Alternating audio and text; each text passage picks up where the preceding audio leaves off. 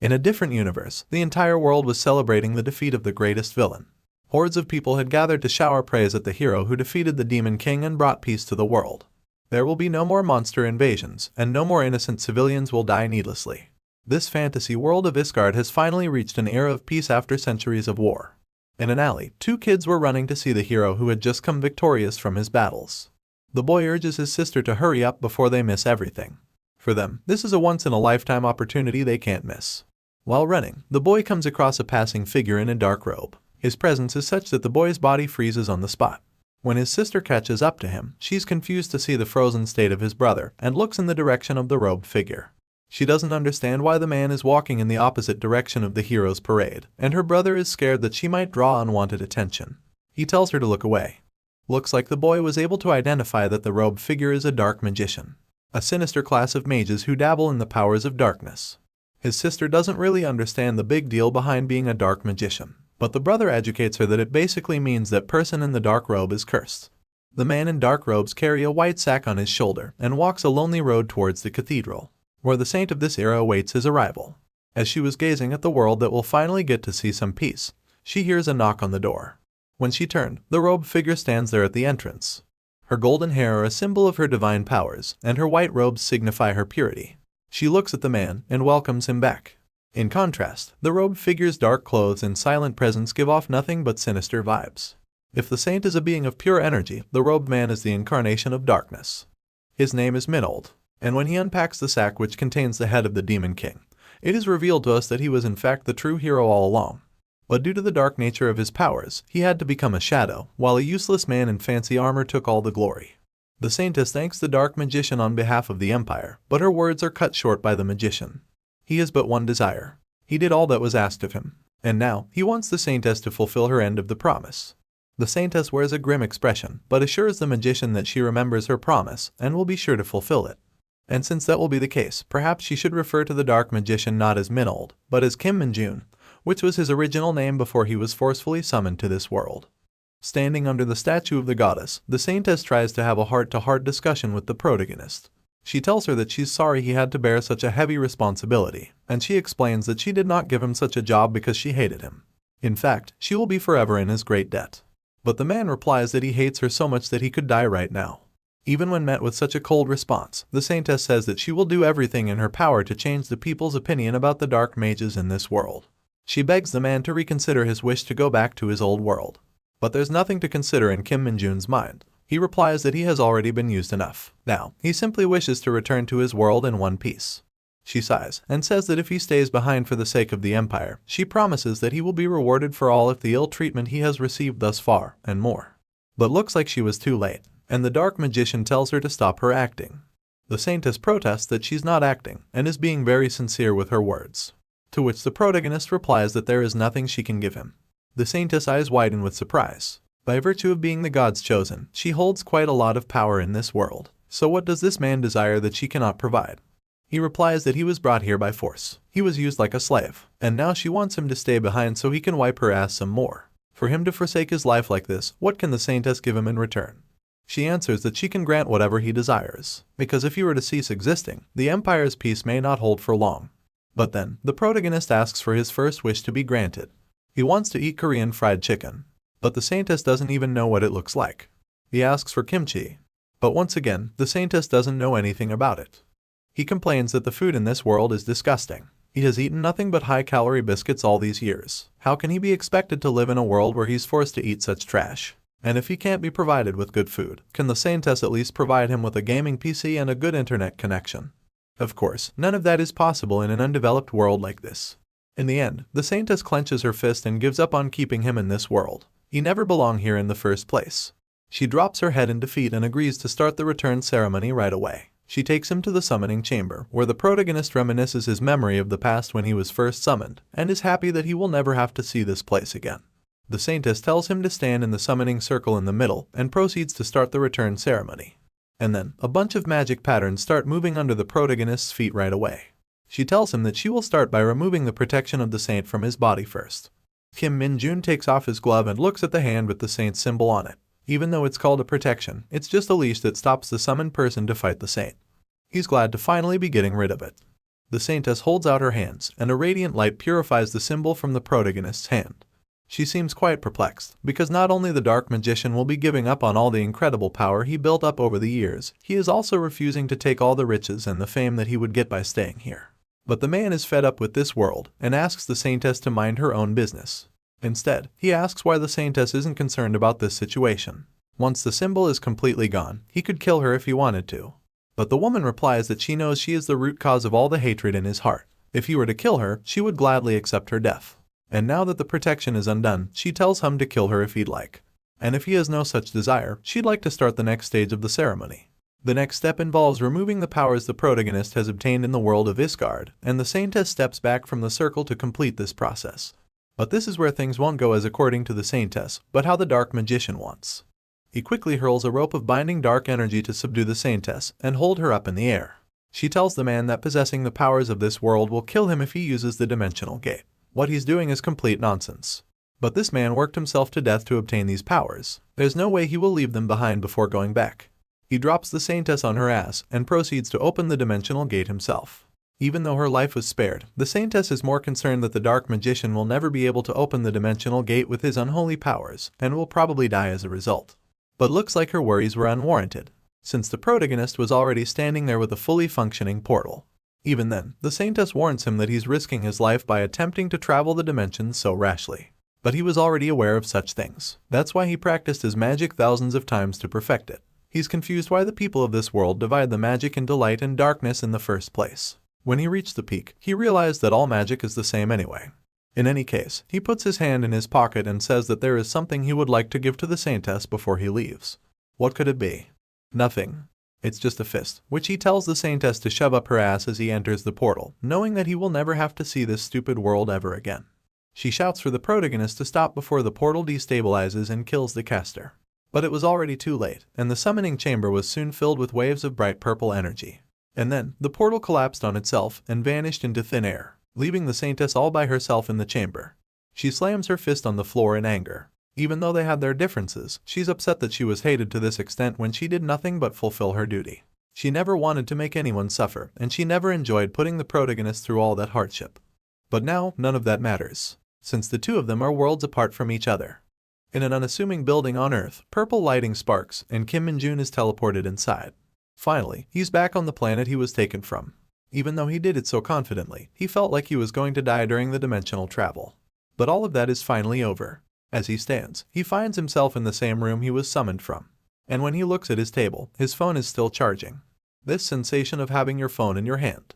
Min-jun can't describe in words how much he missed this feeling. And his favorite game, Dungeon Power Fighter, is still installed inside. Only when he opened the game, the reality started kicking in his mind, and he couldn't help but laugh maniacally at his successful return to Earth. But it's too soon to be happy. For some reason, there's no internet connectivity in his apartment. And outside, a squad of soldiers is hugging the walls as if they are in a war zone. The unit commander asks if they're correctly headed in the direction of the creature, and the scout confirms that they're on the path relayed by the radioed location. He asks his corporal why regular soldiers like them were dispatched to deal with something so dangerous, and the corporal is just as confused. He says that such questions should be asked to the headquarters. He knows nothing. Nothing can be done now, and they have no choice but to fight. So the soldiers take a deep breath and get ready for battle. On the corporal's signal, they rush to the road and turn the corner to shoot the enemy. But what they see is completely different from what they were after. Kim Min-jun is walking the streets, pissed at the fact that his phone is getting no network connection, and not a single store is open in the area even though it's the middle of the day. The soldiers are confused to see a civilian in an area that was restricted from access, and shout for the young man to come back to them. Min-jun is also surprised to see the armed soldiers. He wonders what the army is doing in a civilian area. He assumes that the soldiers must be doing their training drills, and apologizes for getting in the way. And that's when the soldiers notice something behind Min-jun and shout at him to run away as fast as he can. When he turns around to see what has the soldiers so flustered, he couldn't have been more confused by the bizarre sight before him. A huge wolf-like monster is leaping at the protagonist to rip him apart with its claws. But he wasn't surprised because of the monster. He was surprised why something so weak-looking could have the soldiers so scared. After all, he just came from a world where he fought much stronger monsters for years. But when he clenched his fist to summon his dark powers, the demonic energy failed to manifest. It was completely gone. Not that it really matters in this case, since Min-jun is able to crush such small fry with his sheer strength, and has no trouble burying the wolf monster's face in the ground.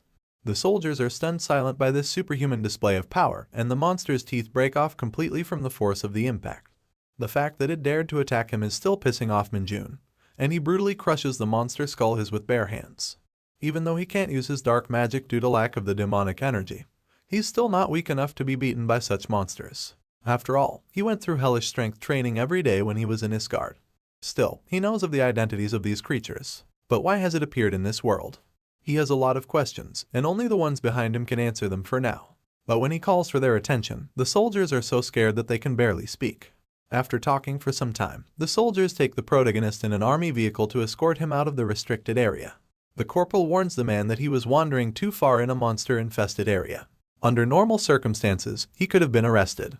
But since the commander told them not to escalate the situation, they're just letting him go. But how is it possible that he really doesn't know about anything that's happening in the world? The protagonist simply lies that he had been living abroad. But regardless, this isn't the Korea he used to know. The phenomenon of dungeons appeared when he was around 7 years old. Monsters from dungeons started appearing in real life. He recalls the soldiers and military beating them up like right now. And with the appearance of dungeons, superhumans called the Awakened also started appearing. Fate had abilities that surpassed the level of average humans. They joined the Hunter Corps, which was newly established at the military base, and completely wiped out the monsters as soon as they appeared. So prior to being summoned by that saint, Korea had no danger of being harmed in the civilian areas. And now, there's an even bigger problem. Due to the current chaotic state of the world, is it possible that the Dungeon Power Fighters servers are completely gone? If that happened, then Kim Min-jun wonders what was the point of coming back to Earth in the first place. The corporal can't help but be suspicious of this man's behavior. The world is in a state of chaos, so how is it possible that he doesn't know about anything simply because he was living abroad? But then again, he doesn't have the balls to ask questions that don't concern him. He already witnessed the protagonist's strength firsthand. Kim Min-jun calls for the corporal's attention and asks if the people evacuated safely during the crisis, especially people like game developers. And is it possible to get a job in this day and age, especially in a game company? What about the destruction of building? Are places like the server storage systems okay? Looks like his needle is stuck on the game and he needs some answers. The corporal replies that he will explain everything from the start. The reason the situation got this bad is because of the weird phenomenon that started to spread from the dungeons 2 years ago. One day, the dungeons began to appear much more frequently and started getting larger as well. But the biggest problem was the increasing number of giant monsters that kept coming from these strange dungeons.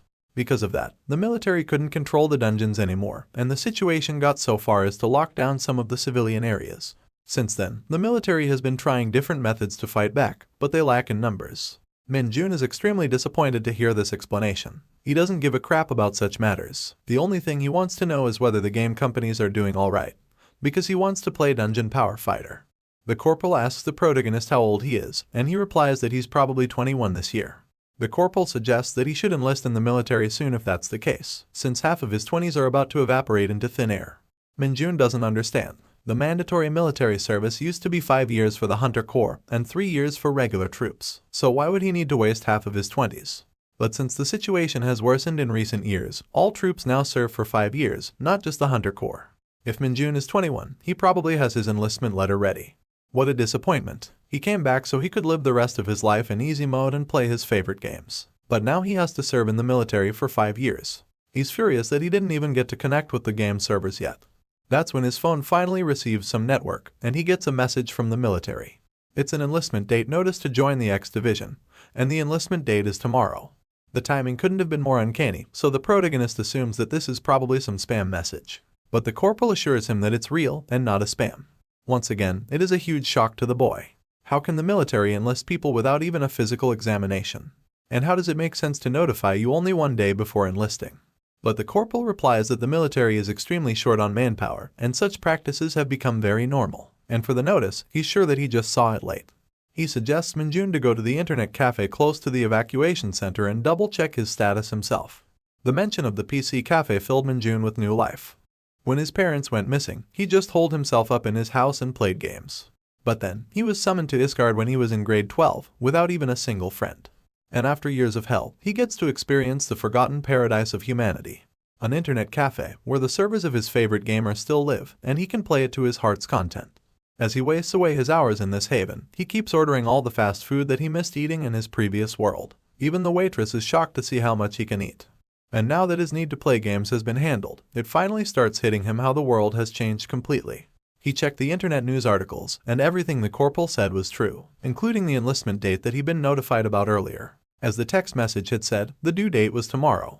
If he possessed all of his powers from Isgard, he would have been able to clear every single dungeon by himself. But for some reason, his body is completely depleted of the demonic energy that is the main source of his dark magic. But it's not like he's defenseless. In fact, he's confident that he can still clear all the dungeons by himself. And after thinking about it for a few minutes, he shouts out loud with his newfound resolve. If it means saving his favorite games from getting wiped out, he has resolved himself to solve everything by himself. The next day, he walked into the National Defense Center as per the enlistment instructions. He was surprised to see so many people who had come for the same purpose. Some were saying farewell to their families, and some to their lovers. No matter where he looked, he was amused to see everyone's depressed expressions. And then, the announcer called for all soldiers to report to the auditorium immediately. I guess the military isn't how it used to be, but Minjun doubts it will be as tough as Isgard. Inside the auditorium, the commanders were shouting and cursing at the new recruits to show discipline and stand up straight. They're dropping the F-bombs in every sentence and forcing miserable vibes on every soldier. The recruits are surprised to see this horrible treatment when they haven't even started, and Minjun is surprised to hear these weak insults as compared to his Spartan teachers from Isgard. In contrast, the military instructors are actually really nice. This is when the battalion commander steps to the podium and calls for everyone's attention. Before starting their agendas, he asks the new recruits to raise their hands if they want to apply to the Hunter Corps and didn't get the chance thus far. He incentivizes the recruits by saying that the Hunter Corps receives a different treatment and has a much higher base pay. But even then, no one raises their hands. The commander informs the recruits that this is just a formality for now, there is no need to be so nervous. But looks like he missed someone. Among the crowd, a single volunteer had raised his hand. Of course, it was none other than Kim Minjun. The commander asks for the volunteer to step forward immediately. Heeding his superior's first command, he pushes against the ground with such force that the floor cracks, and when he jumps into the air, he's flying well above everyone's heads. He lands majestically on top of the podium, and the battalion commander can do nothing but look at him with immense surprise. This is when he introduces himself as the recruit Kim Minjun, and says that he would like to apply to the Hunter Corps. The story continues in the northern regions of Isgard. It is a dark and desolate mountainous area, a place full of rocky cliffs and lifeless dust that covets the atmosphere. There are not a lot of people populating it. Perhaps that is why it has a reputation as the Forgotten Canyon. The inside of a deep dark cave has a shining beacon of light within it as we hear someone's voice. So what I'm saying is, the protagonist, Kim Minjun, mutters, this dark mage job has no end to turmoil.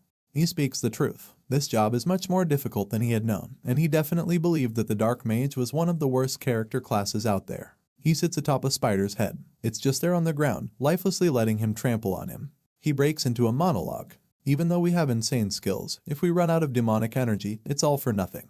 This was true. Dark mages had a huge reliance on their demonic energy, which served as their version of mana. It's not like it will naturally restore itself like mana of the regular mages. He thinks of the White Wizard when he says that. The White Wizard would always have mana within him. In fact, his whole motto is that mana is always within you. Just collect it. Just collect it. But dark mages did not have that sort of choice in their life. The only way to truly replenish demonic energy is by killing monsters that possess it, and then drain them of it. The hero has realized that it's not very efficient to replenish demonic energy by using it, and he's also realized that his image as a dark mage will result in him never finding any party members. He's going to be alone in every battle, and that in itself is a tragedy. It's a bit crazy, but if he ever runs out of demonic energy in a dungeon, he will most likely just die. So, why is he smiling and in such a good mood? Well, he's got a question of his own.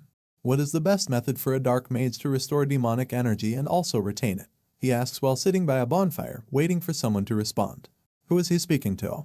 Well, it turns out, there's nobody to respond to him, because everyone he's around is dead. Not to fret though, they aren't people, they are large poisonous cave spiders that can easily bite someone's head off in one swift tug of their teeth. Kim is sitting on one of the 50 spiders he's killed. All of them almost exploded with green goo oozing out of their bodies with large holes protruding from within them. He hears a large thump behind him, something piercing the very ground he stands on. He looks back through his peripheral vision and notices that behind him is the Forgotten Canyon hidden dungeon boss, Arachnist. A humongous spider 5 times the size of any he's fought so far. Its large bulbous red eyes, sharp teeth, and tweezer-like claws are staring at Kim as it jumps towards him. Kim tries to make conversation with the thing, but quickly come to realize that it's just a creature of vanity, with no self-control over what it does. Arachnist looks at the carcasses of all its children, and lets out a large, terrifying and roaring scream, which simply does not even faze Kim. He's too confident of a dark mage to worry about a spider being his demise. In one swift movement of his arm, he pierces through Arachnus' thick skin and beheads it. In just one hit, he took down the boss, and he gave us an answer to his earlier question. What is the best method for a dark mage to restore demonic energy and also retain it? Well, according to Kim Min-jun, the answer is to defeat monsters with maxed out strength levels. Honestly, that makes a lot of sense. 645 days before returning to Earth, Minold has taken on a dungeon of spiders and their queen all alone by himself and has come out triumphant. Fast forward to the present time, we see Kim Min-jun in a normal-looking environment, with a cup of coffee being given to him. You say your name was Kim Min-jun. The voice asks him, to which he responds yes. The man in the army uniform then tells him to wait there, and a troop from the Hunter Corps will come by. He thanks the man, and acknowledges that the coffee was made by the battalion commander himself, which is a big deal for Kim. The guy sits down with Kim and asks him some personal stuff. You seem enthusiastic. Why did you apply to the Hunter Corps? The man asks him. Things are pretty bad these days, and most people are pushing to return back to the regular army, despite them having special abilities. Why do you want to be in the Hunter Corps in particular? The man is inquisitive. Kim simply responds by saying he has some business in the dungeons. They both stare at each other awkwardly for a minute, before bursting out into laughter at the absurdity of Kim's answer. The battalion commander then tells him that since Kim is so funny, he won't charge him for the auditorium flooring that he smashed. While Kim's internally thinking that he's not joking, so why is his answer so funny to the old buffoon? Here, we get some context. All dungeons that spawn in Korea are managed by the army, and not just by any regiment. The Hunter Corps are a unit of highly skilled soldiers, and the only way to advance through the ranks is by showing your worth, showing your power and your abilities. Min-jun wants to become part of the Hunter Corps so he can get access to dungeons. He wishes to clear a majority of them by himself, and when that happens, he thinks that he can get the ability to recover his powers. Of course, this is all Min-jun's imagination, and reality may differ from this, though it's still fun to hope. He's so confident in his abilities that he thinks he can probably gain 10 stars, advance 10 ranks and clear pretty much every dungeon in 5 years' time. After that, he thinks that he can simply relax and spend the rest of his days being a highly paid public hero figure. A perfect plan made by someone who wants to speedrun his life. While Kim Min-jun is contemplating this quote-unquote fantastic idea, Hunter Corps Sergeant Lee Seung-ho enters the room and gives a commanding salute. The battalion commander introduces the sergeant to Min-jun, and the sergeant immediately is interested. He asks Min-jun if he really has hunter abilities, and if he does, he can easily open a status window. He asks Min-jun for all of his stats. The sheer energy of this sergeant seems to irritate Min-jun. What is wrong with this guy? He thinks to himself, are all Hunter Corps this frustrating? Anyways, he opens up the status window and starts to check it. He realizes that they had status windows even in Isgard, so this shouldn't be anything new to him. Although it was just numerical values of your stats and abilities, so he didn't care much for it. Status window, he says, commanding it for his stats. But then his face has an expression of shock. The twitchy sergeant keeps asking him what he sees on the status window, but it turns out the status window shows nothing. It just says error. Sergeant Lee seems visibly frustrated. He had never heard of something like this before. Now, somewhere in Gyeonggi-do, at the Hunter Corps Training Center, a conversation is taking place inside of the battalion commander's office. It's been a long time. I haven't seen you in 10 years, says the battalion commander. Didn't think I'd run into you here. Why don't you take a seat, Hunter Sun Yunseo? Hunter Sun Yunseo stands tall, staring into the battalion commander's eyes. She says that she isn't a hunter yet. Just like everyone else who has enlisted, she's merely a recruit. She wonders why the battalion commander has called her to his office and asks her to not give her any special treatment because of her father. The battalion commander shuts down any of her worries and mentions that she was called due to a separate matter from General Sun. He then continues with more information, saying that Hunter Sun won't be getting any special treatment, as the Hunter Corps are already a difficult organization to get into. Hunter Sun is further confused. She asks why she was summoned, to which the battalion commander gleefully responds. You're a renowned rookie, he tells her. Why wouldn't I be interested, seeing as I'm the training commander here? It turns out, the training commander just called Hunter Sun to give a few words of encouragement before she got busy with her training.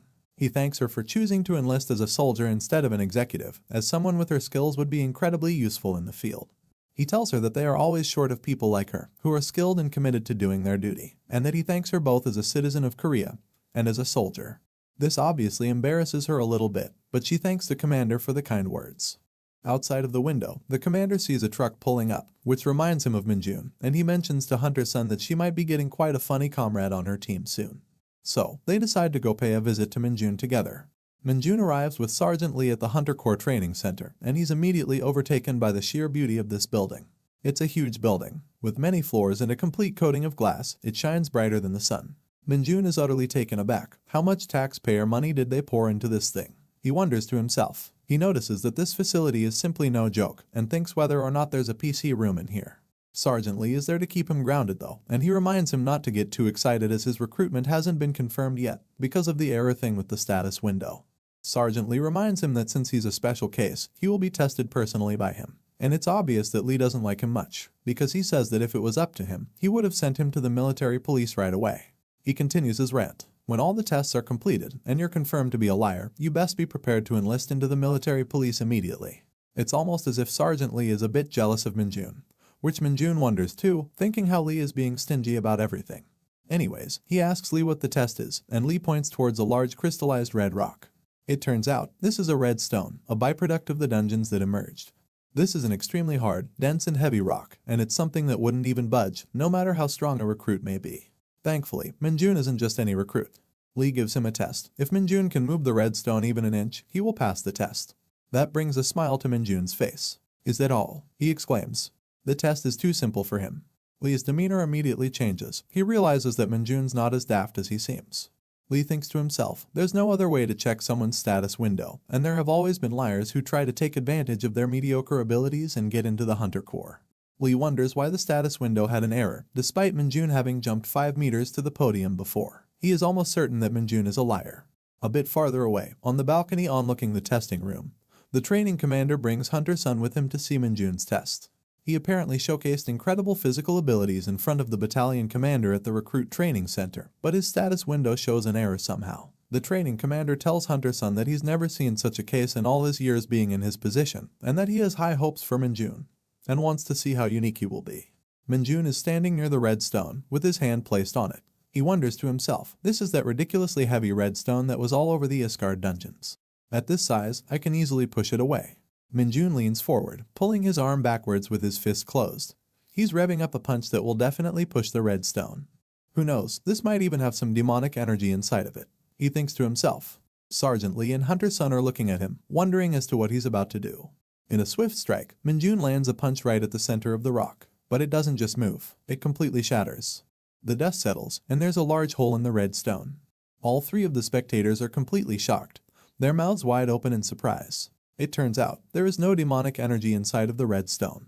Somehow, Minjun had managed to absolutely obliterate the red stone. His sheer power was so much that even he himself was surprised. What a monstrous bastard, Sergeant Lee thought to himself, completely shocked at Minjun's prowess. The first day of training begins, as recruit Nam and Hayek and the rest of the recruits are clearly struggling to go through it. They are running up the stairs, as in Hayek's internal thoughts are going all over the place due to the fatigue he's feeling. There is something wrong. Even before enlisting in the Hunter Corps, I knew that training wouldn't be ordinary. He thinks to himself, trying his hardest to not lose his strength while climbing up the infamous 6,000 steps. Since you'll participate in actual battles immediately, you must train like crazy for 4 whole weeks.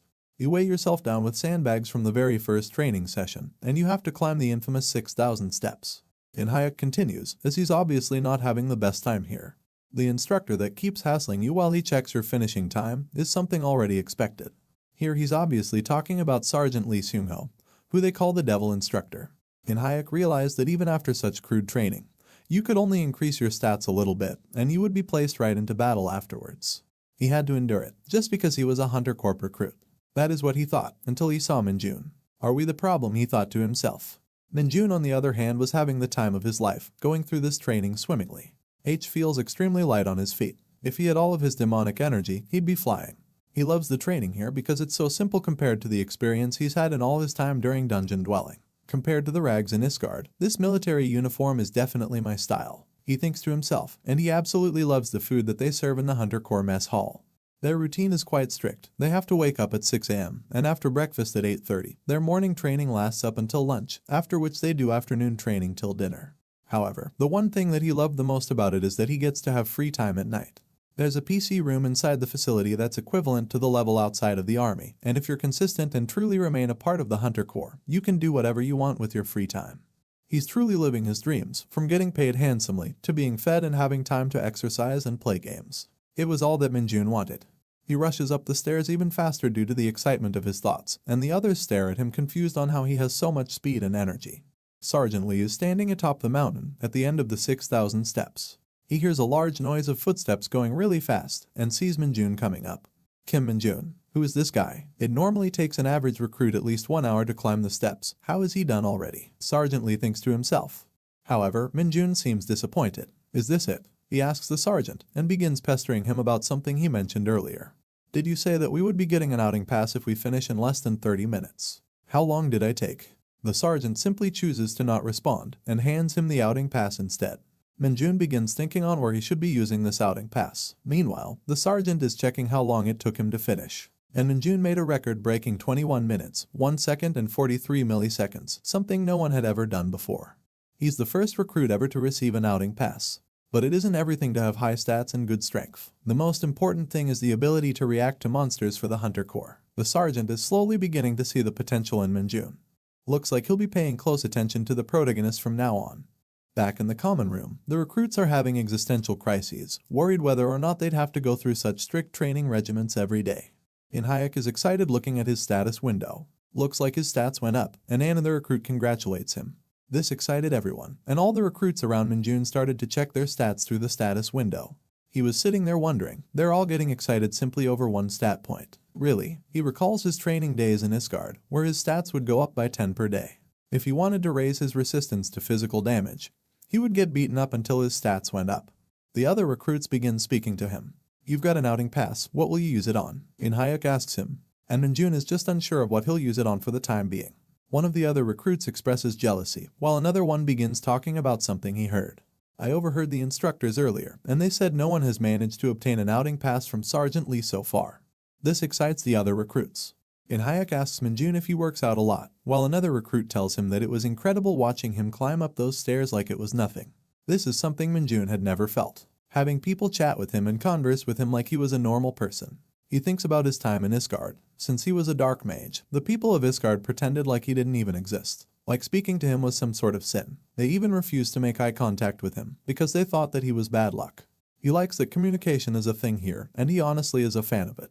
He hears Hayek mention to another recruit, the PC room is open, are you going to use it? The other recruit says he's too tired. But when Minjun hears of this, he bursts with energy and jumps out of his seat with excitement. The PC room is open. Why are you just telling me this? He runs straight towards the PC room to get to gaming. Minjun and two other recruits are chilling in the PC room, with Minjun feeling more satisfied than he has ever felt in his life. He looks up at the time. It's 9 p.m., and he thinks to himself, since it's 9 p.m. right now, I'll get at least 2 hours of sleep when I'm done gaming. 2 hours of sleep was more than enough for Minjun, since getting an hour's worth of sleep was a maximum in Isgard. 2 hours of sleep is a luxury for him, and he was ready to end his gaming fatigue. The other two recruits in the room just stare at him while he's playing Dungeon Power Fighter and wondering there are people who still even play that game. As the training continues, Sergeant Lee is training the soldiers to run consistently with maintained speed. The recruits behind seem to be super tired, but they're still going on. Don't increase the distance, maintain your speed. If there are any recruits who cannot complete 40 kilometers in 2 hours, they will not be served breakfast, shouts the insufferable Sergeant Lee. Meanwhile, Kim Minjun flexes his abilities. I hit 10 max levels yesterday, he tells his fellow recruits while taking a sip of water after finishing the run. When a fellow recruit asks why he's not even sweating, he responds that this much is nothing more than a stroll. The recruit then asks him another question. Did you seriously just play games all nights except for 2 hours for the whole 4 weeks? Are you a monster or something? Minjun replies with a jest of his own. Monster? I brought water to share with my lovely comrades, I guess you guys don't want it. As he begins to spill the water onto the floor. The recruits all flock around to the water saying good things about him. They look almost like a flock of baby birds being fed in their nest. You guys are like baby chicks, says Minjun. Sergeant Lee walks into the scene. Attention, he screams. The lieutenant is very disappointed in all of you. He begins to bully the squadron for their frailty. Even though we are in the last week of training, only half of you are even able to pass the standard. You are the most lacking squadron we've had to date. Meanwhile, Minjun is just thinking about why he's referring to himself in third person. He continues, with a grim look on his face, as if he is about to drop the most terrifying piece of information that they've heard in a while. If you're deployed after your training is over, half of you will die in less than a month. With this kind of outlook, do you think you can even finish the last stage of training? It is called the Dungeon Adjustment. The final stage of training, the very last battle to become a proper soldier of the Hunter Corps organization. A majority of the dungeons will vanish once you've defeated all of the monsters within them, but sometimes a rare phenomenon can happen where a dungeon can still remain. In that case, that dungeon will modify itself into a transforming dungeon. It will change its internal structure on a regular basis, almost like it is procedurally generated. It becomes a great training facility where recruits can experience every form of environment. The training that is facilitated within this transforming dungeon is known as the dungeon adjustment, and it is notorious for being extremely difficult for the new recruits. They are already scared out of their minds, but this kind of reaction is expected. In fact, the lieutenant prefers to maintain this level of tension. It's good to handle recruits as if you are handling race horses. When they need discipline, you must have a heavy hand on the whip, and console them with carrots when the time is right. He encourages the recruits by giving them a piece of carrot they would drool over. He announces that the recruit with the highest score from this training will receive a 2 nights and 3 days vacation pass. This is the part where he expected everyone to be overjoyed, but their reactions are as dull as a koala. He emphasizes once again that the highest scoring recruit will receive a vacation pass. It is something to be extremely happy about. He hypes them up with the amount of things one could do in 3 days. But no matter what he says, the recruits aren't the least bit happy with this lackluster reward. Of course, with the exception of our protagonist, who couldn't be happier to hear about a 3 days vacation. And finally, it came time for the hellish dungeon training to begin. The recruits were extremely surprised to see the sheer size of the dungeon gate before them. Some of them are still confused what they're supposed to be doing here. This is when an army truck nearly runs them over and stops in the front, knocking up the dirt in their faces. The recruits are confused, but it doesn't take long for them to see what the truck had brought along. The story continues with 2 very important questions. What were those luminous eyes behind the cage, and what possible danger could the military be planning to introduce to the unsuspecting recruits? Those eyes glared through the bars in the cage, with growls that would send shivers down your spine. Upon further inspection, as the eyes adjusted to the darkness of the cage, the recruits saw beasts with large fangs and furry skin. The cage was filled with hounds. These weren't just regular hounds though, they were a bloodthirsty and an absolutely terrifying breed. The recruits were terrified, with 2 of them quickly choosing to hide behind Kim Min-jun while another one of the recruits fell to the ground. Of course, Min-jun didn't think of the hounds that way. Instead, he found them to be quite amusing. He thought they were equivalent to tiny puppies and did not fear anything about them. The lieutenant screamed at the recruits, wondering if they were scared of the hounds. He then tells them that those are the monsters that they will be facing during their time in the transforming dungeon. This scares the recruits even more. The lieutenant instructs them to form teams of 4 people before they can enter the transforming dungeon. The goal is to defeat at least 1 monster and then make their way back out of the transforming dungeon so that they can prove themselves as valuable future soldiers to the Hunter Corps. He gives them a small pep talk and basically tells them to push through any of the pain, and that definitely lifts their spirits up. He then tells them to gear up, as it seems that they are about to get some fancy armor for this mission. One of the instructors asked the recruits to proceed one by one and pick up their Hunter Corps exclusive safety suit, also known as the Mid 2. This suit looks like a piece of armor shining in silver, with a tough and heavy-looking exterior, almost like a steel chassis. However, the only purpose of this armor is to protect its wearer. It is roughly made and is quite rigid along with being incredibly heavy. The recruits seem a little skeptical about it, wondering if the Hunter Corps could have provided them with something tougher. Min-jun doesn't like this piece of armor either. He feels really gross wearing it, knowing that this armor has probably been used hundreds of times by previous batches of soldiers. Since this armor cost around 50 million Korean currency to make, he asks the lieutenant if he can take off the armor quickly if he defeats the hounds fast enough. The lieutenant, being a stout bully for his recruits, just tells off the recruits for being too arrogant without even seeing who asked the question. Once he sees it's Min-jun, he basically just says yes to him. He then takes a moment to remind Min-jun that the transformative dungeon is a team training exercise. He has to make sure that his team is safe and secure while also ensuring the completion of their goal. Min-jun's always known that the other recruits are kind of incompetent, so he comes up with a plan to teach his teammates how to kill the hounds. He begins to explain it to the boys by telling them that the hounds will leap at them to attack. Once they do, they should grab the hounds by their legs and snap their backs. He continues by saying that if the hounds don't die from that, then they should fold their backs in the opposite direction and then rip them apart into 2 pieces. Min-jun's face is filled with excitement while giving the gnarly details of his plan, but the recruits' faces have an expression of nothing but being unamused and tired of Min-jun's cockiness. The lieutenant shouts for the hounds to be released, and the instructor opens the cage door. The hounds immediately jump out, galloping at a ferocity the likes of which these recruits had probably never witnessed before. Growling and drooling at the mouth, their sparkling white eyes had a blinding effect on everyone who looked into them. The hounds immediately ran through the dungeon's massive door, vanishing completely. The recruits are confused as to why the hounds did not attack them and went straight for the dungeon. Min-jun cleared their confusion by telling them that they saw their home and their minds gravitated towards it immediately as they had been captured for a while. The recruits understand this, but this makes them wonder how Min-jun knows the psychology of the monsters so well. He wishes he could tell someone about his time in Isgard. He wishes to tell people that he used to be a dark mage. But that's information that he simply cannot divulge with anyone else at the moment. The lieutenant cuts them off, scolding them for laughing and joking on the so-called holy training grounds. The recruits try to brush the conversation off, but the lieutenant decides that he wants them to be the first team into the dungeon. Minjun and his buddies were the first ones that would go into the dungeon, and that had been decided now. The sergeant waves his red lightsaber-looking thing, signaling the team to enter the dungeon. The four boys begin walking towards the dungeon, with one of them having a determined look on his face, two of them completely worried about what the future holds, and Minjun simply excited to finally get things going. He just wanted to be done with the exercise so he can take off that heavy and dirty chest plate that was polluting his body. The only commonality between these four dudes was that they all had big ears. The lieutenant picks up his radio and contacts the instructor team that is waiting inside of the transformative dungeon, just in case anything goes wrong and the recruits manage to find themselves in some actual danger. The observer radios back to let him know that the team has entered, as he spectates with a corporal from a hiding spot amidst the crystallized walls of the dungeon. The devil instructor, the one all the recruits hate, is one of the two on protection duty. He sees Minjun and is immediately surprised, and he wonders to himself about Minjun's prowess. Minjun's scores have been great during the training and he's been performing well in general in all 4 weeks of proper exercise. However, will he be just as outstanding in the dungeon? That was the question on the instructor's mind. The bloodthirsty hound eyes stare at them from within the crevices in the walls, waiting for an opportune moment to strike them down as Kim Minjun and his team walk further into the depths of the dungeon. The wolves are seemingly ready to pounce on the four recruits, but Minjun is also seemingly aware of the situation and knows that they are following them stealthily. He thinks to himself on how he can take them down by just a flick on their foreheads as they pounce to attack. The problem, however, is that he can't do the exercise all by himself, otherwise his teammates won't get any stat points. Since this is a team exercise, they'll all have to contribute. So, Minjun lets his team know that the hounds are about to attack. They're completely surprised, and the shock takes over their brain as they start to scream out.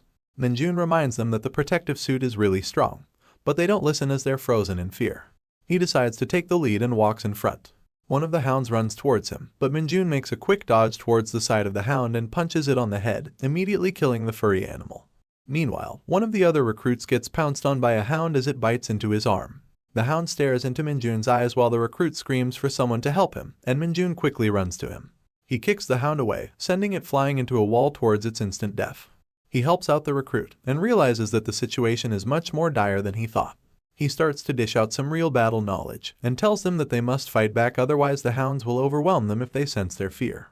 The hounds would think they are easy prey if they don't attack back, and since they are more in numbers, the recruits can easily overwhelm their enemy. He yells that if this was a real-world situation, 2 of them would be dead by now because of that fear. He tells his recruit buddies to put pressure on that last hound, and together all 3 of them begin attacking it with Minjun's guidance. The instructors hiding in the crevices of the dungeon are shocked to see this unfold. Seeing Minjun's attitude and how well he is guiding his team leaves them wide-eyed and baffled. The recruits grab the hound, overwhelming it with numbers and taking it down. The instructors begin to form conspiracy theories on the other hand, wondering if Minjun is really just a recruit or if he's a secret instructor that was deployed without their knowledge. They begin to calculate the scores of the team, and of course, Minjun scores the highest. He scores high because he not only showed great physical strength, but because he also showed great leadership skills. He helped his team overcome the challenge by encouraging them and making them work together. The rest of Minjun's squad is obviously going to get average scores. The squad celebrates and takes a sigh of relief, knowing that they have finally overcome their most daunting challenge so far. The instructors jump out of hiding and tell them that they did well. Now, all that they had to do was follow them back to the exit. Minjun wonders why there were instructors here, and he pesters them about whether or not he would get the vacation pass or a high score. He then makes fun of them, saying that they care a lot about the recruits, but act tough for no reason. The fun conversation keeps going until they reach the gate. The ground begins to shake vehemently and they are all worried if this is an earthquake. Minjun clears the recruits' confusion by telling them that the transforming dungeon is simply transforming at this very moment, so it's nothing to worry about. However, the instructors start to panic and the recruits are shocked to see that the dungeon door begins to shrink and close. The recruits also begin to panic as the dungeon door closes up. The instructors try contacting the lieutenant through their radio, but it seems the radio is dead due to the dungeon transforming too fast. They had over a month before the internal structure of the dungeon would change, but it seems that this unexpected occurrence changed things up quite a lot. The instructors decide to not think too much about that now and take the recruits to a safe space to hold out for the time being. They begin explaining the situation to the new recruits who are currently about to wet their pants out of fear. They explain to them that they will just wait for an hour and see if the door opens up, as explained in their manual, and they tell them not to worry. The recruits breathe a sigh of relief as the instructor tells them that the Hunter Corps is probably assessing the situation from the outside, and that the lieutenant is going to take the proper steps to get them to safety. Minjun, on the other hand, knows that they are just trying to keep the recruits calm, because they wouldn't have had the training exercises here if they knew that unexpected situations like this would come up. He understood that this was something out of the ordinary, and that a situation such as this, where their exit is completely closed off, is definitely an ominous sign. Minjun wonders if the dungeon has transformed into an enclosed dungeon, and if that is the case, then it may be a bit harder to defeat. On the other hand, Minjun knows that he can make sure that everyone is safe since he is there. The instructors try to have a conversation between themselves about their situation, but decide to go somewhere else to talk. In their private conversation in a corner, an instructor tells the other that the dungeon has transformed into an enclosed dungeon, which surprises the other instructor, who somehow had no idea despite being a literal instructor in the renowned Hunter Corps.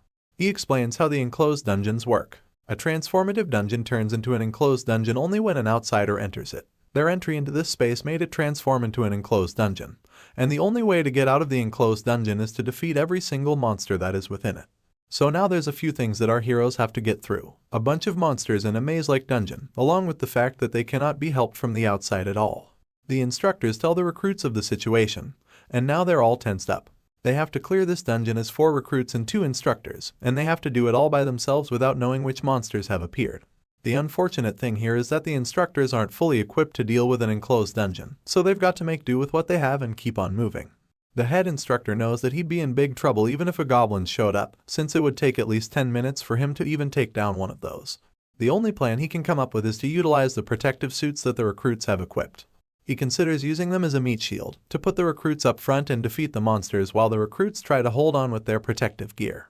However, he feels too responsible for them, knowing the grueling training he has put them through and the trust they have put in him. It would be unfair to them. His self-esteem would not allow it. The recruits are scared, but they keep pressing on and following their instructors. However, Minjun senses something going awry, so he looks back at one of the instructors. The head instructor notices this and begins inquiring what's happening. And then, everyone turns to look at the other instructor, who seems to be gripping on his throat, struggling to breathe. He falls down onto the floor, with thick foam frothing out of his mouth. The head instructor runs to him, and then he falls down onto the floor as well. Both of their mouths have foam coming out of them, and they are knocked unconscious.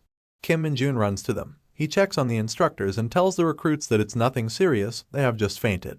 He realizes that he smelled something familiar, so he picks up the instructors and throws them towards the recruits, telling them to catch them. He leaves the instructors in the care of his comrades and tells them not to follow him. He orders them to stay specifically near the exit and not go anywhere. They all scream at him to come back as he begins to go deeper into the dungeon. He begins to sprint into the dungeon. Bursting with excitement, Kim Min-jun realizes what's going on. His internal monologue explains to us what has happened. The instructors apparently fainted due to the presence of demonic energy, which he didn't expect to find on Earth. It is something that even Asgardians need a protective veil for, and its very existence is that much more deadly for normal humans. It does exist on Earth though, and that's great news for a dark mage like Kim Min-jun. He explains that demonic energy is like a charger for a dead phone when it comes to dark mages like him. He runs deeper into the dungeon, and can begin to see the source of the super dense demonic energy. This brings even more excitement to our hero, who simply cannot wait to see the true levels of what he is about to face. However, when he reaches as close as he possibly can, he doesn't see anything, nor does he hear anything. There is nothing but the void of silence staring back at him through the glowing purple crystals in this enclosed dungeon. He simply cannot find a single trace of any monsters around him. However, all he had to do was to simply look up. The scent of the demonic energy had led him right towards his prey. Kim Min-jun had finally found a worthy opponent, one that reeked of demonic energy. He saw a large alpha hound, pulsating purple with the sheer volume of demonic energy within its overgrown body. It had 4 eyes, glistening purple with an aura of demonic energy that surrounded its body. Its teeth were as large as knives, and claws sharper than cutthroat daggers. This was a proper fight, and one that Kim Min-jun had been craving for ages. He didn't even dream about facing the Dark Hound in this enclosed dungeon, so this was definitely a pleasant surprise for our hero. You see, Dark Hounds are extremely different to regular hounds, and Kim Min-jun had already encountered this one before. When he was only a year into his time in Isgard, he had his first encounter with this monster. He had never seen something so terrifying back then, and he was quite new and underleveled to fight a behemoth like that, so he almost died during that time. However, things were different now. Kim Min-jun is not the new summon, he's the final raid boss. And he was more than happy to see a familiar face. Kim Min-jun decides to take this hellhound head-on. Having full confidence in his abilities as a dark mage and a hunter, he knew that he could more than easily overpower the foul creature. The monster was hanging on the ceiling, staring at our hero, and it decided to pounce upon him. He pulled his hand back, closing his fist in the exact same way he prepared to punch that redstone before he got enlisted as a recruit into the Hunter Corps. The smile on his face was infuriating for the monster, which lunged at him immediately at the first chance it got. He thanked the monster for the meal as he pushed his arm out in such a fast punch that it sent the monster flying upon the slightest contact with its fur. The monster had died, and the insane amount of demonic energy that was locked deep inside of its monstrous body began to pour out. Kim Min-jun obviously took this opportunity to drain as much of it as possible, absorbing every bit of demonic energy that he could. However, the scent of its monster blood was still in the air, and it was still just as sickening as Min-jun remembered. The monster's blood on his hand was poisonous, as it turns out that defeating dark hounds is difficult due to their poisonous blood, which can cause the skin of any human to rot upon immediate contact. Min-jun stares at his hand, his veiny hand covered in the monster's blood. But if we know one thing about dark mages, it might be the fact that none of those poisonous effects apply to them. They cannot be hurt by a dark hound's venomous blood, just like the demonic energy feeds them rather than hurting them. Min-jun drained this monster of all its demonic energy. It was a feeding that he hadn't gotten in ages. However, this whole ordeal had left him wondering over a few things, and those things troubled him quite deeply.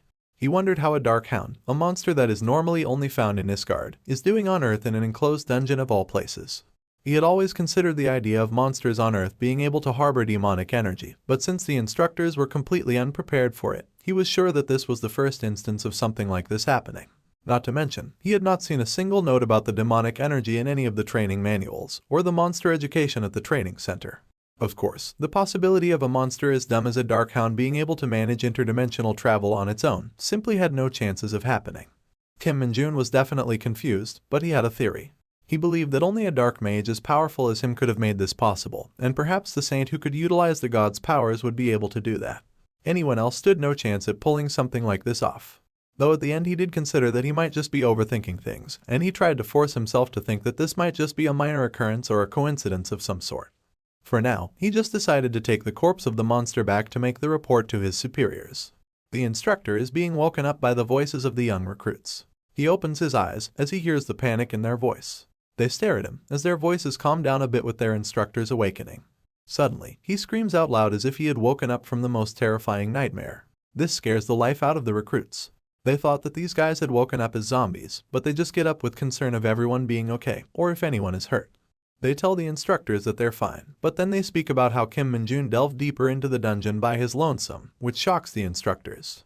They begin to give him further details of what happened, and the instructors are furious in utter disbelief of Min-jun's actions. The instructor is in complete shock. He genuinely cannot believe that Min-jun would do such a thing. He thinks that Min-jun's behavior should get him kicked out of the academy immediately. However, he knows that he doesn't have the authority to make that decision right now, especially since he fainted instead of keeping the recruits safe. Just when the instructor thinks about going out and saving Min-jun, one of the recruits tells him to look to the other side of the cave. Well, it seems that Min-jun has returned, and he has the corpse of the monster he killed on his back. The instructors are shocked once again. It seems as if making this face is their only job. They look at the hound and realize it looks very different than the regular ones. He drops the monster on the floor and tells the instructors to look at that thing. The instructors begin to analyze the body of the monster and realize that it's the creature that caused them to faint. The recruits, on the other hand, are also in disbelief, wondering how their comrade even managed to kill such a big monster. Min-jun looks towards the cave's entrance and realizes that the portal gate has opened. The instructor put his hand on Min-jun's shoulder and asked him if he really defeated the hound on his own. He simply looks at the instructor, and instead of a verbal response, Min-jun just nods.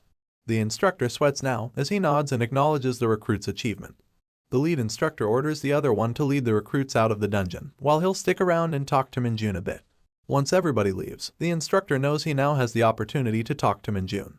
In front of the portal gate, he tells our hero to detail everything in a report and give it to the lieutenant about what happened in this dungeon, and of course, Min-jun says he will do so.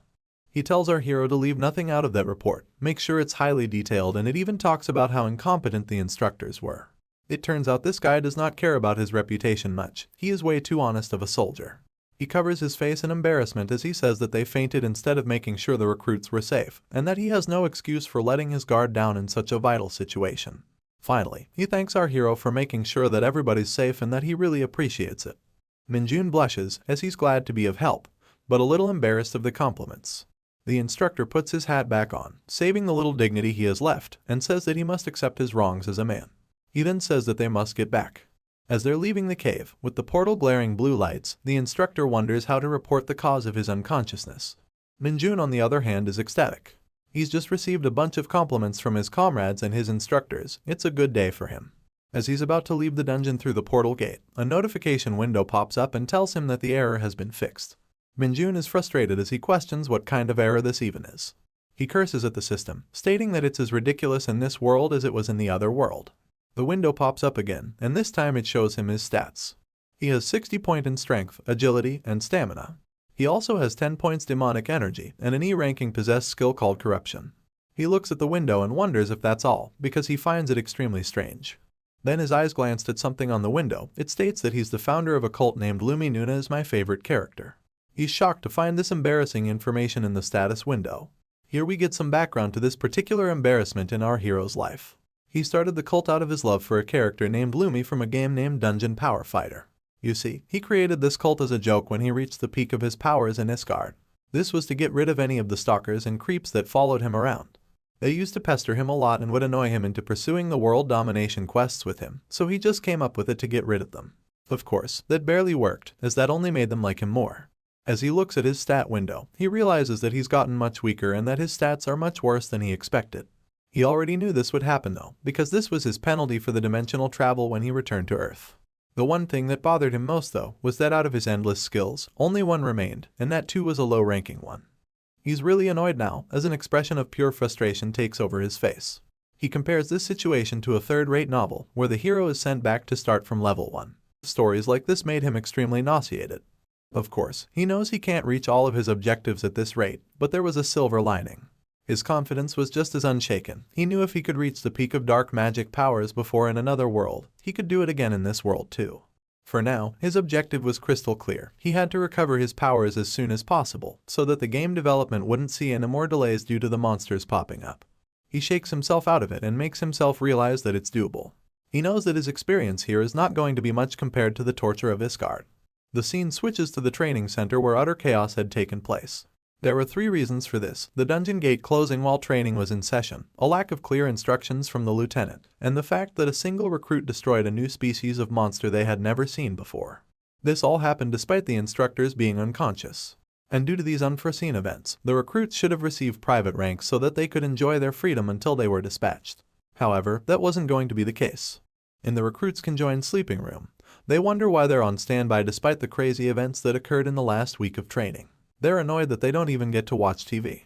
One of them asks Minjun's teammate if he managed to capture a huge hound by himself, to which he responds by saying that he did indeed see it. Some wonder if Kim Minjun get the rank of sergeant within 2 years, but the rest aren't so sure, because the Hunter Corps exams are known for their extreme difficulty. In the battalion commander's office, we see our hero posting up and saluting the commander. The commander salutes back and tells him to come in, whereas the lieutenant is there on the floor in a very awkward-looking position. The commander tells the lieutenant to get out, and he salutes him before leaving the room with only the commander and Minjun inside. The commander laughingly talks to our hero, telling him that a lieutenant who doesn't check the dungeons properly should be punished. He puts his hand on his seat, beginning to sit down as he tells Minjun that they should leave the pleasantries aside. Minjun looks with wide eyes in confusion as the commander tells them that they need to talk about something. He tells them that since Minjun has received the highest score, he's going to give him a special proposal. He asks Minjun if he wishes to hear it. A crane in a flock of chickens, that's the commander's metaphor. This idiom is used to describe an outstanding person, someone who is much more skilled at a certain thing than the others in their batch. We see the commander sitting in his chair, looking at our hero and thinking how truly extraordinary he is. He is glad that he's alive in the presence of such talent. He never would have thought that there would be a crane in his flock of chickens. Kim Minjun is simply so good at what he does, that he makes everyone else seem like nothing. The commander's mind is going places. He questions placing Minjun in the regular ranks because it would be a waste of his talent. He realizes that a certain group needs people. Maybe he could fit Minjun in. He tells Minjun that he knows about his ambition to rise among the ranks as fast as possible, but according to the rules, privates cannot take the promotion exams for at least 1 year after passing their recruitment finals. However, the commander proposes an exception to this rule for Minjun. Hearing this makes Minjun's eyes sparkle. The commander begins to laugh out loud, speaking with his commanding voice. He tells Minjun that if he joins the Hunter Corps in Chiorwan, he will use his authority to grant him that exception. He tells him that if he wishes, he could take this opportunity, and he wouldn't have to wait another year. Minjun marinates on this opportunity, and the two stare at each other quietly for a moment. The commander wonders if he has proposed too tall of a task for the recruit, because even someone of his Minjun's skill would think before agreeing to joining Chiorwan. Now, Minjun is still thinking about this opportunity, and he wonders about Chiorwan. The 104 division known as the Invincible Hunter Squad is there, a place that all his comrades told him to avoid. You see, this is a place with constant snowfall and freezing weather, but it isn't a boring place, because monsters and dungeons appear out of thin air there. It is the most extreme version of the front lines you could imagine. What would Minjun's initial thoughts be? Well, he thinks it's a fun opportunity. He just wants to advance, doesn't matter where he's placed, and he's also going to be granted a promotion exception. Not to mention, there's a bunch of dungeons full of monsters, which are the best conditions for him to become as powerful as possible. He needs to advance at any cost for his plans to work, because the higher his rank is, the more leveling opportunities open up for him. He looks at the commander, and with a determination in his voice, he agrees to the proposal. The commander doesn't believe it at first, shocked completely at Minjun's answer. He tells him sternly that he will go, and he has a look of nothing but accomplishment and self-confidence on his face. Outside of the Hunter Corps Training Center, we see a group of newly made privates standing outside with their bags in their hands. We see Private Rocka crying his eyes out while saying goodbye to Minjun, telling him to keep in touch. He straight up puts his head out of the car and pesters him about it, but Minjun swears he will. There's another guy just looking at them and cringing. Rocka asks why Minjun would volunteer to go to Chiorwan, and Minjun just looks at his friend and says it's a bit too difficult for him to understand, and that his goal is something insane. The sky looks beautiful as the two friends talk. Rocka asks him whether it's something like achieving max level 100 times. However, Minjun says he's already hit max level 30 times, so it shouldn't be too difficult to reach 100. His friend tells him he's crazy, with a sense of admiration in his tone. He bids Rocka farewell, as Rocka is still heartbroken to be away from his friend.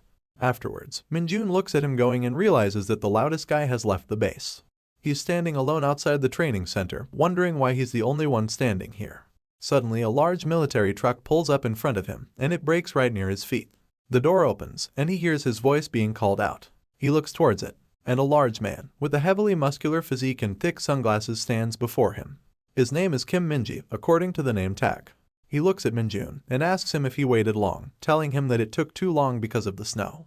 He looks at the guy with a sense of wonder, telling him that he hasn't waited too long while also wondering what month it is for it to be snowing already. Minji begins to walk away orders, tells our young hero that they must depart for the squad, and orders him to get in the back of the car. Minjun quietly gets in the back and puts his stuff down on the ground as the ride of his life is about to begin. On the ride, Minjun was glad that he gets to start his life as a soldier from now. He's not the sort to care much about going through difficult training exercises or battling monsters frequently. However, there is one thing that worries him. He's terrified of hazing. He doesn't want to be in miserable situations where he's getting trolled or pranked by his comrades. He simply lacks the patience for it at the moment. He is mature enough to know that he must endure it for now. The ride seems to be going quite smoothly, but then the thought comes into his mind that if he hits his superior even once, he will be sent to military prison as a regular soldier. The ride was calming, with pristine views of scenery and architecture. Minjun had fallen asleep, but he woke up to see pieces of snow falling everywhere. He couldn't believe his eyes as they reached the Invincible Hunter Corps headquarters in Chiorwan, because there really was snow here. Minjun was walking with Kim Minji through the halls of the headquarters. Minji opens a door with his veiny, muscular hands and pushes Kim Minjun inside, announcing that he's a newbie. Minjun enters the room and sees a bunch of boys either cleaning or relaxing. He orders them to feed and instruct Minjun on what to do. The boys' eyes begin to glisten when they see a newbie. They rally around him, asking him his name, and once they find out, they talk about how Minjun was called Super Soldier and he was the guy who killed that hound by himself. One of them picks up Minjun's bag and throws it at another boy, telling him to unpack Minjun's stuff. Minjun looks at them and realizes that these might be the alphas of this dorm. There's one more thing he has noticed though, the way that these fools are looking at him. It's as if they've found a new play toy. They ask him why he chose to volunteer at Chiorwan, despite having such good grades. Minjun answers their query by saying that the front lines are the best place for experience and the fastest way to advance. They look at him in confusion for a second. Then their expressions completely change as they call him crazy and admire his choice. They begin bombarding our hero with questions, asking him whether he has a sister or a girlfriend. He says no to both of those questions, so they asked him to show them his talent. Minjun wonders if they'll buzz off if he shows them his talent. He raises his finger and tells them that he'll show them one-finger push-ups. One of them speaks out in anger, saying that they can do that all day. However, the other one tells him to go ahead and show them. Their expressions change so fast that it feels like someone took the light out of their life. However, it was just Minjun putting his finger on the ground and doing full-fledged vertical push-ups using just his finger. They're completely shocked, because they never expected him to do it vertically. They wonder if anyone else in their platoon could do that, and one of them mentions that a particular someone they know could. As they're talking about that particular someone, we see a man dressed in uniform arriving at the door of the dormitory. He walks up to Minjun, who is still in the vertical push-up position, and tells him to go away. Minjun recognizes immediately that voice. He knows who this is. It turns out, it's none other than Sergeant Lee Seung-ho. Minjun is taken aback by seeing his previous instructor, Sergeant Lee, in the same dorm room as him. However, the other guys have gotten used to him, and they begin to berate him and annoy him for being dispatched as an instructor. They ask him how many days he's left of his time here. He just doesn't respond to them, and they begin to annoy him even further. In an act of frustration, he screams that he has 4 days left, and he tells them to leave him alone. Funnily enough though, they were already tired of his conversation, so they fling him the bird and move on. The sergeant says that he's pretty mad, but he can't really do anything about it. Meanwhile, Minjun is just glad they left. The sergeant lays down on a bed, turns on his phone and starts watching a video about volcanic dungeons. Minjun realizes that even in a space as tiny as this dorm, the rank difference between those occupying it is vast. The sergeant calls out to one of the privates named Dongjun, telling him to instruct Minjun since he's a junior here. Minjun looks at the guy introducing himself and wonders how that guy is his senior. Dongjun asks our hero if he wants to talk over some food because he has a permit to visit the PX. They head to the PX, and Dongjun tells Minjun to pick out whatever he eats. He tells our hero to eat as much as he likes, and Minjun figures that this guy is just really nice. At the counter, the basket full of food leads to a bill of 300,000 won. Dongjun pays it, but he's shaking in his boots.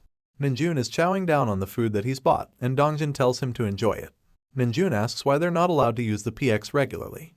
Dongjun tells him that it's a rank system. Privates first class and below are only allowed to go there on weekends.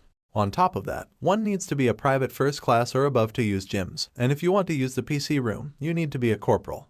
Minjun almost choked on his food when he heard this news. He found it crazy that you needed to be that high of a rank to use the PC room.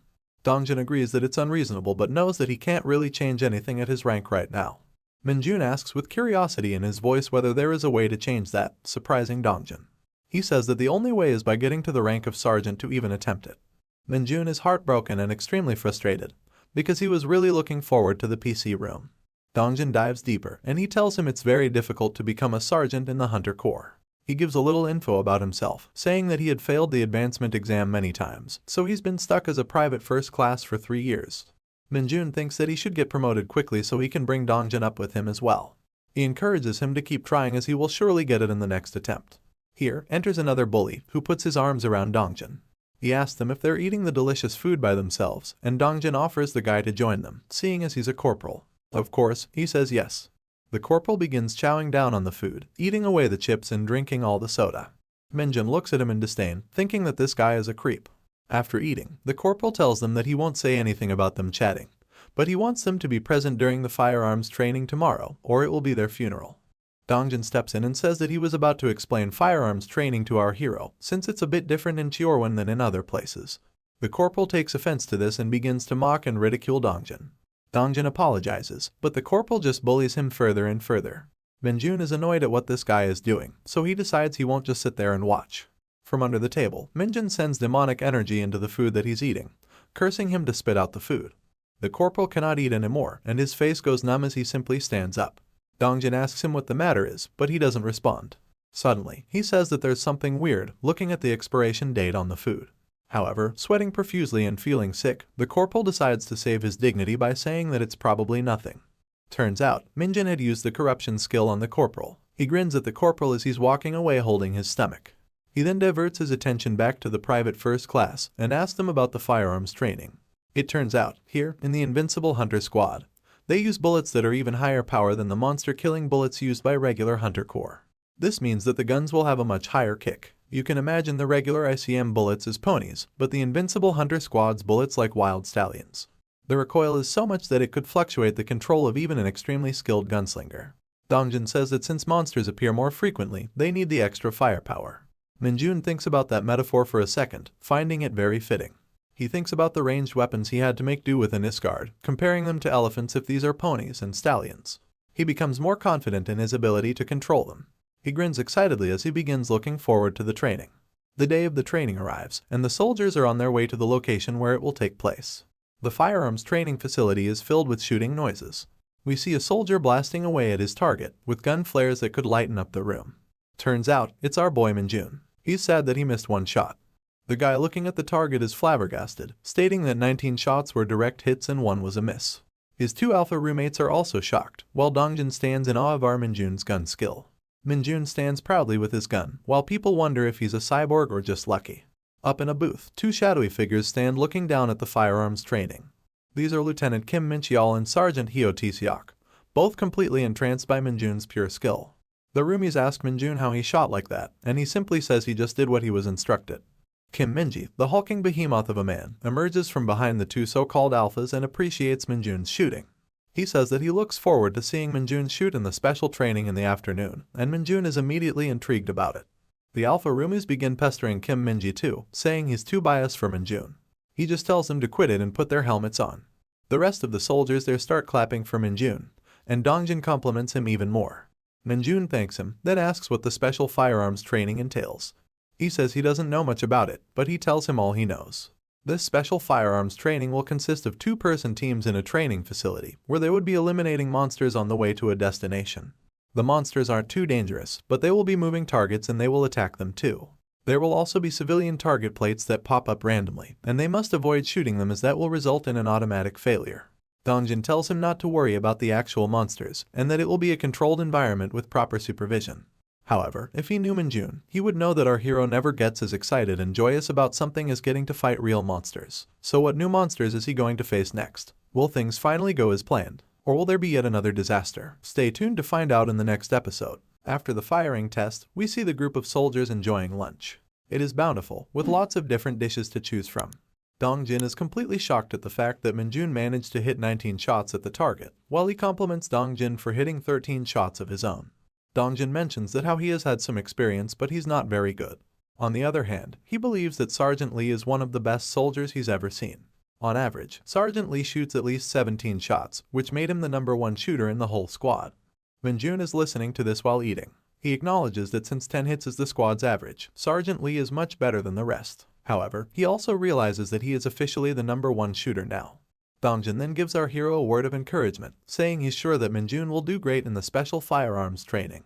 Minjun asks him that he had told him before that there would be 2-person teams. Yet, he is speaking as if he was not going to be joining him. Dongjin tells him that the executives will be deciding the teams, which means they never know who they're going to be paired with, which makes Minjun curious, and he asks what the method and criteria was to decide teams. Dongjin begins going into a rumor he heard, which stated that the deciding is done through the ladder lottery. Essentially, the ladder lottery is a method of raffles. It is particularly designed to create random pairings between 2 sets of things, people or commodities. Anyways, the scene switches from the cafeteria to the special firearms shooting range. The big and burly Sergeant Minji is standing there barking orders, telling the soldiers to get into their bulletproof vests, and be on standby as the training would commence in 5 minutes. Every single soldier in the room is gossiping, wondering what the special firearms test would be like. Yet, Minjun was just standing there, minding his business. Of course, he wasn't going to get peace for too long. A man dressed in uniform comes yelling that he's in the team with the newbie, looking at our hero. Well, it turns out that our hero was teamed up with none other than the corporal that enjoyed hazing. He walks in saying that a corporal and a private are world apart, boasting his own skill. Minjun is definitely taken aback by this, wondering why he had to team up with this guy of all people. He also realizes something from Guangxik's behavior, but he hadn't learned his lesson yet. The corporal starts talking to our hero, telling him that the average finish time in the squad is 3 minutes, and that Minjun should aim to improve upon it. His face has a devious look as he says that Minjun must finish within 3 minutes, or he's going to regret it. Minjun simply looks at him, without responding at all. This annoys the corporal. He asks Minjun why he isn't replying, pestering him by saying that he's lost confidence, and his 19 perfect shots were just a fluke. Minjun is internally frustrated, thinking about how big of a lost cause this guy is. However, he just says that he will try his best to the blithering idiot to make him shut up. The corporal doesn't care about that though. He wants Minjun to just provide results, and he says if Minjun finishes later than him, he would die. He points at the squad talking to Sergeant Minji and says that he should observe the team going ahead. The 2 soldiers stand in different elevators, whereas Minji stands in the middle as he tells them to get ready. It's Kim Moongi and Jeong Hanyang, and those 2 state that they're ready, hence they start descending. The special firearms training is a special kind of creature. It involves 2 members of the same team in separate elevators being sent down to the underground facility. This tactical training taught soldiers to slay monsters and protect civilians. However, now it was something different, almost a competition amongst the troops. It was a race now, and the whole purpose of the trial was to see who reached the end fastest and cleanest. The final objective was to press the finish button at the end before your opponent. Minjun was looking at the large scoreboard to ensure he knew what was going on. There were different sized monster icons, and Minjun wondered why. The corporal told him that it showcases the threat. The more dangerous a monster is, the bigger the icon will be. He begins explaining Minjun the format of the special firearms trial. He explains that there are 2 monsters on each lane, and that when encounters will be randomized. You will have no clue what you're getting into due to this format, and it will surprise you in the lanes. We see a participant currently in the trial running into a rake toad, which is a large and powerful creature. The rake toad attacks him with its tongue, and he seems to have gotten unlucky in the monster selection. On the screen, we can see that the participant that ran into the bigger monster ahead. Minjun realizes that even if he moved fast, he got unlucky with the monster. He knew that his opponent would catch up to him. Of course, the opponent ran into a large rat and shoots it to shreds. He walks away from the dead rat's body, confident that he'll have an easy time in the trial. However, he immediately runs into a large earthworm, which is humongous in size. Meanwhile, the guy who fought the rake toad just got another rake toad to battle. He's visibly frustrated after killing the second one by unloading a whole clip into it. Annoyed, he thinks that his opponent probably won already. But when he reaches the finish button, it's empty. There is no one near it. He walks over to it and presses it with a big smile on his face. The buzzer sounds, and the crowd celebrates as the challenge was completed in 2 minutes and 24 seconds by the trooper as the others discuss the sandworm thing. The winner mocks the loser. Meanwhile, the loser just complains about his bad luck. It turns out that they had a bet, and now the loser must give him a treat at the PX. On the way back, they notice that aside from being late, the loser had also shot a civilian, which disqualifies him. The two walk out bantering about what they will buy, and the corporal notes that 2 had made a bet before going in. This catches Minjun's attention, and he's intrigued by the idea of a bet. Surprising the corporal, he tells him that they should make a bet too. He says that the loser should grant the winner any one wish. This makes the corporal laugh, but he decides to indulge Minjun out of overconfidence. He then says that there is nothing a mere private can offer him, but there is always something a man like him needs. He decides that Minjun will need to give him his salary for 3 months if he loses. Minjun is a bit disappointed to see that he couldn't come up with anything better than money, which is such a typical mob behavior. He agrees to his condition, and the corporal is glad because he is confident in himself. Dongjin notices the two talking, and he starts getting a bit nervous for Minjun. Minji shouts for the next group to get ready.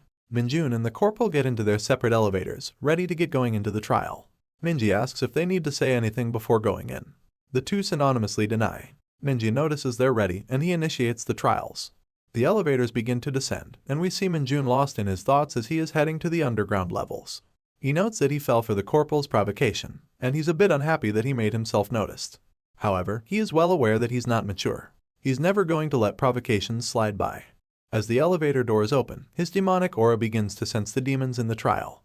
At the top level of the building, the other candidates are looking at the score screen and excited to see the trial. They're talking about how the two candidates made a bet, and they're confused how a private could possibly hope to win against a corporal. Suddenly, all of them are shaken as the ground exempts a harsh tremor. It begins to move rampantly, and some of them lose their footing in fear before the tremor stops. The candidates ask each other whether that was an earthquake. Dongjin says he doesn't think that it was. They look at the screen, shocked to see that one of the monsters is moving towards the other monster in Minjun's lane. The door opens and Minjun is making his way through the lane, wondering what that tremor was. His face is taken over by confusion and instinct, and his eyes are left wide open. It is a gigantic one-eyed monster, with humongous claws and horns, devouring a large rat monster. Looks like Minjun will have to face the toughest monster he has so far fought on Earth. Realizing that it's probably just another monster with a big body, he calms himself down immediately, but he's still confused why it's eating another monster. The monster sees Minjun present in the lane. Minjun looks up, directly into its big ugly eye.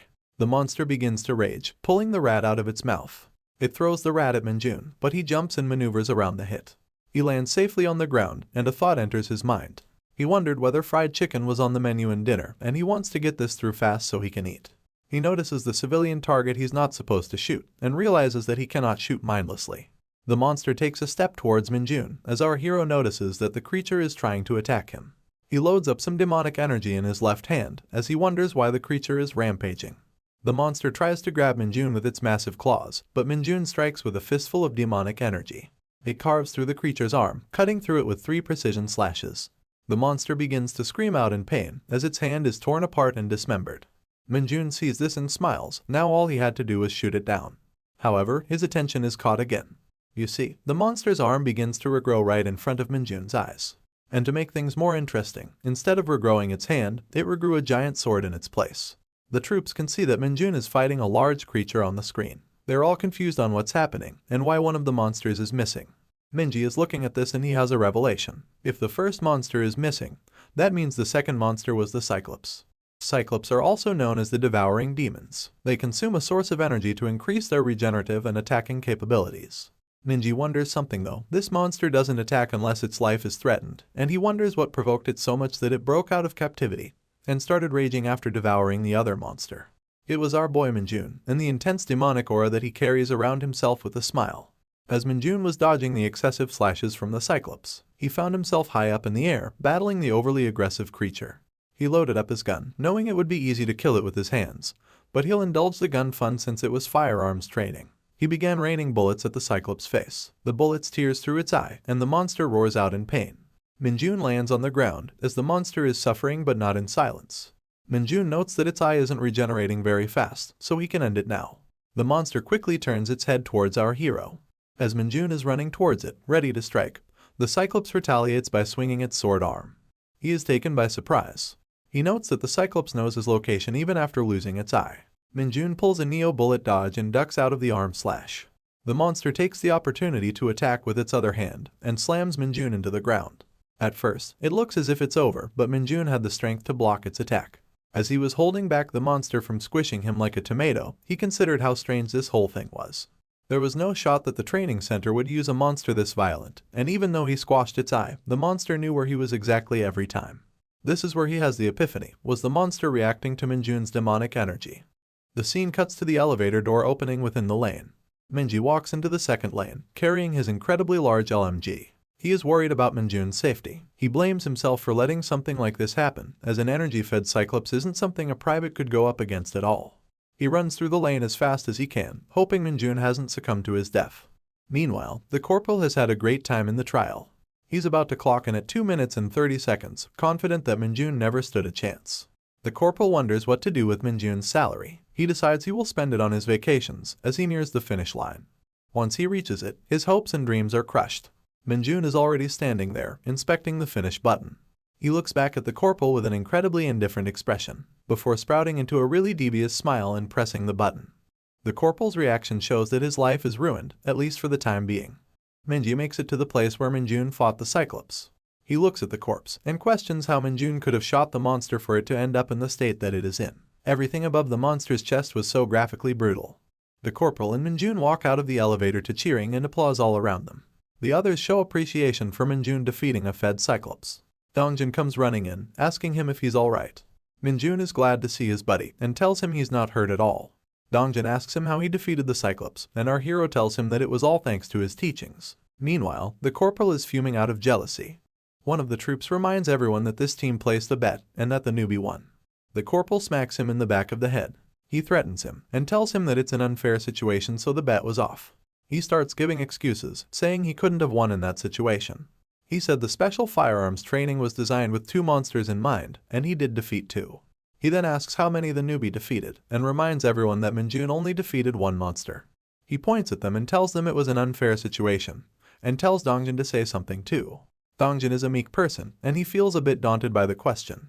The corporal orders him to say something and threatens him. Minjun wonders why the corporal has to be the worst. He thinks about how despite this scenario being unexpected, he doesn't feel good that he killed the monster with his fist. This is why he was planning to forget the bet. However, looking at him pestering Dongjin, he doesn't want to let it go. Someone walks up to the crowd after hearing the commotion. The assertive voice mocks the corporal, saying that the newbie took the bigger risk and that the corporal should be ashamed. The corporal looks back and sees who said that. The mystery man divulges information about the Cyclops, saying they're harmless, but once they turn, they are horribly difficult to fight. He tells the corporal that the newbie faced a much bigger threat, and everyone knows this. They're all shocked to see who said such wisdom-filled words. It was none other than our very own, Sergeant Lee Seung-ho. We appreciate the casual appearances he makes. The corporal is embarrassed. He tries to mock Sergeant Lee, saying he's showing off his rank in front of the juniors. Sergeant Lee shuts him down, saying he's the one always showing off. The corporal tells him to stop embarrassing him over his jokes, and the sergeant decides to double down. He tells the corporal that everything that doesn't go his way becomes a joke to him. Sergeant Lee says that being higher rank is great, because he gets to embarrass stubborn donkeys like him. Minjun smiles as he now knows that's how things work. Meanwhile, the corporal is fuming red with embarrassment, anger, and every other bad feeling. Honestly, this is the face I wanted to see him make ever since this fucker made his first appearance. Comment down below if you're satisfied as well. Sergeant Lee turns his head to him, seeing his reaction, and asks him if he has anything to say. The corporal brushes it off and says he doesn't. The sergeant tells him he's right. He doesn't have anything to say because he shouldn't, leaving the corporal embarrassed in front of his juniors as he walks away. It's evening time, as Dongjin and Minjun are standing outside cleaning and conversing. They talk about Sergeant Lee receiving a double promotion. Dongjin tells Minjun that Sergeant Lee was a special case since he had the highest grade in the advancement exams. He continues, telling Minjun that the 2-rank promotion has now been made unavailable. It turns out that a staff sergeant that got it caused an accident in a dungeon. Sergeant Lee was the last case of this double-ranked promotion. Minjun wonders if there are ways to get special advancements, and Dongjin tells him that there are exceptions like rescuing a civilian during an emergency. There's also achieving outstanding accomplishments in a monster hunt, but they're all subjective cases. He tells our hero to forget that the regulation even exists, as there have been next to no hunters who have advanced with it. Minjun acknowledges that, while realizing that subjective means the commander will have the final say. He's quite desperate for an advancement at this point. He doesn't wish danger on civilians, but it's as if he's almost disappointed that there aren't enough incidents happening on this border as they said. He wants to advance already after being a private for 2 days, whereas Dongjin is just standing there encouraging him. Minjun wishes for a gate to appear, and just as he thinks that, there is an alarming all over the camp. The broadcast comes from the control center, telling everyone that middle bat monsters have appeared at an oil reserve. They instruct all hunters to gather there and immediately install the protective shield. Dongjin tells Minjun that they're going, and Minjun has a huge smile on his face. Middle bats are monsters the size of a human child. These monsters live in colonies and attack in droves since they individually do not pose a threat. The biggest threat about them is that they can spit fireballs, so the oil reserve may be in huge danger. Their attacks could lead to the whole military camp being blown away. We see 2 soldiers standing guard at the oil reserve, and the bats begin to come at them. One of the soldiers points his gun at the monster, but another soldier stops him from shooting. He tells him that they might start attacking if he shoots at them, and that could compromise the oil reserve. The soldier questions this decision. He asks if he doesn't shoot, then is he just supposed to watch the monsters? The other soldier is smarter, telling him that they should observe since they aren't approaching yet. The issue has also been reported, which means a squad with a protective shield is on its way.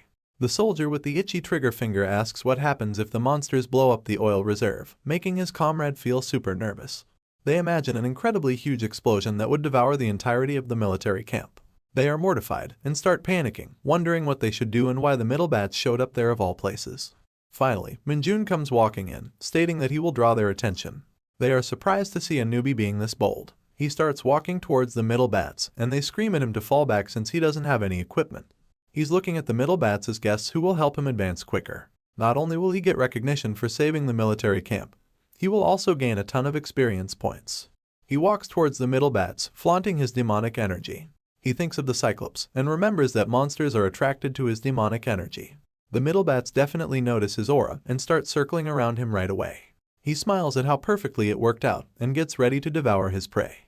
There's a squadron carrying a large crate, rushing towards the oil reserve. Suddenly, they come to a halt, as Dongjin is completely stunned. Sergeant Lee looks at the idiots just standing there, and tells them to install the shield immediately. They are so stunned that they have trouble speaking. They eventually snap out of it and tell him that the Private Kim Minjun is fighting all of the bats single-handedly without any equipment. Sergeant Lee couldn't give a carp, and shouts at the recruits to deploy the shields. Meanwhile, Minjun is just ripping the bats one by one. He realizes that it's taking too long, so he needs something to kill the bats faster with. He hears Sergeant Lee's voice behind him. Sergeant Lee is running towards him and telling him to fall back. Minjun ignores what Sergeant Lee said and just wants all of those experience points. He notices that Sergeant Lee has a baton in his hand, and that catches Minjun's attention quite well. He uses his demonic energy on Sergeant Lee's stomach. Sergeant Lee doesn't realize it and thinks that his stomach is acting up. Minjun approaches him, pretending to be worried about him. He asks to borrow the baton from him, before taking it by himself and telling the sergeant that he'll be back in a moment. Minjun's smile widens as he knows fun times are starting. He rushes back into battle with his shock baton, ready to rip those middle bats apart. He's taking out multiple bats in one hit, and he's having an absolute blast in doing so. Sergeant Lee is just standing there looking at him, with an expression of pure unfiltered surprise. He realizes that Minjun is simply overpowering every single one of those middle bats, as we see him destroying them. There are two soldiers carrying equipment, and they notice a bat flying above them. The bat has a nasty look on its face as it looks directly at the oil reserve. Its mouth is foaming with flames, and its eyes glowing red with violence. Sergeant Lee orders the boys to fire at the bat, and if something happens, he promises to take full responsibility. They are ready to shoot, aiming the gun at flying creature. Suddenly, they stop and start staring in confusion.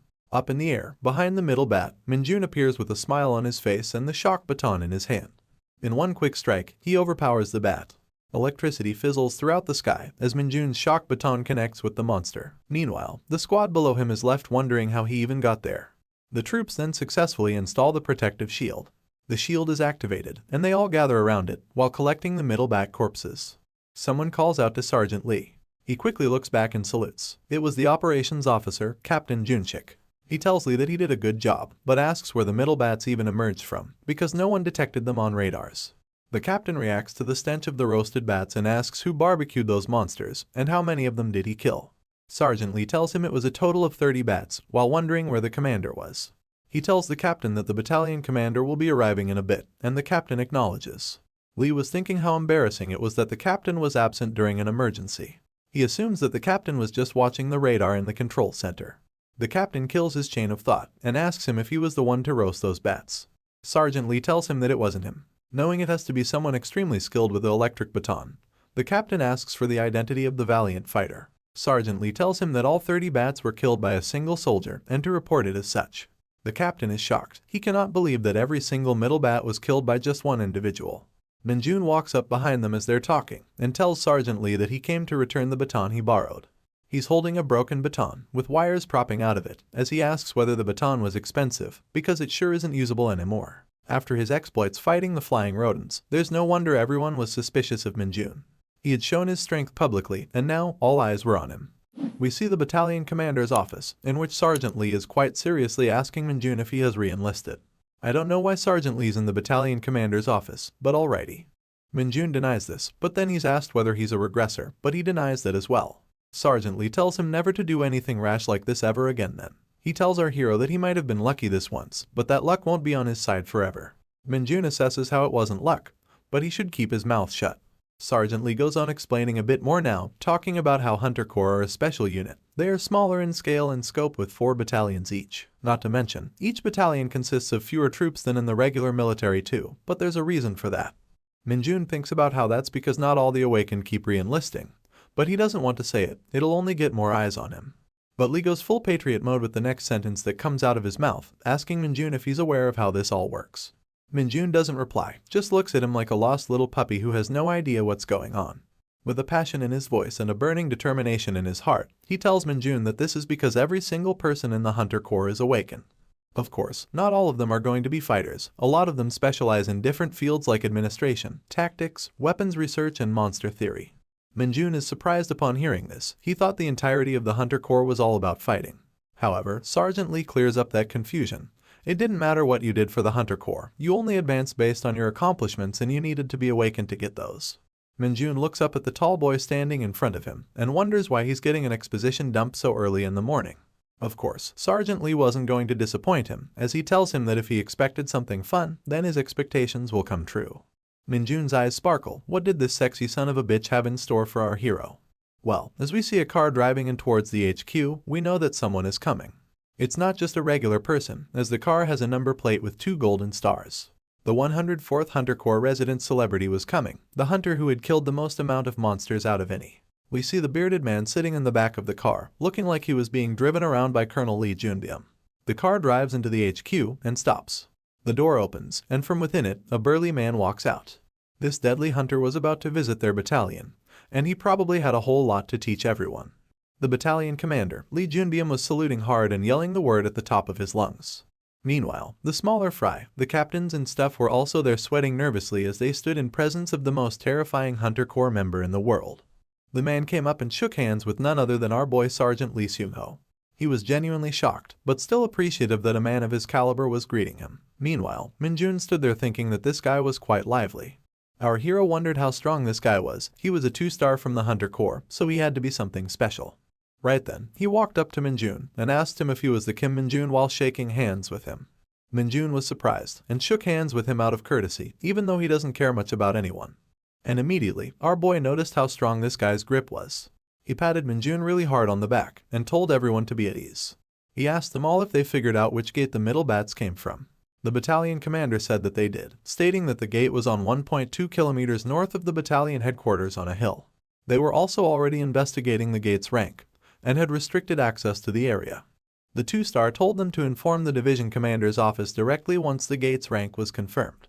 He then asked them about their problem with the radar, and one of the captains noted that the alarm had not gone off until the middle bats approached the battalion. But there was no equipment malfunction, so they were still checking if there were any blind spots. The 2-star had knowledge of this, and he said that it might have to do with the sheer numbers of the demons, and to report it to the divisional ordnance office so that they can set up 2 more radars.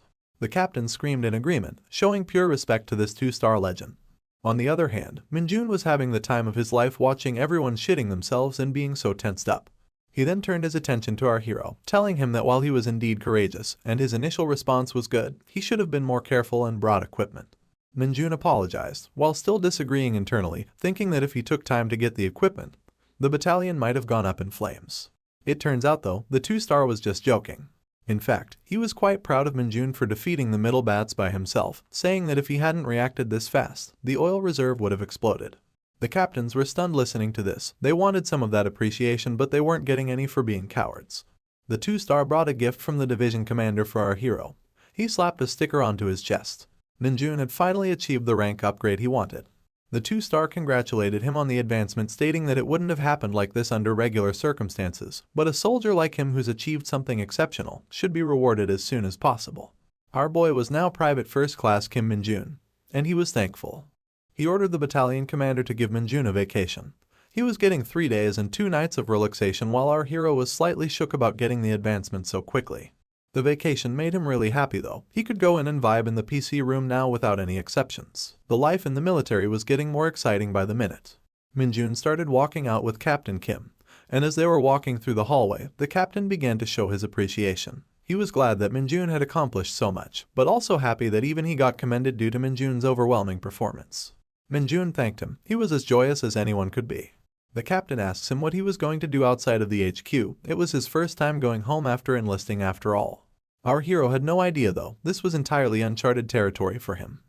The scene switched to the bustling city streets, lights and banners everywhere, people walking around and cars to be seen on the roads as Minjun walked with a pep in his step. But first thing our hero would obviously had to do was to find himself a PC room. He knew that all he wanted to do was play Dungeon Power Fighter at the PC room, and nothing could stop him now. He didn't want to go home, because he would have had to enter a restricted area. The worst part is that they didn't have any internet connection there. So, he was going to just spend the next 3 days and 2 nights in this PC room without wasting any time on traveling. As he was walking into the PC room, he heard a commotion behind him. It was 2 friends, and one of them talked as if he was wronged by the soldiers. The other one asked him if he went out to that cave again, and the hat guy mentioned that he was going there just to pick some mushrooms. He was angry at being stopped, even though he had already obtained permission from the owner of the mountain and even deposited the money. The hat guy asked for a drink, but the buddy denied him. Talk about a low blow. His buddy mentioned that someone he knew went there before it was completely restricted, and the mountain smelled foul with toxicity. He continued, saying that the guy had a headache for a few days afterwards, so it was just pure trouble going in there. The hat guy said that he'd wear a mask or something when he entered, but their conversation was cut by our eavesdropping gamer, Minjun. Minjun asked them where that place was, and they looked back at him nervously because he was in uniform. They looked at each other for a moment, thinking of what to say, but at the end they decided to tell him eventually. Actually, instead of just telling him, they took our guy. They dropped him off at the side of the road, just near a place called Huechin. They couldn't drive him any further due to it being a restricted area, but Minjun thanked the guy for the ride. The chonky boy asked him if he could really resolve whatever was on the mountain. Minjun looked into his eyes with determination, telling him that the restriction will be lifted by tomorrow and that they will be able to go there again. They noticed the 2 stripes on his chest, realizing that he was a private first class. They stared at him for a few moments, not knowing what to say. Then they drove off. They weren't going to hang around for someone to see them. Minjun looked up at the mountain, and he could sense the demonic energy that was radiating from within it. He had decided to come to Huechin for his vacation instead of spending it all on the PC room. He had smelled it from afar, that familiar scent. He could visualize it, that purple energy in the air and that foul smell. It was demonic energy, and our boy was happy he had found this opportunity to take it all in. There were guards protecting the cave entrance. They were wearing gas masks on their faces because the demonic energy was too overwhelming. Minjun was hiding between the trees, looking at them. He noted that the security was quite heavy near the entrance, but he had to find a way in by any means whatsoever. He didn't want to get noticed, so he gestured his hand and a wave of demonic energy emanated from within it. It floated towards them like air. They couldn't see it, but they ended up breathing it. As soon as they inhaled it, they could feel that their stomach was hurting as they clenched their tummies tightly. They looked at each other and thought about what to do, thinking that they'd just hold it in, but then they couldn't. They decided that they needed a potty break after all, thinking how no one would come here anyways. The entrance was now empty, with no security at the cave's opening whatsoever. It was time for Minjun to head in. He started walking into the cave, slowly placing one foot in front of the other. As soon as he entered, he could see the place was glistening with demonic energy, and that put a smile on his face. However, there was one problem. When he placed his hand on the ground to sense anything in the area, he couldn't sense any monsters whatsoever. He wondered why the demonic energy was so dense in this cave if there weren't any monsters. As he went in deeper, it didn't matter if there were no monsters here. All he wanted was that sweet, sweet demonic energy, and he began to suck it all in. The demonic energy was flowing into his palm, giving him the power that he craved so much. His demonic energy stats were increasing. It was rising so steadily with every moment. As he looked at the notification window that had appeared in front of him, he had now reached the demonic energy threshold, so his skill called Corruption was now enhanced. Along with Corruption, he had unlocked a new skill called Nightwalker. Minjun was overjoyed. This had been a phenomenal turn of events for our guy. This was a thing to celebrate for our hero. Not only did he enhance one of his skills, but he had unlocked a brand new one.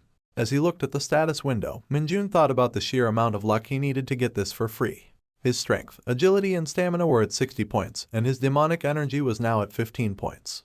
He looked at his hand, feeling the power surging through him. Free demonic energy, and a usable skill without having to put in any effort whatsoever. This was a major dub. The Nightwalker gave him the ability to summon a shadow, called the Nightwalker. He knew about this because he had used it a lot in Isgard. This shadow's specialty was that it was great at assassinating targets from the safety of stealth, but there was one downside. This summon needed to be fed demonic energy on a regular basis to be maintained. He raised his arms, ready to show off his new powers, and ordered the Nightwalker to emerge. This little ghost was worth all the demonic energy he had to feed it. He might look cute, but the Nightwalker was more dangerous than anyone could ever anticipate. As soon as he emerged though, Minjun was kind of shocked by how tiny this guy was. He was confused. Was this a part of the dimensional travel penalty? Why was he this tiny? Was it maybe that his demonic energy stat was too low? He needed to know, because this was fucked up. It was awful. He thought the Nightwalker would be way bigger. He's afraid that such a tiny weakling would be eaten up by the sun and won't have much use. Then he came to a quick realization. This creature was tiny in size, which means that it can hide in shadows. This was its strength. Behind that tiny, cute little body was a monster of assassinations. After a small time skip, the 3 days and 2 nights had now passed, and Minjun was back at HQ. He saluted his comrades as soon as he got back to the dorm, and mentioned he was back from vacation. His comrades gathered around him, noticing that this is the guy who advanced in the shortest time to date, and that he also got a vacation from the division commander, and he got a badge from the 2-star as well. Minjun looked backwards as he noticed someone familiar. He had brought a gift for this person. It was for his buddy, Dongjin. He hands him the gift, which is apparently a bottle of moisturizer, which is weird because I thought soldiers moisturize themselves with the blood of their enemies. Anyway, Dongjin thanked him. He pulled the bottle out and was genuinely gleeful at the sight of it. He told Minjun that he would use it really well. And here comes the dickhead who Minjun beat in the special firearms training, mocking their friendship. He had asked Minjun to bring him some Maxim magazines, but the thing that Minjun brought along was just some instant coffee with the same name. He gave the guy his Maxim packs, and he left accepting his gift with a sad and annoyed look. Meanwhile, Minjun and Dongjin bantered about how he would become corporal one day. Now enters the redhead and his lackey, who mentions that he saw Minjun's name on the advancement examination. The lackey notes that the application period for that was already over before Minjun even transferred. It hasn't even been a year to Minjun's enlistment, which means he shouldn't qualify. Redhead notes that it had to be the division commander who got him in, otherwise it didn't make any sense no matter how you saw it. The comrades look at each other and discuss how this was even possible, but they decide to show him some respect now that he was a private first class. As they wait on Minjun for an explanation, Minjun begins to talk about how it was the training commander who had made him a special offer. If you remember, that guy sent him here on a special recommendation, and he had a huge interest in seeing Minjun succeed because he was so exceptional as a soldier. Minjun told them the whole story, and afterwards he was looking at them for their reaction. Their faces were filled with nothing but confusion. They had no idea what this all meant. Red had noted that Minjun came here because he wanted to start advancement exams a year in advance, calling him a crazy fucker for having the balls to do this. The lackey notes that since Minjun is already a private first class, his advancement exam would turn him into a corporal. The comrades talk about how if he passes, he might be the most terrifying new recruit in the 104th Battalion, while the actual corporal himself is just making his maxim to drown his sorrows with. Lackey mentions that the advancement exam candidates will have an orientation, and that a special weapons training would happen afterwards too. They said that he'll be suffering the whole week. As the two leave the room, they banter why they aren't taking the advancement exams right now, even though they are both sergeants. Minjun thought about the specialty weapons training, and wondered if this was different to special firearms training. Another time skip happens, and we find ourselves at the orientation for the Hunter Advancement Examinations, where the instructor is talking about a quick orientation on how the examinations will go. Minjun sat there listening, as the instructor bullied those who were being overconfident for already knowing the details. Minjun listens carefully, while the corporal falls asleep. The instructor mentions that the examination will consist of two parts. There is a written exam and a practical exam. The written part is usually a basic written test, which makes it super easy to clear.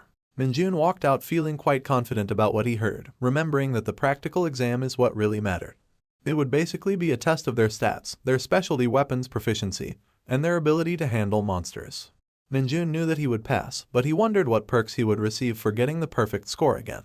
As he walked through the hallway, he thought about being more serious in his approach to the examination.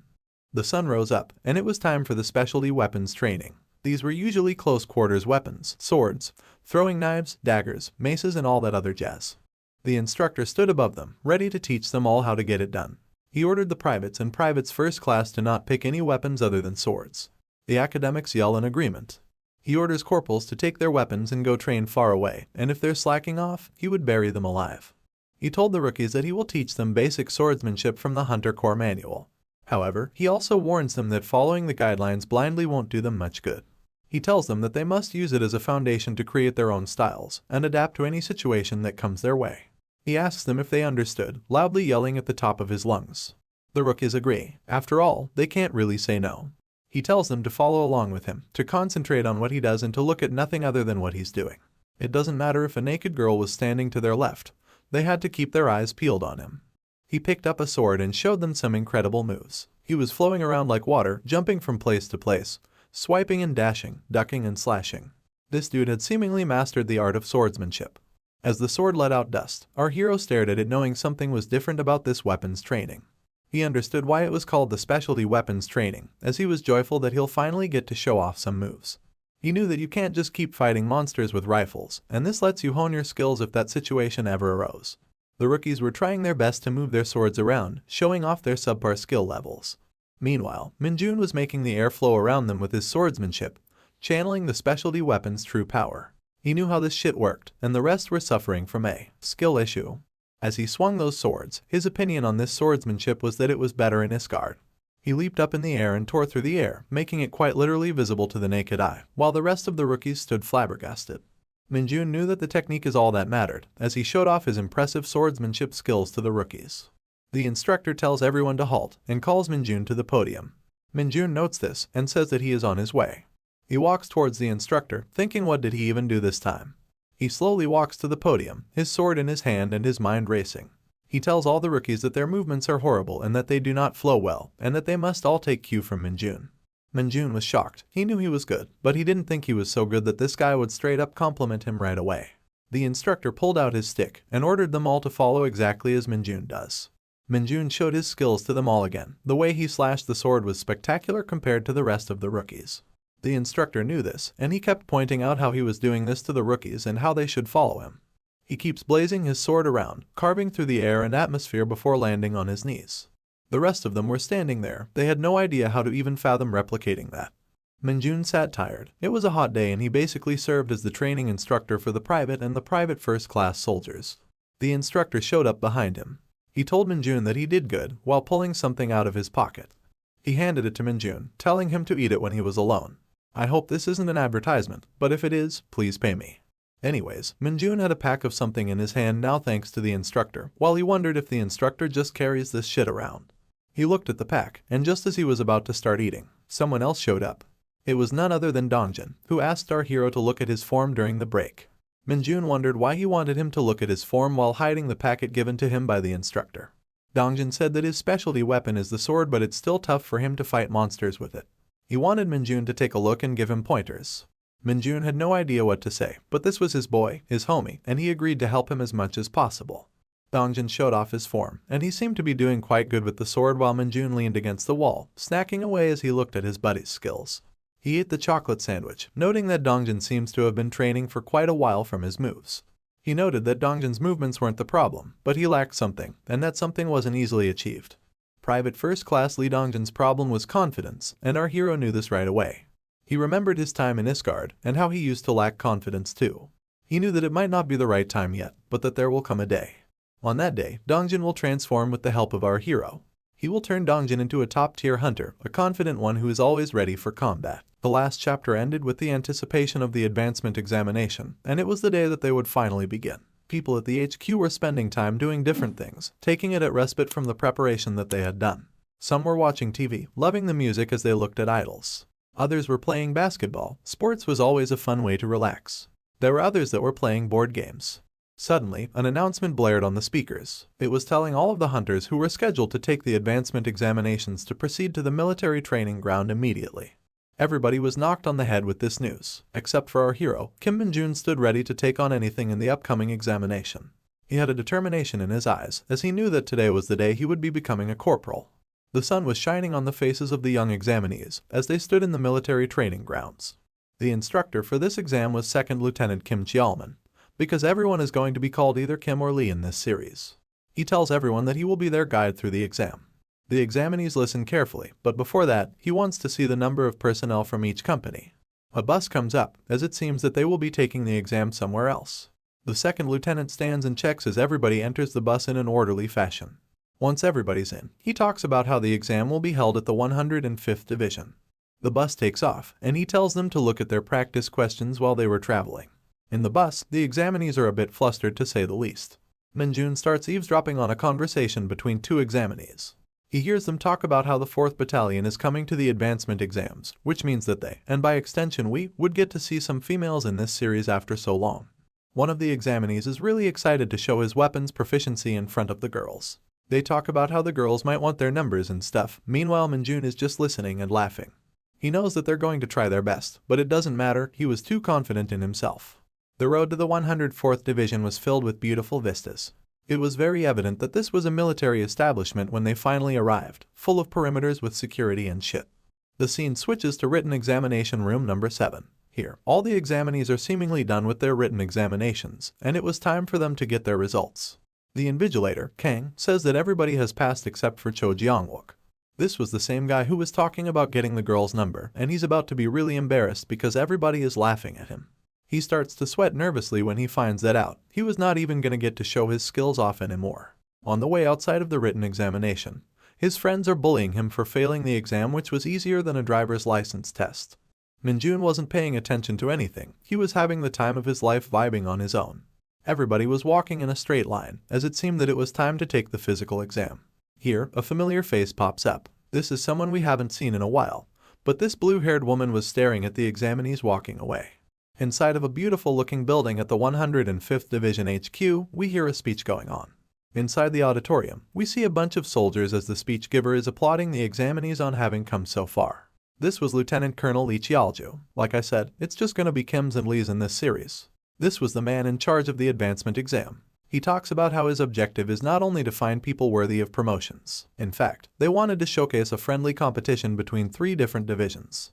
Minjun is looking at this and feeling sleepy. He wanted the exam to start already so that they could finally advance. However, Lieutenant Colonel Lee talks about how there are members who are attending this examination based on special exception. He calls out Minjun's name, but he wasn't alone, as LC Lee takes the name of the blue-haired girl, Private Sun Yunseo. LC Lee keeps talking about how they are hunters who enlisted a year ago, but they're very exceptional at their job. Meanwhile, Minjun is incredibly happy to find out that there's someone special other than him. At this point, almost nobody is giving a shit about anything that LC Lee is talking about, except for the nerds. The nerds talk about how if you applied to the front lines you can get special exceptions. While there's another one talking about how a lot of people rejected the offer to join the 104th Division, and if they didn't, they could be like Minjun. There's another one who talks about how Minjun already became a private first class. They all get very excited and start looking at our hero. He was turning heads everywhere. His head-turning skills are so great that he eventually turns even the blue-haired girl's head. Of course, he pays no mind to the attention from anyone else. However, when he notices that Sun is looking at him, he can't help but look back. Sun immediately gets shy though and turns her gaze away. Minjun pretends that he didn't see anything, even though he did catch her looking at him. Anyways, LC Lee tells everyone to do their best, which is something no one probably heard either. Finally, someone useful gets up on the stage. Thankfully, this guy isn't named Lee or Kim. This is Captain Jiang Sangxiao, and he announces the commencement of the test for strength, agility, and stamina. The first one is going to be the strength test, which is going to be really simple. All they had to do was push back examiner Dave Bautista. Minjun remembered how there was an exam that made him push a huge red stone, and he wondered why all of the exams were like that. They only had a time limit of 1 minute to do this, and it looked like a piece of cake pretty much. If they managed to move him 10 meters backwards, they get the highest score out of a 100-point scale. Dave Bautista stood in front of the 10-meter squares that they had made on the ground, and they would be called up one by one to try their luck. A private named Kim, once again, from the 103rd Division was called forward first of all. This dude looked pretty bulky, wearing a tight t-shirt that showed off his muscly physique. He walked up to Dave Bautista and grabbed his shoulder, pushing him as hard as he can.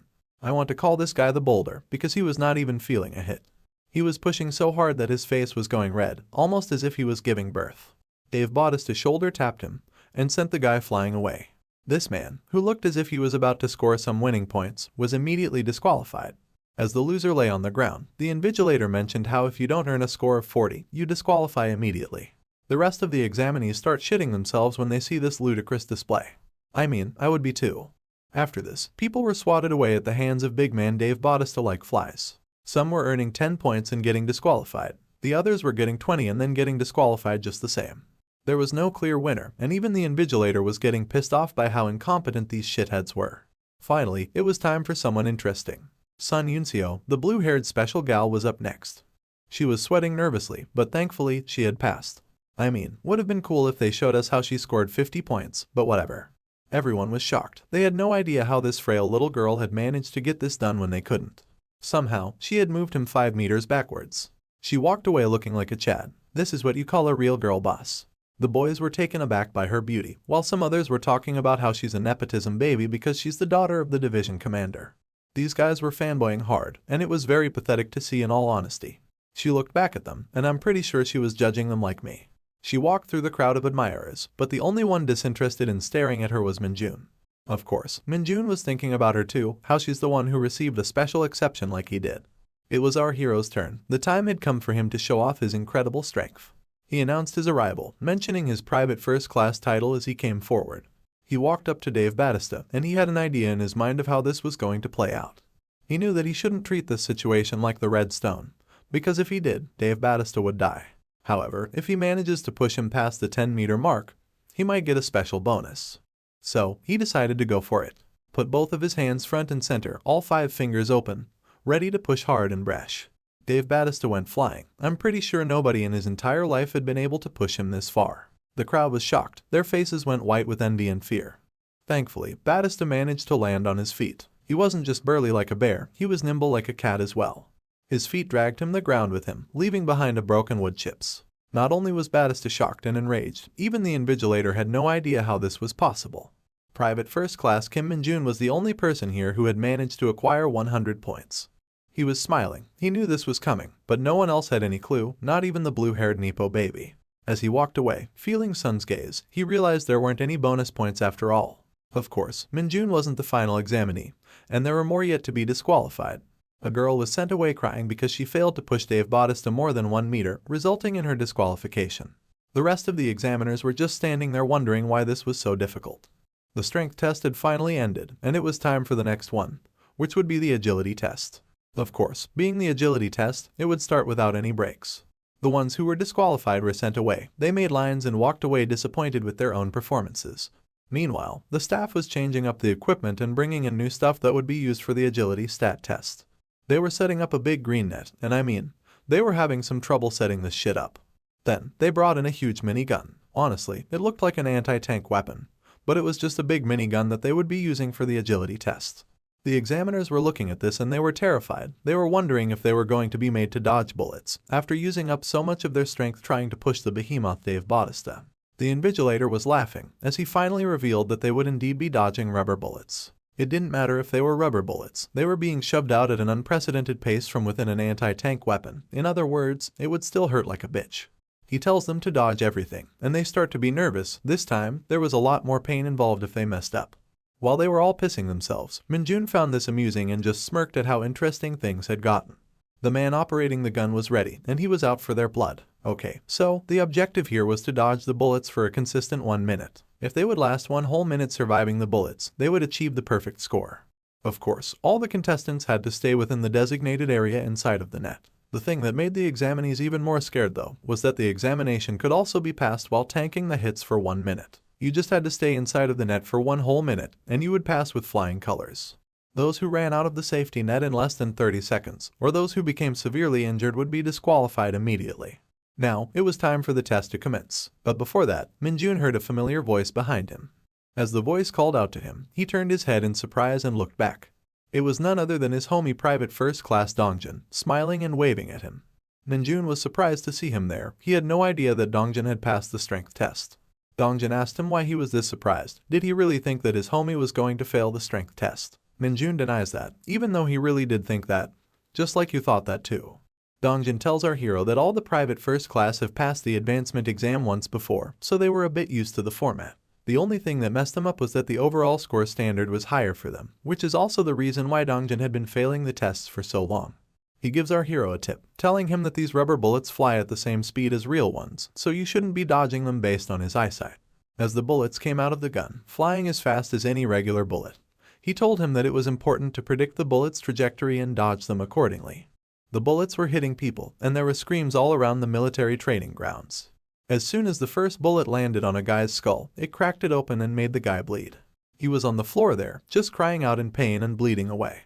Of course, he immediately got disqualified, and an examiner was told to escort him to the infirmary.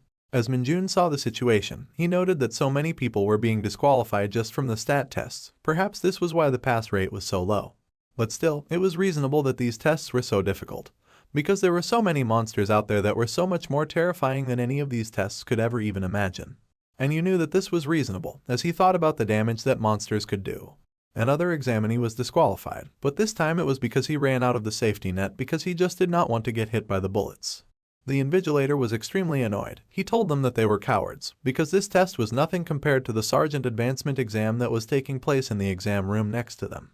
People were walking away disappointed, nervous and sad in their own performance, but these tests were tough, so I forgive them. Even though they don't know I exist, I'm just a random narrator out here. Of course, someone interesting had to eventually come up, and this time it was none other than Private Sun Yunseo, the blue-haired Nepo baby. She walked up in front of the safety net and cracked her fingers. She was ready for some action. The bullets came flying in. The crowd was watching in anticipation. They were all slightly nervous for the girl. They should have known better. She was better than them all, and she dodged the bullets better than they ever could. 9 seconds had passed and she was dodging bullets like Neo from the Matrix. Jumping and dodging, dashing, dancing and doing whatever else you can think of to avoid the onslaught of bullets. The crowd was in awe of her skill. They couldn't believe how good she was. And as the clock reached 57 seconds, even the Invigilator applauded her for dodging everything. The 60 seconds were finally over, and Sun Yunseo had not been hit even a single time. She had received a perfect score. As she walked past the crowd, everybody was staring at her or trying not to stare at her, but they were all impressed by her amazing skill. She passed Minjun by, giving him quite a mean look. He looked back at her and wondered why she was doing that. Meanwhile, the rest of the examinees were just staring there wondering if these two were dating. After all, why would she be looking at him if they weren't? She stepped slowly there, staring deeply into our hero's eyes, leaving him wondering what she wanted from him. Thankfully, the tension was broken by the Invigilator announcing that it was Minjun's turn to bite the bullet, or dodge it. He quickly turned away from her and started walking towards the safety net. She still looked at him while she was walking away. Guys, I gotta say, this tension is too much for me to handle. Minjun used his peripherals to look back. He was getting a bit uncomfortable by the fact that she was still staring at him. Just a bit too much now, not gonna lie. As he stood in front of the safety net, he wondered what she wanted. Was she expecting a compliment? But why would that be the case when they don't even know each other? While he was in thought, he did not realize that the gun was primed and ready. The chamber went off, and the bullet came flying towards him like a meteor. He quickly dodged it by moving his head away. The bullet was too slow for our hero. Sun was impressed. I think she thought of him as her rival, but his skill is way too far ahead of her. He still had his hand in his pocket, as he thought of showing her just how capable he is. He wanted to truly show off the difference between their skill level, so he would keep his hands in his pocket as the bullets came raging in. Everybody was shocked at this display. They couldn't figure out how he was going to do any of this. Yet somehow, Minjun was dodging every single bullet just by slightly moving. Not a single jump, not a single dash. He would just slightly curve his body every single time a bullet would come to strike. Aside from that, he kept moving closer towards the gun, leaving less space between him and the bullet. Eventually, he was so close to the gun that the bullets just moved past his face as he gave his blue-haired rival a smile. She was shocked, that's for sure, as she reacted out in nervousness. Meanwhile, he was just dodging bullets while staring at her and laughing. This guy was destroying her soul. The Invigilator was so dumbfounded when he saw this ludicrous display that he forgot to even check the time. It turns out that the gun had been firing for 1 minute and 10 seconds. He immediately called a ceasefire and stopped the bullet hell that Minjun was standing amidst. Not to mention, he gave our hero a perfect score on the agility test. The gun stopped, as Minjun was just 2 steps away from the barrel. He had truly shown off here today, and even if he didn't impress the ladies, he surely scared the life out of them. The originator had no idea how to even respond, so he just ignored it and started calling the next contestant. The agility test was done, and it was much later in the afternoon now. After a small break, the rest of the remaining examinees were called onto the grounds as they stood in front of a big blue portal gate. The Invigilator told that they did great on the agility test. As he was sweating profusely from the heat, he told them that they would commence the stamina stat test now. The stamina stat test was the last out of the 3, and it was way too simple. Everyone had entered the dungeon through the big blue portal gate, and it was time to start marching inside of the empty transforming dungeon. The test was simple. The contestants had to race inside of the empty transforming dungeon. They had a time limit of 40 minutes, in which they had to reach the examiner at a turning point, where they would get their hands stamped by him and return until the time ran out. Of course, to make things interesting, they never told the examinees the distance to the turning point. They had no idea how long they had to keep marching to get to the turning point. This would be a proper trek. As Minjun was marching with the rest of the examinees, he wondered if they were all pacing themselves since they just started. As he was walking, he wondered if he would get into trouble if he just ran ahead. He was getting bored from walking so slowly. Marching was really not his thing. In that moment, someone tapped his shoulder and he could feel them brushing past him. It was none other than the blue-haired nepotism baby as she ran past him, zooming ahead. She looked back at him, staring into his eyes. As he wondered what she wanted this time, he quickly realized that this was a race now. She started running, and everyone else started running behind her. The long march had turned into a long race. Still, it made a lot of sense as there was a 40-minute time limit. Minjun was overtaken by excitement when he realized that she had just managed to send him the signal to a challenge. The blue-haired girl dashes off ahead, taking the lead in the race as she looks back at our hero, challenging him to keep up. He immediately realized what it was as he burst out laughing, knowing that she was challenging him. The game was afoot, and the race had started. It was going to be a trek to the finish line, and Minjun had no intentions of losing, as he started to put one foot in front of the other at a pace faster than you'd ever see from a regular soldier. He made a break for it, running ahead of the competition while they could only look and do nothing. They could not compete with him. This man was too fast. They started yelling out behind him, telling him to wait for them, but he had only one goal: reach the end faster than the blue-haired girl. The dungeon was rocky, and the fog was covering the little visibility that was available, but the blue-haired girl had no intentions of sticking around. She wanted to win just as bad as everyone else. Suddenly, she noticed something behind her. It was as if a shadow was on her ass. Nope, it was just Minjun, giving her a smile as he had easily caught up to her. He looked at her and told her that this wasn't going to be too difficult for him. She was confused at what he said and asked him what he was saying, and he just replied that he was talking to himself. He dashed ahead of her, leaving her behind, confused and shocked at his incredible pace. He laughed hysterically as he took the lead. He couldn't help but show off. She was stopped dead in her tracks, terrified of what she was up against. As she was standing there, panting, she wondered what the hell kind of power our heroic MC was made of. Her mind started to wander, remembering how when she left the battalion commander's office, she was greeted by a whole crowd of reporters. This is where we were going to get Sun Yunseo's backstory. We were finally going to learn more about her mysterious past. She was shocked at first. She wasn't used to so much attention from the world. They kept questioning her and bugging her about her meeting with the battalion commander, and asking her if the rumors were true and that she was indeed the daughter of a general and had incredibly high stats. She had no idea how to respond. It felt as if there was too much responsibility on her shoulder. As she walked away from the crowd of reporters, she could hear them whispering about how she was a nepotism baby, but that she was still a normal person and not too arrogant. They didn't know much about her. As she was walking away, she heard them and how they assumed that she was going to be the best recruit in the enlistment year. She took off her jacket. This is still the flashback, by the way. She wondered about our hero and how he broke the redstone in one hit. She was surprised and impressed by his strength and wondered what his deal was. The scene switches to a training center where an announcer is stating that the white team has won. What did they win? Well, let's find out together. Sun was standing atop a catwalk, waving a blue flag while she was in her training attire. She had a smile as sweat was dripping down her face. She made her way off the catwalk and went back to her team to celebrate. The announcer screamed that the blue team's flag was captured by the white team, and they had set a whole new record of 3 minutes and 34 seconds. He also told the white team to take a break for 10 minutes. He called up the blue team towards himself as another trainer walked towards the white team.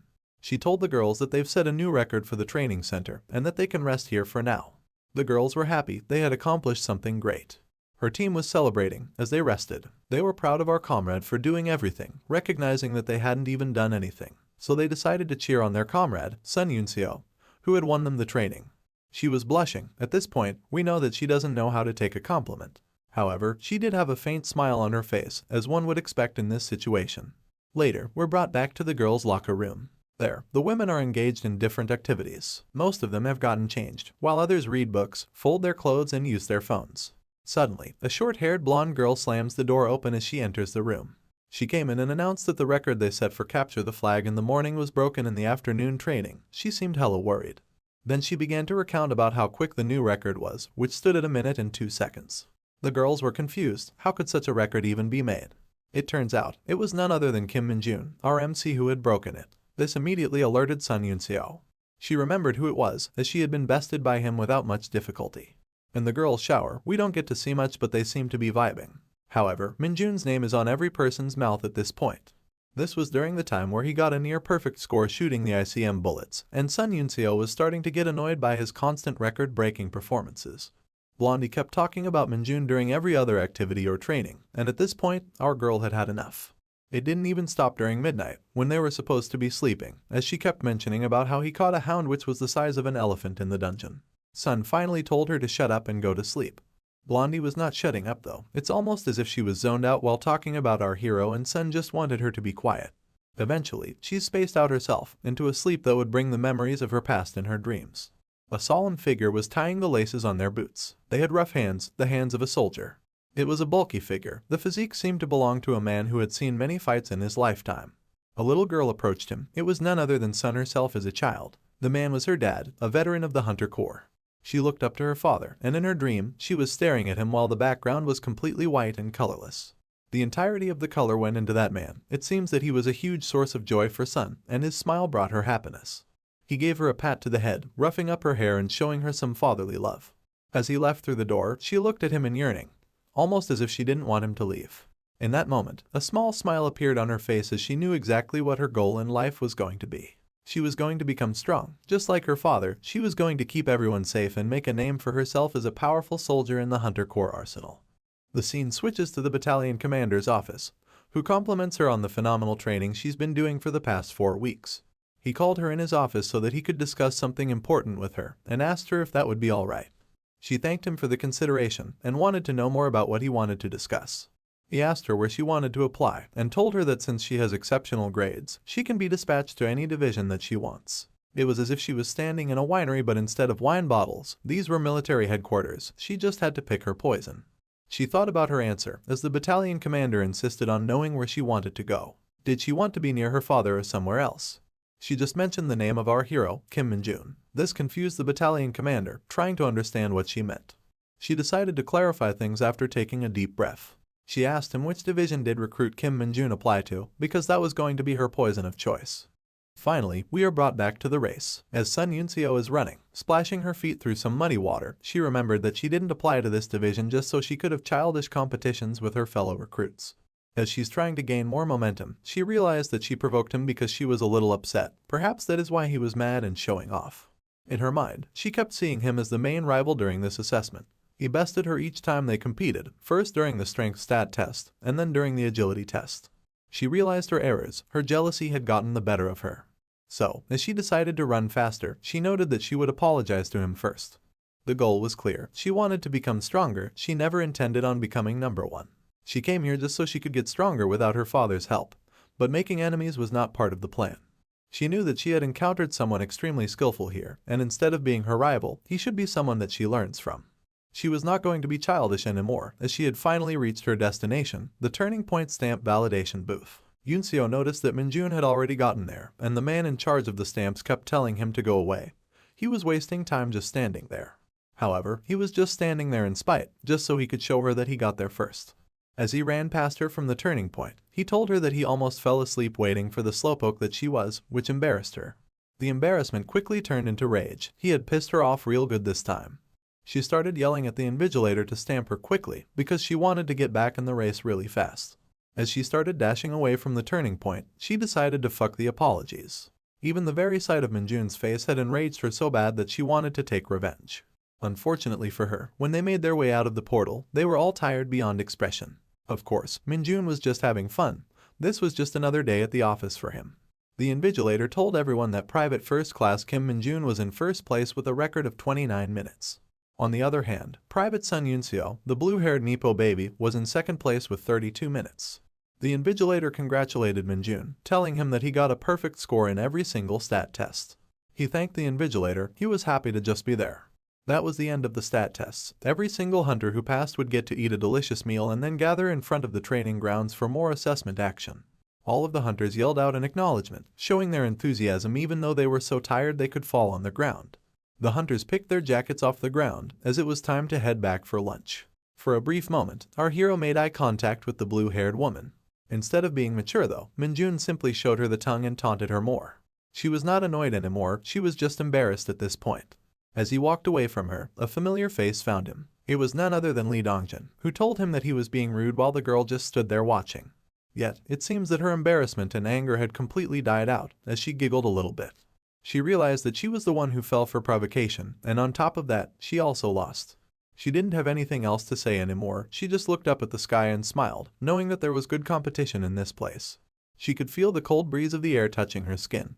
It was almost as if she walked into heaven after emerging from hell, and felt refreshed as her sweat dried off. She straightened her hat, preparing herself for the next assessment that was about to take place, and she started moving towards the rest so she could join the group for a hearty meal after the tough stat tests that she had gone through. After they had finished eating, it was time for the second practical examinations to start at the examination center.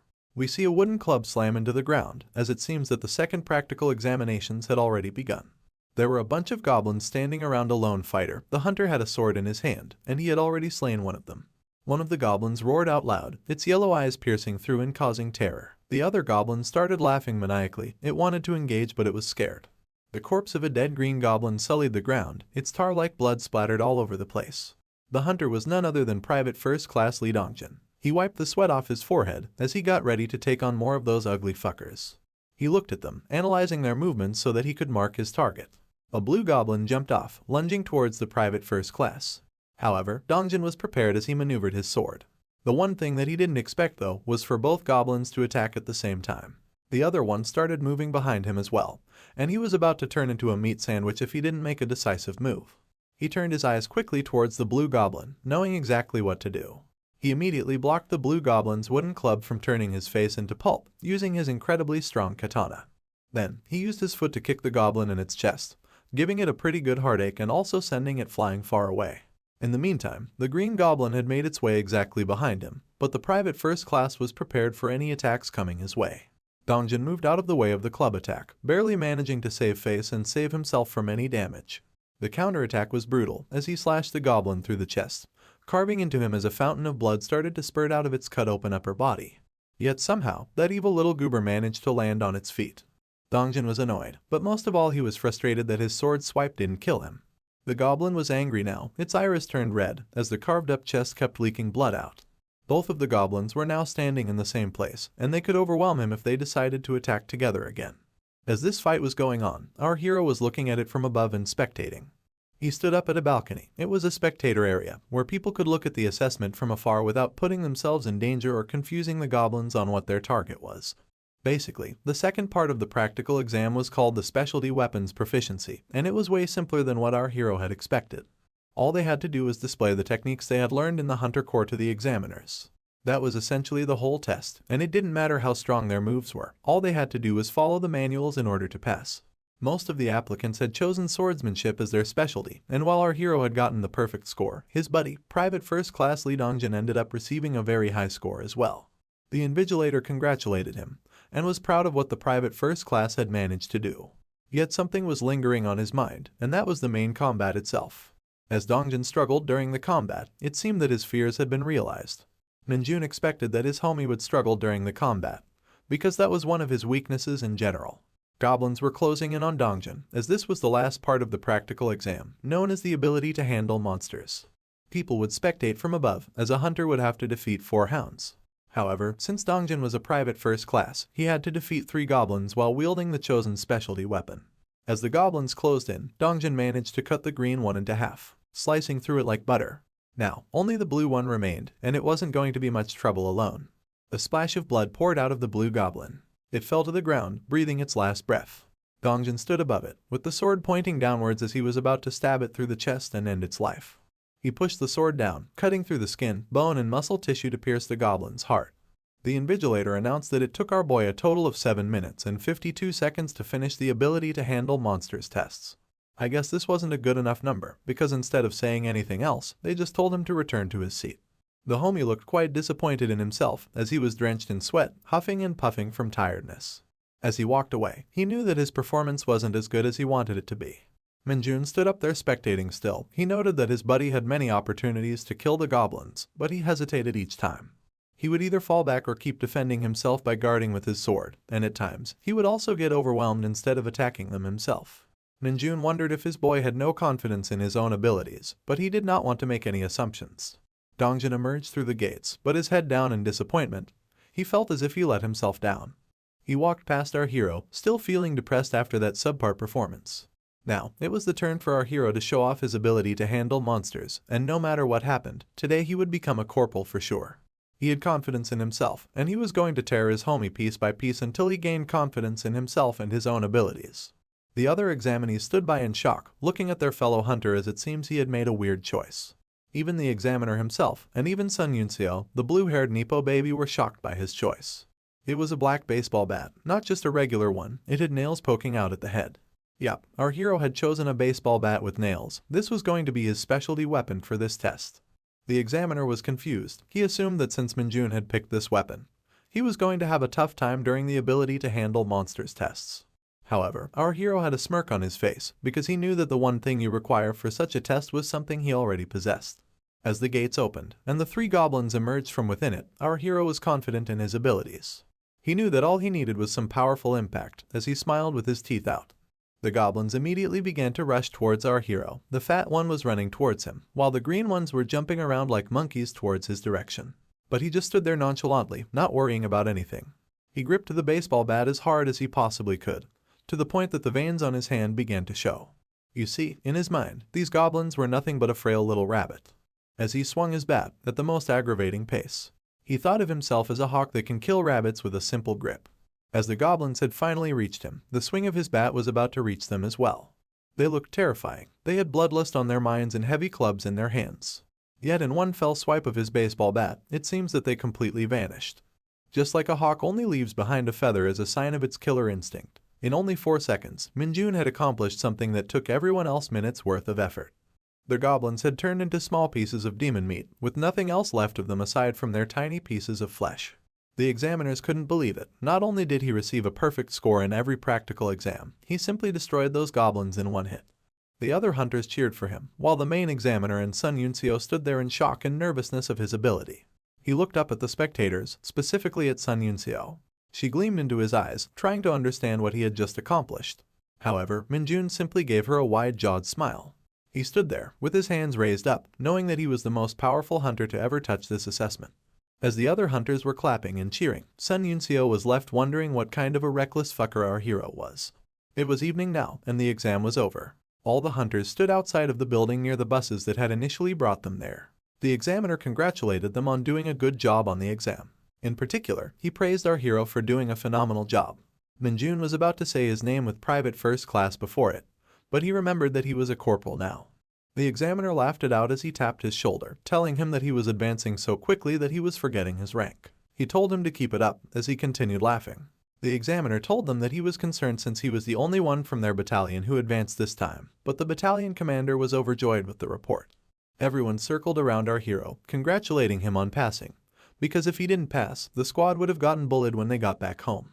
They also told him not to bully them when he becomes a sergeant, because he was advancing rapidly. Minjun was overjoyed. He had somehow ranked up so quickly that nothing was off the table anymore. As they made their way back into the bus, he looked behind and saw his homie. Dongjin had a look of disappointment on his face, but our hero gave him a pat on the shoulder. This made him a bit nervous, but also happy that his friend was still being nice to him even though he had ranked up. However, being the menace that he is, Minjun had an entirely different plan in mind when it came to training Dongjin with the specialty weapons. In the bus, the other hunters looked out awkwardly at Minjun. This wasn't for no reason though, because Sun Yunseo had finally decided to approach him for that apology. She stood there, staring at him like a weirdo as he was about to head into the bus. He noticed that she had a private first-class tag on her breast pocket. He knew immediately that she had advanced, and why wouldn't she? She was the second most achieving candidate during the exams. She had done phenomenally well at the ability to handle monsters test, and she was the only one even trying to compete with him on mostly everything else. He knew that it was obvious she would be passing, and with passing came the advancement. He didn't have time to chat though, as he got into the bus and sat down on his seat. However, when he looked outside of the window, there was so much more than the beautiful evening colors to behold. Sun Yunseo was still standing there, staring at him like a lost little puppy.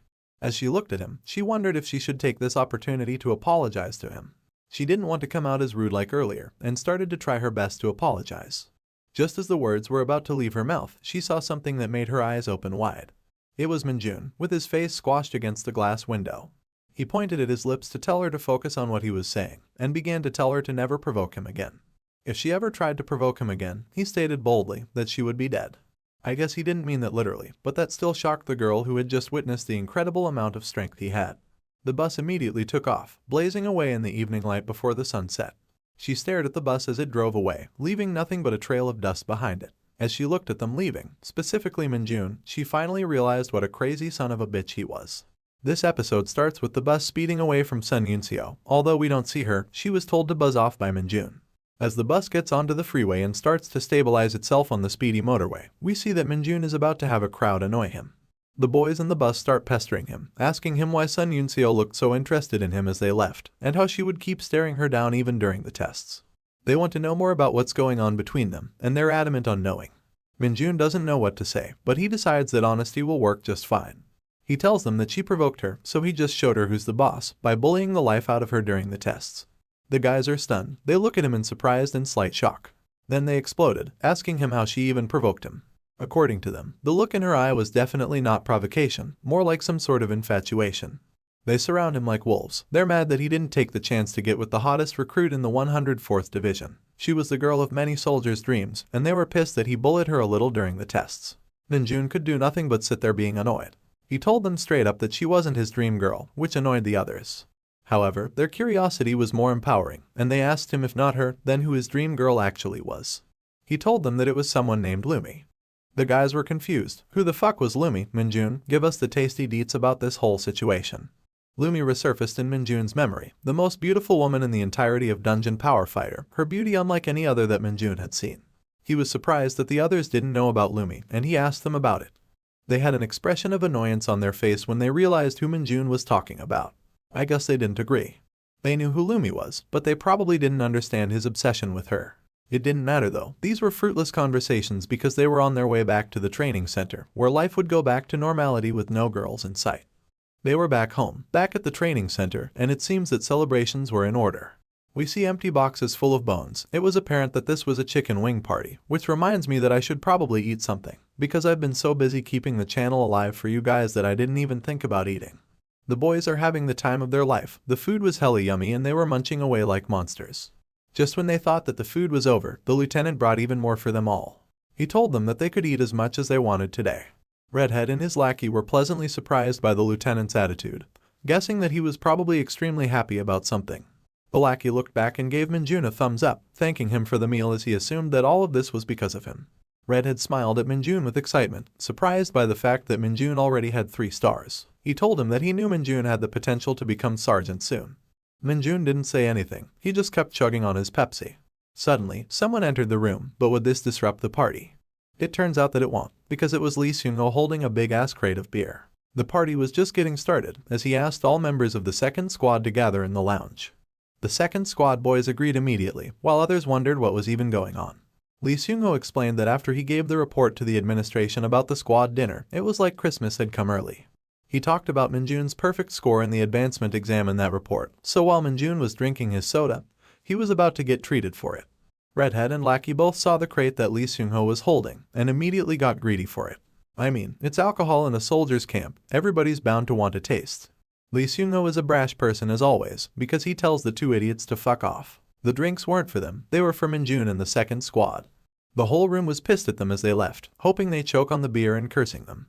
Redhead was especially pissed off. He thought that Lee already knew about Minjun's prowess, which is why he put Minjun in his squad right after he had been transferred here. He might be right, but it didn't matter, he wasn't getting shit-faced tonight either way. The day had been quite celebratory, but finally it was night, and the full moon had bloomed to light the entire HQ. The streetlights were lighting the areas within the HQ as our hero decided to take a nighttime stroll. He walked right to the back of the building and looked around to make sure he was truly alone. He cleared his throat, readying himself to say something. "Emerge," he said, and gestured his hand to let some of that demonic energy manifest from it. The puppet began to form out of the dark demonic energy as Minjun held his hand up high. There it was. The little guy looked so adorable, it was like something from a Gritsuko came to life. Minjun looked into its eyes and asked it how it had been. The little guy was happy to be summoned and started to play around with the fly. Minjun was a bit concerned when he had initially realized how harmless the puppet looked, but he had come up with a good way to make it more appealing. He didn't need the puppet to be an assassin, for the time being. He had an entirely different role for this little bugger. As Minjun told the little guy that he would be gathering information, like a secret agent in the shadows, the puppet disregarded the news even though it heard what its master had said. It was just too busy fucking around with the fly. Suddenly, Minjun heard someone's loud and annoyed voice in the background, and he turned his head while Tiny got startled. He told the puppet, "We'll call him Tiny from now, to stop dicking around and follow anyone who seems high-ranking." He wanted Tiny to gather information about any sort of unusual occurrences, especially if those unusual occurrences are related to demonic energy. Tiny put his hand out, asking his master for something in return for his loyalty, perhaps. Minjun realized that he was simply asking for permission to go, so he formed a small vortex of demonic energy in his hand as he approached his minion. He handed off the small vortex to Tiny, and the puppet took it like a champ. He immediately started dashing away into the opposite direction once he got a hold of the demonic energy. Meanwhile, Minjun was softly yelling at him to be cautious and not get caught. As Tiny ran off all excitedly, Minjun stood there feeling hella anxious. He was worried about what the consequences would be if someone saw him. But it didn't matter for the time being, because in that case, the whole squad would go into a state of emergency anyways.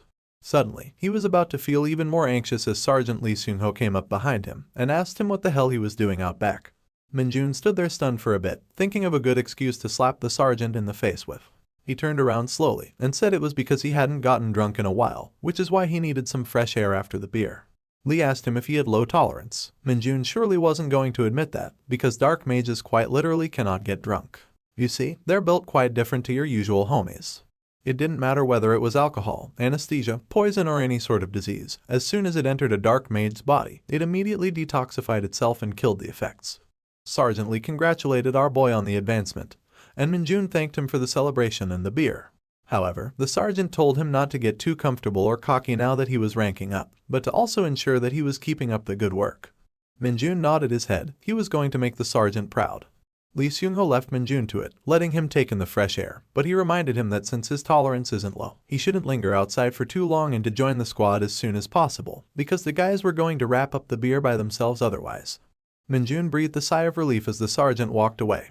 He knew that he would need to be even more careful from now on if he didn't want to make anyone feel suspicious of him.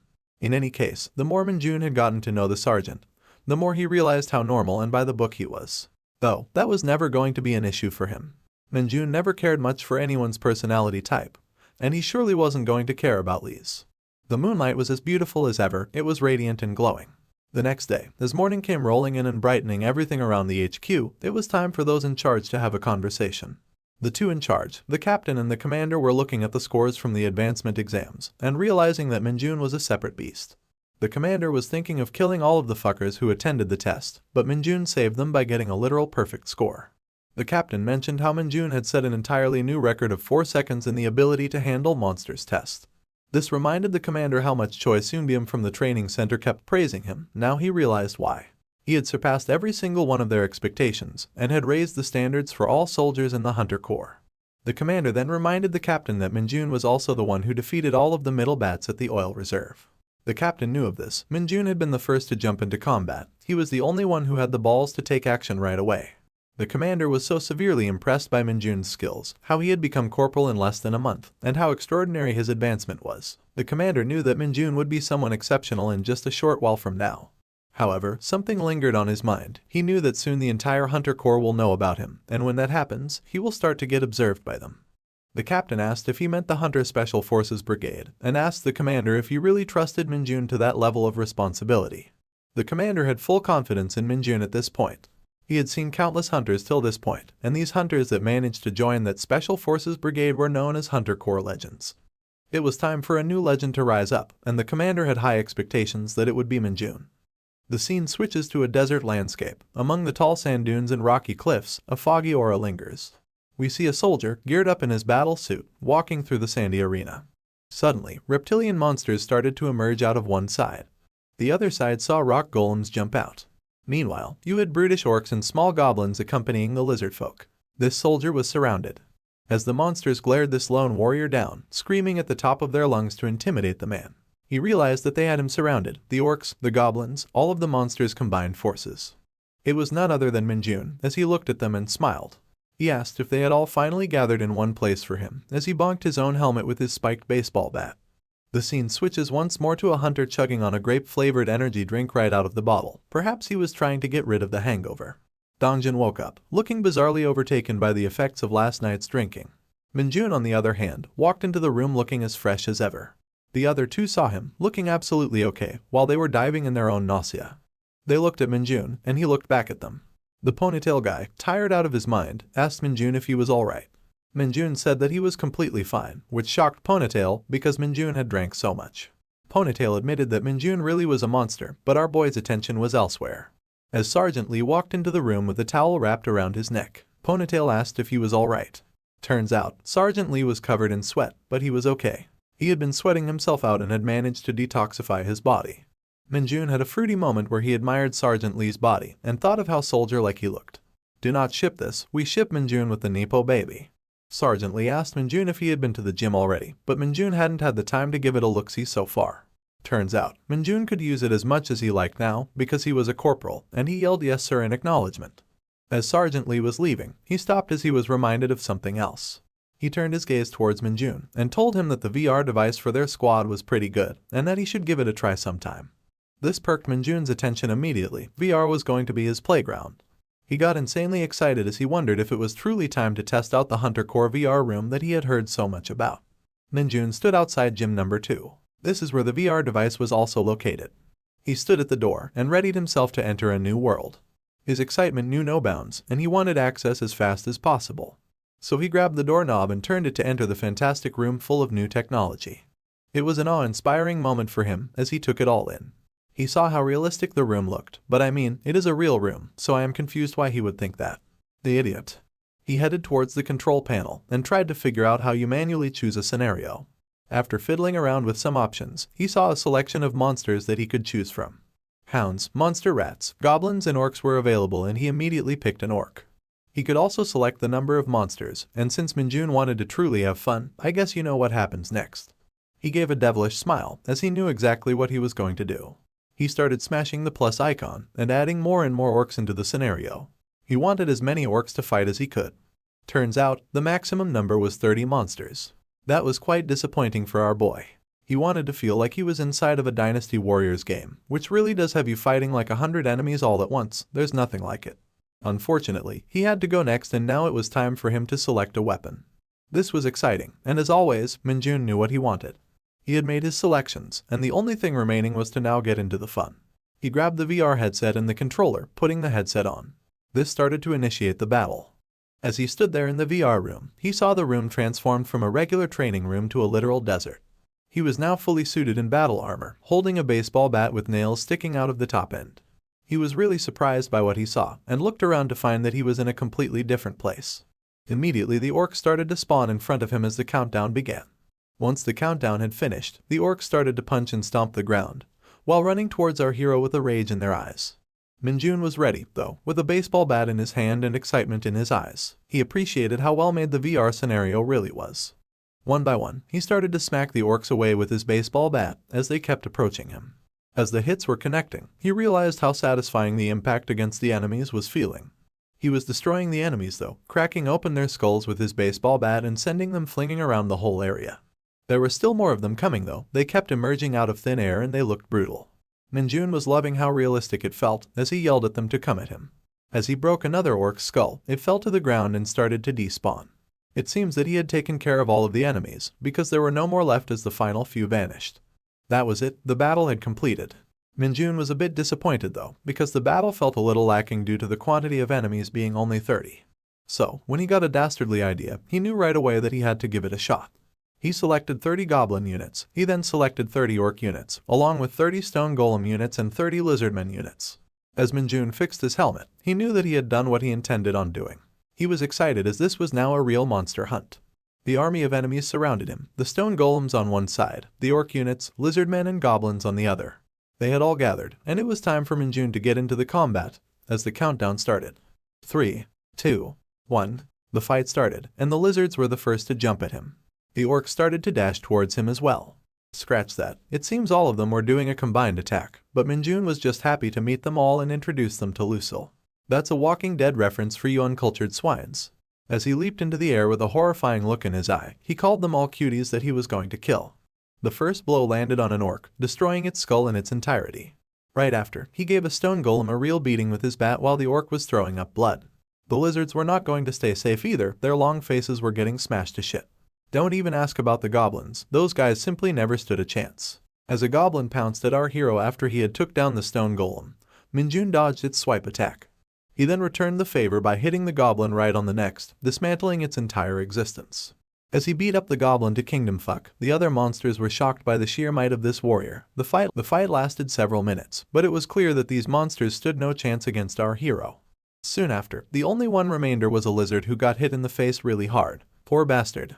And that was it. When that lizard hit the ground, it was game over for the monsters. He stood around a sea of bodies, different types of monsters all lay beneath his feet. The battle had completed, and Mage had won with pure ease. He tapped his helmet so that he could get himself out of the virtual reality experience, and the simulation began to terminate. He was out, but he had a lot of fun doing that. As he took the helmet off, faced with reality again, he proclaimed how insanely fun that was as an experience. Mage liked it so much that he claimed that this was the best thing after Dungeon Power Fighter. Suddenly a notification window popped up and notified him that a skill called Basic Blunt Weapon Handling had been created. Mage was a bit surprised as he looked into this. His proficiency with linked weapons had increased, and he wondered if it was this easily done. He was pleasantly surprised now, having skills was always a bonus. He had never even anticipated weapon skills, so this was a good thing to find out. Now he knew one thing that was a game changer. He didn't need dungeons anymore to acquire skills, he could do that simply in the gym. As he walked out of the VR room, he noted that he should come and play with other weapons too when he has free time. He noticed someone walking towards him. It was none other than our boy Dongjin, but he seemed to have a concerned look on his face. Mage asked him what's going on.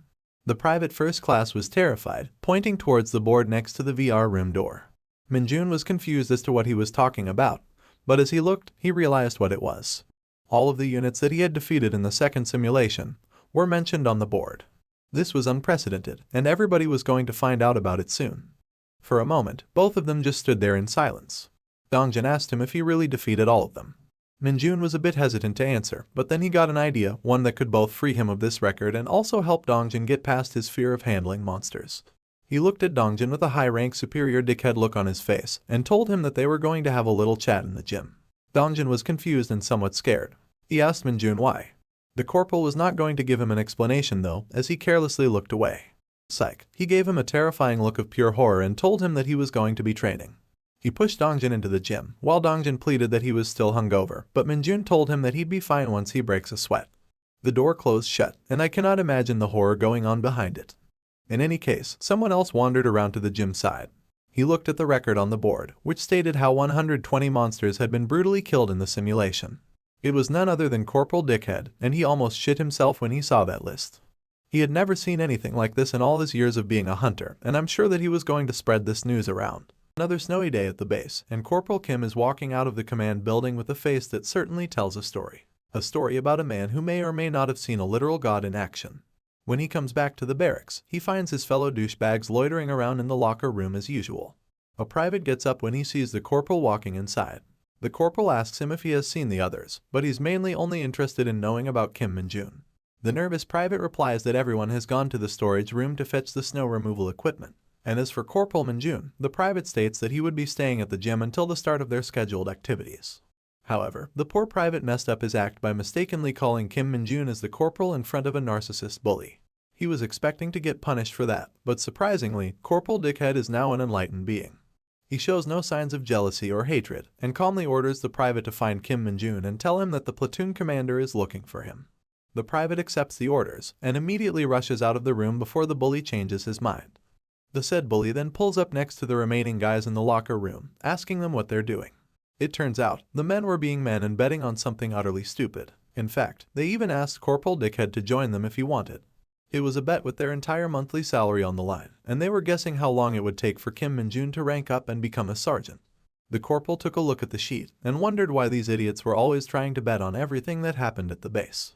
But what's more interesting here is the fact that the ponytail dude wagered that Min-jun would rank up in 6 months. The purple hair laughs hysterically at his ridiculous assessment, but Ponytail is confident in his bet. He makes the point that Kim Min-jun is definitely not normal, so it wouldn't make sense to judge him with common sense either. Meanwhile, the corporal was simply looking at the sheet, making an assessment of his own. While the purple hair kept teasing the Ponytail on his terrible decision, the corporal decided to take part in the bet as well. He put down the sheet with the pen, and Ponytail picked up on his entry immediately. His eyes popped open in surprise when he noticed the time that the corporal had estimated for Min-jun's next advancement, and shouted at him that he cannot be serious. And if he is, he won't be able to take this back later. The Ponytail kept shouting that he would lose his entire month's salary with such a stupid bet, but Corporal Dickhead simply did not care. He waved his hand and quietly exited the room. Seeing his confidence, the Ponytail comments that Corporal Dickhead is even crazier than himself.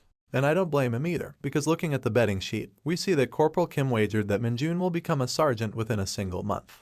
The scene then switches to the gym, where a bunch of weirdly colored dumbbells are placed neatly on their racks. Weighted bars are propped up on their stands. And a big sign on the wall warns us that using the equipment made out of redstone is prohibited, unless you have someone to spot you. I guess that explains the weird color of the equipment. And that would also explain why our boy is using the heaviest redstone bar by himself to do some squats. I mean, we all know that he doesn't really need a spotter. As he gets up with the bar, we get to witness the incredible buff body that he's always hiding under his unassuming clothes. I don't know about the accuracy of this anatomy, but I'm low-key drooling over his muscles. His back isn't the only thing he has to show either. My man has the arms of a Goliath. After a good few sets of dumbbell curls, he lets go of the incredibly heavy redstone weights to look at his gains. Although the special equipment is making him bulk up, our boy has been using these weights regularly, but his stats haven't increased all that much. In times like these, he can't help but remember the world of Isgard, where he had access to all his OP skills, and he could increase the level of his skills by increasing his stats. If he had such a skill in this world, Min-jun is sure that he would be nothing less than a Super Saiyan. But for now, he has to put up with the slow increase rate of his stats. But this is when a notification window pops up, and our hero lays his eyes upon something really interesting. A new E-ranked skill called Power has been created, and it has immediately increased his strength stat by 5 points. It looks like a really crappy and basic skill at first, but Min-jun is just happy to gain something new, because he can rank it up with time anyway. Meanwhile, the private who was sent to fetch him has arrived at the door. He salutes the corporal with a stiff and nervous expression, and relays the information that the platoon commander is looking for him in his office. Min-jun, drunk with the reward of just unlocking a new skill, looks back with his sparkly eyes, thanking the private and agreeing to see the commander. There's nothing else for the private to say here, but he's left truly confused at Min-jun's weird as fuck expression. While our boy happily gets dressed to go and see the commander, the poor private is left wondering if everyone in the base has gone crazy without him knowing. The next thing we know, we find ourselves at the administrative office in the main building, where Kim Min-jun walks in, saluting the platoon commander and confirming that he's here to see him as requested. The platoon commander sees our hero and waves his hand with excitement. I guess he was looking forward to their meeting. As Min-jun comes closer, the commander gets up from his seat, letting him know that it wasn't anything serious, and they can continue the conversation in the counseling office. As he points towards the counseling office where they're headed, he asks Min-jun about his life as a corporal, because it has already been a week since he attained his new rank. Min-jun replies that he's having a great time, and congratulates the platoon commander on his advancement as well.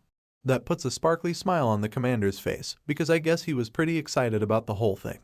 He takes the compliment and replies that his advancement was only thanks to Minjun, because he took care of that incident with the middle bats. As the two take their seats, the commander once again thanks our boy for his excellent contributions, and Minjun replies that he only performed his duties. The platoon commander then hands out the file he had been holding this entire time, and explains that this was the reason he called Minjun to the office. As the platoon commander explains, this was something given out to Minjun by the battalion commander, who acknowledged his achievements regarding the incident with the middle bats, and also the fact that he obtained a perfect score on his advancement exam. We see that the file was actually an award of excellence for our hero. The platoon commander apologizes for giving it out so casually, but assures him that this award will definitely go down as a big achievement in Minjun's military life. Hearing that, our boy's ears perk up once again. If he can rack up such achievements, he asks with his signature sparkling eyes if they can be used to grant him further exceptions. Of course, the platoon commander isn't sure of that either. He tells the new corporal that such awards aren't easy to obtain, and very few people have been able to obtain them as early as Minjun. Not to mention, even fewer people have actually managed to get multiple awards of excellence. But none of that can discourage our excited puppy. Instead, he asks his senior that if he can get 10 of these rewards, will he be able to advance to the next rank faster. He keeps making up some fantasy scenarios in his mind on how he can get even more time to play his favorite games, and the commander is just sitting there silently, wondering if Minjun thinks that these awards are given out like coupon codes for Amazon. Anyway, a few days pass by, and we're now standing in front of an underpass where a dungeon gate is open, and the commanders are briefing the units about their mission. The platoon commander explains that their platoon has been assigned to clear this dungeon, and we see a lot of familiar faces while he further entails that if everyone completes their job like they were trained, he is confident that everyone will walk out of the dungeon without any injuries.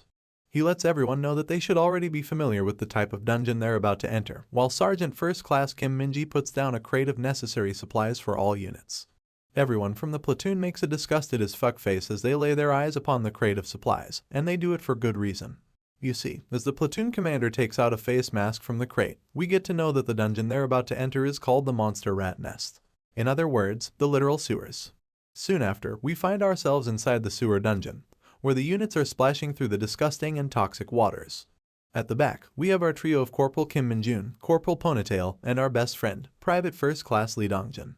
As the three complain about the rotting stench of these sewers, we see that Sergeant Lee and the second platoon commander Kim Chialman are the ones in the lead, while Sergeant First Class Kim Minji and the privates follow our main group from behind.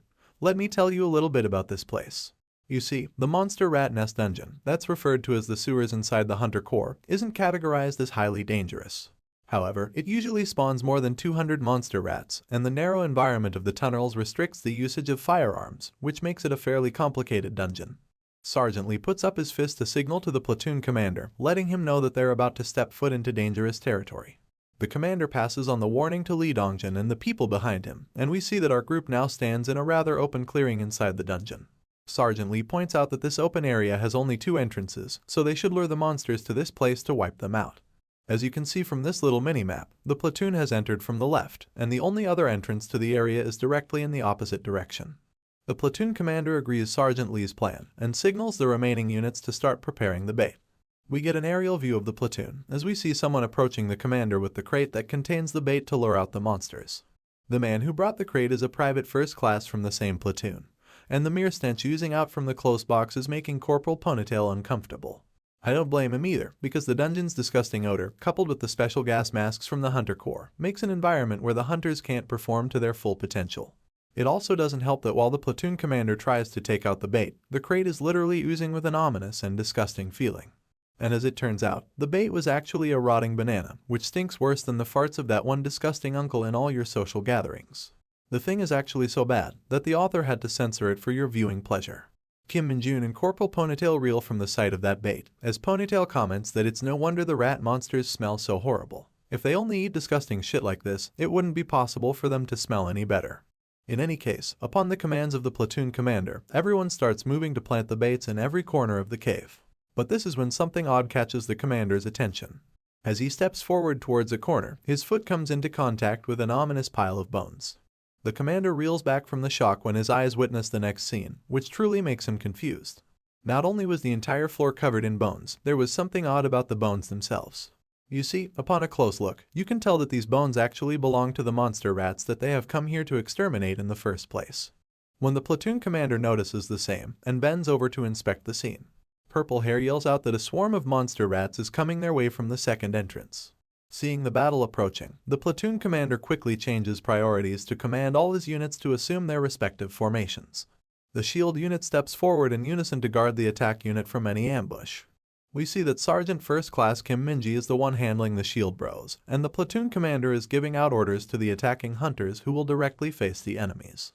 Corporal Ponytail and Purple Hair start betting with each other on who will kill the most monsters, and I'm really starting to feel like these two have an addiction. Sergeant Lee warns the idiots to not let their guards down, but Ponytail ignores the warning and asks him to join them on the bet as well. Strangely enough, that puts a smile on Sergeant Lee's face, because the idiot energy is a good source to lighten up the mood in such a tense situation. Meanwhile, Minjun is only focused on the task ahead. The crappy bananas seem to have worked better than I expected, because the monster rats literally start pouring out in hordes from the other end of the cave. The platoon commander takes out his sword and orders all units to hold the defense line and to not break the formation at any cost. That means the soldiers will engage the monsters in their current standing positions, and as the rats leap out with their gnarly claws, Minjun is finally feeling excited to get in on the action.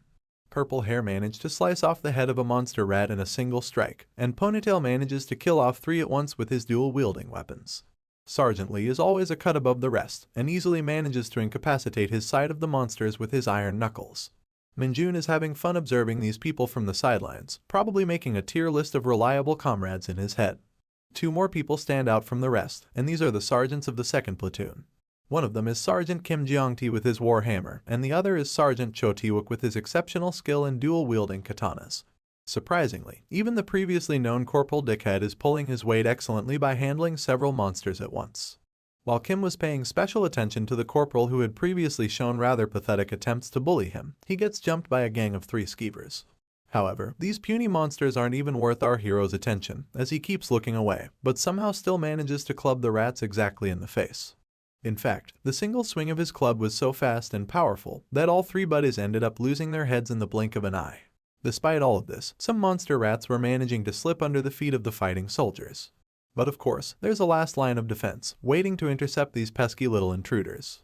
Sergeant First Class Kim Minji and the platoon commander himself are ones handling the outliers, and as long as they stand, none of these monsters will manage to lay their claws on the shield bros who are watching the other entrance.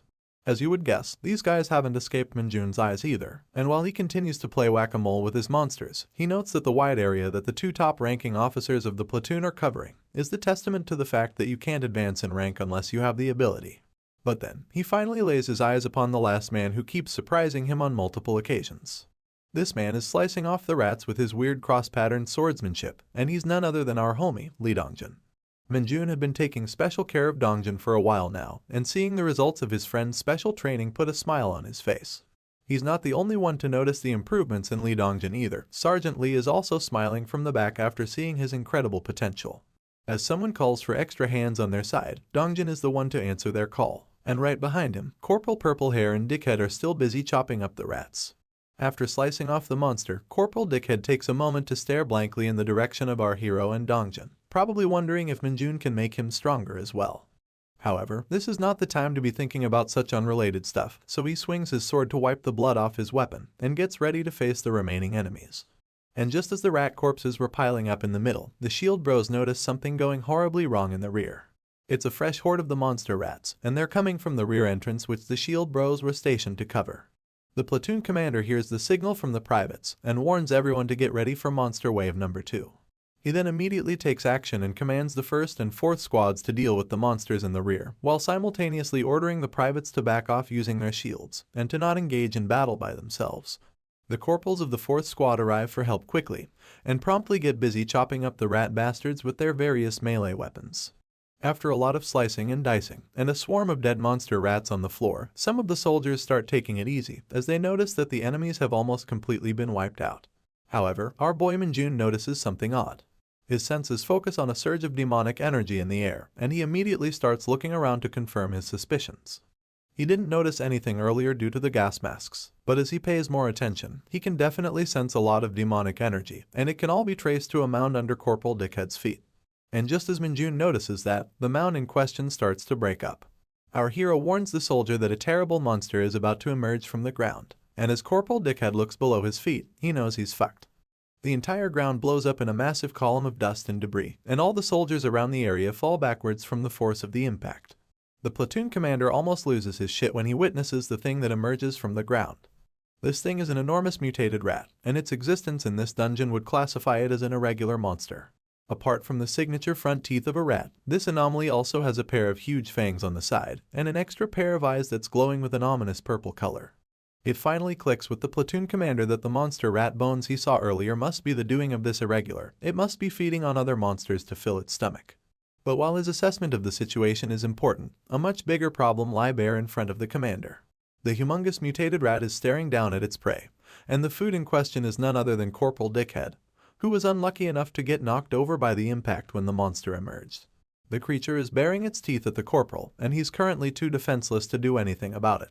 And you can't blame him either, because even the platoon commander is paralyzed with fear after looking at the unholy creation in front of him. He wants to help the corporal, but his body is frozen in place. Sergeant First Class Kim Mage is also too far away to help in time, so the only thing he can do is shout at Corporal Dickhead to get up and run.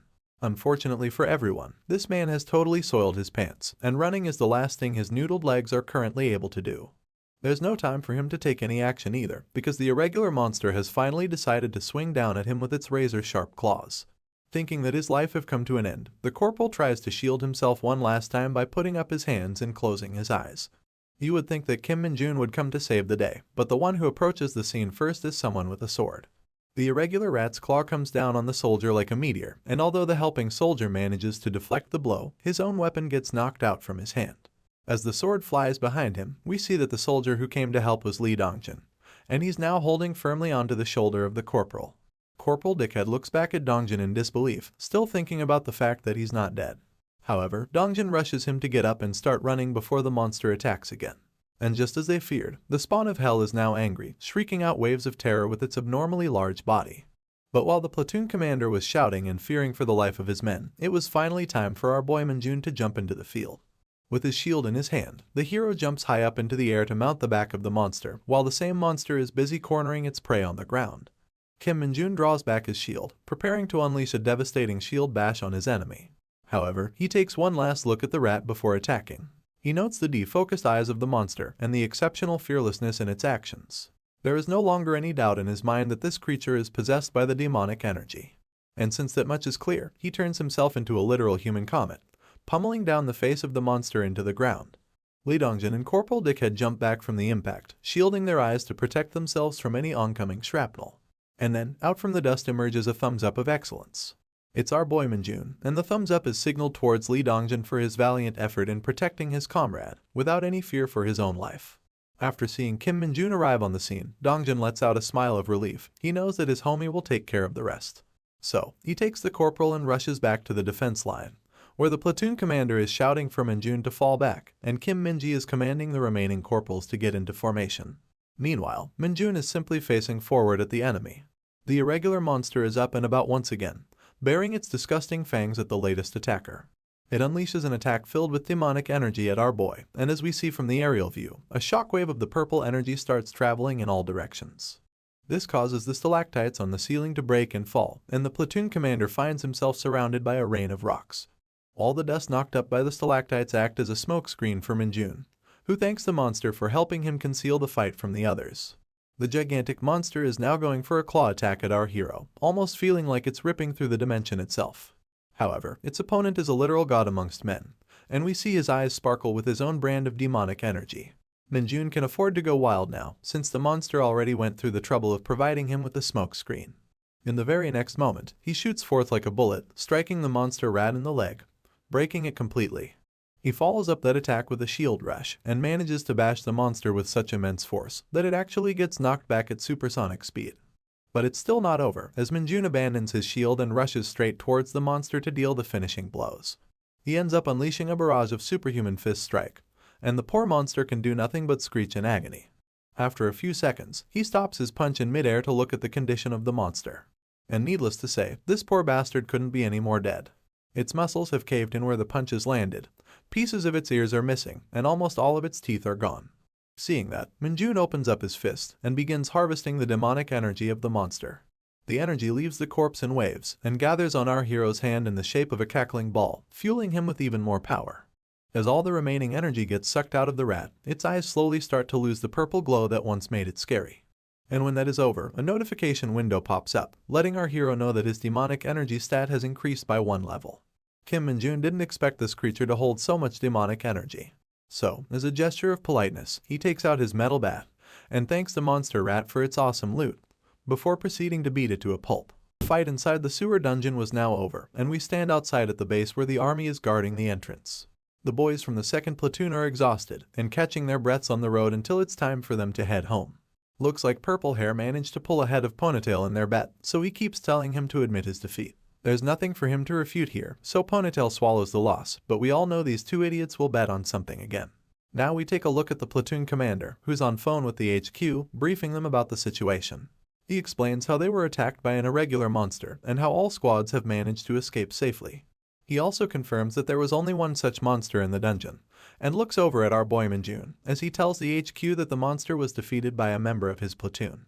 Meanwhile, our hero is busy smelling the stink on his clothes, kind of like how you can't help but smell your hand after scratching your balls. But of course, you always regret your decision later, and Min-jun's reaction is no different.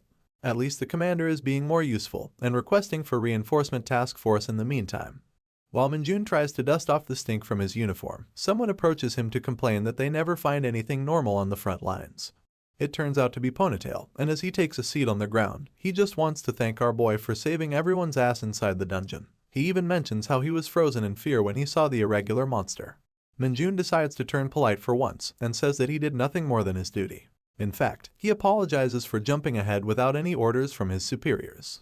But as Ponytail remembers the monstrosity that rose in front of them, he knows that orders wouldn't matter in such an obvious state of emergency. He thanks Min-jun once again for taking action, because if he hadn't, Corporal Dickhead and Dongjin would have died by the hands of that creature. Right now, Corporal Ponytail is worried about our hero instead.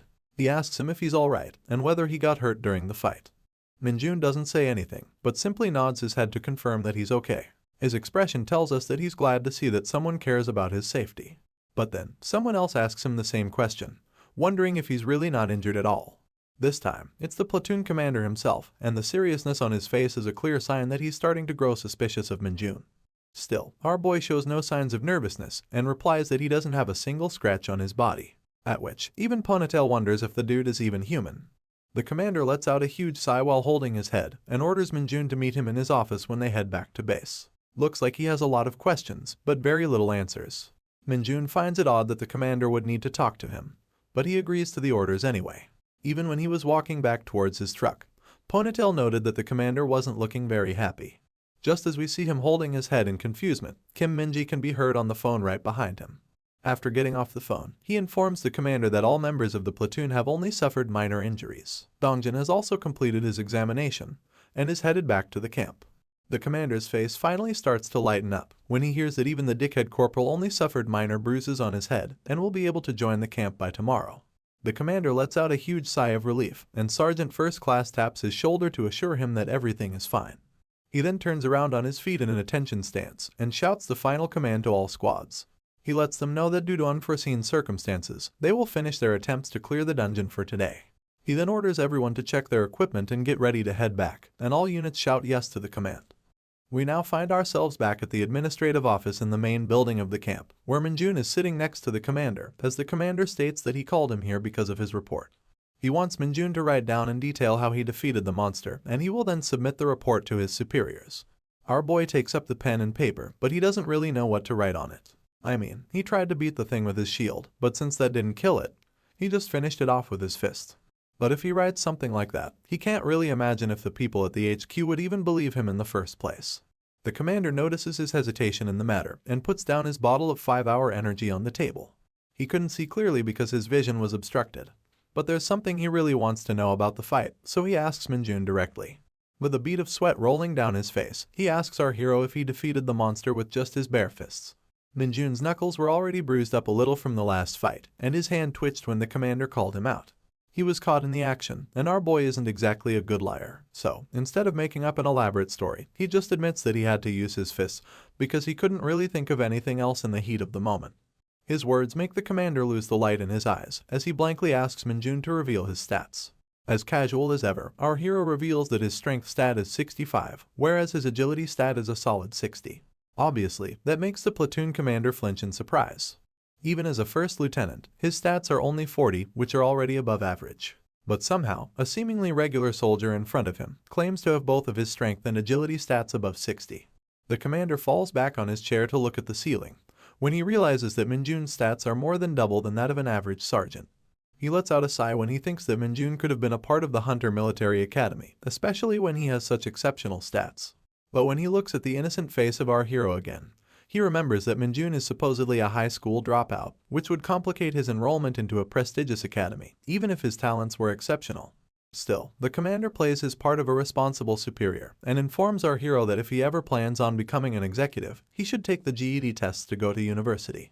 He further entails that once Minjun becomes a sergeant, he will be able to take up some online programs, which would help him prepare for the exams. But as you can already see from Minjun's face, he's not too keen about the idea.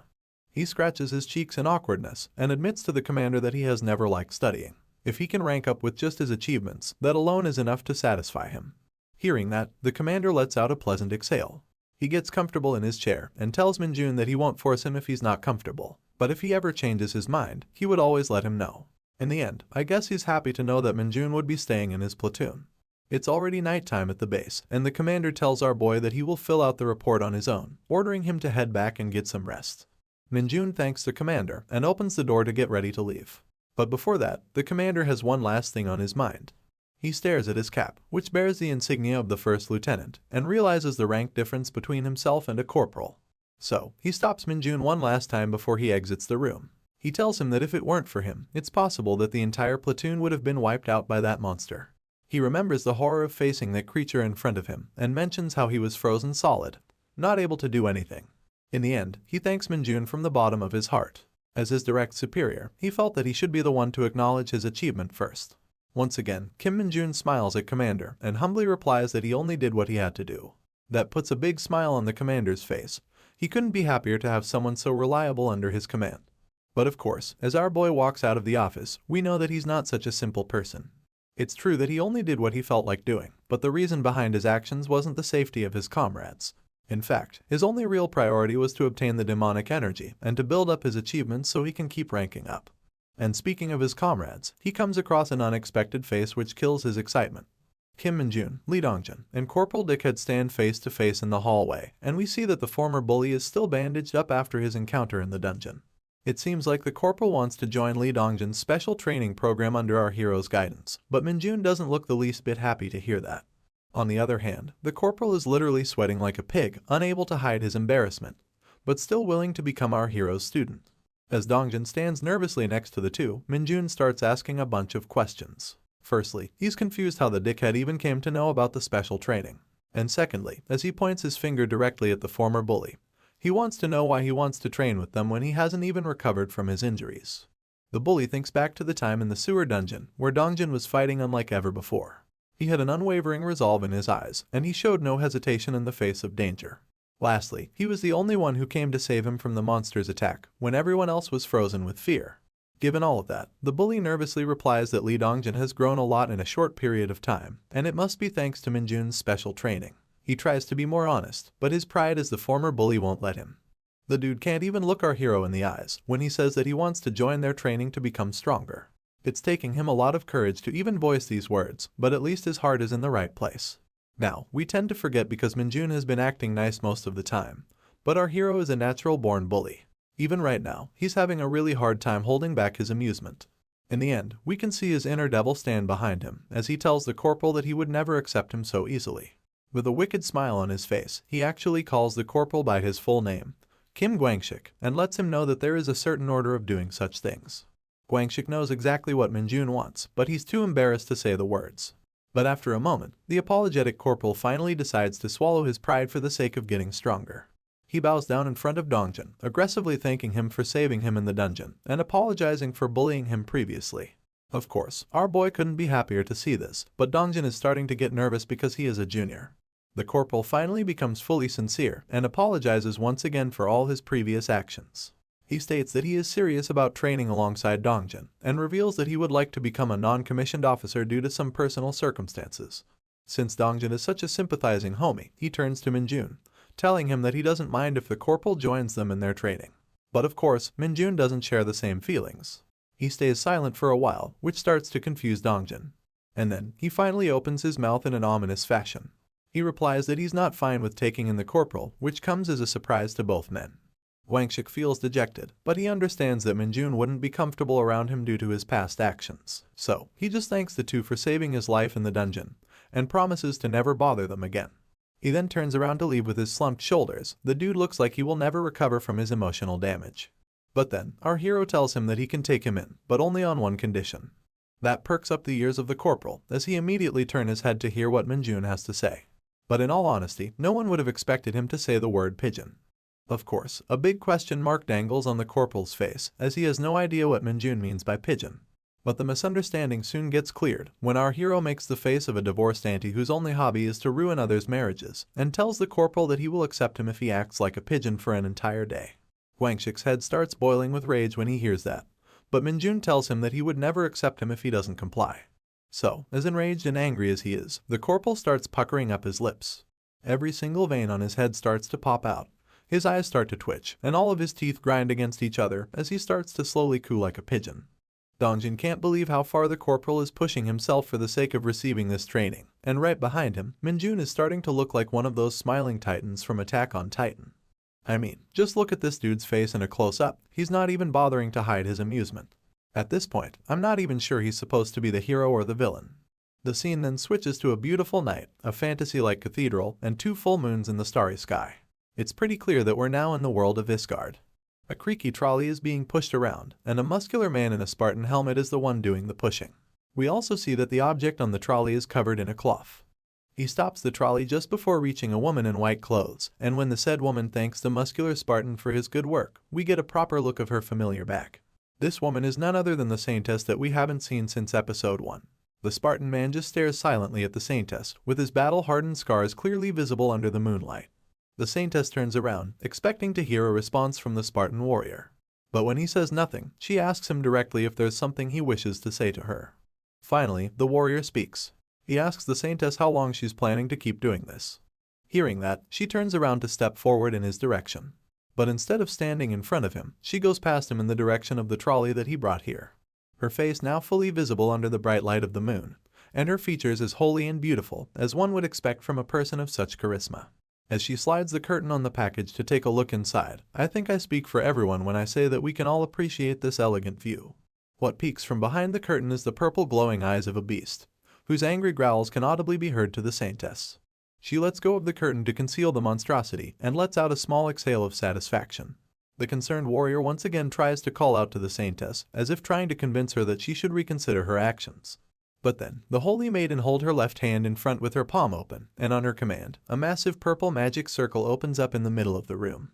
The same magic circle that was once used to transport Kim Minjun back to Earth.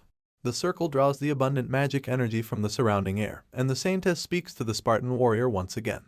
She says that she's sending another gift to the man who decided to leave them, but her next sentence makes the warrior reel back in surprise. Much like Minjun, this bitch knows how to change her expressions fast. And with the devil riding her shoulder, she proudly claims that there's no such thing as too much anger when it comes to revenge. So I guess now we know why our boy kept running into irregular monsters inside every dungeon. I swear, I'm never letting a woman become my enemy. Now we head back to Earth, where a soldier is busy digging up dirt with a shovel. It turns out to be a sergeant from the 2nd platoon, and purple hair is right beside him. Even though they just came back from a dangerous dungeon, it looks like the army is already using them for manual labor to erect a new camp. When the sergeant finally loses energy and slumps over like some damsel in distress, Purple Hair makes an astute observation. He asks his superior if all these new camps actually help when it comes to fighting monsters. And when they look over at the other guys digging holes, even the orange-hair sergeant is forced to wonder about the camp's functionality. But in the end, they're just soldiers who can't disobey orders, so it is really not up to them to decide the functionality of anything. And while they were discussing, a military vehicle makes a stop right in front of the squad. The sergeant and the purple-hair corporal both drop their jaws when they see the vehicle. Their faces tell us that they just received more work. And that is indeed the case, because the truck just brought in a material called stetl, which makes every single soldier sigh in unison. This stetl thing comes in the form of cubes, and the squad members immediately get busy transporting them, with Sergeant First Class Kim Minji handing them out from the truck. We see that Kim Minjun and his student are also hard at work, transporting the stetl cubes to their designated locations. And now, it's turn for the newest member of the main roster to make his appearance. Corporal Guangxik is also on duty, and it feels like he has something to say. Out of nowhere, while obviously looking over-encumbered with the weight of a single cube, he starts explaining why this material is called Stettel in the first place. According to him, Stettel is a nickname given by the soldiers because they're not sure whether it's made out of stone or metal. This unassuming-looking cube is extremely hard and weighs a lot more than what it looks, which is precisely why the military uses this material to build their camps in different areas. Guangxik was just about to explain how this material is actually extracted from certain dungeons, but then he notices our boy Minjun right next to him. Of course, this fucker is casually carrying 2 of these cubes on his shoulders, and they might as well feel like paper to him. Seeing one cube on his right shoulder and another one sitting on his left, the corporal is left stunned. But he should know better that anything is possible when it comes to Minjun. Realizing the same, the sergeant gives up on figuring out his unusual friend and whispers to himself that he just wanted to explain a few things in case anyone was curious. I have a feeling that he'd be doing a lot of explaining in the future as well. In any case, the labor-intensive work of the soldiers continues, and each played their parts in transporting the special material to the camp. Minjun was sometimes seen carrying 4 cubes at once, which definitely surprised the others, but we're already past that point. When the truck gets emptied out, Kim Minji commands everyone to take a 10-minute break before starting again. As the tired soldiers make themselves comfortable on the road, Sergeant First Class Kim Minji approaches the platoon commander. He reports that he heard something unusual when he went to pick up the materials at the division headquarters, which immediately grabs the commander's attention. According to what Minji has heard, it would appear that a tin can dungeon has appeared somewhere in their area. As soon as the soldiers hear that, they all start losing their shit immediately. It almost feels as if they heard about the existence of a taboo. They all want to confirm that they hear correctly and start calling out to Kim Minji. All of the corporals and sergeants look scared and almost start crying out of desperation. They even start clinging to Kim Minji, begging him to let them sit out on the next raid. It looks like these guys are tired and would rather not deal with anything more troublesome. However, Minji tells them that they're still investigating the matter. Seeing the whole commotion, our hero gets confused about what's happening. Corporal Guangxik notices his confusion from across the road, and the smug look on his face tells me that he's about to start another one of his random explanations. And just as we get a zoom in on his face, his annoying chuckle confirms all of my suspicions. According to Guangxik's monologue, the tin can dungeons are quite special. Hunters refer to them as such when they meet certain criteria. Firstly, such dungeons are larger than normal. Secondly, the number and variety of monsters within these dungeons are above average. Thirdly, they neither have bosses nor any high-risk monsters inside. When all of these conditions are met, the resulting dungeon is called the Tin Can Dungeon.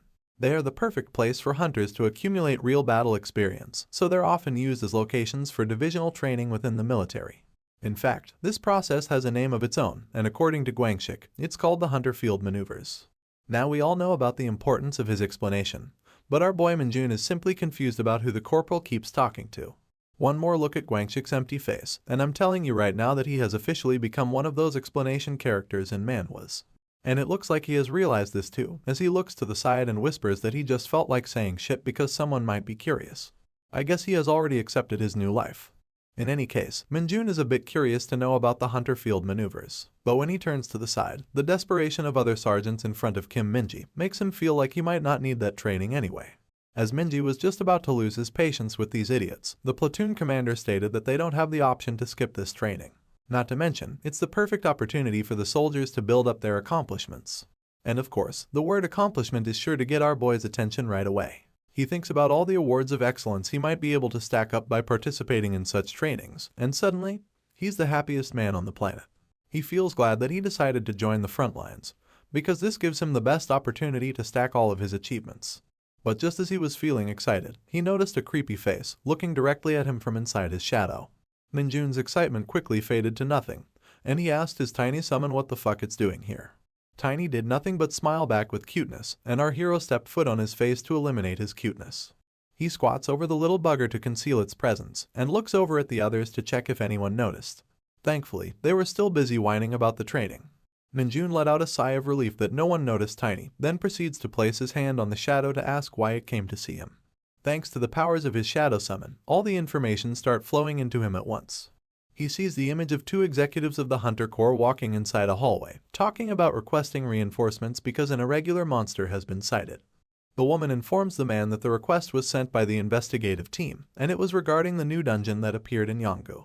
The man asks if the dungeon has appeared in one of the military-operated areas, and the woman replies in affirmation. We can see from the cap in her hand that she holds the rank of a major.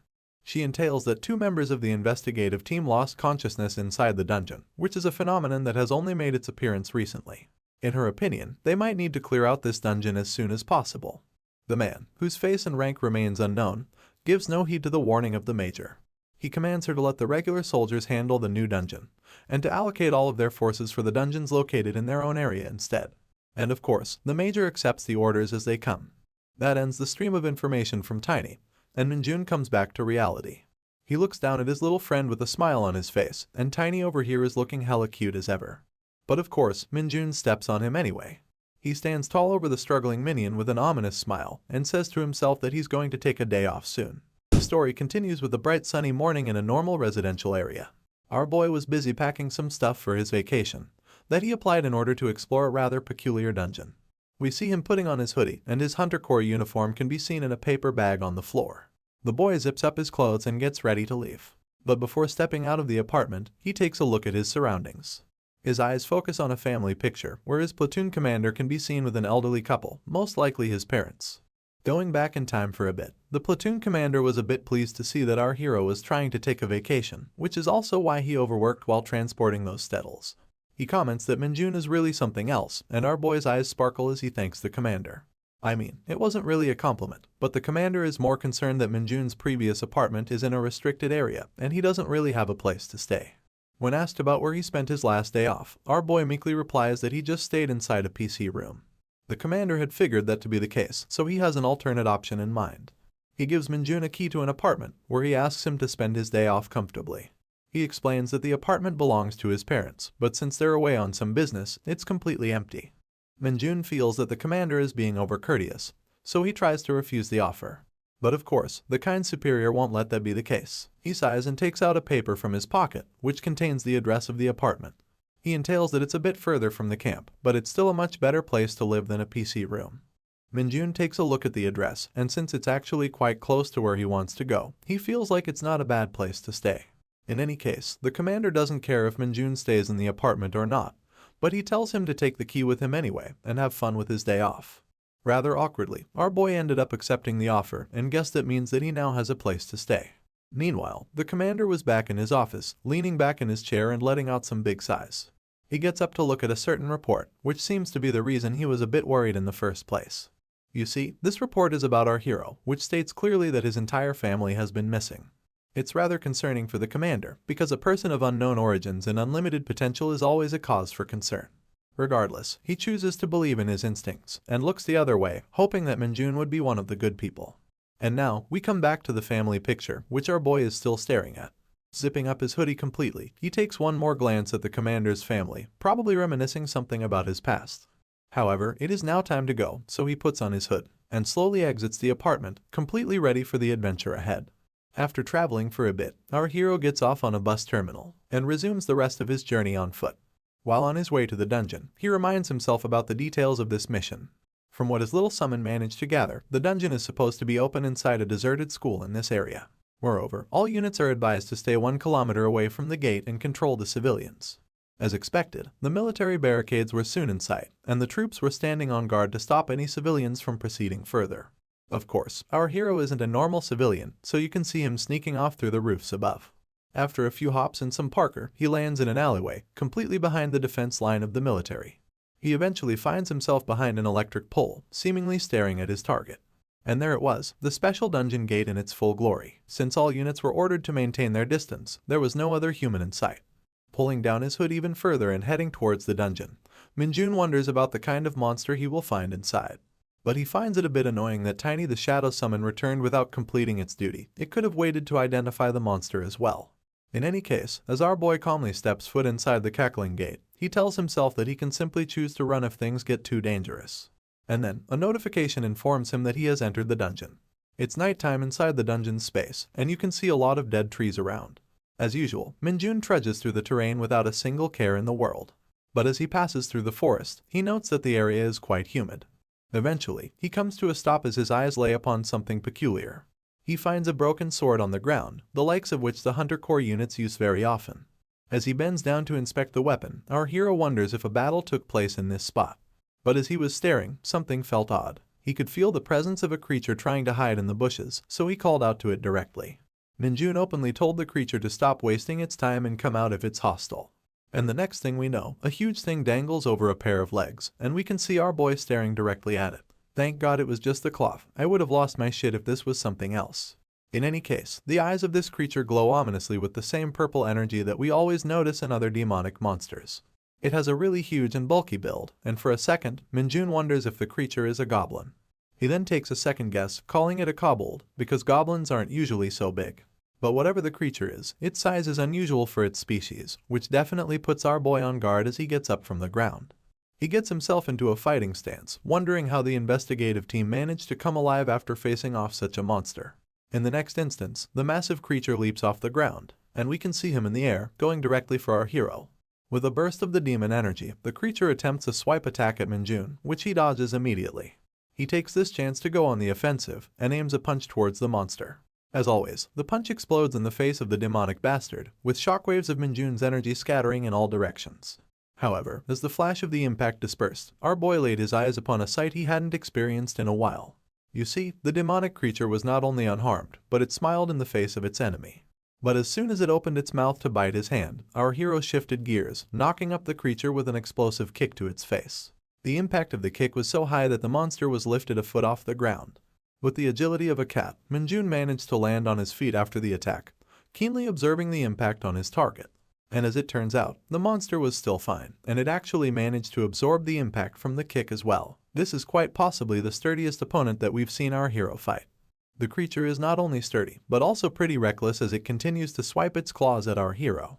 Minjun dodges the attack once again, but this time, you can tell from the smirk on his face that he prepared something extra. The creature's leg starts getting sucked into the ground where our hero was previously standing, and a notification informs us that he has used the D-rank corruption skill on the ground.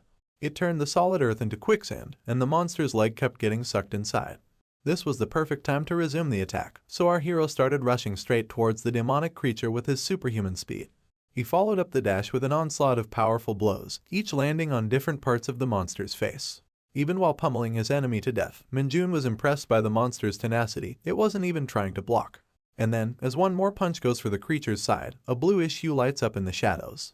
It swiftly blocks our hero's attack, which is the first time the monster tried to defend himself since the start of their fight. As the counter swipe reaches for our hero's face, his eyes get fixed on the blue light from before. As expected, something is definitely shining at the sight of this weird troll-like monster. But in his fixation, Minjun lets down his guard and gets rocket launched by the swipe. As always, he manages to land on his feet, and the monster is just growling without moving from its place. This is the first time an attack has landed on Minjun since his return to Earth, and the fucker managed to rip up his brand new hoodie. Now that things have gotten this far, our boy looks at the broken katana again, and equips himself with the weapon. Pulling back his hoodie and getting up from the ground, he looks at the monster to comment that his enemies on Earth so far have been nothing better than ants. However, he calls the troll a rhinoceros beetle, which is probably the highest praise it has given to any monster. The angry creature screeches at the top of his lungs, his ugly nose covering his entire mouth. And right away, it comes swinging at our hero with yet another powerful swipe of his massive hand.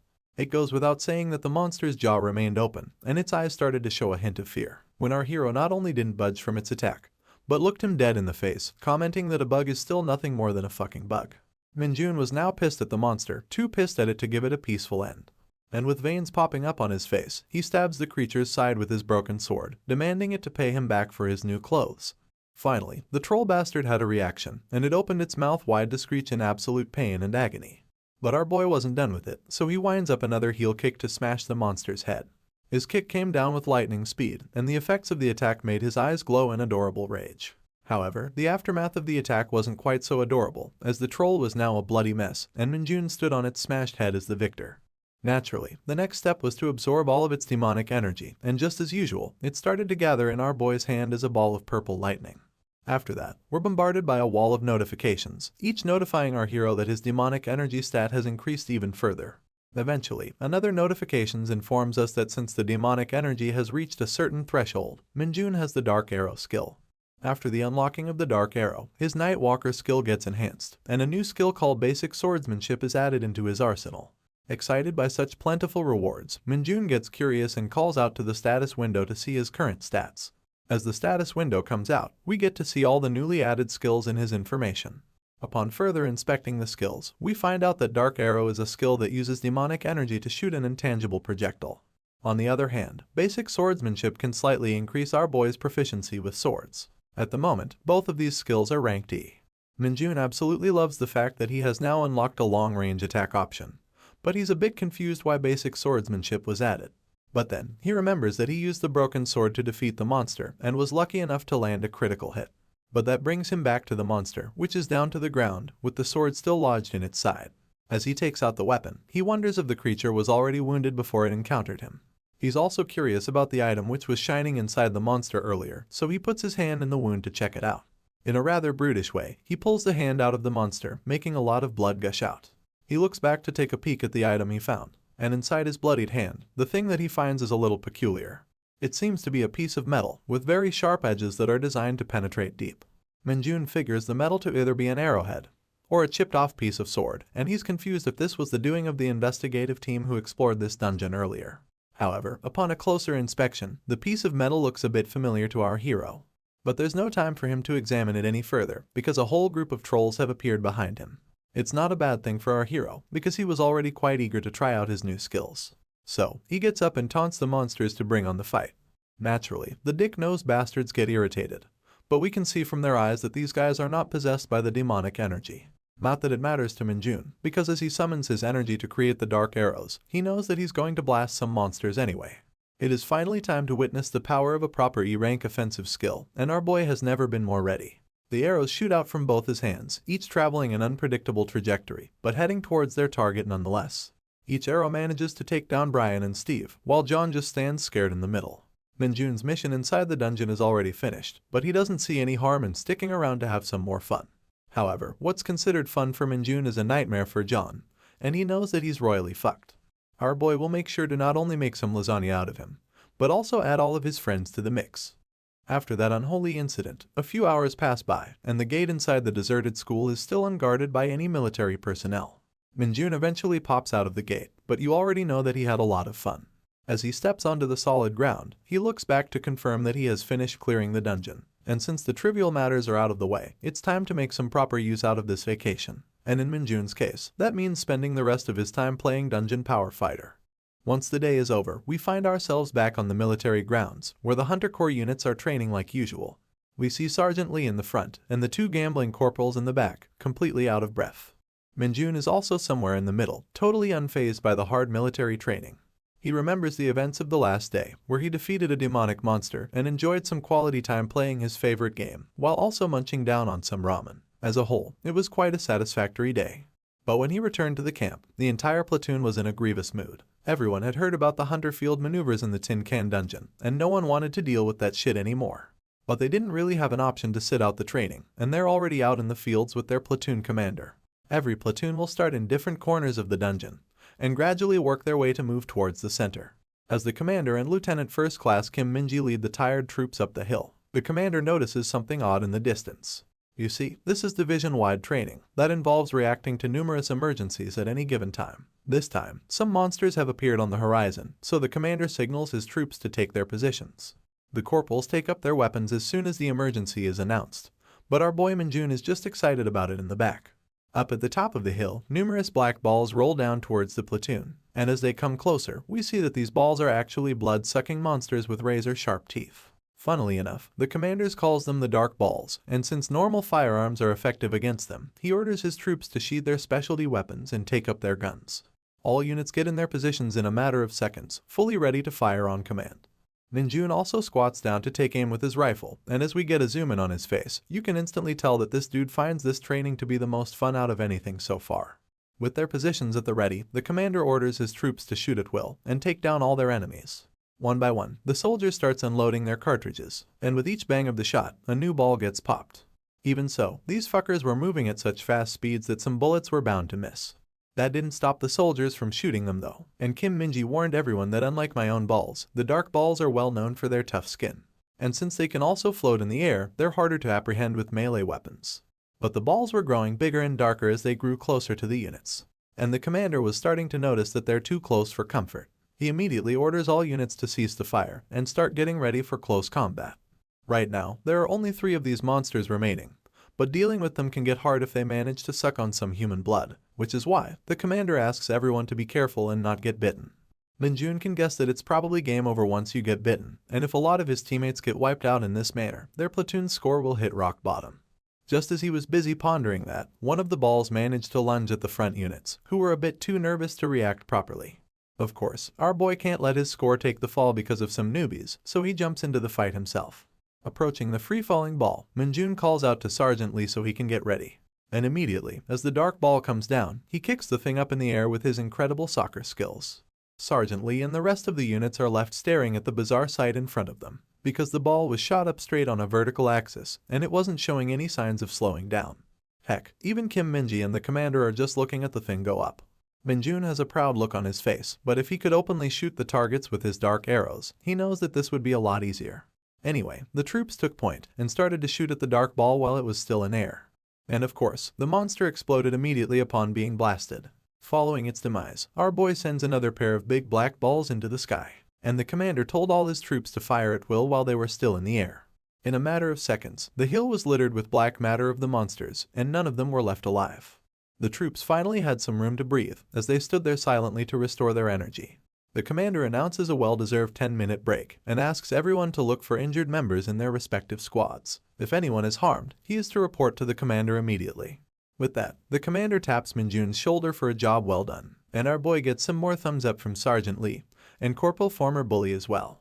Lee and Guangxik accidentally meet eyes with each other, feeling a bit awkward while they're simultaneously commending a former junior. And with that weird exchange, the two decide to go their separate ways. Meanwhile, the other 2 sergeants take a seat on the ground, so exhausted that they can feel their souls leave their bodies. Orange Head comments why the training is so much more difficult than usual, because they have already gone through a great deal of monster encounters. The Sleepy Eyes replies to his comment that he's not sure about the reason, but he has heard some rumors that this may not actually be a tin can dungeon. When the Orange Head asks him what he means, the dude replies that according to some other platoons, there was apparently a boss inside this dungeon. But when the designated team went to clear it, they were left stunned by the sight before them. The monster was some sort of giant elephant, and it was already defeated by a familiar face. That familiar face was none other than the living celebrity of the military, the 2-star Hunter Corps officer. And judging by the blood on his fist, you can guess that he defeated the giant monster with his bare hands. He approaches the soldiers after noticing them, and the poor guys start shaking in their boots. The 2-star had nothing but a huge smile on his face, claiming that since the boss monster has been defeated, they can use this dungeon for the divisional training. Sleepy Eyes explains that killing the boss would close the dungeon, so they captured it alive in its incapacitated state, and are keeping it somewhere in a cave so the dungeon be used for training. Needless to say, this makes the 2 sergeants cry out in streams of tears. Their sorrow is only further intensified when Kim Minji hugs them from behind, telling them to get off their asses because the break was over. He drags the 2 sergeants away to get going, and Minjun over here was quite pleased with their talk from earlier. He had an idea, but he's now sure that the 2-star from the Hunter Corps is actually pretty good, and he's possibly looking forward to meeting him again. The platoon was now following their map once again and headed towards their destination. But just as the commander reached the top of the slope, he noticed something odd while signaling his troops to stop. The thing that he saw was so surprising that it left him with a meme face of absolute shock. The other units all started noticing the same as they reached the summit, each showing an expression of puzzlement on their face. Minjun was no different, as he looked down below and recognized a certain man. In the clearing after the slope, a man was sitting by himself with his legs crossed. He was wearing a tag that said injured, and as we zoom out, we see the face of the 2-star with his massive smile, looking eagerly towards the approaching platoon. Meanwhile, a different scenario was playing out in the world of Isgard. Amidst the flourishing green nature of this world, a jacked-as-fuck old man sat next to a stone building, smoking a mean-looking pipe. His ears perked up as he heard someone approaching, and when he looked up, the giant Spartan warrior was standing in front of him, with his hand over the sword on his hip. The old man comments that the warrior has come back really soon, and the Spartan shrinks in embarrassment when he adds that he must have broken his weapon again. But the old man knows that the loyal warrior was probably only taking care of the saintess's dirty business, so he asks him to hand over the sword, which the warrior does so politely. I guess this old man is probably a blacksmith, and as he looks at the weapon, he can't help but wonder how it got into such a bad shape. So when he inspects the blade up close, he asks the warrior if he had been hunting demonic monsters. The story continues at the central dungeon assembly point, where a bunch of military officers are discussing something important at one of the camps. The name of this glasses-wearing man is Ko Jiangxiao, but we'll call him Colonel Ko for the sake of simplicity. Colonel Ko is a battalion commander in the 104th Division, and he's currently worrying that something might go wrong in the Tin Can training dungeon. The person on the other end is Colonel Jian, commander of the 1st Battalion in the same division. He states that the training is being held because the higher-ups are worried about the gradually decreasing combat power of the soldiers. Even so, Colonel Ko isn't pleased with the idea. He thinks that they're pushing the poor men too far.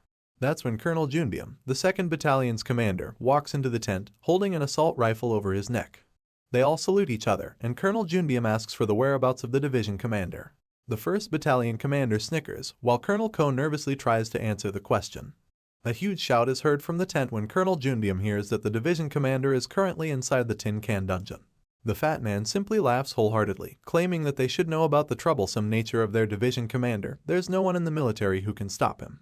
But that doesn't reassure the poor Colonel Junbium, who's worried why such a monstrous man has gone over to see the training of his soldiers. That's when the glasses dude steps up with the answer. Like every glasses character in any manhwa ever, the dude adjusts his frames to create really needless suspense. He states that the division commander said something before leaving. He said that there is a certain soldier he wants to see in action with his own eyes. And with those words, we come back to the man in question, the 2-star smiling emoji, the commander of the 104th Division, who sits patiently at the center of the dungeon. The arriving platoon is more than just a little confused to see such a man, and they honestly don't know what reaction to give. In fact, they didn't even remember to salute him. For the first time ever, we see Kim Minji cower behind the platoon commander, who is also just as stunned to see the 2-star. He knew that they were supposed to escort an injured person during the mission, but the role of the injured man was supposed to be performed by someone from the HQ, not by Brutus from Popeye. And if you don't see Brutus when you see this cartoonish man, I will be very disappointed. In any case, the platoon commander doesn't look any less than a cartoon himself, as he sees the behemoth of a man tower himself next to him, dwarfing the poor soldier in comparison. Brutus shows the commander his injured side and smilingly tells him to take good care of him during their training. That very statement sends shivers down the spine of the commander. The poor dude is just lost for words. But I guess he finally remembered to salute his superior, so he gets into stance and takes up this absurd mission.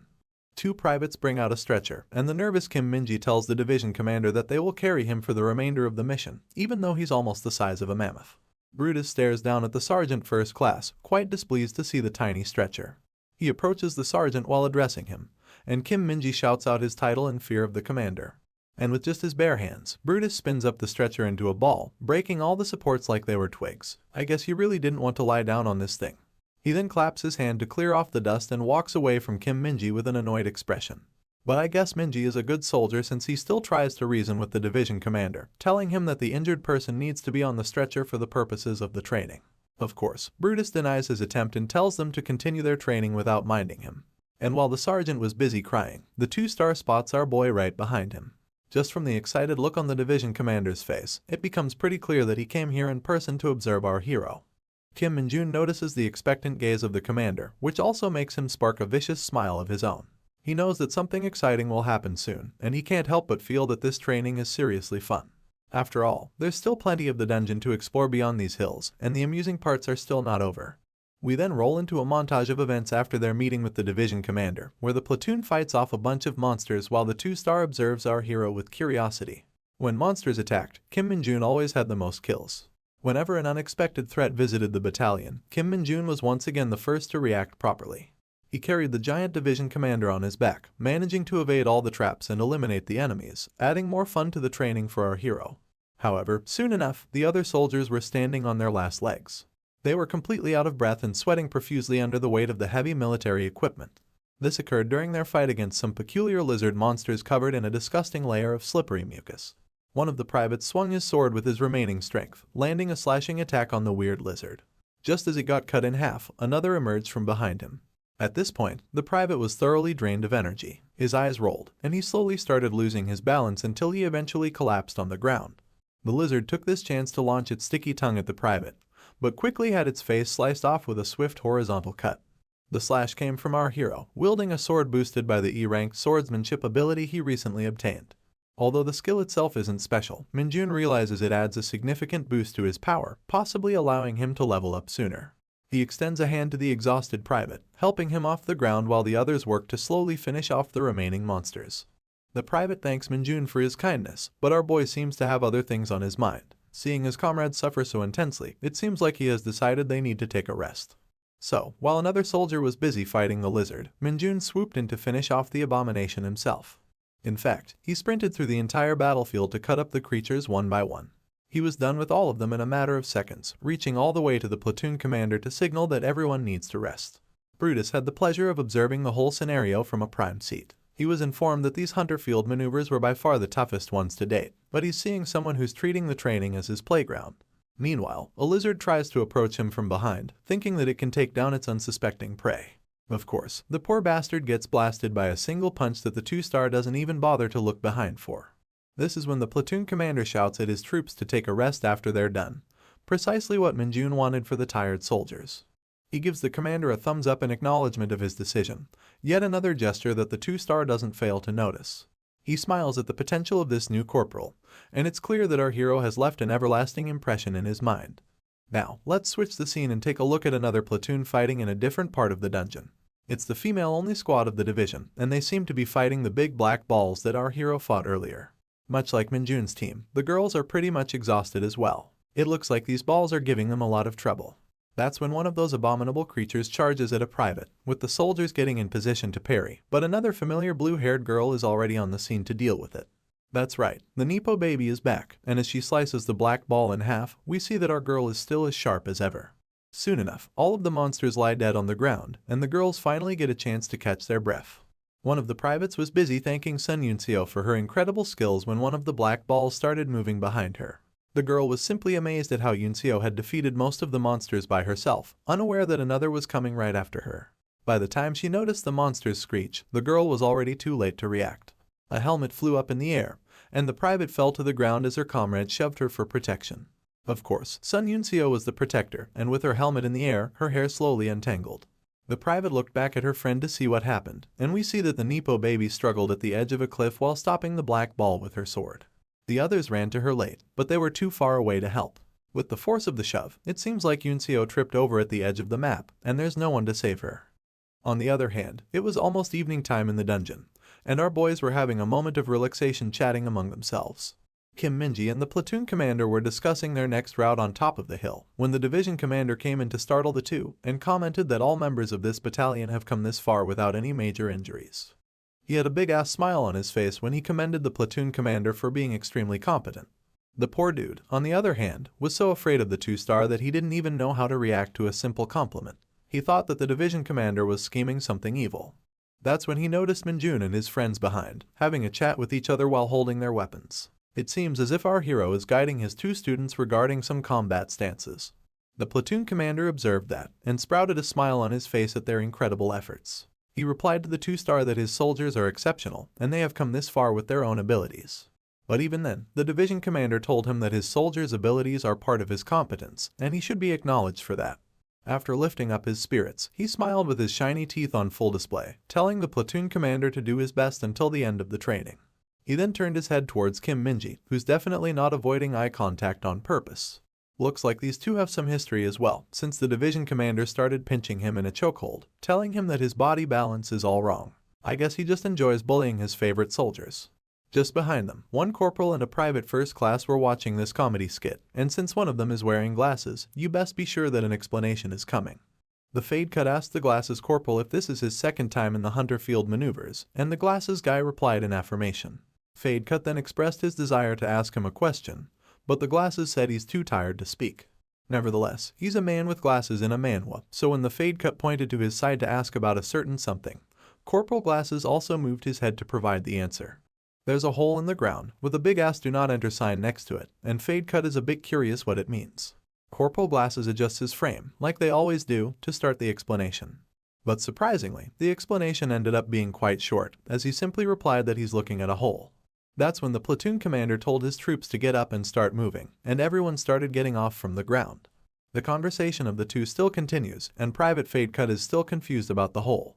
Corporal Glasses notes that he really doesn't have any idea about the dungeon hole, and he asks the dude if he slept through the briefing session before they came here.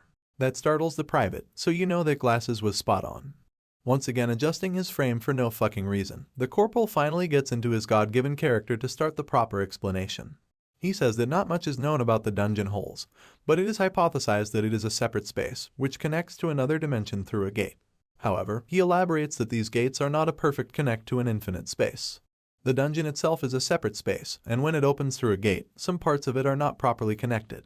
So these holes that appear throughout the terrain are essentially packet losses during the data transfer. And since this phenomenon is commonly observed in most dungeons, the holes were aptly named the dungeon holes, which the corporal tells us while still adjusting his perfectly balanced glasses. Needless to say, the fade cut is still pretty impressed. But now he has a different question. He wants to know what happens when you fall outside the dungeon's borders or inside one of those holes. At that, Corporal Glasses claims to not know much information, but apparently, falling into these holes will make you pop out of any random spot inside the dungeon. And just as they finished their conversation, a bunch of soldiers started making a ruckus at the front. The platoon commander stepped up to see what was happening, and both him and our hero were quite surprised to see the strange sight before them. Minjun, in particular, recognizes the person lying before him, and it just happens to be the Nepo baby, the beautiful Sun Yuncio of the female platoon, who's lying unconscious on the ground. After a few moments, we see the girl drinking out of a bottle to hydrate herself. She's sitting on the ground while the platoon commander relays this information to her platoon. The 2-star observes the new soldier's arrival with curiosity, but doesn't seem to show any emotion or take any action. That's when the platoon commander turns to inform her that he has informed the 4th Battalion about finding her, so she doesn't need to worry about rushing back. The girl is still concerned about the safety of her friends and wants to ask if all of her squad is safe. Once again, the kind commander informs her that everyone is safe, and they were all worried about her. But now that they know she's safe, they will resume their training like normal. That lets the girl exhale a sigh of relief, and she thanks the commander for the information. But she then feels a sharp flinch in her leg, and when she looks down, her foot seems to be properly bandaged. I guess she sprained her ankle before she fell into one of those dungeon holes. A strong girl like Yuncio doesn't like to get injured because she's afraid of relying on others. Nevertheless, she's already injured, and Kim Minji speculates that it would be difficult for her to continue her training with that foot. He still tries to comfort her into taking some rest, because it's important for soldiers to take care of their injuries before combat. The platoon commander shares the same sentiment. He informs her that someone from the HQ will arrive soon to fetch her, but it also means that her training session has come to an end for now. The girl expresses her protest to that. She wants to continue her training. But knowing her current conditions, she restrains her emotions and dejectedly lowers her head with sadness. That's when Brutus finally decides to show up, asking about the condition of the soldier. It goes without saying that his appearance left a wall of questions on Yuncio's face, starting with what the fuck a major general was doing in a place like this. The platoon commander updates the general that there are no serious external injuries on the girl, but she has a fractured left ankle, which is making it difficult for her to continue the training. The 2-star considers this a pity and asks the girl what exactly happened to her. The shocked girl panics and gives out her name first, then proceeds to explain that she fell off a cliff while fighting a monster, and when she opened her eyes, she was already here. The division commander speculates that she probably fell into one of those dungeon holes, but he considers it lucky that she's still somehow alive. But then, something suddenly clicks in his head, which makes him flinch in his position. He asks the girl for her name once again, and the Nepo baby replies that she's a private first class, and her name is Sun Yuncio. The division commanders seem to have an overreaction at that information. He yells if she's actually the daughter of Sun Tiho, who belongs to the 4th Company of the 4th Battalion. The girl seems a bit shy of her status, but reluctantly agrees with the general since he was right.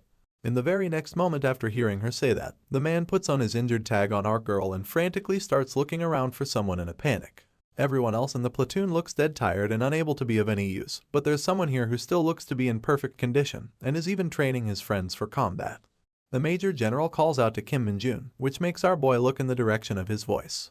He comes running to the general and the platoon commander, and upon seeing him, the Nepo baby hides her face in embarrassment.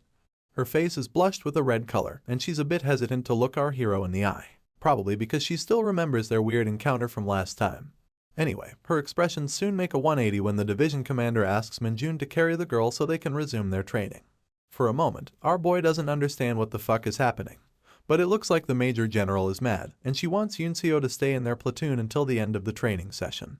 Min-jun then looks at the shy girl and starts calculating this weird situation. The girl is still hiding her face in her hands, and the commander is simply fuming with unexplained anger. But regardless, this looks like an opportunity to earn another accomplishment during the training, so Min-jun happily accepts the task from the 2-star, confirming that he will carry the injured soldier.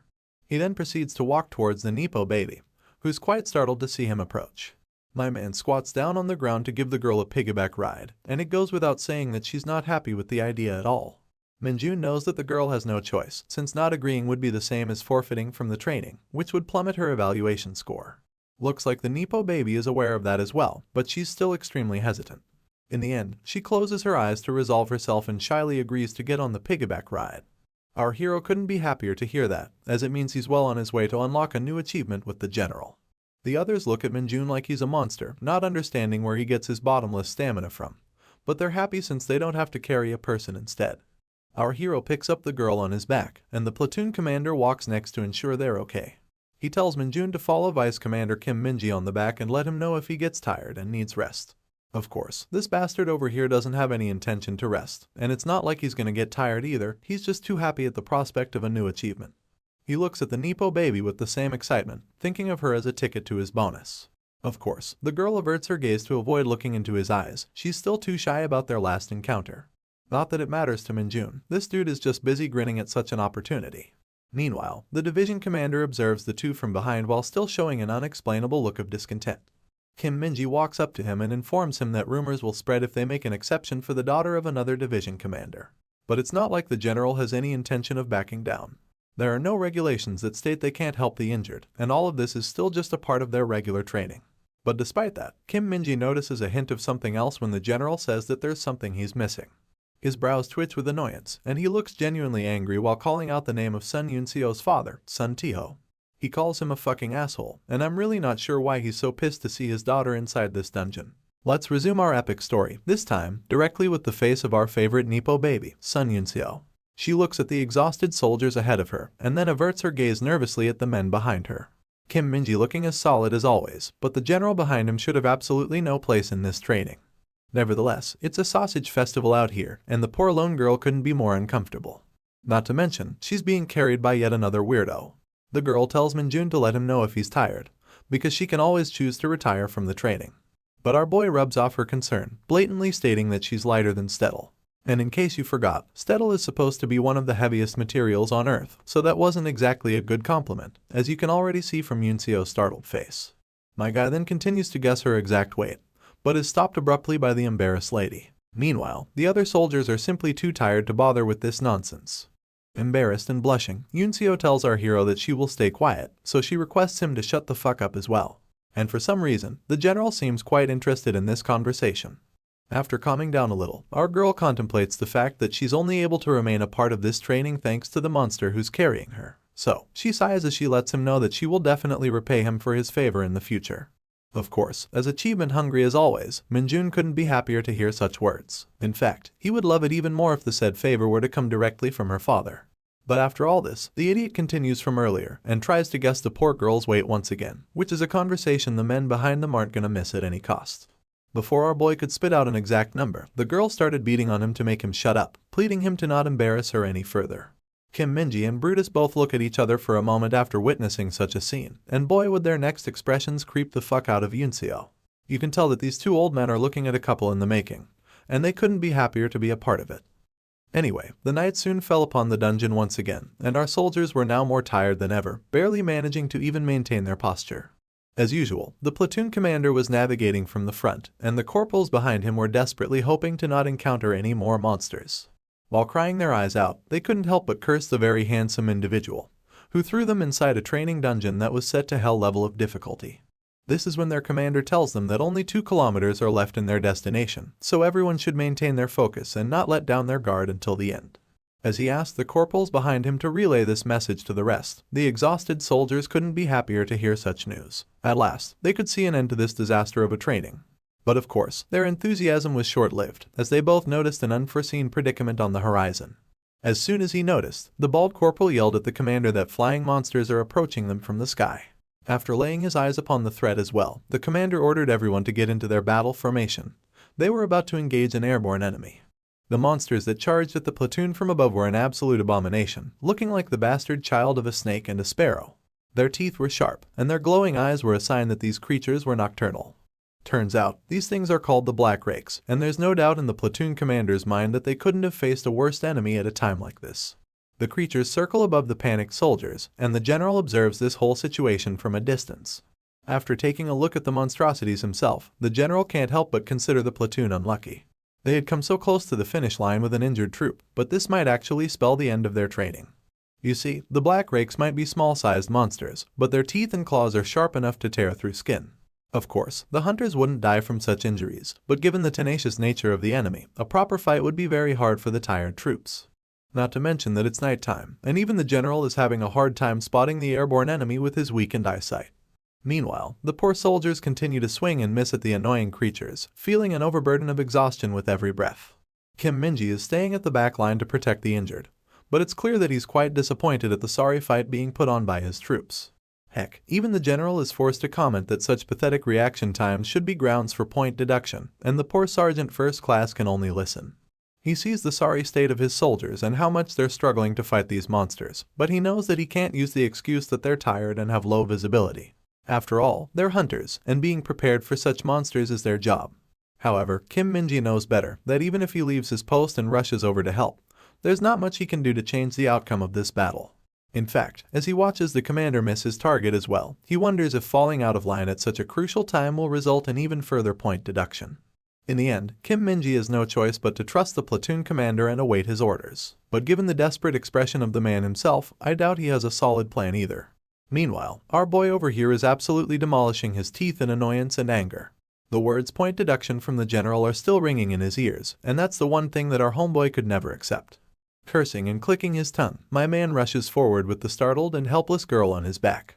As a single tear falls off Yunseo's eye, Minjun skids to a stop behind his commander, telling him to give him a chance in the fight.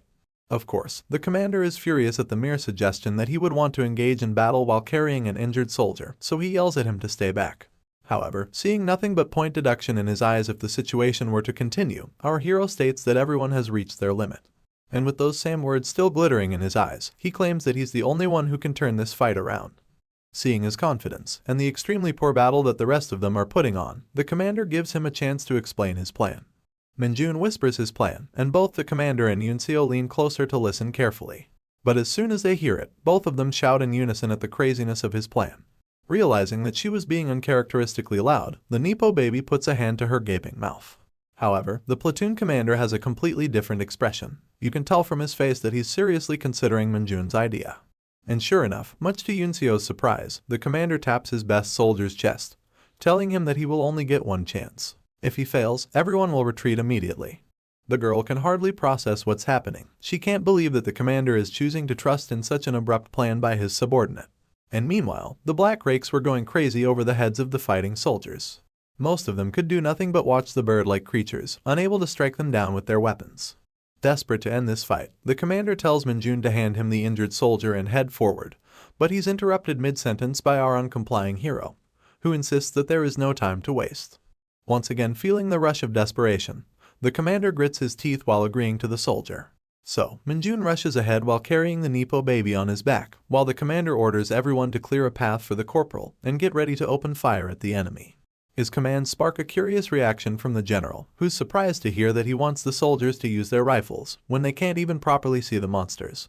But the plan had already commenced, and our boy was now busy reloading his rifle and telling the girl to hold on tight. After all, as you can tell from his achievement-hungry face, there's no way he's going to lose an injured person on the field. At this point, Yunseo has absolutely no choice but to follow his directions, so she closes her eyes and grabs on tightly to the lunatic's body, bracing herself for what is to come next. At the same time, Minjun's eyes were starting to burn with his demonic energy, and with the help of his power, he was easily able to spot all the flying creatures, even through the darkness of the night. As he sets his eyes on the target, our boy narrates that he's just as familiar with the darkness as he's familiar with the beginner hunting grounds of his favorite game. Minjun puts one of the black rakes in his scope, and a wave of demonic energy starts to gather around his trigger finger. Looks like he has finally activated his dark arrow skill. Since the skill can be concealed inside a long-ranged weapon, our boy opens fire at the flying creature. The bullet flies at supersonic speed, coated by a massive ball of dark demonic energy. The swift monster sees the bullet approaching, and quickly navigates the air to dodge around it. But despite its best efforts, the energy surrounding the bullet tears off half of its body. The girl could hardly see what was happening, but she didn't miss the fact that the creature was killed in a single bullet. And that alone was something really worth thinking about, since she couldn't wrap her head around how Minjun made it happen. You see, our boy knew that it would work. The bullets have grown to the size of cannonballs thanks to the dark arrows, which of course makes them incredibly hard to dodge. And since he's the only one with night vision, no one else can really see what is happening in the night sky. And so, like the main character from Metal Slug, my man starts shooting like a maniac, while Yuncio simply held on for dear life. The Black Rakes couldn't have been better targets for his newly unlocked skill, as they kept getting blasted in the air by the seemingly undodgeable dark arrows. All the other platoon members stared at the spectacle in a daze, hardly able to believe what the fuck was happening. As the monster's flesh fell out of the sky in bits and pieces, the only thing going through their minds was how incredible Kim Min-jun is. On the other hand, our boy was now done with his one-sided massacre, so he looked back to face his squad, letting them know that he has killed everything. I can only imagine what sort of embarrassment must be going through the poor girl's mind as she's forced to cling on to such an absolute monster, who doesn't seem to give any fucks about this situation at all. Anyway, the squad can finally continue its march, and it goes without saying that everyone is more exhausted than ever before. But still, as is apparent from the platoon commander's face, they have all eased up after going through their last battle. And at last, they can see the military barricades of their destination. The camp has been waiting for their arrival, marking the trainees who finished first, and congratulating them for going through this hellish training. As the superiors applaud their efforts, our soldiers form lines and start entering the camp.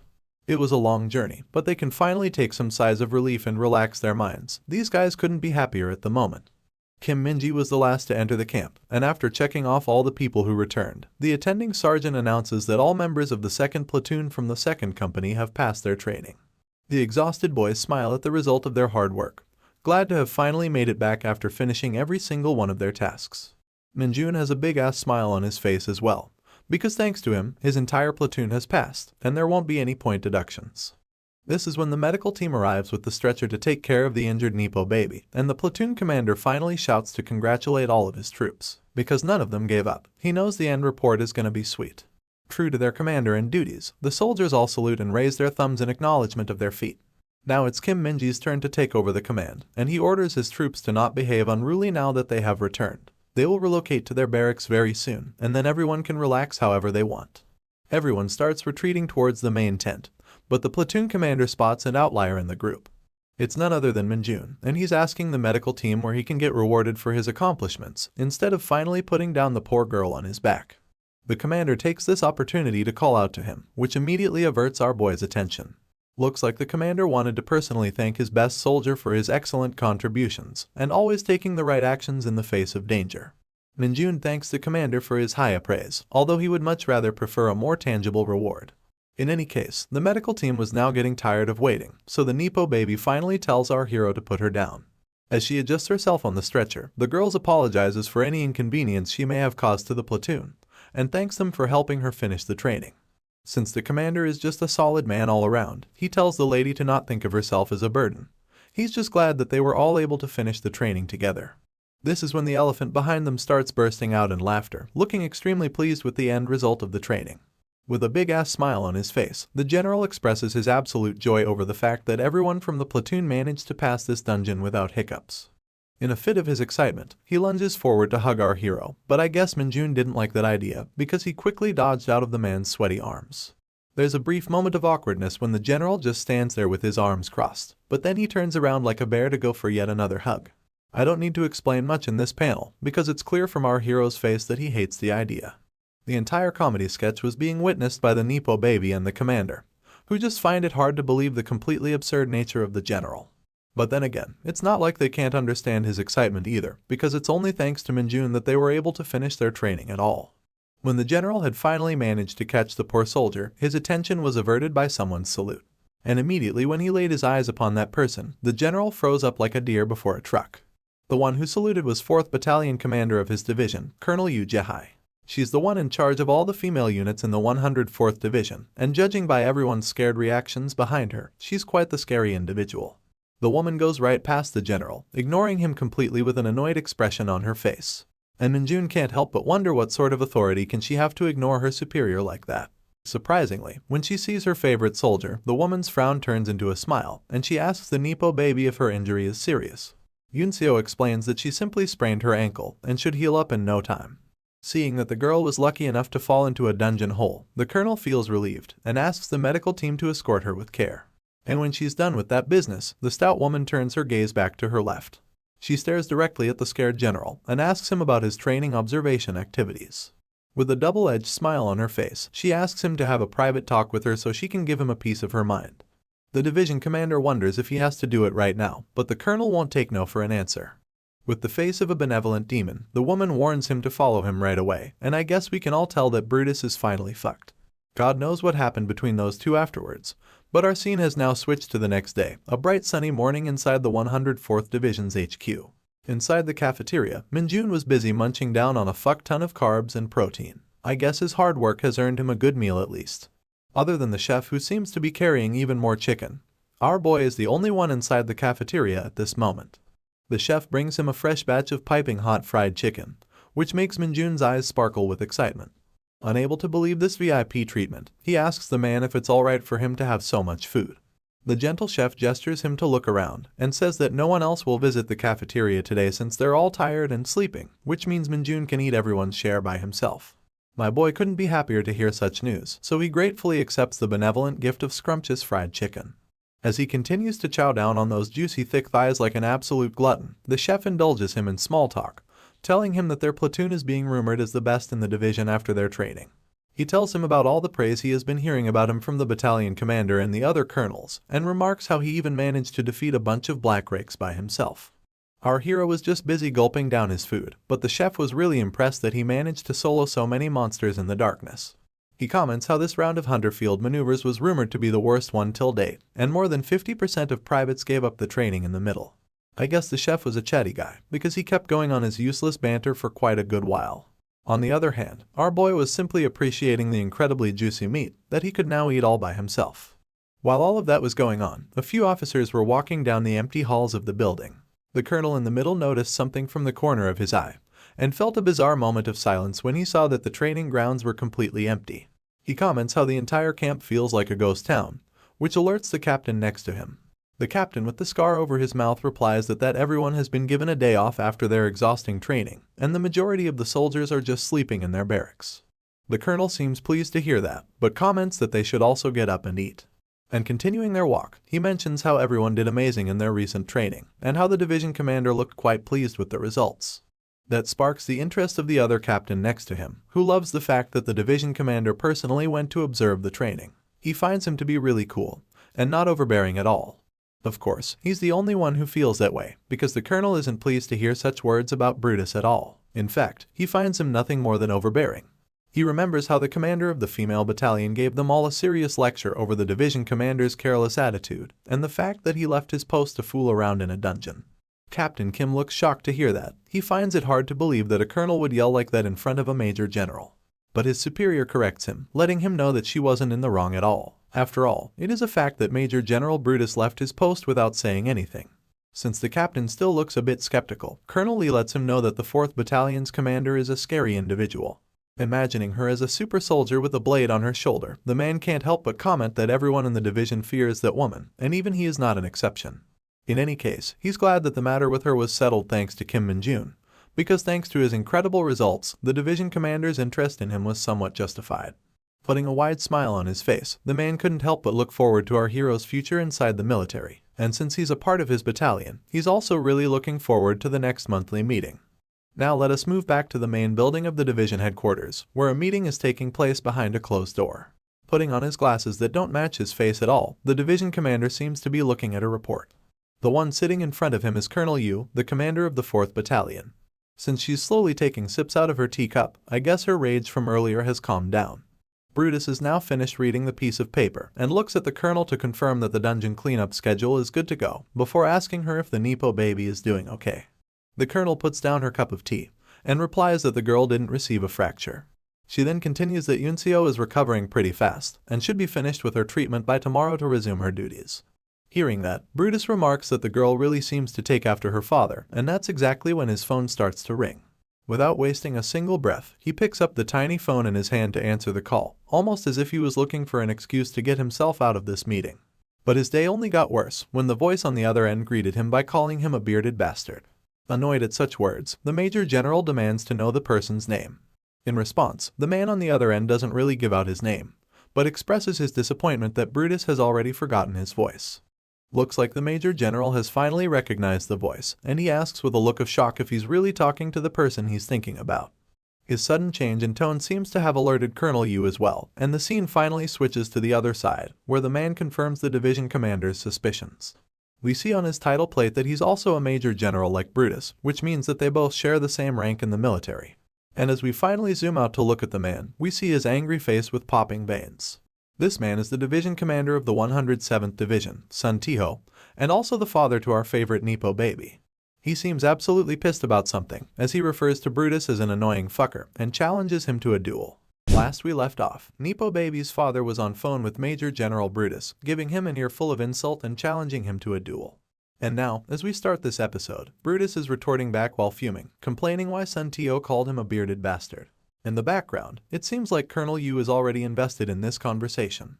On the other side of the phone, Tiho won't stop insulting his rival division commander and desperately wants to duel him to settle their scores at once. At this point, Brutus is already holding his head to control his anger and questions if Tiho is acting so weird because his daughter got injured. Colonel Yu listens carefully as Brutus calls the guy a nerd and tauntingly asks if he's even a soldier who's worthy enough to fight him. Of course, Major General Sun Tiho fires back, telling Brutus that he just needs a little exercise and he's the perfect punching bag to warm up. Finally, Brutus acts like the bigger man and shouts that Tiho is acting extremely childish. But if you ask me, he's not much different either.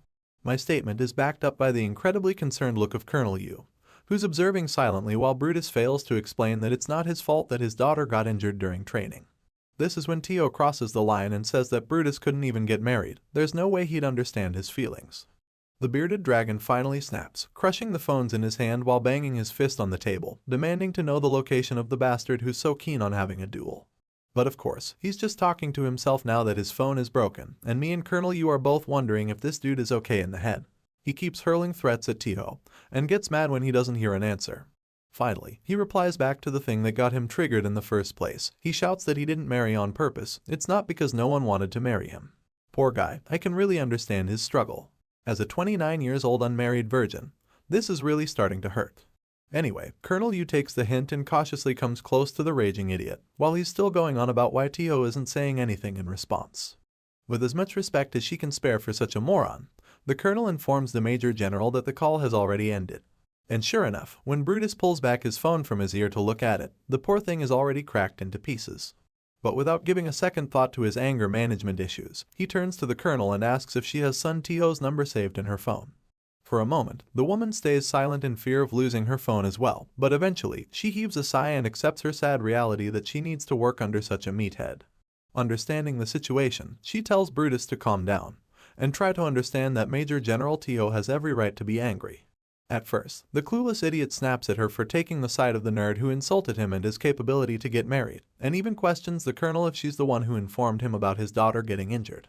But rather calmly, the woman replies back that the Major General learned about it because the hospital probably contacted the girl's guardian when she got admitted.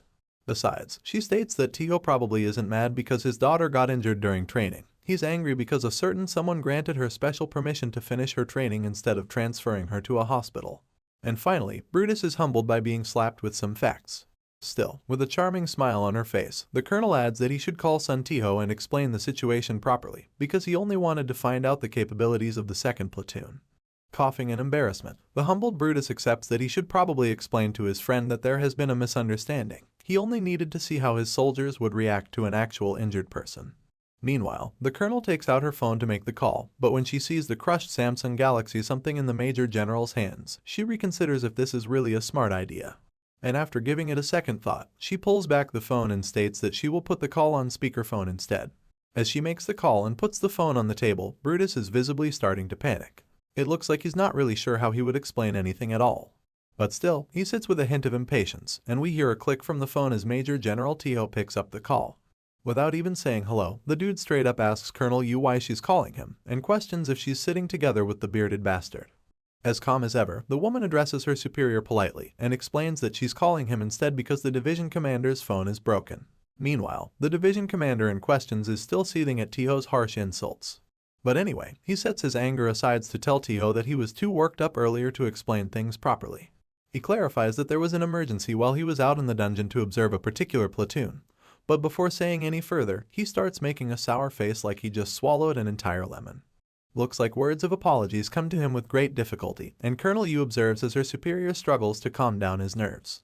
But finally, Brutus admits his mistake to Tio, stating clearly that it was his fault for being careless and putting her daughter's life in potential danger.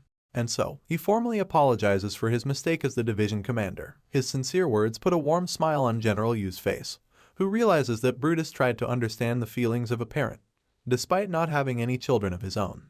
But you see, the mood was instantly killed between the two when Sun Tio opened his mouth on the other side of the phone, asking Brutus what the fuck he's even talking about. With veins popping out of every corner on his face, the Major General comments that Brutus is probably making excuses to avoid the duel because he's scared. So instead, he demands to know the name and unit of the bastard who carried his daughter on his back. Well fuck, it looks like this doting father is angry because his daughter got carried around on some other dude's back. Even Colonel Yu and Brutus can't seem to digest this information, they just stare blankly at the phone in awkwardness. This is when General Sun finally lays bare the reason for his anger. He's just furious because Brutus allowed someone else to give his daughter a piggyback ride. He was about to go on and ask about the bastard's name again who dared to carry her daughter, but Colonel Yu decided to take the initiative and ended the call to stop things from getting worse. Of course, her phone immediately started ringing again, because Tio still needed that name, and the Colonel was now starting to get worried about everything. The phone kept ringing non-stop, so the woman took a peek to see how Brutus was handling this absurd situation. As you'd expect, the guy was furious. He mustered a lot of courage to apologize for his mistakes, only to find out that the fucker on the other end was angry for something completely unreasonable and unrelated. Colonel Yu got anxious, and she tried her damnedest to stop the beast from going berserk. But I guess it was already too late, since Brutus could hardly contain his anger as he asked her to prepare a vehicle. He took all of his frustration on the poor sofa, and I'm really starting to think he needs some therapy. The flustered colonel steps back in caution, asking the Major General where he's planning to go. And the camera finally pans towards the absolutely fuming face of the idiot, who's about to crush his own teeth while he orders the colonel to clear her schedule, because they're going to head straight for Sun Tio's division.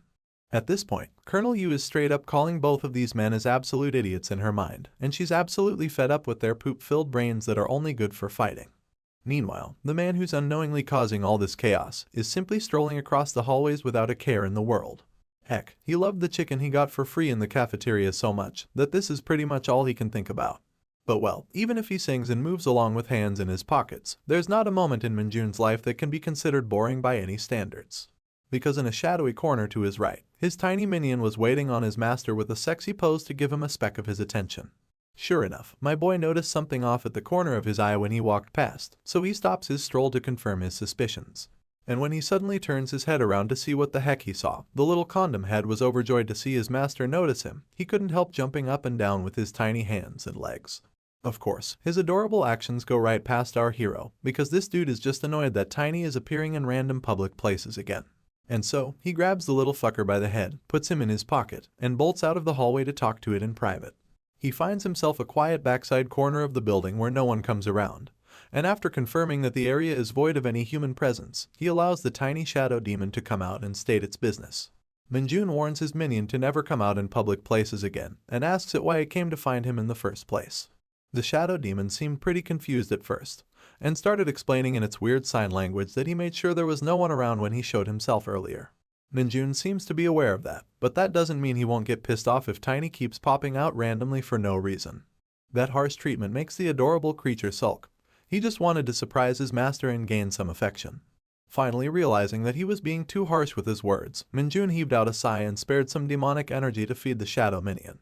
He presented the spiral chaotic energy to Tiny on his hand, and the little bugger instantly became happier. In a matter of seconds, he started devouring the spiral, and while adoring over it, our boy asked Tiny why he came to see him. To explain the matter, Tiny pointed out his finger at his master. Minjun noticed that it must be something worthwhile if his minion wants to experience it in person, so he extends his finger as well until a link has been created between their memories. Tiny's memories take us immediately towards a scene of destruction, where an entire town block seems to be decimated by some sort of fight. We can also see a bunch of hunters panicking and fainting, which leads our hero to believe that there might be some traces of demonic energy in the area. Lastly, we see the sign that shows the location of this place, and I'm guessing this is going to be our hero's next destination. A lot of stuff has been happening in that area, so Minjun can easily guess that this should be worth the trip. He commends Tiny for going so far away to find some traces of demonic energy, and the little dude is getting cocky with just this minimal amount of praise.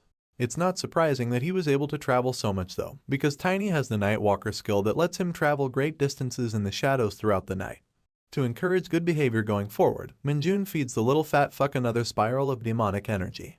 And with that business out of the way, he's starting to plan out how to take another leave so he can excuse himself and leave for this area. While heading back to the dormitory, the matter seems to be completely occupying our hero's mind. He can't possibly leave without any notice, and it will be a waste of his vacation days if he were to apply for a day off by himself.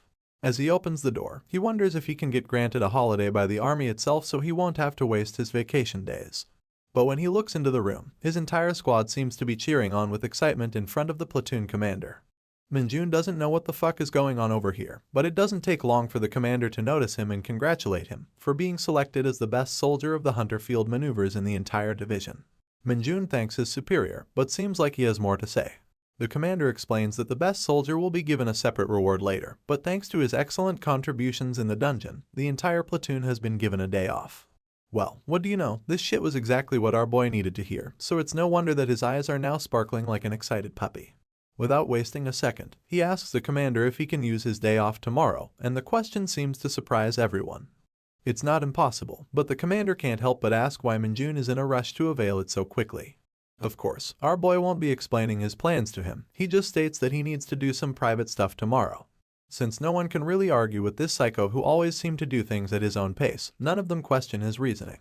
And after a short delay, the commander approves his leave for the following day, which Minjun doesn't forget to thank him for. And so, here we are in Huechen, the scene of destruction that Tiny showed to our hero in his memories. Minjun definitely arrived at the correct location, but this is not what he had expected to see. A bunch of female hunters were busy cleaning and sanitizing the area, and when they notice a shadowy figure standing close to them all of a sudden, we zoom in to find an incredibly bored expression on our hero. It seems to him that the situation is already over, but he doesn't understand why there's so many female hunters in the area. He stands there awkwardly as he tries to process the information, and comes to the conclusion that he'll need to ask Tiny to give back all the demonic energy that he fed him earlier, because he can't find anything for him to do here. But that's when a familiar voice calls out his name, and as the girl takes off her mask to reveal her face, we see that it's our favorite Nepo baby, who looks a bit confused to see what Minjun is doing here. Let's rewind the time a little, so we can get an explanation to what is going on in this place. Before Minjun arrived, the girls were already busy sanitizing the entire scene of decimation. A pink-haired corporal was getting tired and irritated. She couldn't process why they had to do something so tedious right after their hunter field maneuver training.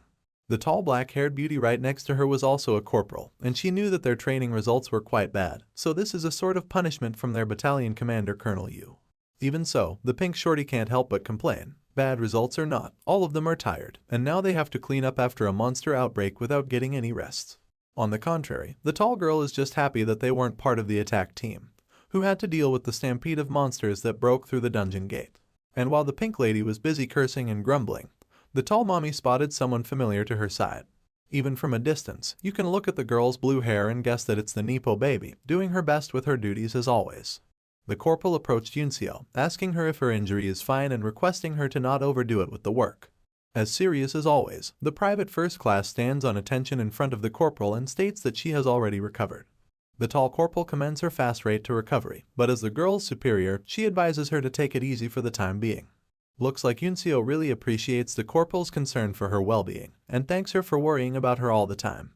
That's when they hear murmurs from the other girls, who are all wondering what a male hunter is doing here. The corporal may not know what's happening, but our Nepo baby has recognized the person right away. That's right, the dude is none other than our hero, and while some girls can tell that he's from the same division, none of them seem to know more about his identity. That's when we finally catch up with the last chapter, where Yunseo reveals her beautiful face to look at her favorite hunter, who also happened to carry her on his back to let her complete the training. Minjun, on the other hand, couldn't be wearing a more opposite expression on his face. He's just lost to see what this girl is doing here, probably because he didn't intend to get identified while conducting his shady business. Yunseo walks closer, and the two have a little standoff in front of the other female troops, who all seem amazed to see a male soldier in their midst. With a calm expression, the Nepo baby asks what Kim Minjun is doing in this area, because only the female battalion was asked to come here for support. In response, our boy makes a rather annoyed face, and replies that he's here on vacation. I can't even blame the Nepo baby for being mad at his response, because it doesn't really make any sense. She bluntly asks him if he's lying, but then my boy presents her with an application of leave signed by his platoon commander. After reading that, there's no more doubt that he's actually on vacation. But the girl still finds it hard to believe, and now our boy is wondering if she has some sort of trust issues. Giving back his paper, she asks him why he would come to a restricted area during his vacation, and Minjun is now starting to fizzle out on excuses. Averting his eyes, he lies through his teeth and explains that he had some business in Huachin, but came here first because he had heard about there being some sort of emergency. Just then, his sight falls upon a blue fracture in the air right behind the troops, which quickly expands in all directions to become a full-fledged dungeon gate. Of course, this is the sort of thing that makes our boy happy, and he quickly assumes a stance to get ready for some actions. The cackling sounds of the gate make Sun Yuncio turn around as well, and now everybody is panicking that a dungeon gate has opened. As they all rush to vacate the area, the pink-haired corporal cries that her day is only getting worse. They now have even more mess to take care of. For now, the tall beauty seems to show the most reasonable response, as she orders everyone to rush back and report the situation to the platoon commander before taking any unnecessary action. It's a total mess out there, and while everyone is heading back to their camp, only our hero is walking forward. The Nepo baby notices that, and quickly urges him to evacuate with the rest as well. But you see, this is exactly the sort of thing that Minjun was hoping to encounter when he came here. There's no way he would leave now. And so, he makes the excuse to the girl that monsters may start pouring out of the gate soon, so he will be the one to stay behind and buy time for everyone else to get themselves armed and ready for combat. I mean, just look at this dude's grin, he couldn't be more happy. Sun Yuncio can't understand his reasoning though. She thinks it's too dangerous because they don't even know what sort of monsters will come out of the gate. But once again, Minjun reminds her that the attack team has already left the scene. And if monsters actually come out, then everyone in this area will face a lot of danger. He assures her that he will make a run for it if the situation gets too rough, and if she has any equipment to share for him, he urges her to let him borrow it before retreating with the rest. One last time, the concerned girl tries to talk him out of this terrible idea, and this time, Minjun reminds her of her injured foot. He tells her to hurry up and start running, because it might be too late once the monsters come out. At last, the girl grits her teeth and gives up on having this argument, so she proceeds to take out the knife from her belt so she can hand it to our hero. Putting the hunter knife in his hands, she begs him one last time to evacuate if things get too dangerous. And with those words, the girl finally starts running away from the gate, promising to bring back the rest of her platoon soon. Now that everyone is gone and out of the way, our boy is free to face the gate and get ready for some juicy action he's always craving. He walks closer towards the gate, reminding himself that many monsters chose not to come out of a dungeon gate when it opens in the human world. He takes the hunter knife out of its sheath and drops the cover along with his military bag on the floor. The gate is now oozing all sorts of negative energies, but Minjun is perfectly ready for anything to come. He knows that the monsters who come out of these gates tend to move in packs, and sure enough, the first silhouette we see comes in the shape of a boar. As it steps out of the gate completely, we see its strong tusks and salivating mouth, along with a purple layer of demonic energy that's covering its entire body. As expected, it's a pack animal, and our boy is fully prepared to take it on. Following right behind the first one, a bunch of other red boars start crawling out of the gate, and the one at the front already seems to have its eyes fixed on our hero for a charge as it roars at him in anger. I guess these bastards stink quite a bit, because even Minjun is forced to close his nose when they get close. While he was busy waving away the stinky air, the stampede is approaching with a charge that's ready to blow him away. But instead of fleeing in response, Minjun braces his knife and starts running towards the boars instead. He starts off by shooting a bunch of dark arrows from his palm, but surprisingly enough, the arrows seem to bounce off on the boar's tough skin. I guess his E-ranked skill isn't strong enough to penetrate the hard skin of these creatures, but that doesn't mean Minjun doesn't have any alternate means. First of all, he jumps up into the air to avoid a direct collision with these charging beasts. And while they're confused after losing their target in an instant, our airborne hero is ready with his knife to slice up some angry piggies. He comes raining down with a barrage of swift slashes in all directions, carving up the demonic beasts in quick succession. But even after that attack, the eyes of the creatures stay purple and angry. And although they're all staggering, none of them have fallen to the ground or lost their balance. Minjun acknowledges that their skin is tough, but that doesn't mean their organs and insides will be the same. And so, my boy unleashes his D-ranked skill, Corruption. It sends out waves of volatile demonic energy out of his body and enters the insides of the monsters through their various cuts and bruises, corrupting their wounds from the inside. With an evil expression, Minjun taunts the creatures if his demonic energy doesn't suit their taste. On the other hand, the sturdy boars are finally starting to bleed to their imminent death. But first, one of them decides to charge one more time with its last remaining strength. Of course, it doesn't take our boy any effort to dodge the attack, and it even works out in his favor as the stupid boar team kills its friend by charging into it instead. It's now time to reap the benefits, so our boy starts absorbing the demonic energy out of the fallen creatures. In a matter of seconds, the light starts to leave the monster's eyes, and the last remaining few also buckle to their knees after having their life force sucked out of their bodies. Now that they're on the verge of death, my boy comes back with his knife to finish the job. With another barrage of quick slashes, he finally manages to carve up the beasts one final time to end their miserable lives. And with that, a bunch of notifications start informing him of his achievements. His demonic energy stat increases by 3 points in total, and his Nightwalker skill gets enhanced to a new level. Moreover, since he was handling a blade, even his basic swordsmanship skill receives a level up. Now that he's done with the ones who rushed out first, Minjun gets ready to face the next wave of monsters. He hopes that more will come pouring out soon, and he can't wait to absorb all of their demonic energy as well. But just then, his enthusiasm is killed when he hears someone call out his name from behind. He turns his head to see what's happening, and it looks like Yunseo is already back with her friends who are now fully armed for combat. Our boy didn't expect them to come so soon, and he gets greeted by a heavy-handed shake up to his shoulders by one of the girls. This short-haired lady is the Nepo Baby's platoon commander, and she seems desperate to know if our boy got hurt by the monsters. Of course, Minjun replies that nothing happened, but the commander finds it hard to believe. She scans him from top to bottom for any injuries, and asks him why he stayed behind to fight the monsters on his own. Once again, Minjun's response stays the same, as he claims that he had to stay behind to buy some time for the rest. His words are sparking a lot of pink hearts and love bubbles inside the thirsty girls of the platoon. Because let's be honest, these poor girls don't get any bad action in the military. On the other hand, our boy is just angry that they came over and ruined the entire purpose of his vacation. He didn't even get to step inside the gate. Anyway, the platoon commander finally asks him about the man's unit number and asks him what he's doing here in the first place. Our hero then takes out his signed leave paper once again and explains that he's Kim Minjun from the 2nd Company of the 2nd Battalion. The female commander verifies the leave, and Yunseo stares awkwardly in the background to see if her reaction will be any different afterward. Naturally, the commander has to ask why a corporal would be strolling around in a restricted area on his rare holiday, and wonders if it's because he lives nearby. That's not really the case, of course, so our boy gives the same excuse that he gave to Yunseo, that he had some business in the area and came over to see if he could help when he heard that a gate had opened nearby. As a skeptical person, the commander finds it hard to wrap her head around the soldier's reasoning, but that doesn't mean the other girls feel the same. They're just swooning over our guy for his heroic behavior. Not seeing any point in interrogating him any further, the commander turns around and tells everyone to vacate the area until the investigative unit and the attack team arrives to properly resolve the situation with the gate. And as soon as she steps away, the rest of the girl rush towards our hero to ask him a buttload of questions that he's too annoyed to answer. The commander lets out an exhausted sigh after witnessing the unbecoming thirsty behavior of her units, and Yunseo is the only one who stays behind to observe from afar.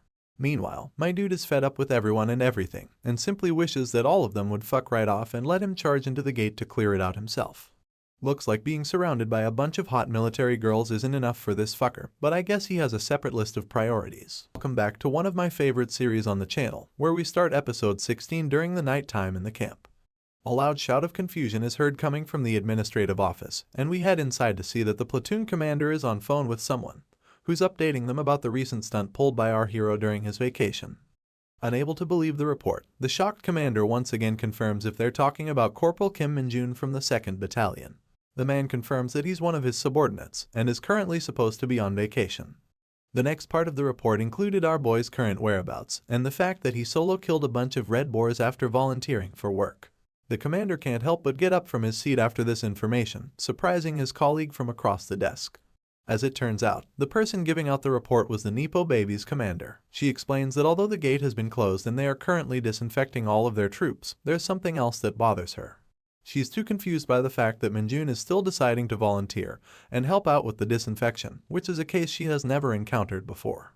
My man's excellent sweeping techniques are being witnessed by the corporal duo from last episode, and the tall beauty can't help but wonder why someone would waste their precious vacation on something so bothersome. The pink shorty, who is already too fed up with the cleaning tasks after her dungeon training, is already head over heels for our hero who's sacrificing his own time to help them out. I swear, these gals are too thirsty to be falling for someone who's literally just being a janitor. Ignoring the heart-filled eyes of her short friend, the tall beauty wonders how our hero managed to kill the dungeon monsters with just a knife. After all, she'd heard that a charge from one of those boars feels like getting hit by truck-kun and sends you straight to the other world. Meanwhile, the man who has already returned from that other world is a bit frustrated that he couldn't reap the full benefits after killing those monsters. Still, he has decided to help out with the cleaning to leave behind a good image. That's when our favorite Nepo baby approaches him from behind for a talk, surprising the little fucker because his mind was filled with impure intentions. Following up that exaggerated reaction, he proceeds to piss off the girl by saying that he was accidentally about to hit her in the face. You'd think that this would be a start of an interesting conversation, but my man just ditches the girl and tells her to move out of the way when he's cleaning. Surprisingly, Yunseo doesn't look too bothered by his actions and the fact that she keeps getting ignored. It almost feels as if she's accepted our hero's nature. But there's still something she wants to discuss, so she gets direct and asks him if he can spare some time for them to talk. In contrast to the ruined structures of the town, the moon on this night was incredibly beautiful and radiating with its maximum glow. And under its calming light, the two most important characters of this series stood facing each other to exchange some words. As nonchalant as ever, Minjun is the first to break the ice and ask the girl what she needs to say. The Nepo baby runs a hand through her hair, starting the conversation by recalling the first time they met each other during the promotional exam. Back then, she remembers that she was too arrogant in her behavior, but there's one more thing she just can't seem to forget. She confronts our hero about it, asking him if he cursed at her from the window seat when he got on that bus to leave. Naturally, this Saitama clone with hair has absolutely no idea what she's talking about, and there's no way he'd remember every time he goes out of his way to piss someone off. But then it clicks to him anyway, the scene of him pressing his ugly mug against that window glass to threaten the girl standing outside. After remembering what happened, he corrects the girl that he didn't curse at her, he was just threatening to kill her if she tried to mess with him again. Of course, that shit is even worse on its own, but Minjun doesn't care. The girl heaves out a heavy sigh after hearing him out, and rolls her eyes like a defeated wife who knows her husband would never quit smoking, even if he says otherwise. In any case, Nepo baby realizes that she was the one who instigated him first, and although her apology is late, she makes sure to say sorry to the man she's now greatly indebted to. Minjun sees her proper nature and sincerity, but for a wild nut like himself, he finds her way of living to be very tiring. On the other hand, the girl looks up at the man with a concerned face, hoping to see a reaction. And when he says nothing, she asks him directly if he will accept her apology. As you'd expect, Minjun tells her that there was nothing to apologize in the first place, and if that's all she had to say, he will now be taking his leave. But the girl stops him from leaving once again, and points out that there has only been one case in history where a private managed to get a perfect score on the promotion test. The mention of an achievement gets our boy's attention, and he asks Yunseo if he's the one she's talking about. As the cold night breeze rustles the leaves on the trees, the girl responds that there was someone else, although our hero now holds that record as well. Curious to know more, Minjun asks impatiently about the other person who got the perfect score. The girl opens her mouth to say that it was her dad, but corrects herself immediately and changes the word to father. You can tell by the absolutely adorable smile on her face that Yunseo is definitely a daddy's girl who idolizes her father. Minjun asks if she's talking about the division commander, and with a face full of admiration, she replies with a yes. The girl further adds that her father was the only person in the military to receive 2 stars on his badge after starting as a private, which is the reason she also enlisted herself in the same rank. Finally, the blockhead is getting interested in the conversation, because he now knows about someone who had achieved the same goals as himself. But then, the wheels in his cobbed-up brain start spinning, and he reels back from the shock when he realizes that the Hunter Army was only formed when he was 7 years old. That means her father wouldn't have been young enough to enlist as a private back then, so he wonders what the heck actually happened. The girl explains in detail, starting by the fact that her father used to have a really weak body when he was young, and due to his bad vision and a few other health issues, he got excused from the mandatory military service. That was enough explanation for Minjun to figure out that he probably joined the military on his own when the gates appeared, and the mass awakening effect improved the division commander's physique. The girl confirms his theory with a massive smile on her face, mentioning how much his father wanted to grow strong to protect her and her mother. After hearing this much and observing Yunseo's delightful expressions, even the usually indifferent Minjun is now curious about her father and expresses his desire to meet him. I guess our Nepo baby was hoping for the same, because under the shining moonlight with her hourglass figure and a face full of happiness and respect, the girl confirms that he would get along swimmingly with her father. Her assumption is based on the fact that Major General Sun has an extraordinary affection for strong soldiers, but those people don't usually go around carrying his daughter on their backs. And we now head to the location of the man in question, where massive sounds of pounding tremors are vibrating throughout a gymnasium, and a poor colonel on the sidelines is absolutely losing his shit over what's happening. Looks like Colonel Yu is also present on the scene, and her expression tells us that the situation is already beyond her control. The entire building were shaking, and we hear General Sun's voice echo through the court, asking his opponent if he's come all this way to tell him about Kim Min-jun. The panel switches to the bruised-up face of Major General Brutus, who looks shocked to see that Nepo baby's father already knows about our hero's name. General Sun's face is just as bruised, and while wearing a smile full of confidence, he informs General Brutus that he has an excellent network of information. We then zoom out a little bit and find out the building was quaking thanks to these absolute human weapons beating the fuck out of each other. Brutus seems worried about what General Sun plans to do with Minjun, and the doting father replies that it's none of his concern. With a swollen cheek and bruised up knuckles, the man charges up for one more powerful fist, and Brutus responds in kindness by charging up an attack of his own. Meanwhile, the colonel on the sidelines is doing nothing but panicking, worried that no one would be able to stop these raging idiots from destroying everything in this building. Although his worries were pretty needless, since Colonel Yu promptly jumped in the middle of their blows when she noticed that things were getting a bit out of hand. With their bloodied fists stopped inches away from her face, she warns the grown-ass men that they have already been fighting for 5 minutes, and it's now time to give this shit a rest. Guys, I think I got myself a new mommy to worship. Scared of Mommy Yu pulling their ears and grounding them for a week, the two children look at each other and activate the silent bro code, signaling the fight to stop. But even if the physical violence has stopped, they both still stand face to face with each other to continue the quarrel. They call each other names and refuse to admit that either of them has lost. And as we zoom out, we find out that the destruction they've caused to the gymnasium is going to cost them a pretty penny to fix. In any case, the fight ends at last, and we find ourselves outside of the building once again. Brutus sits with gritted teeth on one of the park benches outside, and General Sun wears the same sour expression while sitting next to him on a different bench. Colonel Yu comes to them with a report from the 3rd Battalion commander and informs the 2 major generals that the Red Boar Gate has been cleared. Brutus acknowledges the report and the hard work of the 3rd Battalion commander and also makes sure to commend Colonel Yu as their senior.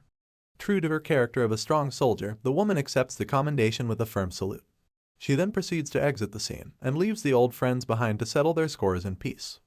With Mommy Yu out of the picture, General Sun finally speaks up and asks Brutus for the real reason he came here.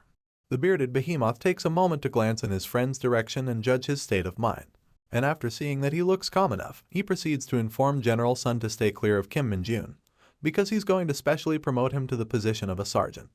The calmness on General Sun's face went to shit when he heard our hero's name, and he started fuming that Brutus was rooting for the guy who messed with his daughter. Of course, Brutus lets him know that no one did anything to his daughter, and he should be grateful that Minjun helped her out when she was injured. They both take a few moments to let off their steam once again, and I'm really starting to wonder how such idiots manage to climb to their positions. Anyway, now that he's a bit more rational, General Sun states that Minjun was only recently promoted to a corporal. And from what he hears, it also wasn't long ago when he was specially promoted to private first class as well. Brutus acknowledges that, and admits that he plans on at least raising him up to the position of a commissioned officer. The doting father lets out a heavy sigh upon hearing this, worried that such an action would give him a lot of unwanted attention. Not to mention, Gu Haxiao, the actual fucking general of the entire hunter army, would definitely want to recruit Minjun under his command, once he finds out that he's earned the acknowledgement of Brutus. Our bearded friend seems to be aware of that, and since he can't possibly go against the general's decision on his own, he has come here to ask Major General Sun to be on his side in the future.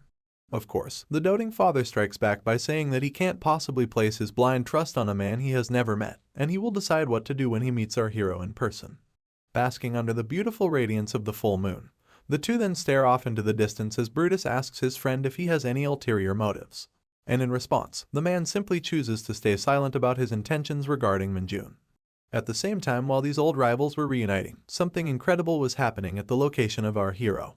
Kim Minjun was surrounded by an ominous energy, and he felt himself reeling back from the sight he was witnessing.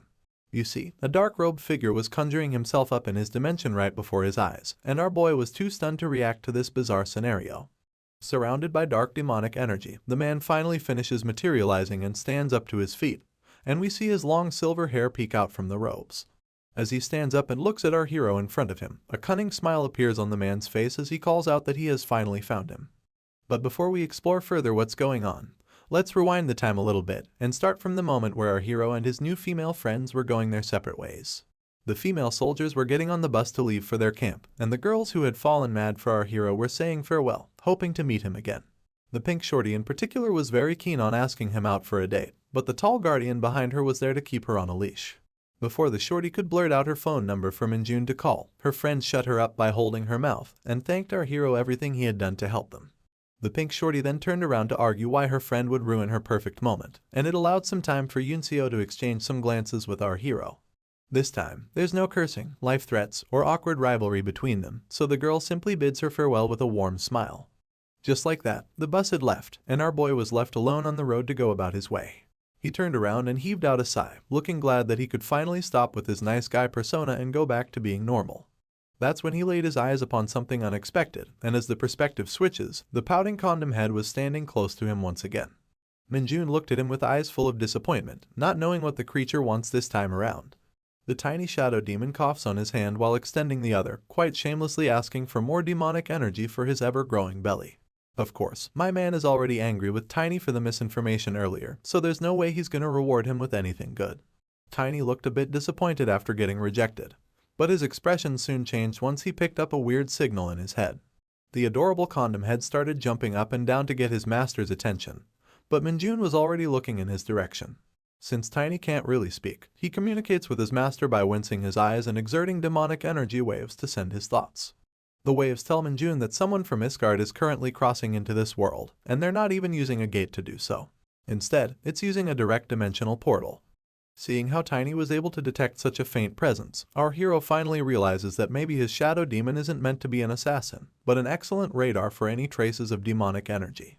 Delighted by this news, the excited Minjun tells his little minion to show him the way and take him to the location of this intruder.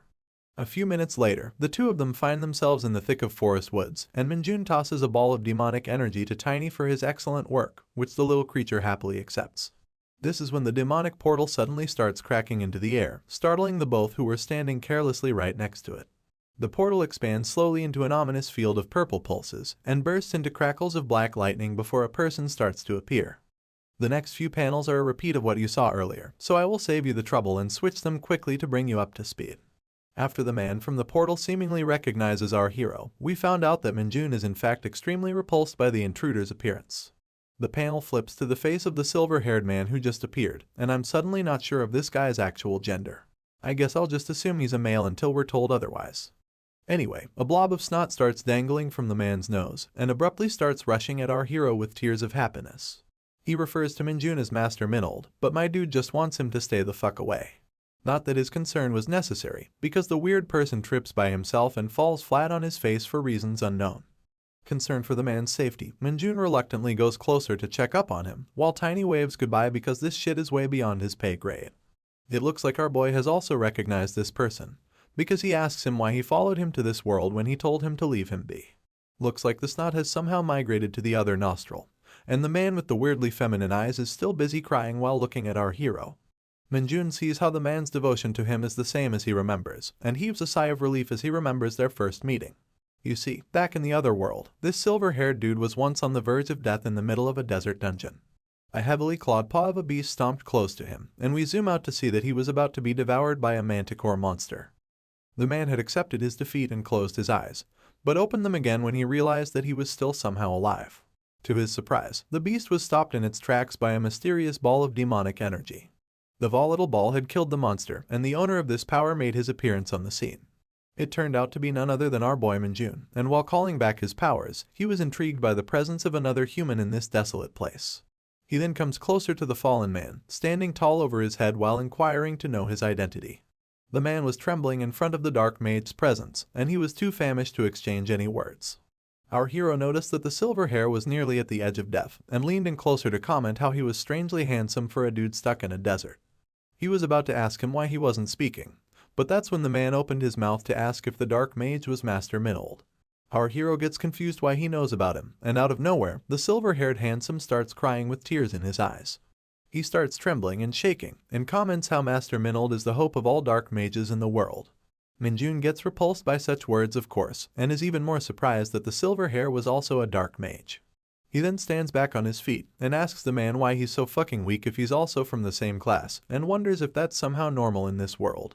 In any case, he could care less about such things, and waves goodbye to the man after warning him not to refer to him with such cringe titles.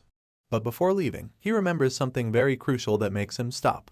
My man turns around, and the polite Korean inside him is suddenly worried that he didn't ask for the man's name he had just saved. The silver-haired dark mage lowers his head upon hearing the question, and depressingly replies that he doesn't have a name. That seems very odd to our hero, but he's not one to ask a lot of questions. Still, seeing that the man doesn't even have a name on top of being weak as shit, Minjun thinks that he's the perfect person to give him a proper name. That's when the next panel brings us back to the present, where he is once again holding the pathetically weak dark mage who somehow managed to follow him to this world. He calls the man Lee Bongu and shakes him aggressively to ask why he would risk traveling to another dimension. Now I know you guys are also curious, so I went ahead and googled what Bongu means in Korean. And holy fuck, my man actually named this handsome dude as Lee Fart. I'm well aware that fart jokes get boring really quickly, so I'll just leave you with this translation, and go back to calling him Bongu from here onwards. Anyway, Mr. Bongu is looking like he's about to collapse any second, and replies to our hero that he had no choice, because Minjun disappeared without leaving behind a single note, and his cult has been on the verge of collapse ever since. Our hero gets pissed to hear this. He never wanted any loose screw fanatics to start worshipping him in the first place, so why the heck would he tell them before leaving? Looks like my guy had a very devoted fan club in the world of Isgard. And one such fan followed him back to Earth after all, so he once again gets annoyed and pushes the silver-haired dark mage back to the ground. Just like how you would wave away the air after farting. The man starts crying like a maiden in distress, complaining that he should at least have taken him along as his right-hand man. Needless to say, I doubt that this weak-ass dude is gonna become anyone's right-hand man in the near future. In any case, Minjun is now starting to get annoyed at how easily the guy keeps collapsing, so he extends his hand and injects him with some of his demonic energy to recover his strength. And just like that, the famished dark mage springs back to his feet like he ate a senzu bean from Dragon Ball. The man feels blessed to have been saved by our hero once again, and promises to repay his kindness with the rest of his life. However, Minjun has had enough of his nonsense, and he now wants him to quickly tell him how he managed to come here. With a serious look on his face, the man replies that his arrival in this world was a miracle, created by his longing to always stay next to his savior. This shit is getting gay really quickly, so Minjun tells him to cut the crap and get serious. I mean, he knows that there's no way such a weak dark mage could possibly gather enough energy to open a dimensional gate, and he suspects the Saintess of Isgard must be the one who sent him here. Once again, the fanatic replies that Minjun devotees never follow anyone's orders, and he's the only one they worship. Fed up with his cringe, my dude pops a vein on his forehead, and threatens to kill this so-called devotee if he doesn't tell him the truth. So, finally understanding his situation, the cultist dark mage starts explaining that he was keeping an eye on the Saintess due to some disturbing rumors. The scene switches to Isgard, and we explore the man's memories as he was surveilling the giant cathedral in the body of a raven. After successfully crossing the barrier and infiltrating the building, he turned back to his human self to keep tabs on the rumors. People were reporting that strange sounds were coming from the temple every night, and the dark mage was hiding here to investigate. He took a peek at what was happening, and found a bunch of temple guards transporting some cages. From the cages, you could see the silhouette of some growling beasts possessed by demonic energy, and from the tusk of this one in particular, I'm pretty sure it's one of the red boars that Minjun defeated later. Rumor had it that the temple was catching a large number of monsters, and from the way these guards are transporting the cages, it's safe to say that everything was true. Bongu followed them up to the door, and what he saw inside had completely left him shocked and bewildered. Although the Saintess and the guards noticed his presence, he managed to find out why none of the monsters were ever seen leaving the temple. And following his intuition, the man jumped straight into the summoning portal in the chamber instead of trying to run away. He had wondered how these monsters could have disappeared without a single trace, and without a doubt in his mind, this ominous summoning circle was the reason. Minjun quickly grabbed the man's collar when he finished explaining, and threatened him with a serious face to make sure he's telling the truth. But of course, there's no way such a devout person would lie to his idol, and Minjun was now left wondering how dirty the Saintess really wants to play this game. And since he now knows that the blonde bitch was actually behind all the demonic monsters he was encountering, Minjun figured that his new friend may also know about a certain item he found a few days ago. He shows him the piece of Damascus steel that he found in a troll monster he had defeated, and asks him if he recognizes this metal. Judging by the pattern and the shape of the metal, Bongu can easily guess that the fragment resembles the blades that the temple guards carry on their person. In particular, it strongly resembles the blade of the guard captain, who was also our hero's Spartan teacher in Isgard. When he mentions it, Minjun also suddenly remembers his sword, and a shiver is sent down his spine when he remembers those absolutely hellish days where he was trained like a fucking donkey. In any case, now that he knows the truth, our hero wonders why Bongu decided to enter the circle instead of running away, especially when there was no guarantee where he could have arrived. Not to mention, there was a very good chance for him to get killed if he was one step too late to enter the circle. Of course, the mad lad just laughs it off, because he didn't really think any of this through. It doesn't really surprise our hero either, because his cult followers were neither very smart, nor were they normal in any sense of the word. He then proceeds to look again at the blade fragment in his hand, and thinks long and hard about what the Saintess must be planning by doing something so strange. I'm also not too sure of her endgame, but it's pretty clear that she's only feeding our hero with more demonic power, which he otherwise had no way of increasing in his world. Welcome back to this epic manhwa, where we resume the story 1200 days before Kim Min-jun's return to Earth. During one beautiful sunset in Isgard, the Saintess was staring off into the distance next to her temple. Her flowy blonde hair were shining mesmerizingly in the orange sunlight, and she wore an expression of loneliness on her face. Her daze was interrupted when she heard a familiar voice from behind, asking her what's the matter. As she turned around, the voice belonged to none other than our hero, who was curious to know why he was called to see her. Pushing back her hair and sprouting a radiant smile on her face, the Saintess simply commented that it's quite nice to be outside and feel the wind. But of course, our hero is a thought slayer, and there's no way in hell he's gonna let himself be swept away by this sort of mood. In fact, he's incredibly pissed at the woman's answer.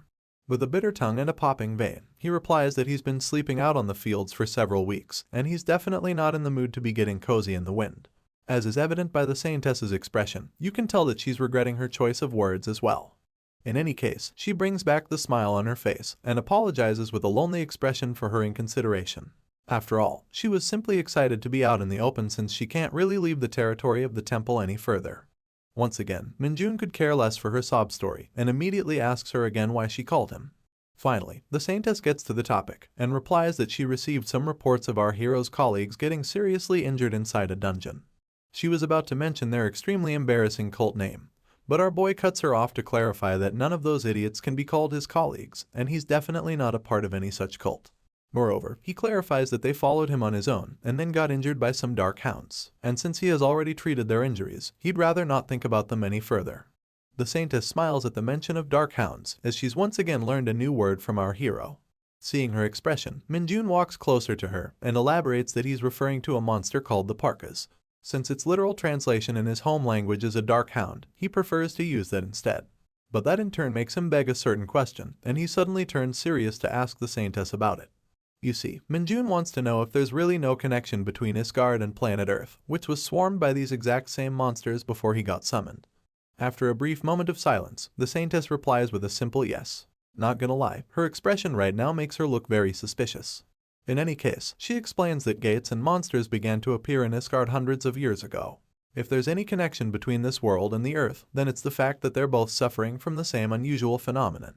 Although she admits that it makes sense for him to be suspicious, especially because he came to Isgard through a gate. But she also clarifies that dimensional travel is not so easy. A lot of energy and resources were spent in summoning only Min-jun to this world, so it would be impossible for them to conjure so many dungeon gates and monsters through different dimensions. Our boy gives the woman a keen look of observation after hearing her explanation, and after confirming her answer, he starts walking back while giving a singular warning. When the time comes for him to go back home, he simply wants the Saintess to not go back on her words. Once again, we see an unexplainable smile of confidence on the woman's face as he watches him leave, almost as if there's a lot she has planned that she's not yet willing to reveal. Regardless, that marks the end of the little flashback, and we now find ourselves back in the present timeline. Inside the mountains where our hero discovered his #1 fan. He thinks about the exchange with the Saintess that we just witnessed. Since he never really trusted her, he investigated a lot about Isgard on his own, and unfortunately, whatever the Saintess said appeared to be true. At that time, it was indeed impossible for her to move large dungeons and monsters to his current dimension, but things now seem to be very different. He has been running into demonic monsters one after another, and he can't really figure out why the Saintess would spend so much of her holy power to do something so pointless. One explanation that comes to his mind is the presence of holy artifacts, which could make it possible for her to be able to perform such a feat. But even then, it doesn't really answer if she's actually going to so much trouble just to catch our hero. In any case, while he was wondering about all of this, his attention is diverted by the creature in front of him. Mr. Fart, also known as Lee Bongu, is currently bending the knee to proclaim his eternal loyalty to Master Minold, who has once again saved his life. Min-jun knows that there's nothing he can do to dissuade such an absurd fanatic, so he tells him to at least call him by his real name, since Minold was just an alias back in Isgard. With a face full of excitement, the fanatic tries referring to his master with his proper name. But Korean is hard, and he fucks up the pronunciation in a way that I can't even describe. Min-jun tries to correct him, but immediately gives up and asks if Bongu is able to utilize some imitation arts. The man confirms that he can, but our boy is a bit doubtful since he could only spare him a little bit of his demonic energy, as it's an extremely hard resource to collect on Earth. Once again, the fanatic thanks his master for whatever he was spared, and confirms that he's still able to transform into a small animal with his current level of energy. Minjun is happy to hear this and points Bongu's gaze at a nearby crow, telling him to mimic the bird. Without a moment's delay, the dark mage coats himself in his demonic energy and phase shifts into a crow within seconds. Appreciating his new look, our hero orders his subordinate to move with his other minion and move inside the shadows unless he's called for. The minion in question is staring daggers at his new rival already, and I'm pretty sure he doesn't approve of his presence. With his tiny and chubby legs, he moves closer to the fanatic. The condom head turns into a dickhead to express his annoyance, and the crow stares back to stay his ground. The tiny creatures stand within kissing range of each other, ready to go on a brawl for no fucking reason. Minjun stops them, of course, but the crow starts getting jumpy in anger and dissatisfaction. My dude tells him to stop fucking around and use proper words, so the man finally speaks while staring into the eyes of his rival. As the self-proclaimed right-hand man of his master, he wants to make his hierarchy clear in front of Tiny. But of course, Minjun is having none of this bullshit, and orders the both of them to shake hands and let this matter go, or he'll abandon them on the sidewalk. For a moment, the two familiars stand comically in anger like Tom and Jerry, but after realizing that they can't go against their master, they both shake hands and save the matter for a later time. While the peace lasts under the rustling green trees of the forest, Minjun quickly makes it clear that Bongu will follow Tiny's instructions to know what he needs to do, and Tiny will stop Bongu from doing anything crazy if he loses his way. With safety first as their chief motto, the master asks his minions if they understand, and the creatures salute in response to confirm. And with that, he finally dismisses his familiars to go on their respective missions. The crow flaps its wings to take flight, and the night walker disappears into his shadow to tag along. Now the both of them being part of a singular body, they finally fly off into the night sky to do whatever the fuck they're supposed to do. As Minjun watches them leave, he heaves a sigh of relief with a rumbling stomach. Not sure if anything is still open at this hour, but my man expresses his desire to fill his stomach with some ramen and then go to sleep. A few days later, we find ourselves back at the camp, where an excited Corporal Guangxik bursts into the locker room to announce something exciting. The boys were being boys and hanging out as usual, but no one was able to interpret the former asshole's excited expression. After a moment of awkward silence, Ponytail commented that maybe his friend has finally gone insane, and the rest of them seemed to share the same opinion.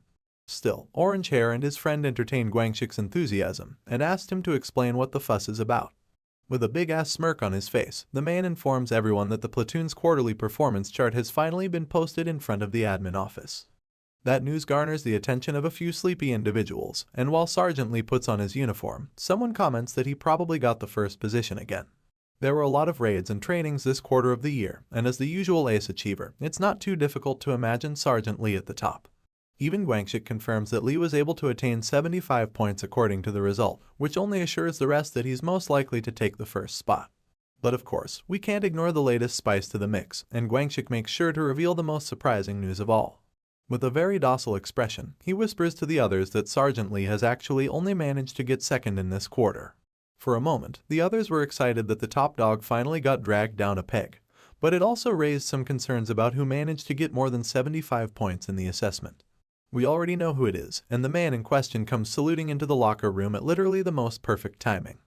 As Minjun gets busy greeting his peers, the Orange Hair starts speculating if he's the one who topped Lee Seung-ho. Guangxik confirms this, and adds that our hero actually managed to shake the entire division by attaining a whopping 99 points in the assessment. Naturally, such an unfathomable feat garnered an insane reaction from the clueless corporals, who didn't even know that achieving such an absurd score was possible. Just then, the platoon commander walks into the room to see his subordinates, and everyone responds with a salute. He waves to Kim Minjun to ask if he had a good vacation, who enthusiastically responds that it was a great time.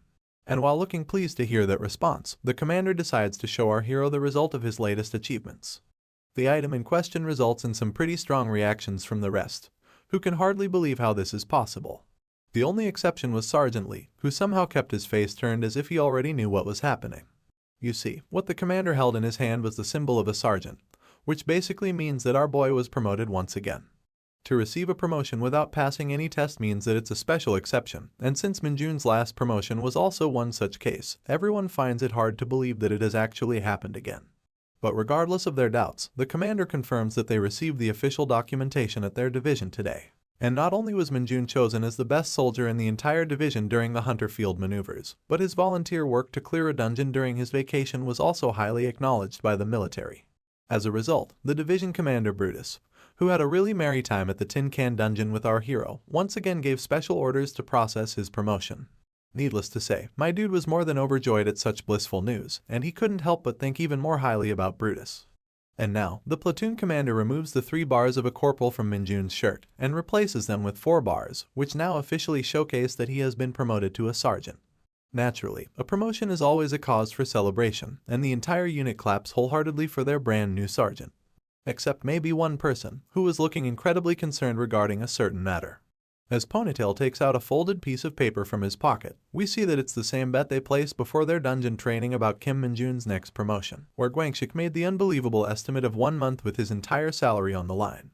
Although it's still a bit unbelievable, Guangxik is more than happy to have won this bet, and Ponytail has no choice but to accept the reality and give up on his salary.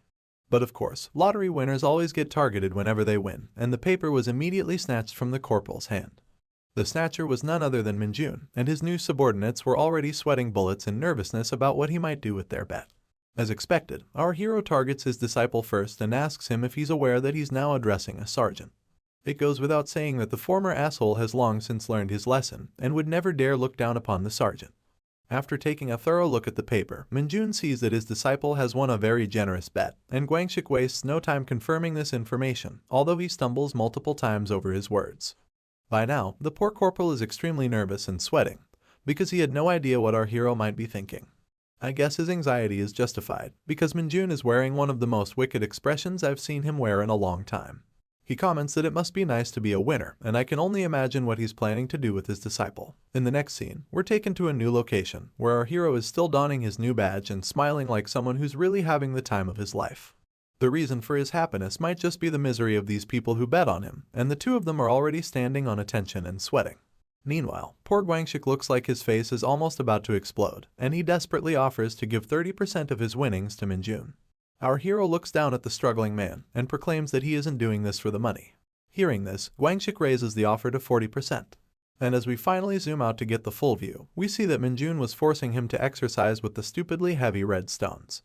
Once again, he tells his disciple that money isn't the problem, and he wants Guangxik to understand that he's not really upset by the bets either. The poor man, who's also crying at this point, apologizes for the misunderstanding, but that doesn't explain why he's being punished. And to add fuel to the fire, Minjun even tries to add more pressure on the poor fellow's weights. Finally, just as the corporal's soul begins to leave his body, our hero decides to take pity and lifts up the bar with a single hand.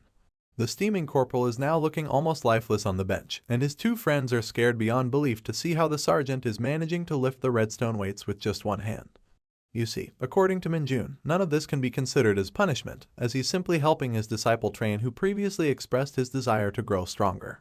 Moving on, he'd like to extend his generosity to the other 2 as well, but the betting addicts both nervously reject the humble offer in fear of their lives. Seeing their disagreement, Minjun shows a pitiful expression and calls it a shame that they don't want to train. And taking his smile as a positive signal, the corporals try to make the escape by saying they now have somewhere they need to be. Of course, they're stopped in their tracks when they hear the ominous tone of our hero, who's still repeating that it's such a shame. He then slowly turns to face the 2, and with an absolutely horrifying smile, he reminds the corporals how it's a real shame they actually think they have the right to refuse his commands. Shivers are sent down the spines of the poor gamblers in pure horror of what might happen next, and as we step out of the training room, we can hear nothing but screams of agony. A while later, Guangxik is still unconscious on his bench, and the other 2 are coughing and panting on top of a pool of their own sweat. Looks like they had a really nice workout. Minjun takes this unfortunate timing to finally reveal that he has a favor to ask from the corporals, and immediately, the both of them are alerted to hear his commands. As long as it's not physical training, these idiots are actually willing to do absolutely anything. That's when Minjun starts hitting them with some facts of low-class injustice, where if a hunter is lower than private first class, he can't use either the training room to train or the PC room to play games. At first, the 2 corporals were lost in the sauce, but then our hero starting expanding that anyone who's lower than the sergeant is not even allowed to use a smartphone, and the list simply goes on. After hearing his complaints for a while, the gamblers rise up on their feet. They have the most resolute expressions you're ever going to see them make, and they completely understand that such discrimination and injustice in this day and age is extremely barbaric. And so, although they don't really give a rat's ass, they both understand their assignment and look at each other to acknowledge that they must work together in order to eradicate such rules. That's exactly what our hero wanted for them, but he warns them to not go overboard with any of their actions. He says that he will try to convince the other sergeants to lift some useless regulations, but he's going to leave the rest to the corporal duo. Of course, his commands are immediately accepted by the cornered gamblers, who would love nothing more than to leave this room if they're done with the details. With a small chuckle and a sigh, our boy waves his hand and allows them to leave. Ponytail and his friends start bolting out of the room as fast as they can, and Guangxik finally regains his consciousness at the same time as well. He tries to follow behind the two with his trembling body, but is immediately stopped by Minjun once again. Almost fearing for his life, the man turns around slowly to acknowledge the call of his sergeant. But at this point, the poor man is hardly able to keep his eyes focused in one direction. And to add salt to his wounds, Minjun reveals that there has been a reshuffle of personnel, and Guangxik has been placed under his squad going forward. From now on and always, the poor corporal will be forced to train together with our hero with his life hanging from a thread, and there's absolutely nothing he can do but cry out his eyes and accept his fate. Although I feel a bit sorry for him, I'm sure he'll turn out to be a solid companion for our hero in the future. Next up, we jump through time to get to the next event. But first, let's take a moment to learn about a certain monster. This slithery thing is called the snake mine, and it's a snake-like monster that lives underground for the most part. They are often found in large groups or colonies, and unlike most snakes from Earth, these monsters are not venomous.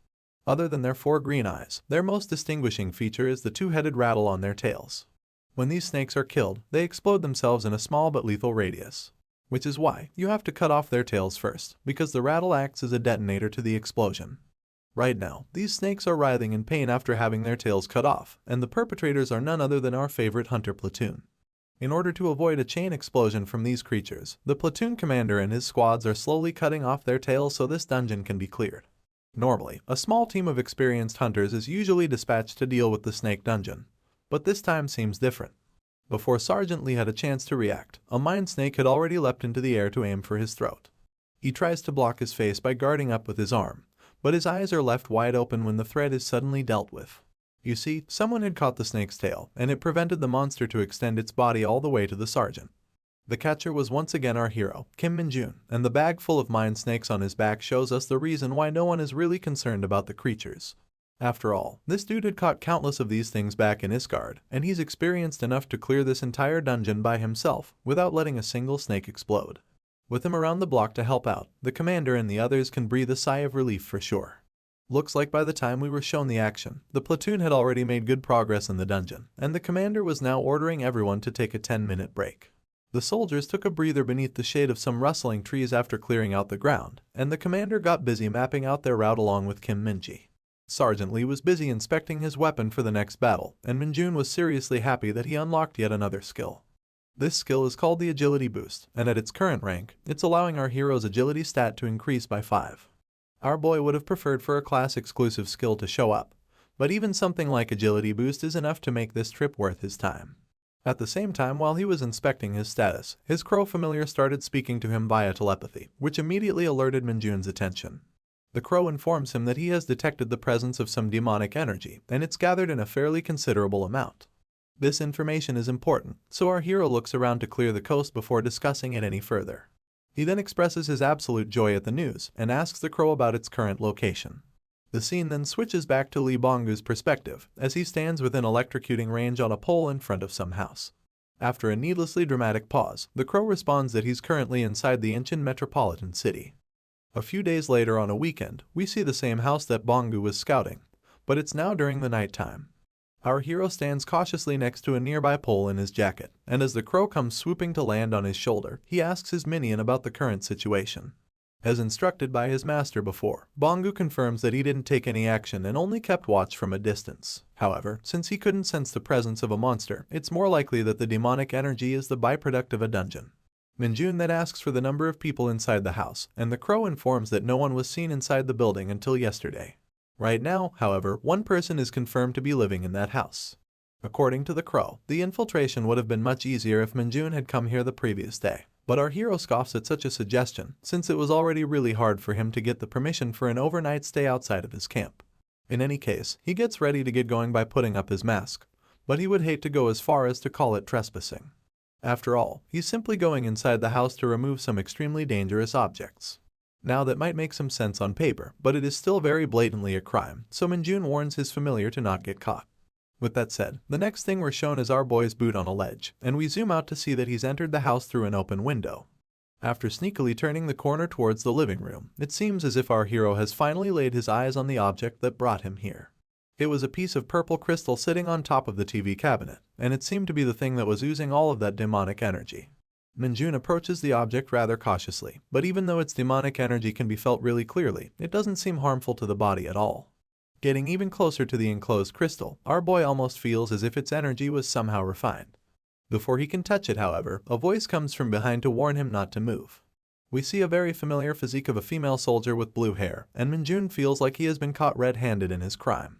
As you must have already guessed, the voice belonged to none other than our favorite Nepo baby, who's dressed very loosely inside her night. In this video, we start our story from back inside the house that our hero infiltrated in the last episode. The Nepo baby was still unaware of the home invasion, and was chilling down on the bed with her phone in her hand. Looks like she was talking to her mom, who was pretty excited to inform her that she went on a movie date with her father. Unable to believe that her usually strict father actually booked some tickets to the theater for her wife, the daughter couldn't help but smile at his cute side. Her mom asks her if she'll be fine on her own in the house, and while Yunseo was writing down a reply, she heard a certain rattle in the house.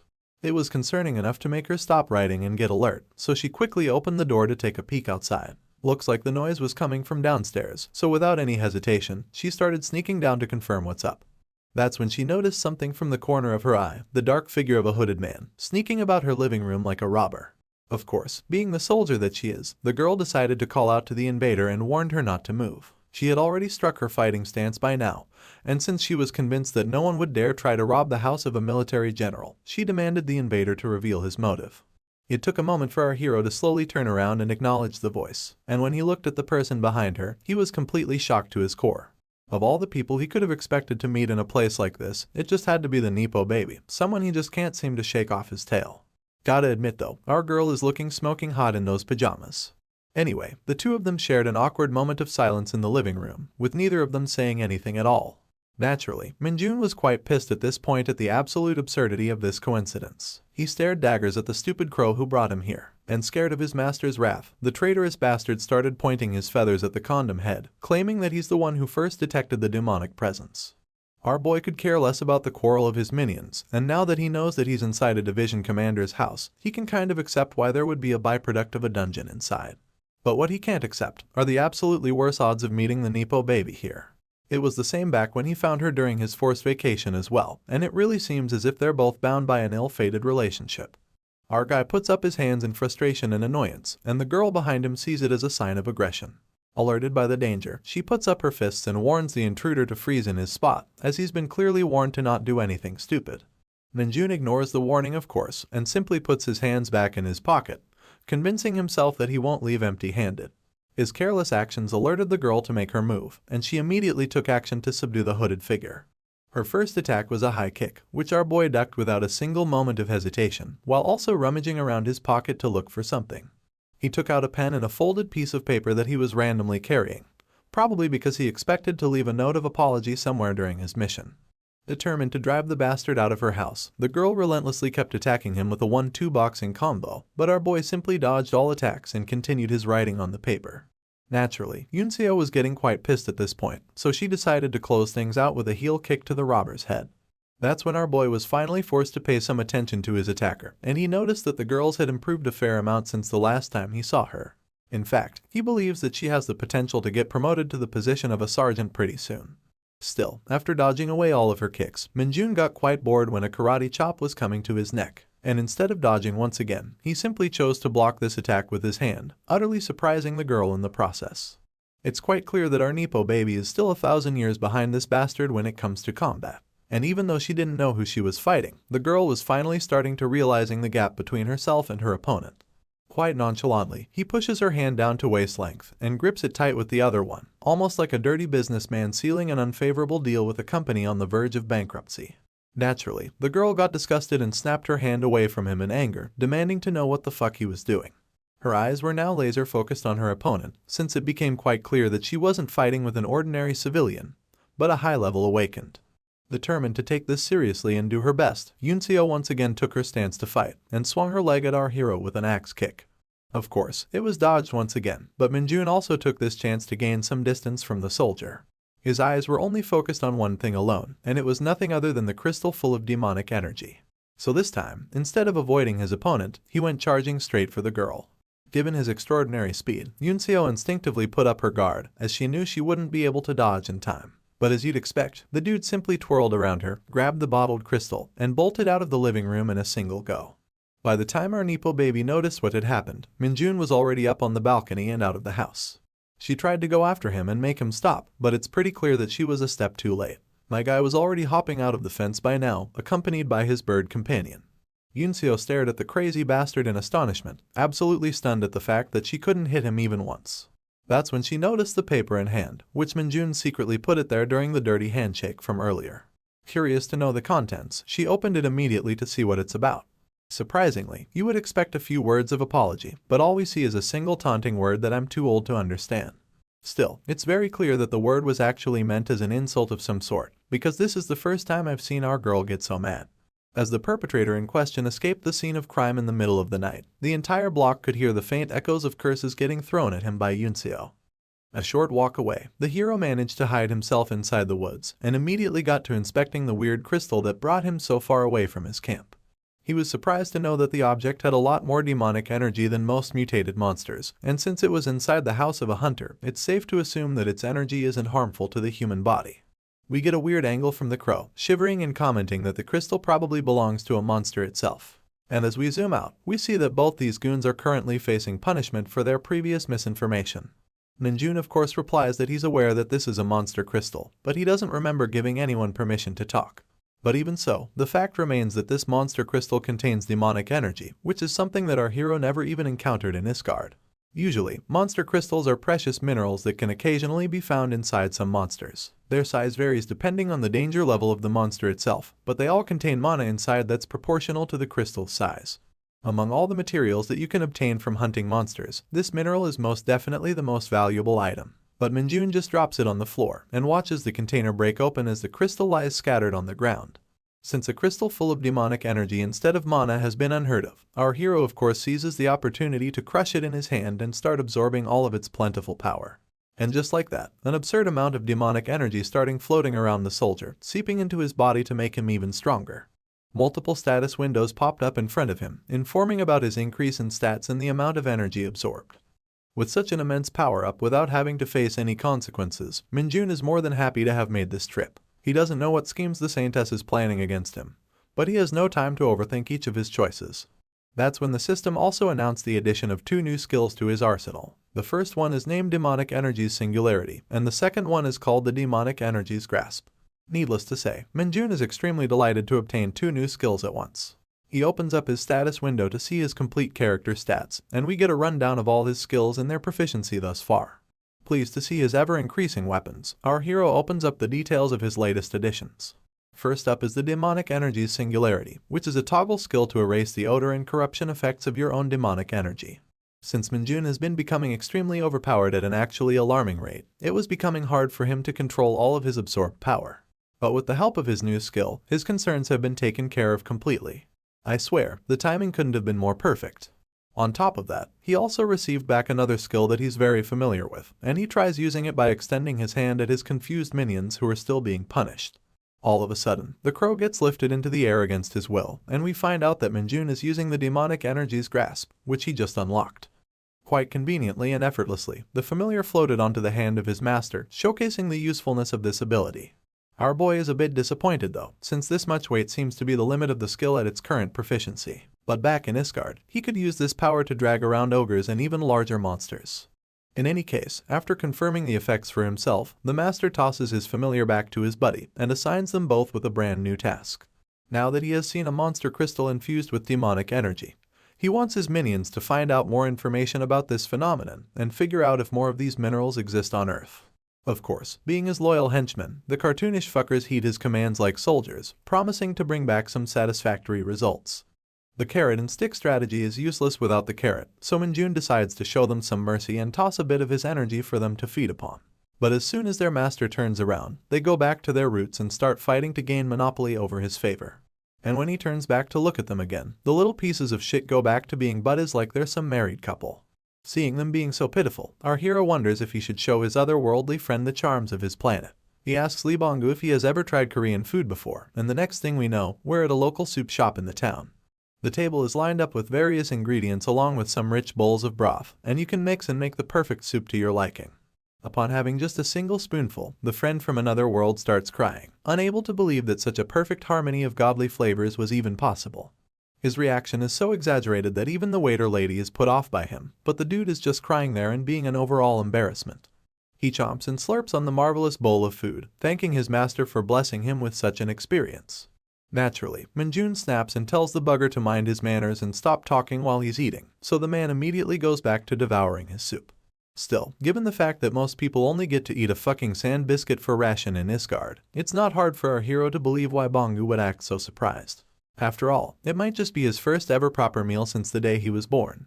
Anyway, Minjun's phone suddenly starts ringing, and he takes his out of his pocket to look at a weird string of messages.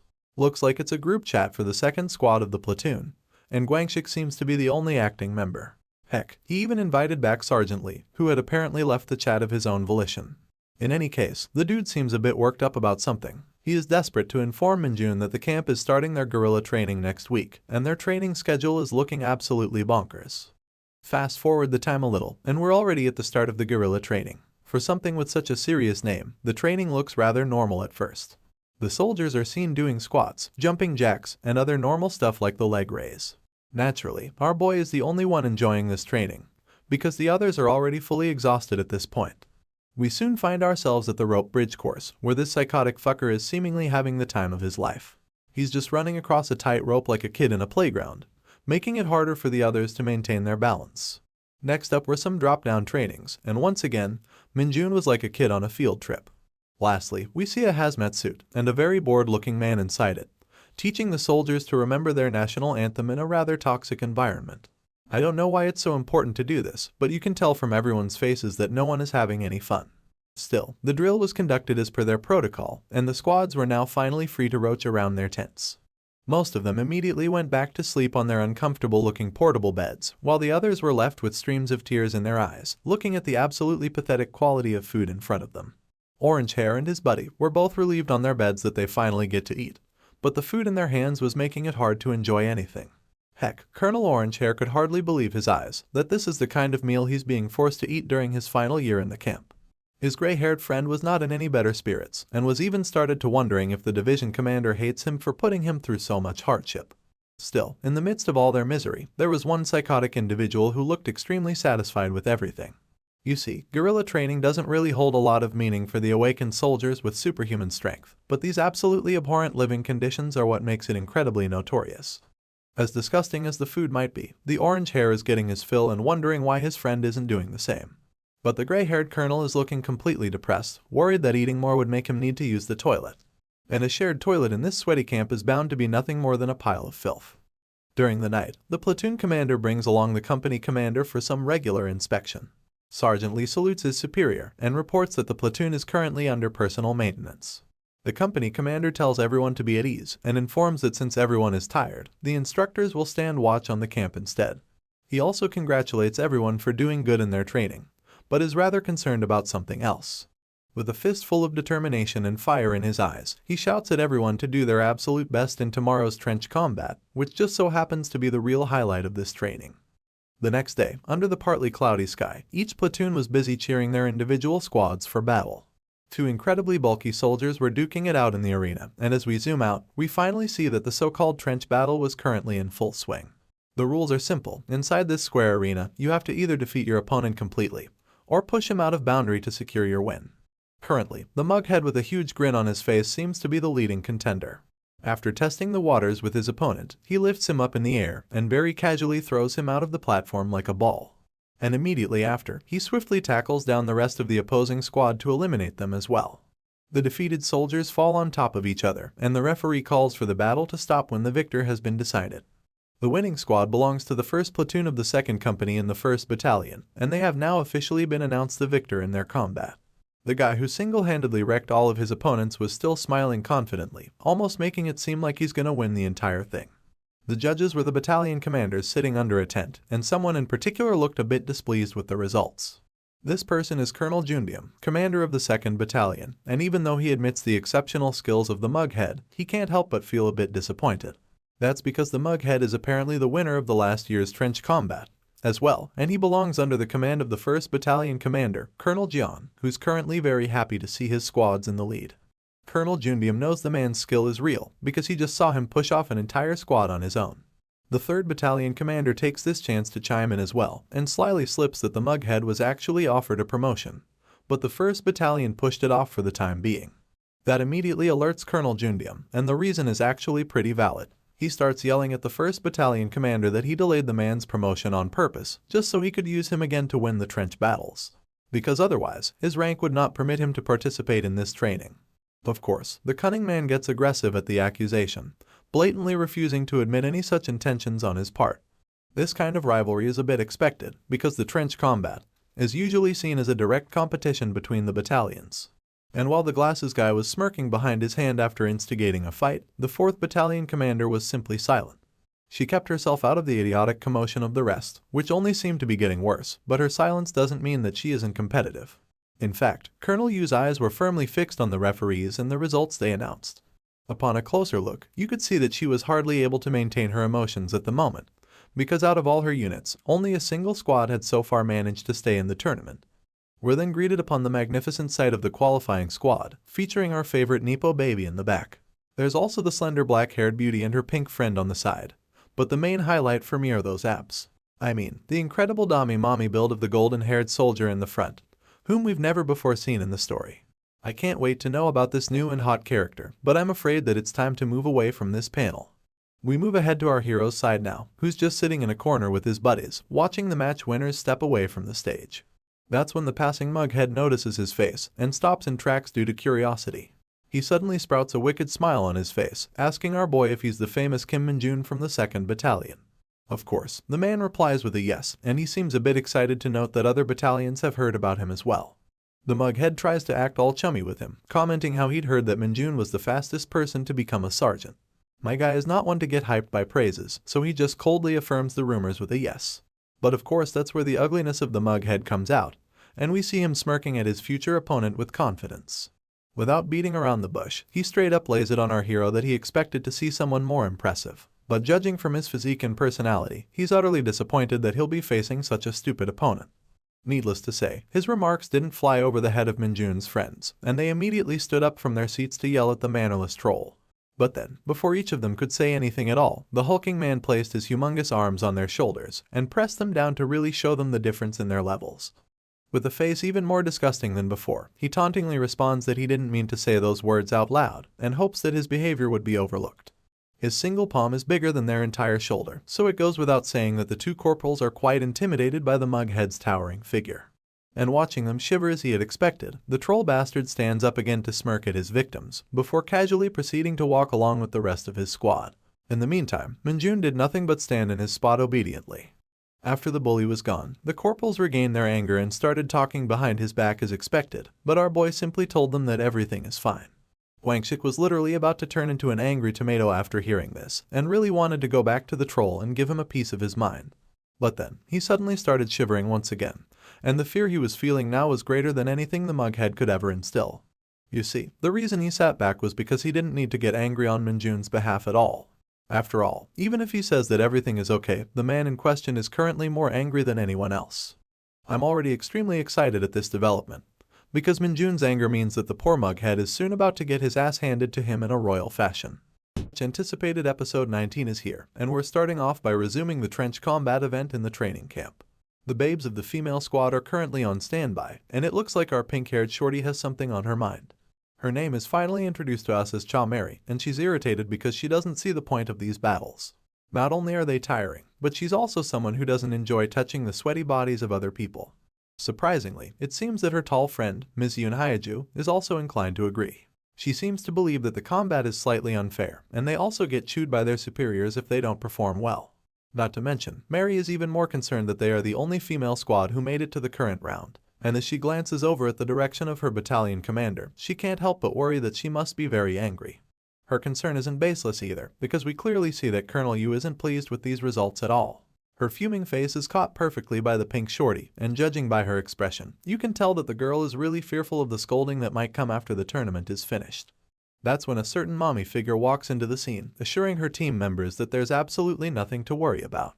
Right on cue, the referee calls for the female squad to step forward for their next battle, and we finally get to see the absolutely dominating figure of the mommy, whose abs I kept praising in the last episode.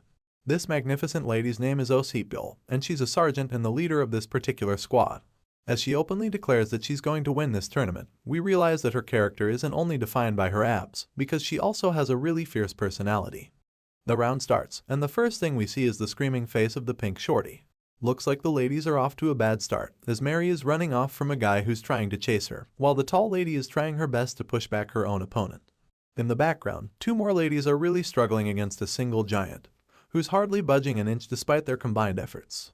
These two ladies are merely private ranks, and they really can't compare to the build size of their opponent. However, as a single hand grabs the man's collar from behind, we remember that there's someone in the female squad who far exceeds his caliber. That's right, it's the Sergeant Dami Mommy, and we see her strength on full display as she effortlessly flings back the humongous soldier in the air.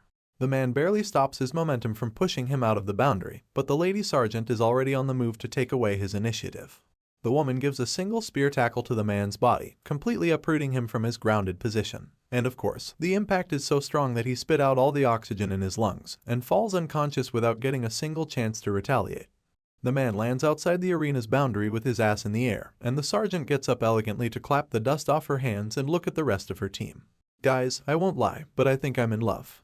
Anyway, even though the woman is a literal force of nature in the arena, it seems like the rest of her team isn't doing as well, because the pink shorty is still just running away from her chaser without fighting back. Looks like the soldier's hand is finally about to reach the girl, and just as he got excited that he'll be able to eliminate her from the round, Mary shows an unexpected display of skills out of nowhere. She grabs the unsuspecting soldier's hand from behind her and flings him upside down with the perfect posture of a judo master. A loud thud is heard when the man hits the floor, and the sergeant huffs a smile, almost as if she knew this was going to happen. The pink girl isn't even the least bit exhausted after running out so much, and the confidence on her face tells me that she was simply toying with her opponent. We finally get a sense of her character when she boldly tells the defeated soldier that he was warned to stay away from her. After ending her own fight, the girl looks back to check the status of her tall friend, who's still just standing her ground against the opposing fighter. Looks like the man is slowly managing to push back the female corporal, but won't be enough to finish her off. That's when we see him smile and glance to his side, as his other friend rushes over to help him win the duel. The helper thinks that he has spotted an opening to take out the black-haired girl, but he doesn't even notice the hand that's currently grabbing his collar. And the next thing he knows, the idiot is flipped upside down in the air with his gaping mouth. As my man flies off in his reverse position, we see that the perpetrator this time was our favorite Nepo baby, Sun Yunseo. She smiles with satisfaction at her victory, making it clear that she's not one to be underestimated. And with that momentary distraction, Sergeant Yoon regains her footing and Monster grips the hand of her opponent, forcing his back on the ground with a powerful thrust. That earns her a wicked smile from her pink friend, who almost makes it seem like such a result was always expected. But it looks like these girls have two more people to deal with, who seem to be clicking their tongues at the pathetic display of their squad. These twin-looking bald heads are straight up bad-mouthing their own teammates and laughing at them for not being able to take down a single opponent. The defeated soldiers have no choice but to stay silent, as the still-standing twins claim that they're going to carry their asses to victory. The brothers seem very confident of themselves as they take their crouching positions, and they actually believe that they will be the ones to win this entire tournament. With their baseless confidence, they charge at the female squad to claim their victory. But then we suddenly hear the swooshing sound of the air, and the next thing we know, Sergeant Mommy is holding them both by herself with her well-developed arms and her incredibly muscular back. The twins laugh at her at first, thinking that she's crazy to think she can stop them on her own. But when they try to push her arms away, their faces turn to horror as they realize that they're unable to resist her grip. They struggle to get away from her monstrous grasp, and almost can't believe how her slender figure can hold so much strength. But of course, the sergeant knows that she doesn't really have to defeat these idiots on her own, since her dependable squad is already running over to lend their hands. In a matter of seconds, the ladies show their power by pushing their sergeant from behind, ultimately helping her push down the twins who couldn't even get away from her grip. At this point, the comic is basically writing my own jokes for myself, because the defeated twins cry for mommy as they fall to their elimination. Truly, it was the mommy who took them down, and she stands tall with her teammates in victory as the referee officially announces the end of this round. The sergeant dusts off her hands once again, and her squad rushes over from behind to congratulate her. Kim Min-jun was sitting at the perfect location to witness them having their fun, and he can't help but acknowledge that the ladies not only have an excellent sense of teamwork, but they're also pretty skilled individually. Even his ponytail friend is openly commenting that the female squad this time is really good, and Guangxik is even going as far as to say that they'll be able to defeat the pathetic bully from last episode. Ponytail seems against this idea, however, since if the female squad wins against the bully in the semi-finals, they would lose the chance to take their revenge against him in the finals. Guangxik agrees with his resolution, but as he looks at the ladies coming down from the arena, he can't help but wonder if they themselves can actually make it to the finals either. But of course, Mr. Ponytail shuts down his worries by replying that with Sergeant Lee and Kim Min-jun on their squad, it would be impossible to lose even if they wanted to. Looks like the men weren't the only people staring, as the pink shorty seems to have noticed their presence as well. She glances over at our hero, Kim Min-jun, and her face sprouts the most adorable and genuine smile we've ever seen her make. She waves her hands and calls out to the hunter while blushing, and while her own squad is puzzled at her actions, the two male corporals end up noticing her back. They both start blushing for no reason, each wondering if the lady is perhaps trying to grab their attention. Meanwhile, Mary is looking like the most adorable creature ever, completely smitten with love just by looking at our hero. Her cute face and bouncy expressions completely make the two corporals lose all of their desire for revenge. Within just a few moments, they have completely reformed, and are now willing to forget their grudges and start rooting for the ladies to win the semi-finals instead of the bully, just so they can get a chance to touch their hands in the finals. Our boy sees their perverted nature and lets out a disappointed sigh while calling them a bunch of idiots. At the same time, the atmosphere was changing for the battalion commanders. Looks like the squad who just got defeated belonged to the glasses dude, and he's definitely a bit disappointed at their crushing defeat. The 1st Battalion commander, on the other hand, is more than delighted, as he compliments the female squad for displaying such a perfect round. He further compliments Colonel Yu for raising such a dependable squad, but the woman just stays silent in response. Next up, the referee calls out for the next two squads to step up to the stage, and this time, something catches the eye of the female colonel. The reason for her attention is none other than Kim Min-jun, and as the colonel remembers his time with the division commander and his past achievements, she can't help but get curious to see what he's got to show. While the boys were walking up to the arena, Mr. Ponytail nudges our hero to tell him that if they win the entire tournament, their whole squad will get a paid vacation as their reward. My man replies with an annoyed expression that he has no desire to go on a vacation with these idiots, at which the other two laugh that maybe they should give up on the first place after all. Of course, for our achievements-hungry hero, such a result would never be acceptable. So he ignores their childish rebuttals, and with a scheming face that we're all so familiar with, he comments that they can simply enjoy their vacation separately. In other words, this dude has absolutely no intention of giving up on that first-place position. Eventually, the two squads line up in front of each other to face off for battle. A group of unfamiliar faces on one side, and our hero with his team on the other. The referee shouts for both teams to get ready and listen for the whistle before starting the fight. Of course, the whistle is blown, and the enemy team is the first to take initiative towards our heroes.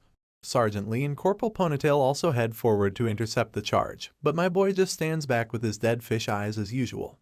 Lee displays his unmatched strength by holding off two opponents on his own, and Min-jun's disciples quickly follow him up to take on the others. They both tackle the unsuspecting opponents with blistering speed, leaving them dazed and unbalanced. Guangxik sprouts a confident smile while holding onto the soldier, and can't help but comment how light he is as they both lift them up into the air. Looks like our hero's Spartan training has really made them strong. Dongjin seems to have the free time to glance at the others while he's easily handling his enemy, and it seems like the leader of the opposing group is still just judging everything from a distance. He takes a look at Sergeant Lee, who's still holding off two soldiers like a bunch of kids. And as he locks eyes with the fierce warrior to see if he wants to interrupt, the sergeant returns the glare with double the intensity. That's when Min-jun stops their staring contest by casually waltzing into the middle and sizes out the squad commander with his scheming glare. Looks like he finds the opponent suitable enough and wants to test out his latest ability in secret. That's when the soldier charges into him with absolute determination, probably realizing that it's going to be a tough battle. Meanwhile, Min-jun pulls back his arm and readies his demonic grasp skill to test it out in action. He targets the energy towards the foot of the charger, confusing the squad commander as he trips for no reason. The man falls straight into the grasp of our hero, who just uses his own momentum to push him down to the ground. His control of this skill is not yet precise, but using it to take away someone's balance seems pretty easy. The confused soldier gets up quickly to regain his footing, absolutely sweating at the weird scene that just happened. You can't really blame him either, since you can't see this skill with your eyes. But in the heat of battle, confusion turns to anger, and the opponent grits his teeth to once again charge at our hero, who's still just as expressionless as before. And once again, my boy pulls the poor bastard hand with his demonic grasp, and casually turns his shoulder as he lets him fall face first onto the floor. The man turns around with such a baffled expression that you'd be believed to think that he's seen a ghost. Of course, Minjun can't really afford to let him get any more suspicious, so he cuts the childish play and taunts his opponent to attack him again. One last time, the squad leader stands up, raising his arms in the air with a hint of caution. This time, our hero is the one to charge at him instead. And even though the squad leader tries to swing his arm and stop the charge, Minjun simply manages to duck under and keep going. Before he could realize, our boy was already holding the soldier from behind in a suplex position. But instead of ramming his head back onto the ground, he just tosses the man behind him like he's some sort of trash. A single look at our hero from this angle, and you can really tell that there's nothing more he enjoys than a little bit of trolling. The scene then shifts, and it seems like a bunch of other battles have already been conducted throughout the day. As expected, Minjun and his squad made it all the way to the finals without any trouble. But as he glances to the side to look at his sulking comrades, it seems like something might have gone wrong in the middle. You see, both Guangxik and Ponytail are absolutely furious, because instead of fighting against the female squad as they had hoped, they'd be going up against the bully after all. At last, the referee signals for the last two squads to come forward and start the finals, so the soldiers start climbing the stairs to the arena. The face of the bully bastard hasn't gotten any less annoying, and he's smiling just as wickedly because he's certain of his victory. His challengers also step foot onto the stage right behind him, and they look absolutely riled up for some reason. Ponytail asks Guangxik if the bastard actually used to be a wrestler, and the corporal replies that he was pretty well known in high school competitions, up until he had to stop because of his awakening. The both of them seem to agree that the man is definitely very skilled, and Guangxik even adds that he used to win all of his competitions. But naturally, it doesn't mean that they feel any sense of respect for the bully, because Ponytail is simply furious why someone so skilled would also resort to playing dirty. As the both of them burn their heads hot with anger, Sergeant Lee grips them in place with a defeated sigh. Minjun is also a bit disappointed at their behavior, but he already knows the reason why they're so angry. You see, it all started back in the semi-finals. We are shown the face of the bully bastard blowing on his hand, and zoom out to see his whole squad standing tall at their victory. They had won their match against the female squad, but a single look at the struggling figure of the blonde mommy is enough to tell us that their methods were beyond aggressive.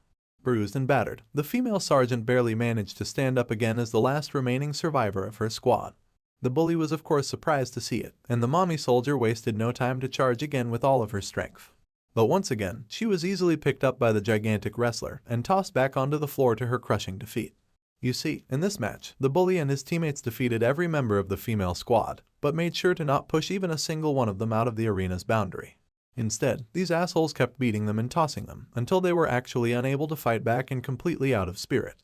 As we're brought back to the present, Minjun thinks about how the bully's method was definitely repulsive, but this is all part of the combat training in the end. He realizes that it's not the winner's fault for absolutely shaming their opponents, and as he glances over at the ladies who are obviously upset about their defeat, he can't help but think that it's the loser's fault for being weak. In the end, the mommy sergeant is so exhausted and dejected that she simply sits on her seat with her face covered in a towel, not saying anything to the others. Meanwhile, Guangxik is completely pumped and ready to teach some manners to those barbaric bastards. Our hero can't seem to sympathize with his feelings, however, as he believes that his reaction is a bit too extreme. He remembers all the comical and the horrible faces of the man who insulted him and smiles it off casually, completely unbothered. After all, he knows that there's no point in getting angry beforehand, when he can simply beat him up to a pulp during the fight. It finally comes the time for the mugface to fight against a proper enemy, and he stands with his squad on the left side, while our hero and his boys stand on the right.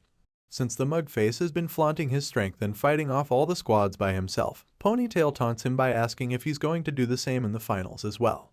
As expected, the ugly ass fucker smiles, and annoyingly replies that he doesn't want to disrespect the famous Sergeant Lee, but doesn't think that anyone else is worthy of being his opponent. He asks the corporal if he actually thinks he can shove him back a single inch, and Sergeant Lee is forced to hold him back from getting aggressive in response. The mugface then glances towards our expressionless hero, completely ignoring the burning head of Corporal Guangxik. The ugly dude snickers at Minjun for being so heartless and remaining unfazed, when he thought that he could definitely rile him up by beating his girlfriend. The statement comes off as a surprise to the boys, as Guangxik asks the fucker what he's even talking about. That's when the mugface replies that he saw the pink-haired shorty waving aggressively at Minjun, and figured that she was probably his girlfriend. Naturally, the corporal gets furious to hear this and thoroughly denies such an absurd assumption. After all, he thought for some reason that the girl was waving at him instead.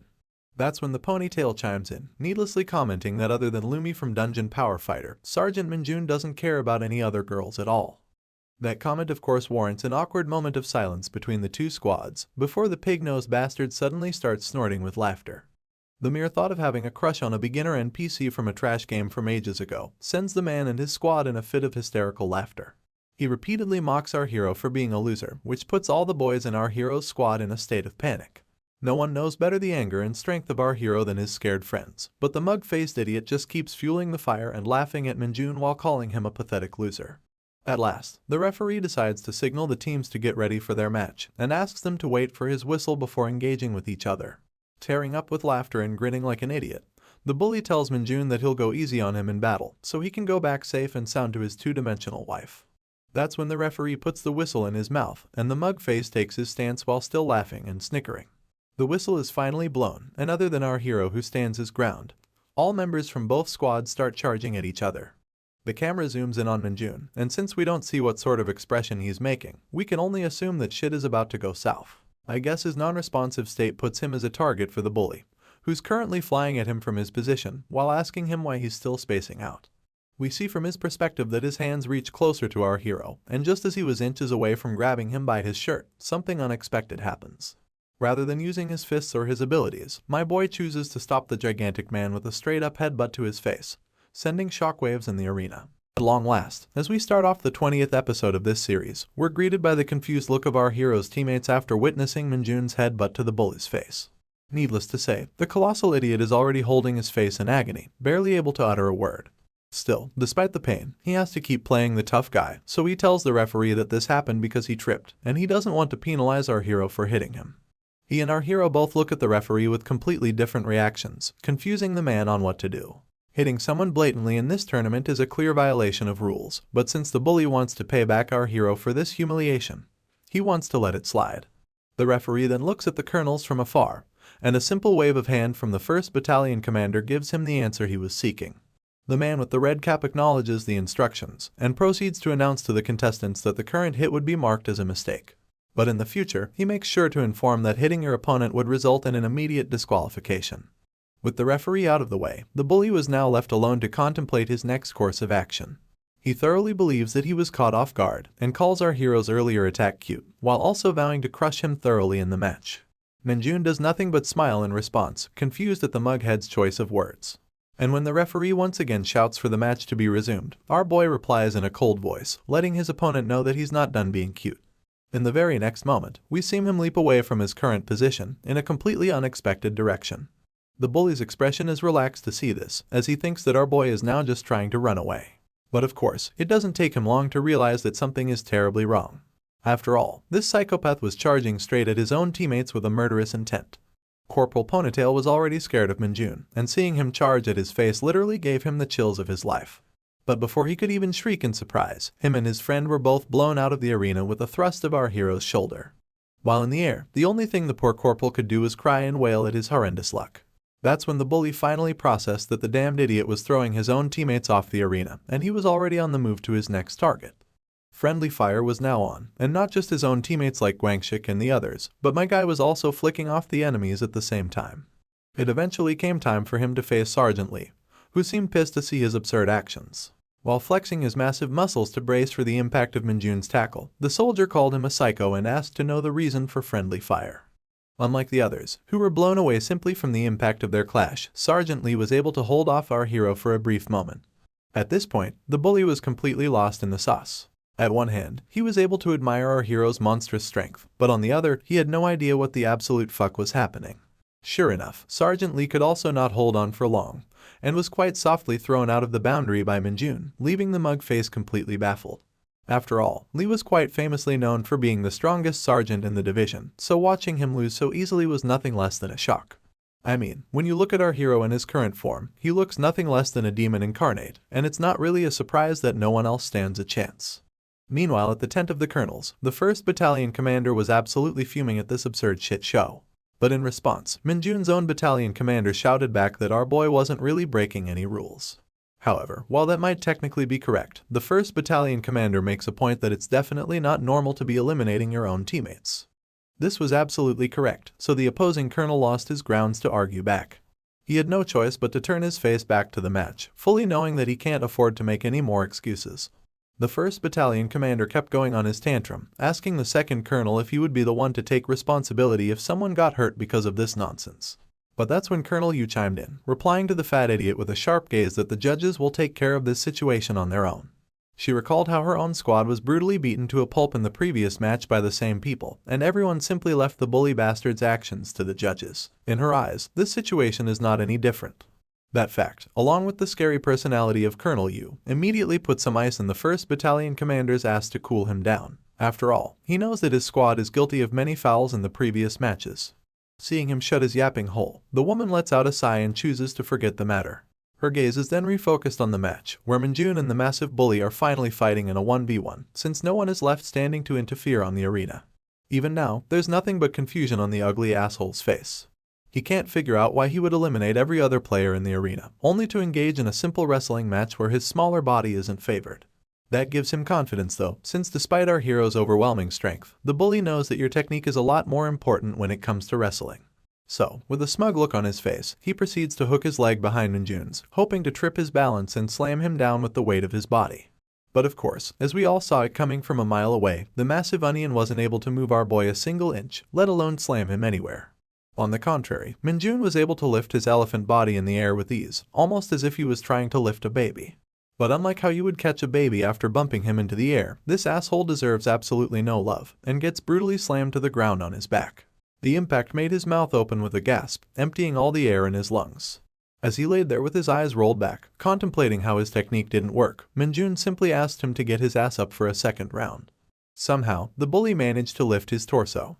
But when he looked at the demonic figure of Minjun, completely relishing in the thrill of his revenge, he knew that he was fucked. Of course, he tried to surrender right away to avoid further pain and humiliation, but our boy got close to grab him before he could finish his sentence. And once again, with the technique of a judo master, he threw back the asshole to the ground where he belongs. Right upon impact, we could see that the bully was now crying, horrified at the fact that he aggravated the worst opponent.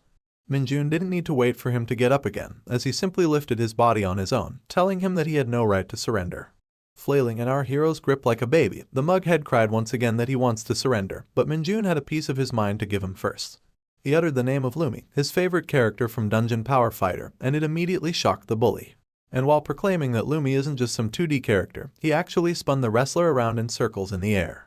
Needless to say, his teammates were no more than stunned at this display, and the ladies were absolutely smothered by his gallant figure. Even the Nepo baby, who idolized her father for his strength, began to really look up to Minjun in this very moment. By the time our boy was done with him, the bully was already foaming at his mouth, lost and confused. That's when my guy reveals that Lumi is his absolute favorite, and he would never forgive anyone who taints this relationship. The dude actually went off on a rampage because someone laughed at his 2D wife, and I can't decide whether that's alpha as fuck or cringe as hell. Either way, the disaster he unleashed on his hapless victim would forever be ingrained in his body, and never again would he dare to laugh at a gamer. With this absolutely satisfying end to battle with the bully, the referee finally announces the winner of the match, concluding the end of the tournament. But even though the tournament was won, some footsteps of mixed emotions are seen approaching our hero. Minjun takes note of this, and we see that his teammates, other than Dongjun, are giving him some weird looks. I guess even someone as dense as our hero would now realize that he crossed the line earlier, so he nervously tries to apologize for his actions. However, his squad could actually care less about their unnecessary eliminations. They're just glad that he really humiliated the bully, and properly avenged the female squad for the humiliation they were made to suffer. Wangshik goes as far as to say that he just witnessed the most impactful match of his life, and couldn't have hoped for a better outcome. Even the ponytail guy, who was the first to get eliminated by Minjun, has nothing but a thumbs up to give to the champion who allowed him to watch such a refreshing match. To be honest, our boy is a bit baffled by their positivity, but he can't complain that it's a good thing for him in the end. But not everyone in this squad is a happy-go-lucky idiot, because there's someone who has taken a stance to reprimand our hero. This man is none other than Sergeant Lee, and he doesn't hesitate to announce that he's very disappointed in Minjun. And with just those short words, he leaves the scene, leaving our boy to once again realize that he really did cross the line. The camera follows the angry sergeant for a bit, but we soon see him letting out a sigh with a faint smile on his face. He remembers the look in our hero's eyes as he was charging at him with the tackle, and can't help but admit that he would eventually get swallowed by the rookie if he doesn't manage to keep up. With a refreshed determination, he tells himself that he's definitely going to win against Minjun the next time they fight. In the end, it looks like this gym bro is actually quite happy to finally have a rival in this division. A few moments later, the soldiers from each battalion line up for the reward ceremony. Colonel Yu gives the opening speech and proceeds to grant the gold medal to our hero as the winner and MVP of the tournament. The others salute the victor, and hence the tournament finally comes to an end. That doesn't mean that the guerrilla training itself is over though, since the tents are still raised up for the soldiers for shelter. We see Corporal Guangxik coming out of his tent a short while later, properly dressed once again for the training. His purple-haired friend asks him where he's going, but my man simply replies that he needs to hit the toilet. His irritated expression returns at the same moment, because he still can't figure out why this stupid training routine exists for the Hunter Corps when it doesn't even help them become stronger. This is when he's called out from behind by a female soldier with familiar hair and immediately starts blushing for absolutely no reason whatsoever.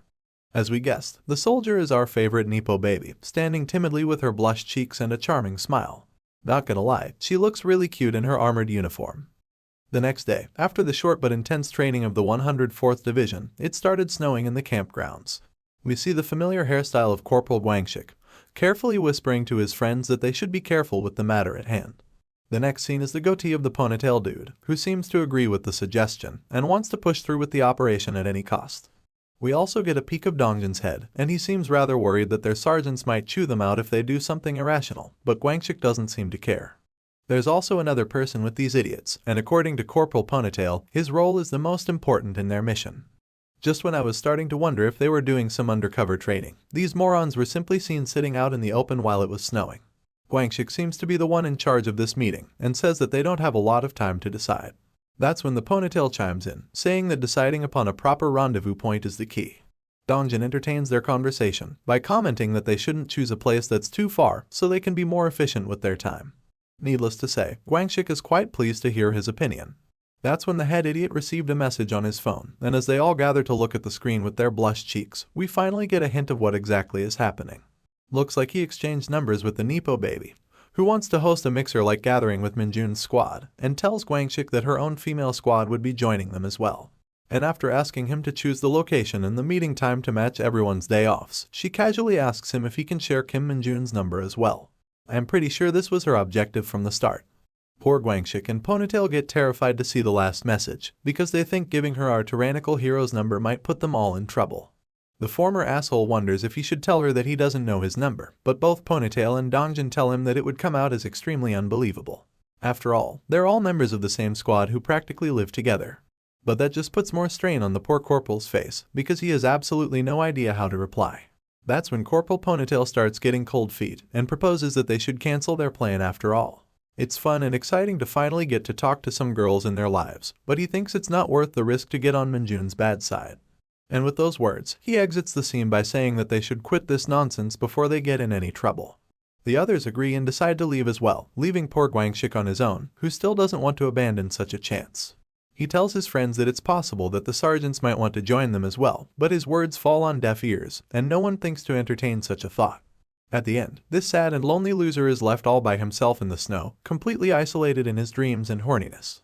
Switching locations, we move inside the camp building, where the main hero of this story opens the door to the training room. First things first, he's quite excited to look at his newly updated status. As you can see, it looks like he has gained a bunch of strength and agility stats once again, while everything is practically the same. As he remembers the mug face he tossed around the map in the previous chapter, Minjun can't help but thank him for improving his status. You see, it was getting quite difficult to level up his stats once they reached 60, but thanks to defeating that wrestler, his surprisingly gained a boost to his stats once again. Of course, as he casually benches the ridiculously heavy red stone weights, our boy is practically smiling from ear to ear. He pumps out a bunch of reps with absolute ease when he's suddenly interrupted by a voice to his head. Minjun places the weights back on their rack and continues his telepathic communication with the voice. The man on the other end is Li Bongu, our hero's newest lackey, and his concern right now is that he wants his master to order some food to his current location. Naturally, Minjun is pissed to hear such a menial request, because he even gave the idiot Dark Mage some money so he could manage the food situation on his own. But after arguing for a while, he decides to order it anyway, for which the Dark Mage is thankful. As usual, our hero doesn't seem to enjoy his happy and idiotic attitude, but it looks like Bongu has something more to say. So he interrupts him once again when Minjun was just about to lose his shit, and mentions that he has discovered another mysterious aura. That quickly calms down our hero, as he sighs while asking why the idiot didn't start the conversation with such important information first. After staying silent for a while because he didn't have a response, Bongu starts explaining that what he sensed isn't exactly a source of demonic energy. In fact, it's something completely different that he has never even felt in Isgard. He suddenly stops talking during his briefing, so Minjun gets alert that he might be in some kind of danger. But as it turns out, he simply went to grab his soup order from the door and nothing serious was happening. Minjun was basically fuming at this point, almost about to explode his head in anger and frustration for having to deal with such annoying subordinates. And as if done on purpose, this is exactly when he also received a message from the Nepo baby, confirming if she has the right number to the sergeant. For a moment, Minjun had a dumbfounded look on his face, because he was absolutely lost at the sudden turn of events. But his annoyed expression soon returned, as he wondered why everyone wanted to talk to him today for no reason. Instead of replying, he was just about to block the girl's number to avoid further frustration. But that's when Guangxik charged into the room, begging him to stop. Creeped out by his unnecessary energy, Minjun asks the corporal what he's doing, and in response, the dude just starts groveling on his knees to beg the sergeant not to block Sun Yunseo's number. Desperate for some female touch in his life, the man starts begging Minjun to start thinking about his squad, as their mixer with the ladies is something extremely important to their mental health. Of course, our boy has no idea what the corporal is talking about. And more importantly, he's curious as Guangxik was the one who gave his number to the Nepo baby. Without hesitation, the corporal confirms this and begs the sergeant to be more understanding of his squad. He claims that they all give a 100% of their time to the military, and some female interaction in these desperate times could be the only thing to keep them from going insane in the future. Confused and irritated, we can already tell that Minjun is fed up with Guangxik's abrupt behavior. Still, he gives the hunter a chance to speak and inquires if he has arranged some plans with Yunseo. The corporal seems confused at this, as he assumed that she must have messaged the sergeant about their plans. But that was not the case, and Minjun is now even more furious that he's not getting any answers. And now, Guangxik suddenly doesn't know what to tell him. My boy then resorts to his usual method of threatening the crap out of people and asks Guangxik to choose his words carefully. Suddenly, all of the corporal's confidence and energy drained out of his face as he gulped down his saliva to brace for what's about to happen. But surprisingly, an entire week after this interaction, we find ourselves looking at the front entrance of a knockoff from Disneyland. The boys start walking in with their freshly polished boots, and although all of them are straight up dressed for war, they all sparkle with delighted expressions. Corporal Ponytail starts by thanking Kim Minjun for allowing this meeting, because he never imagined that he'd agree. Guangxik reprimands him of course, because this was all made possible by his own efforts, while everyone else was simply a traitor who turned their backs. But before he could start an argument, a single glance from our hero calmed him down immediately. Minjun replies that no one is here because of his perverted fantasies, and he simply agreed because their youngest squad member was really excited to visit this amusement park. We find out that the youngest in question is the young man from earlier, who was partaking in the secret meeting with the others to plan this gathering. Changing topics, Corporal Ponytail then decides to target Sergeant Lee Seung-ho, who also unexpectedly agreed to their plan. He comments that the sergeant is just a man after all, implying that he must also be tired of living inside a literal sausage fest. But as usual, the cold man replies that he was going to spend his day off with these idiots anyway, and thought that it would be nice to have someone else in the mix. After getting roasted by everyone else in his squad, Ponytail starts looking around to see if the female squad is already here. And his eyes immediately perk up with an unimaginable amount of glow as he spots our favorite lady group from afar away. He calls out to the ladies, and we see that all the familiar faces are gathered in one spot, but there's a humongous figure shadowing behind the girls as well. The guys couldn't help but note the towering stature of the man, and even Kim Minjun was made to take notice of his presence. The person looked directly behind the Nepo baby, and it seemed like the girl was also a bit nervous because of him. As you might have already guessed, the Goliath was none other than the Nepo baby's father, Sun Tiho. The corporals of the male squad start to make assumptions, immediately wondering if the man is some kind of gangster. I don't blame them either, as our father-in-law looks extremely terrifying. But before they could do anything irrational, Sergeant Lee stopped them immediately, asking them to stand on attention. Followed by that order, he salutes the senior officer, who salutes back in response to the greeting, while Yunseo just blushes in embarrassment the whole time. This is when Dongjin also took note of the senior officer's face, and shocked everyone by revealing that it's the commander of the 107th Division, whom he once saw before on the TV. At the same time, Yunseo starts fumbling around her dad, begging him to please go back home, as it's extremely embarrassing to have him around her friends. We already know that the scary Major General is actually quite a doting father, and he gives her daughter the most lovely smile he could muster, telling her that he simply wishes to greet the hunters that work with her, and promises to leave right after. Despite his reassurance, Yunseo seems aware of her father's overprotective nature, and doesn't feel that this is a good idea. But the man simply moves her hand away, looking straight in the direction of our hero. Minjun is actually quite delighted to see that he got noticed by the senior officer, as he always admires strong people from Earth. At the same time, the smile fades from the man's face completely, and he's almost starting to resemble a yakuza. He walks closer to our hero with his leathered boots, and towers over him menacingly, blocking out the sun. And sure enough, with the face of a threatening yakuza boss, the man demands our hero to confirm if he's the hunter known as Kim Min-jun. Story resumes, and we find ourselves once again at the entrance of the amusement park. Looks like the gang has checked in with their tickets, and the pink shorty is leading from the front with her usual bubbly energy. With a smile as bright as the sun, she urges the rest to hurry up as well, because they only have a limited amount of time to enjoy everything. As expected, she's sticking oddly close to our hero, which the male soldiers aren't happy to see. Seeing her trying to lock her arms with Min-jun, a wave of mixed emotions washes over the rest of the party. The boys are feeling jealous, while the girls are just embarrassed of their comrades' actions. But well, the party spirit rules over everything, so the men display a burst of renewed energy, hoping to get as lucky as our hero. The girls seem to respond in kindness, as this was a well-awaited and well-deserved vacation for all of them as well. And so, together, they all rush towards the center of the park, leaving the two remaining sergeants behind. Sergeant Mommy and the ever-so-serious Sergeant Lee look at each other, not sure on how to react to the current situation. Our blonde girl is the first to speak, commenting on how she's not really fond of such rowdy places.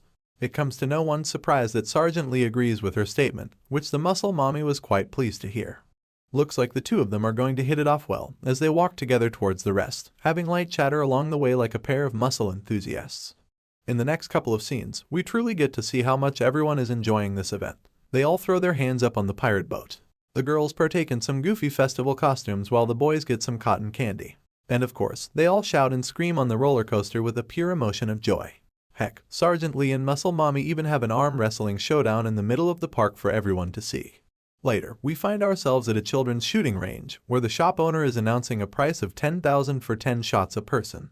Eager to show off in front of the girls, Guangxik tries to give it a shot and win the big prize. His eyes are focused sharp, and there's no way he'd allow himself to get embarrassed in front of the others. But the next thing we see is him holding a tomato plushie, which turns out to be nothing more than a consolation prize for participating. Looks like this goofball didn't manage to knock a single prize. Mr. Ponytail sees this of course, and tries to one-up Corporal Guangxik by taking the next place in line. The ladies are oddly impressed by his confidence, and he seems to boast a really nice posture with the air gun as well. But of course, my man ended up getting the same shit as Guangxik, openly becoming a laughingstock in front of the merciless girls. Although he's convinced that the gun must have been tempered for him to miss all of his shots, there's no way his fellow corporal is going to let that slide as an excuse, as he continues to taunt him for sucking balls. That's when our boy walks up behind the two, and notices something interesting on the prize table inside the shop. The first prize seems to be a mushroom from Mario, the third prize is a fucking banana, and there's an odd little keychain in the middle as the second prize as well. Zooming in, we see the figure of our hero's favorite character from his favorite game, and you already know what's coming next. That's right, he's got his eyes on the prize, as the girl on the keychain is none other than Lumi from Dungeon Power Fighter. Determined to claim the keychain at any cost, Min-jun picks up the gun that has let down many others before him. We hear a bunch of gunshots echo through the air, followed by the absolutely stunned expression of the shop attendant. Our boy places the gun on the table after finishing his turn, but the attendant informs him that he still has one more bullet left to shoot. Min-jun replies he doesn't need to shoot it, and I think you can gather the reason for this reply through the open-jawed faces of the people behind him. The girls are seen talking between themselves, wondering why he didn't shoot the last shot, despite hitting every single bullet on the target. The only exception is the pink shorty, who's just more and more in love with our hero. In any case, the shop attendant cautiously hands over the second prize to our boy, who accepts it gratefully with excitement. There's no wonder he didn't shoot his last shot, because he was only aiming to get this particular keychain from the beginning. Needless to say, the girls don't really understand the significance of this, as they don't even know the character on the chain. Finally, after hours of time spent in the amusement park, our hero smiles for the first time, because only now does he think this trip was worth it. Other than the shorty who's just fawning all over Min-jun, I think the boys finally understand the irony of the situation. In fact, they don't even know if they should be impressed or annoyed. In either case, they decide to ignore the senseless behavior of our hero, and decide to collectively head towards the next attraction. And as they move ahead, the Nepo baby takes this chance to finally call out to the hunter. Looks like she's still curious about his meeting with her father earlier, and wants to know what they talked about in private. She manages to get our boy's attention rather easily since he's already in a happy mood, so he turns around with his smile intact, taking us into a flashback of their meeting. You see, from back where we left off in the last episode, Major General Sun and Kim Min-jun had walked a fair distance from the group to converse in some privacy. The general starts off the dialogue by apologizing to our hero for dragging him to side while he's on his vacation. Minjun didn't seem to mind, of course, so he asks the general to be casual and tell him what he wants. I guess his overly straightforward response ticked something inside the general, so he proceeded to intimidatingly put his hands over our boy's shoulder in a show of dominance. Not gonna lie, my man's got the hands of a giant, and he squeezed his fingers on Minjun's shoulder with full force to gauge his resistance. Of course, our hero notices the general's intentions right away, so instead of reacting, he just stands his ground with as little reaction as possible.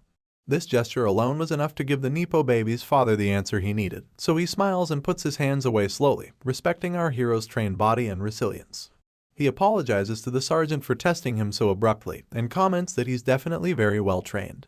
Naturally, Minjun takes the compliment with stride. Once again, the general puts on a face that tells us that he's very impressed with our hero so far. He then casually reaches inside the dashboard of his car and says that he's got something to give to the sergeant, since his daughter seems to owe him a favor for that incident inside the tin can dungeon. He takes out a small box of black wood, along with his contact card in case Minjun wants to reach out to him in the future. Before our boy could ask him further about the box itself, Sun Tio starts to elaborate that it contains an item that's generally reserved for general ranks only inside the hunter military. Although their technology isn't advanced enough to evaluate this item entirely, it's supposed to give a random raise to your stats. As the box gets opened, we see that the item in question is a silver bracelet of sorts, which looks rather rough and worn down. Perhaps it was previously used, or perhaps it's just the texture of this particular material. In either case, it looks like our boy has hit the jackpot, as his inner thoughts leak out to reveal it as such, while he's busy thanking the general for his generosity. Reaching for his car door to exit the scene, Sun Tio tells Minjun to use the item to train himself further, and warns him to not tell anyone that he's the one who gave him the bracelet. He then offers to treat him to a meal if he ever decided to visit his division, and follows it up with one last warning. As we all saw coming, the devil's face returns on the general, telling our hero loud and clear that if he ever tries something funny with his daughter, he would make sure to kill him with his own hands. And with that business concluded, the man finally leaves the parking lot with his car. Looks like his warning wasn't really needed, because as Minjun puts the bracelet inside his breast pocket, he smilingly comments how such concerns aren't necessary, implying that he has no foreseeable plans to get together with anyone. That's where the flashback ends, and we're brought back to the present, where our boy tells the girl that their meeting wasn't anything important. Not convinced by that answer, Yunseo inches closer to make sure, asking if he's sure her father didn't say anything rude to him. While reaching into his pocket once more, Minjun confirms that no such thing happened. He then takes out the general's card from his pocket and shows it to the Nepo baby to rest her mind at ease. He informs her that he received it as a gesture of goodwill because her father wanted to treat him to a meal if he visits his division. As far as Yunseo is concerned, her father isn't the kind of figure who would show such politeness to his juniors, so she wonders why he received such a gift for no reason. That's when Minjun replies that it's probably because the general is bothered that his daughter owes him a favor. Of course, this triggers the memories of the tin can dungeon when the Nepo baby was helplessly clinging to our hero with an injured foot, and it blushes her cheeks pink with embarrassment. With the same shy expression, she tries to shake off the memory by addressing the sergeant once again, apologizing for the fact that he had to put up with her overbearing father. One last time, Minjun just snaps the card in front of the girl, and as she gets startled, he tells her that he's simply going to force his father to treat him to an expensive meal in return. Continuing on, we once again return to the main group, who's now just strolling inside the busy pathways of the amusement park. Guangxik tries to meekly approach the pink-haired shorty and starts getting embarrassed for no reason. Looks like he just wanted to thank her for this wonderful get-together, as she's the one who initially proposed this idea. But still, he's also curious to know the reason why she wanted to do this. The girl responds to the gratitude with a smile and proceeds to elaborate the reason as per his request. She reminds him of the trench combat and how her squad lost miserably to the mughead bully. And since Hunter Kim Minjun stepped in to take revenge for all of them, she just wanted to repay him for his kindness and effort. As she excitedly holds out her punch midair, and as Guangxik's expression gets duller by the minute, the muscle mommy wraps her arm around the shorty to further enforce her reasoning. She was very impressed with Minjun, and since this whole gathering was the female squad's idea, she tells the boys that they'll treat them to free lunch as well. With that, the two girls continue walking ahead in each other's arms, leaving the male soldiers sad and disturbed. They know for a fact that they didn't do jack shit during that whole trench combat thing, which means that this entire event was just a way for the girls to meet Kim Minjun once again. And that's not even the most sad thing to Guangxik, because he knows that his asshole sergeant didn't fight for the girls, he was just taking revenge on the bully for laughing at his favorite game character. Seriously, I'm actually starting to feel somewhat sorry for these people. So, to move away from their depressing mood, let me take you to a different part of town. General Suntiho's division to be exact, where a bunch of hunters are guarding a newly opened dungeon gate. A raven lands gracefully on top of an electric pole, and we zoom out a little to see that it's our hero's latest henchman, Lee Bongu. He's currently overseeing this operation by the hunters and focusing on two soldiers walking shoulder to shoulder with each other. There's someone with a tablet in his hand, and he's surprised to see the details on the gate in front of him. This man is a colonel named Lee Sangjin, and the 3rd Battalion commander of Major General Sun Tiho's division. As usual, Lee and Kim are the only family names ever used in this manhwa. It looks like he's extremely surprised to see the amount of mana stone found inside this dungeon, as the reported quantity is a staggering 100 kilograms. As his assistant confirmed this information, the colonel turns around to look at the gate behind him. His lips curl up into a wide smile, and zooming out, his face clearly gives off the feeling that he has apparently hit a massive jackpot. We'll get back to this later, but for now, let us return to the amusement park and see what everyone is up to. As it turns out, the girls and the boys have split up at the exit of the park and lined up to bid their farewells. We already knew that the girls had a ton of fun on this venture, so they make sure to relay their thanks to the male soldiers and wish them a safe return to their camp. Looks like the boys have also forgotten their sorrows from earlier, as we see them cutting into each other to get the last talk with the girls. Their bickering continues, and we also get a cute panel of the Nepo baby shyly waving goodbye to our hero, who, as expressionless as ever, doesn't even bother to respond to the gesture. At last, time to part their ways finally arrives, and the pink shorty literally had to get dragged away by her tall friend. In the next scene, we find ourselves near a more busy area of the city, where the soldiers are slowly lining up at the bus stop to catch their ride to the camp. That's when Lee Bongu finally starts talking into Minjun's head, annoying him and telling him that he has encountered an issue. As our boy asks him to give details, the perspective shifts back to the raven, and through its eyes, we see the full view of the violent dungeon gate, which Bongu comments to be a bit suspicious. He previously informed his master that the gate was under investigation and properly guarded by the hunters, so Minjun doesn't understand what's so suspicious about it now. Bongu explains that there were only entry-level restrictions on the gate previously, but now it seems to be getting a lot busier, as hunters are seen carrying inside a lot of mining equipment. The perspective then suddenly shifts to a split screen on our hero and the colonel on site, both with polar opposite facial expressions to each other. While the colonel is just happy to have encountered this marvelous opportunity to extract a ton of mana stone, it looks like Minjun has spotted some sort of trouble. The next day at Daejeon, the jurisdiction of General Sun Tio, a certain bus approaches its stop on time. Out from the bus, an annoyed Kim Minjun emerges, who looks like he was forced to make this journey. He confirms the same to us as well, loudly mouthing that the current situation is an absolute mess. Back at the site of the gate, which is still being guarded by the hunter army just the same, we see a bunch of soldiers loading and unloading carts full of mana stone. Meanwhile, our boy reaches into his pocket and takes out the contact card that he received from the Nepo baby's father, wondering if this will allow him to enter the work site without any trouble. And while he's thinking that, we see a peculiar pigeon approaching him from the side. Minjun notices the cooing sounds of the bird, and as he turns to face it, the camera zooms into the goofy-looking creature, which is just Lee Bongu changing his appearance. Our boy recognizes him and tries to ask why he looks different, but the minion just replies that he's been keeping diligent watch over the site up until his master arrived. I guess Minjun isn't in the mood to argue, so he simply lets out a sigh and asks if it's true that they discovered 100 kilograms of mana stone inside the dungeon. Bongu isn't aware of the weight system on Earth, so he doesn't know how much 100 kilograms is supposed to be, but confirms that this is definitely the figure he heard. This amount is definitely very suspicious to our hero, because it's 100 times more than what you would find inside a dungeon in Isgard, and that's only if you get really lucky. Sure enough, it finally surprises the little goofball as well, since he knows that such an amount is not normal. Minjun further confirms that it's an incredible amount of energy, and since the forces on Earth are currently working to weaponize it, it's no wonder that they're extremely greedy for it. Once again, he looks at the cackling and pulsing blue gate of the dungeon, and his brain picks up a strange energy signal that feels out of place. To confirm his suspicions, he asks Lee Bongu if this is the strange aura he talked about earlier, and quite frantically, the pigeon flaps its wings to respond, confirming that this is definitely what he sensed from the gate.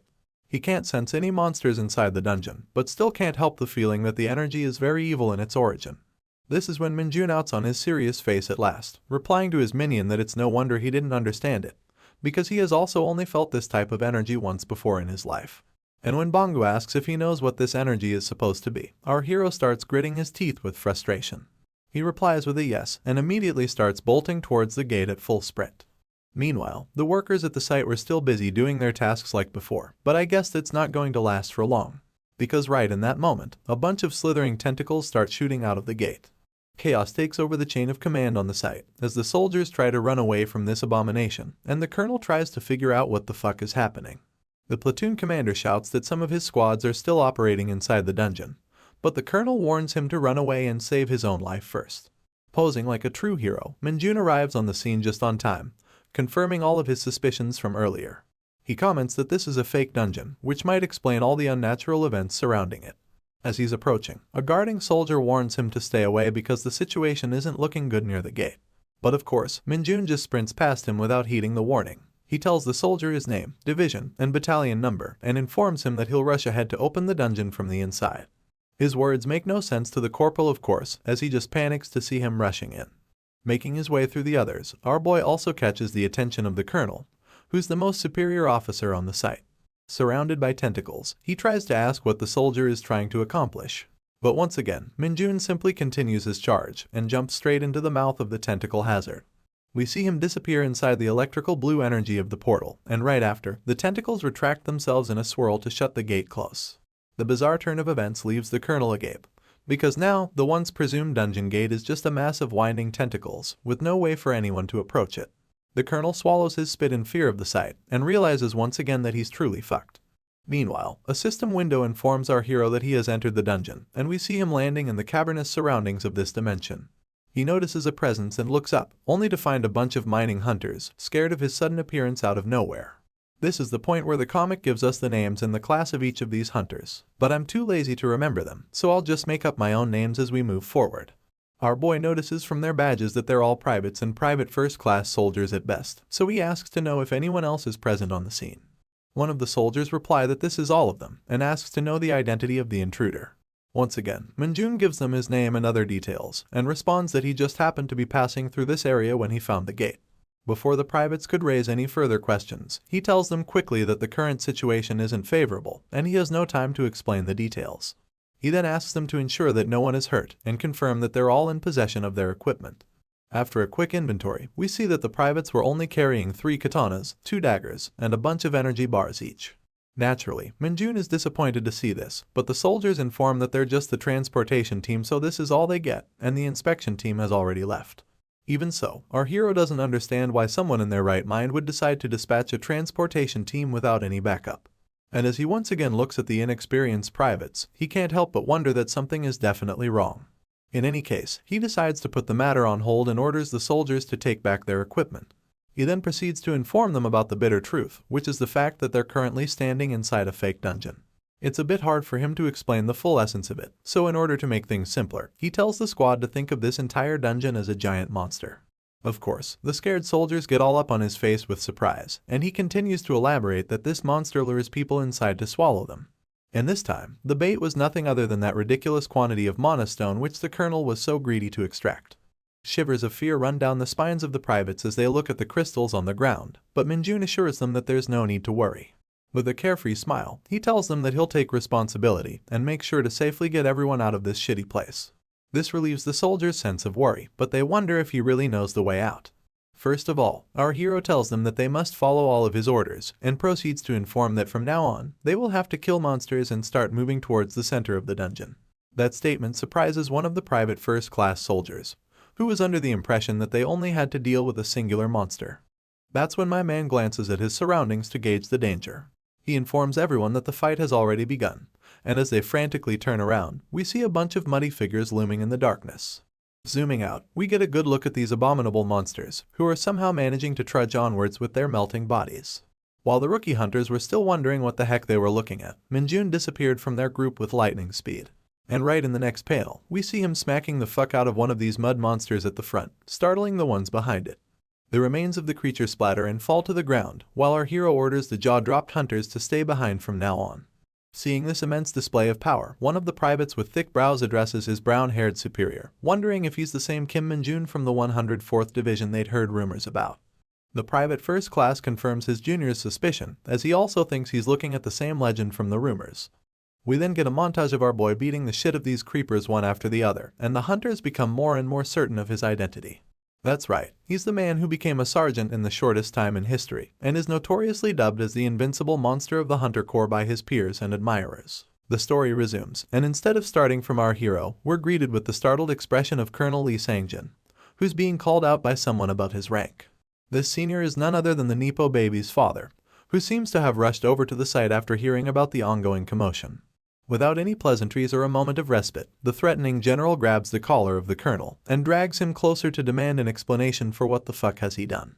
The frantic man tries to explain that he merely discovered a lot of mana stone in the dungeon and wanted to extract it. But that's not the answer the general was looking for, and his eyes get bloodshot from the colonel's words instead.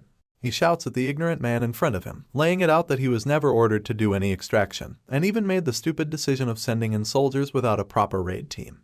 Not to mention, this gate isn't even linked to a real dungeon. The colonel, who's visibly crying at this point, explains once again that the gate was confirmed to be empty after 2 weeks of investigation, so he simply wanted to extract some mana stone for the hunter army.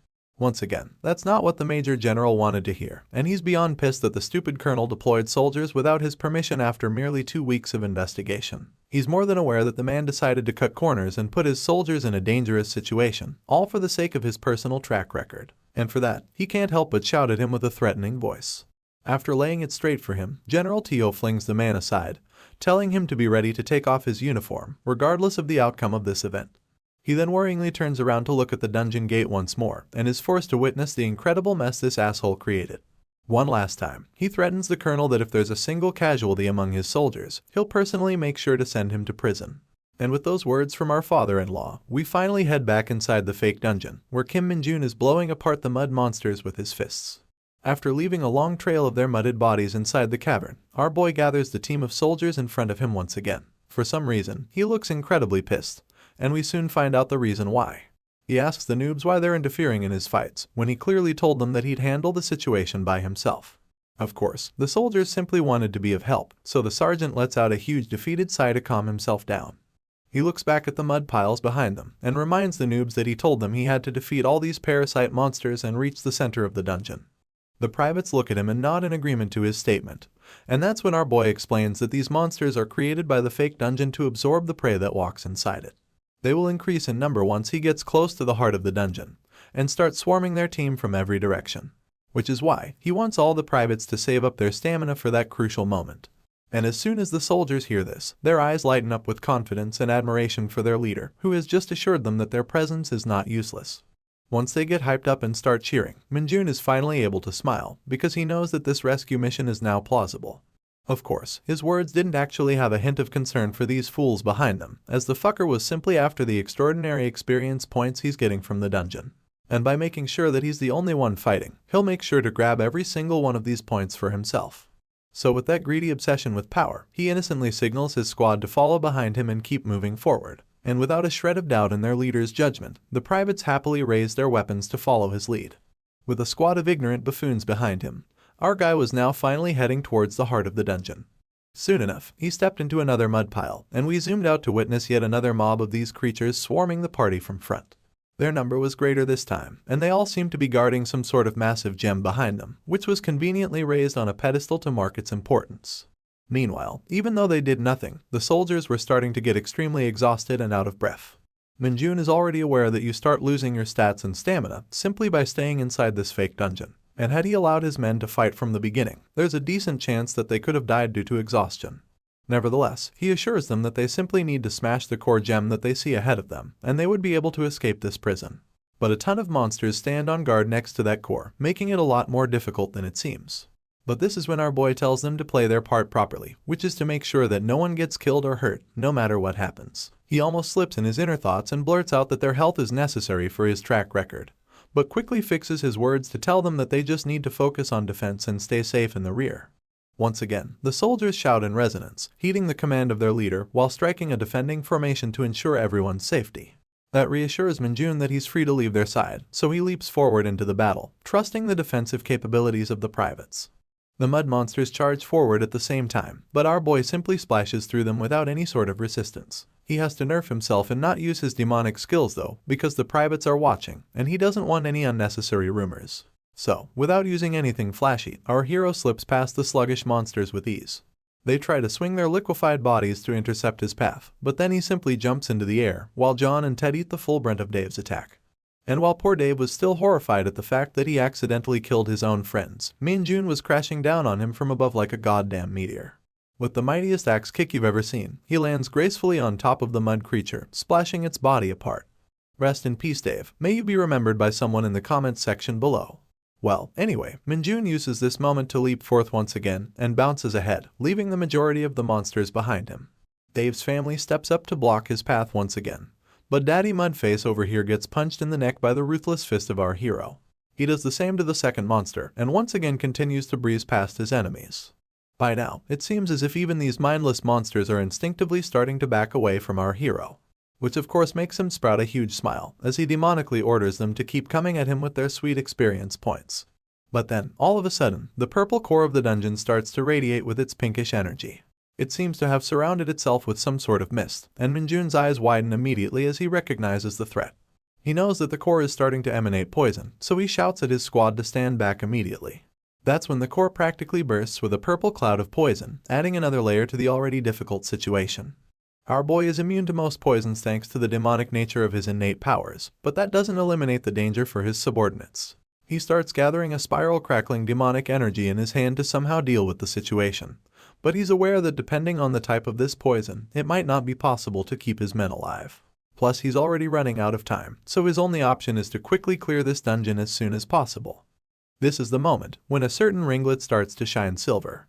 The shining power is coming through from Minjun's pocket, where he kept the silver bracelet that was given to him as a gift from the Nepo baby's father. A system window informs us that the item is reacting to our hero's demonic energy, and another window confirms that the item's hidden powers have been unlocked. Our boy of course doesn't have any idea what's going on, so he takes out the bracelet to grab a quick look. He remembers the Major General's words when he received this gift, and how he explained that although the military isn't able to fully evaluate this item, it is known to increase a person's stats at random proportions. Minjun had been wanting to save this item for later when it will get harder to raise his stats manually, but he's surprised to learn that the bracelet also contains some hidden power. Right then, another window startles him as it suddenly pops up in front, and this is where we learn the full specs of this item. It's called the Bracelet of Imitation, and it allows the caster to use any skill that they know about, even if they don't own that skill personally. Also, once the skill gets used, the bracelet will lose all its property and disappear entirely. Our boy almost couldn't believe his insane luck when he read the information, because this is precisely the kind of item he needed to get out of this situation. He holds out the bracelet in his hand, and recalls the perfect skill to deal with his current predicament. Since Minjun comes from another world with a plethora of experience under his belt, he knows about way more skills than he currently owns. And with his vivid imagination, he conjures up his dark powers around the item, forming a handle of some sorts in his hand. As we zoom out, we see that he's holding a massive sword of pitch-dark energy, which appears extremely volatile in its element. I guess it wasn't possible to conceal such a skill from the eyes of the privates, who can do nothing but stare at the sergeant with stun-locked expressions. Almost like Guts from Berserk, the man holds out his massive blade on his shoulder with a grin of confidence. This is one of the unique skills of a monster called the Dark Knight, which gave our boy quite a run for his money when he tried to catch him. It almost looks comical when Minjun holds out this absurd-looking weapon above his head, but the skill he uses to cast it is nothing to laugh at. This skill is called Banishment, and it uses his demon sword to open up a rupture in the surrounding space, blasting all nearby enemies through a dimensional rift. With one last smirk, my guy tells the fake dungeon to get a load of his power and swings down the gargantuan sword, which almost forms a veil of dark energy in front of him. As expected, the slash opens up a dimensional rift in front of him, and although everything looks normal for a brief moment to the mud monsters, they soon start getting sucked into the void as their bodies disintegrate. The rupture is massive, and sucks in all the enemies created by the fake dungeon in a twirling motion around it, along with all of its purple poison. The dungeon core itself wasn't an exception either, as it soon began to crack and crumble under the pressure. Not being able to hold onto its form, it got sucked into the rift along with the rest of its measly creations. By now, Minjun's energy sword has exhausted its usage, so it started to melt away its shape and disappear into the air as well. And in a matter of seconds, it completely disappeared from the hands of our hero. Not that it matters, because the satisfied look on his face is already enough to confirm that he got what he wanted. That's when his lackey in the outside world contacts him via telepathy, telling him that there's been some trouble. Apparently, the Hunter military soldiers are sticking some sort of strange device to the entrance of the dungeon, and he doesn't really know its purpose. As we zoom in further towards the strange contraption, we hear the soldiers confirming that they have successfully installed the monobomb. The commanders shout for only the necessary personnel to remain on the scene, and orders the rest to immediately vacate the site. The man in charge of this operation seems to be Major General Sun Tiho, and after hearing the word bomb, the lackey starts to get worried. He informs his master of the same, who currently seems to be reaching towards the dungeon core without a care in the world. The destroyed core lays in front of him in pieces, as he replies to his lackey that there's nothing to worry about. He then quickly proceeds to further smash whatever remained of that purple ball, claiming that he's about to exit this place in a matter of moments. Going back outside, it almost seems as if the time is running out for our hero. The bomb has already been installed, and an officer is standing next to General Tio with the trigger to detonate it on his command. The division commander holds the switch in his hand, wondering if he has no option but to press it. It would be nice if they could open the gate through the bomb, but there's always a chance that it might trigger another unexpected reaction from the dungeon. That's when we get into a brief flashback where the general was shocked to learn about Kim Min-jun being present on the scene earlier. The commanding officer confirms this and informs that Sergeant is currently inside the dungeon along with their own personnel. That of course doesn't make any sense to Sun Tio, as our boy had no reason to be present at this site, when it's not even his station of duty. Heck, this isn't even his division. But the information is true, and the commanding officer confirms once again that he rushed into the gate after stating his affiliation. The Major General asks if Min-jun's division has been contacted regarding this incident, and the subordinate replies with a yes, further informing that his battalion commander is currently en route to the site. With an almost uncharacteristically panicked look, the Nepo baby's father looks at the dungeon gate once again. He's worried about our boy's safety and the dangers that he might face inside the unpredictable environment of such a strange dimension. But the portal is already closed shut by a mass of tentacles, which brings us back to the present, where the mana bomb has been planted to deal with that exact same issue. Sun Tio holds the bomb's trigger in his hand, but he's rather unsure of this decision. That's when the subordinate from the flashback comes rushing in, informing at once that all troops have been safely evacuated to a safe distance. Once again, with a worried expression, the Major General looks at the trigger and faces reality.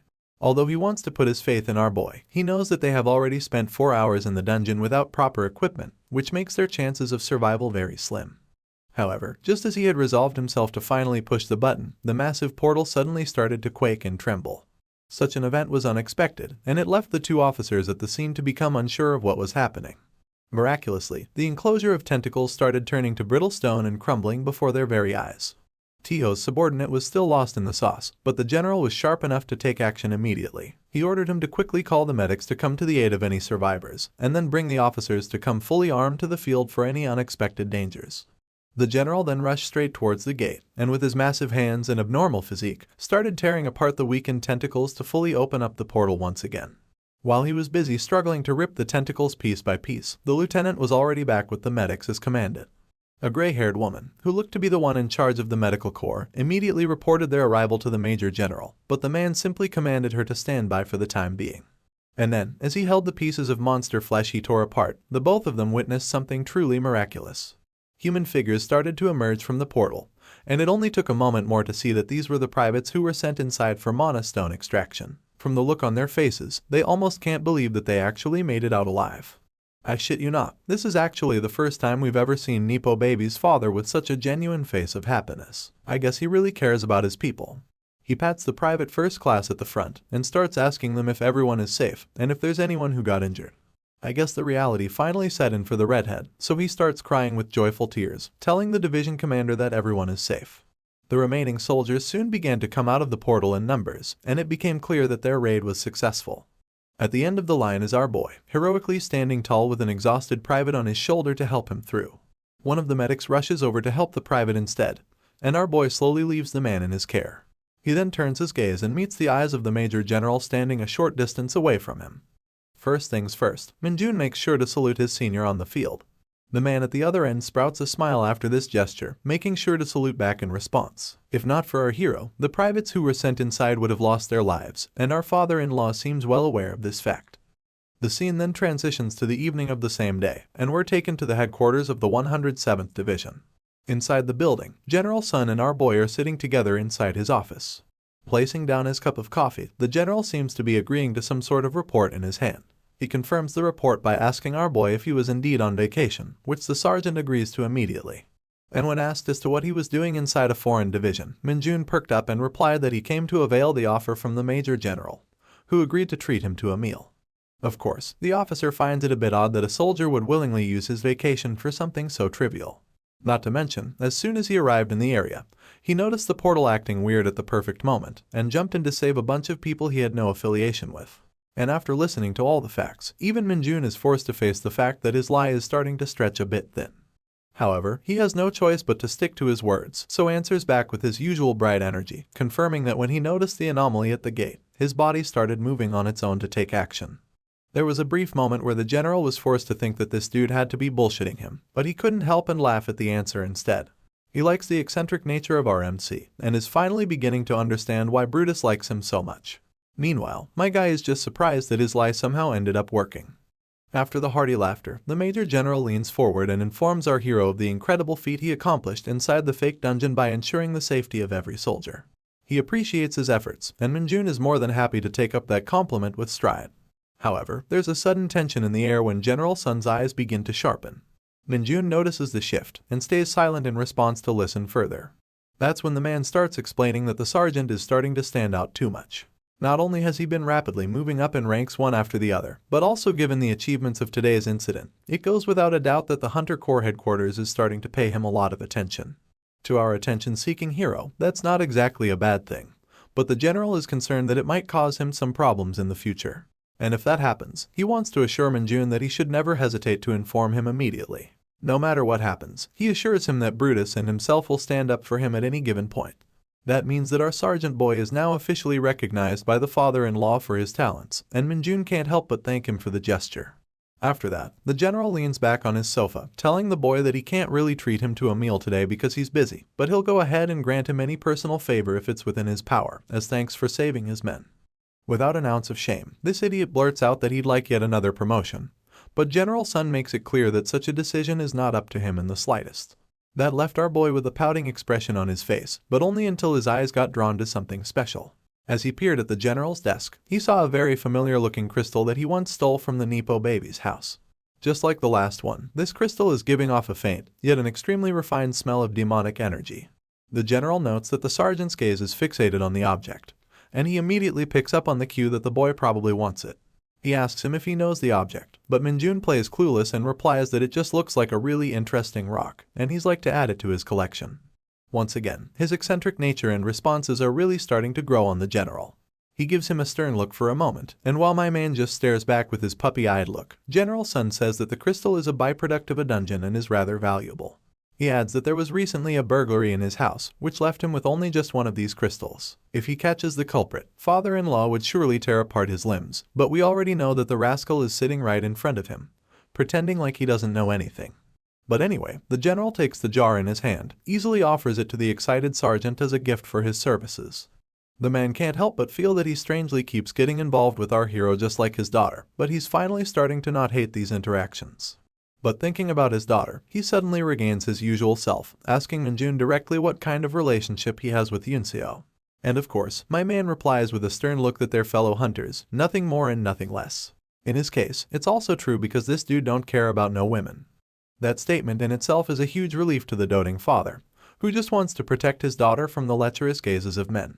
So, with a smile etched on his face, the general excuses the sergeant and asks him to send his battalion commander in the office after he leaves.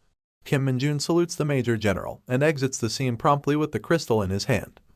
It is now nighttime outside, and our boy is waiting under a bus stop with a familiar figure by his side. Looks like Li Bongu has reverted back to his usual form to enjoy some sort of sweet fish-shaped pastry, and his master is just yelling at him to stop eating with his mouth open. Scared of his wrath, the cute lackey calms down a bit, and Minjun proceeds to smash the crystal in his hand to absorb its power.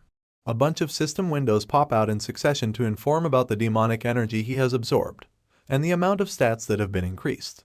It actually seems much lower than the last time, and our hero is forced to wonder whether he's reaching a point where it's going to get much harder to increase his level.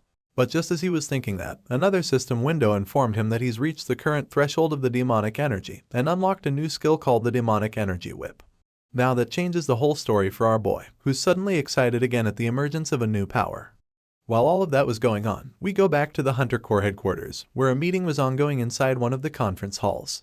Sun Tiho and General Brutus were standing face to face with each other, and the man in the center was their superior, yelling at Nepo Baby's father for the mess he allowed to fall on his site. The man apologized for his oversight, but the superior officer, Lieutenant General Kim Changmo, was far too furious to accept his apology. He yells that the 107th Division would get audited soon, and warns the Major General to be ready for it as well. While the two-star officer could do nothing but hide his face in shame brought upon by his useless subordinate, the Lieutenant General stayed relentless in his remarks. Even Brutus had no choice but to witness the whole scene quietly, as there was nothing they could do to mend this situation. Moreover, Kim Changmo was dying to meet the battalion commander who was the root cause of this mess, and it's very likely that he's going to strip him of his uniform. Sun Tiho agreed to send Colonel Lee to the meeting room later, and that's when the door behind him suddenly propped open. A single emergence of the figure from the door startled the three officers present, and Lieutenant General Kim was the first to get up and salute. The man stepped forward with authority, telling Kim Changmo to go easy on the Major General, because he's yelling loud enough to even be heard outside the room. The three-star officer immediately stands on guard after the statement, agreeing to the command and sweating profusely. That's when the figure finally took his seat while stating that he had received the report of the incident, and Major General Brutus quickly realized that shit was about to go down. You can already see the 4 stars on the uniform of this figure, which mark the highest status in the military, the rank of a general. And sure enough, as we zoom in on the cunning and calculating face of the man, the comic reveals him to be the supreme commander of the entire Hunter military, General Gu Hakchial. He utters the name of Kim Min-jun, the man who was at the forefront of his report, and you can immediately tell that some intense politics are about to go down soon. The story continues, and we're immediately greeted by a brown car, speeding its way inside the Hunter military camp. It comes to a halt with an abrupt press on the brakes, and out comes a fuming colonel, the commander of Min-jun's battalion in the 104th Division. Still mad and upset, the guy doesn't even bother to close the door to his car and marches straight into the building. His destination is none other than his own office, and when he bursts open the door to head inside, he's immediately greeted by an energetic salute from one of the officers. The colonel looks around frantically, asking where everyone is. As we zoom into the face of the officer, we find out that it's Min-jun's own platoon commander, and he seems a bit hesitant to answer the colonel. The colonel figures out the situation from his silence immediately, and asks whether the people came to target our hero, which is something the platoon commander couldn't refuse. Feeling dejected and defeated, the colonel takes a seat at last, calling the higher-ups a bunch of bastards for their underhanded tricks. He holds his aching head with frustration, knowing fully well that they deliberately made their move when he wasn't in the camp. As he sighs and tries to calm himself down, the poor lieutenant can do nothing but stare at him, with a face that says he doesn't know what to say. You see, this man was making the exact same face just an hour prior, when he was lost in the sauce in exactly the same way. He was sitting in front of 2 broad shoulders, which belonged to a pair of really scary individuals. The first one was a Master Sergeant Utiwan, a senior officer from the Special Task Force of the Hunter military. The second one, who looked like his brother from another mother, was also from the same task force, but slightly lower in rank. He was a sergeant first class, whose name was Jang Minsu. Looks like they came with a request to Min-jun's platoon commander, who is currently in the process to decline them politely. His reason was that the officers came really early in the morning, and wanted to personally meet his soldier who had just returned from his vacation. From his point of view, the whole situation was a bit odd, but his explanation was cut short by the gigantic hand of his guest.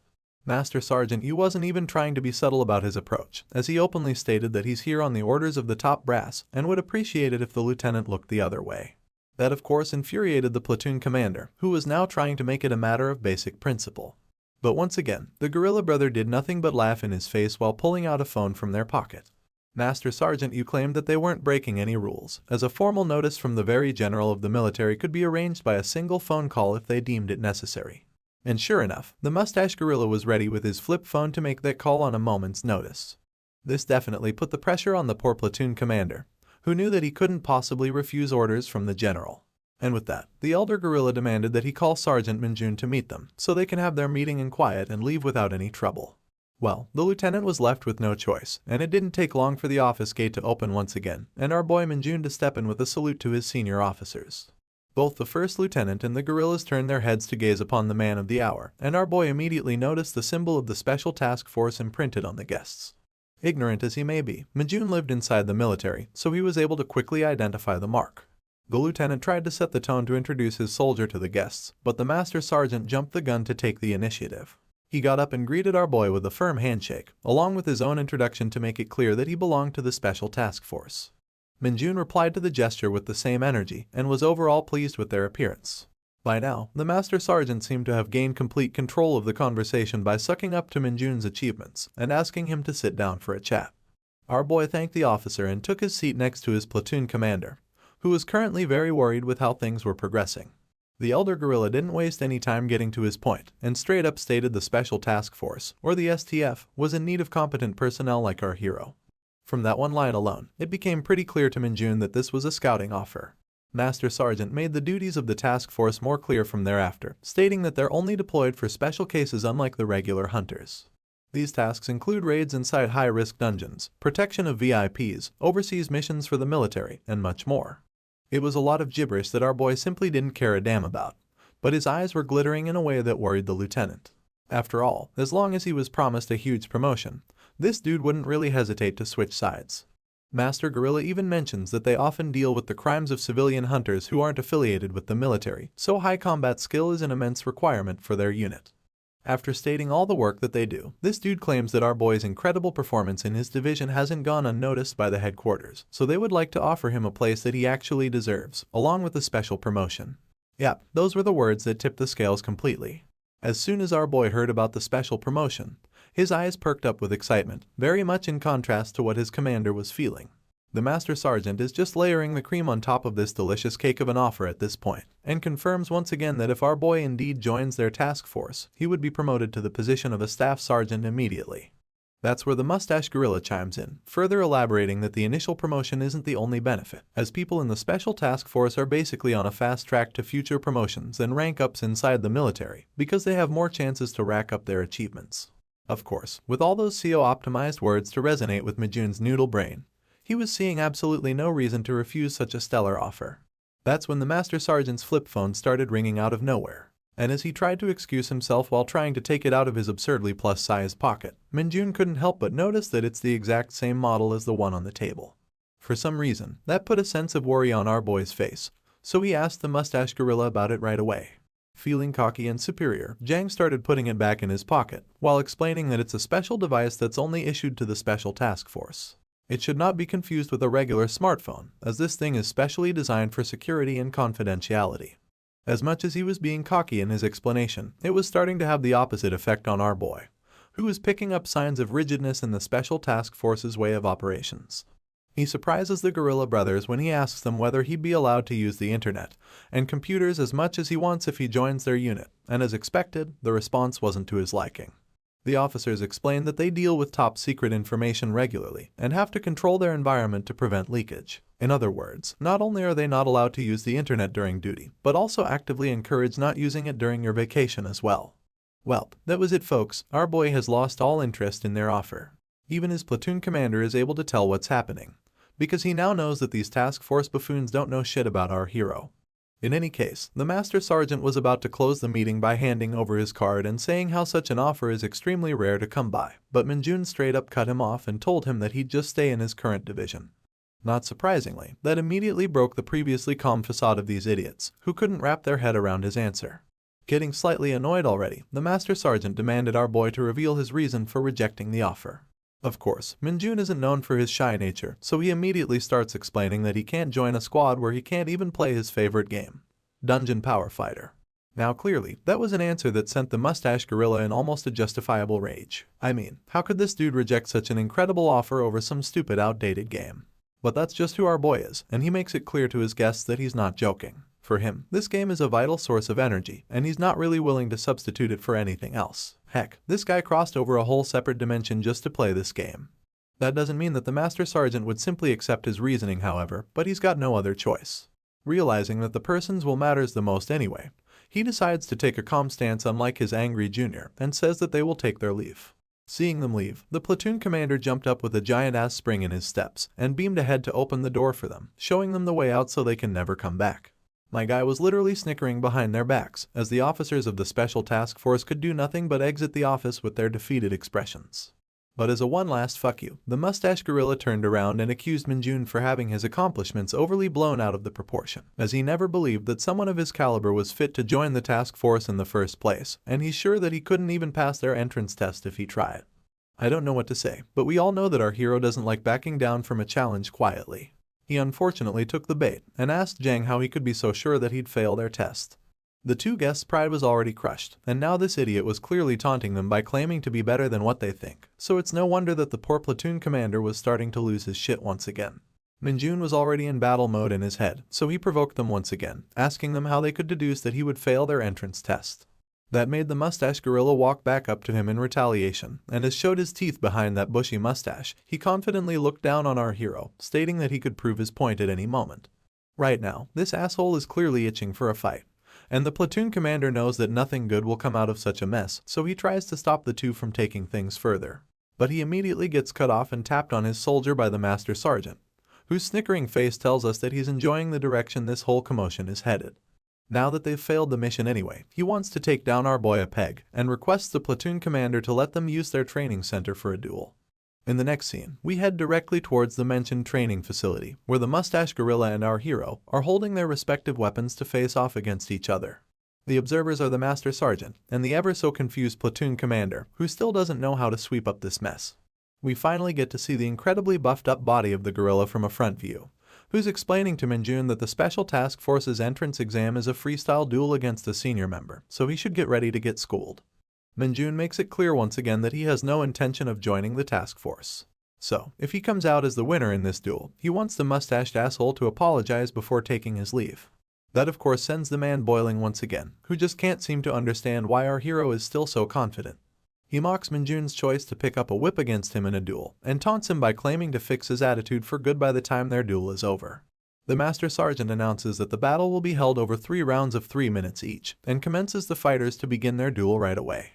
Upon his signal, our boy starts cracking his whip, and the mustache dude takes up an offensive stance with his sword.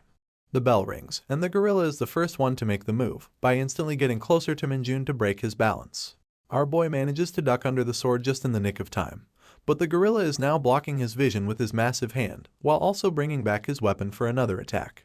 This catches our boy off guard, and sends him flying to the other end of the hall by a single thrust from the training sword of the gorilla.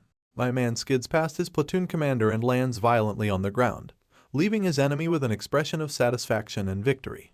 The platoon commander is quite shocked at such a scene, because this was probably the first he ever saw Minjun take any kind of attack from his opponent. On the other hand, our boy was lying rather silently on the floor with his arms spread. But as soon as we zoom in, we see that he's now actually grinning from ear to ear, absolutely thrilled at the prospect of this fight. The commander looks at the excited face of his soldier with worry, and this is where we enter a little flashback to see what happened earlier. You see, when Minjun was getting ready with his weapon of choice, the platoon commander called out to him. He wanted to ask what our boy's plan for the fight was, and of course, the up-and-coming sergeant was only planning to win overwhelmingly by thoroughly crushing his opponent. Now here's the thing that worries the platoon commander the most. He's not worried that Minjun won't win, but instead afraid that he'll beat up his opponent so badly that there might be consequences for them to pay afterwards. But even without him voicing out these words, our boy was starting to catch on. He straight up asked his commander if winning one-sidedly could have some sort of consequence later, and in response, his superior simply looked back at the gorilla brothers with worry. He explained that the Special Task Force is a squad that's well known for their overblown egos, so he's afraid that they might start targeting Minjun in the future if they lose face. Our hero gave it some thought, and eventually came to a very simple and effective solution that caught the first lieutenant's attention. He said that he'll just let the opponent hit him just once during the battle, which should be enough for them to save some face. Holy fuck, now it makes sense why he got hit like that in the first place, and why he was laughing like a maniac afterwards. Well, that brings us back to the present where our hero is down on the floor.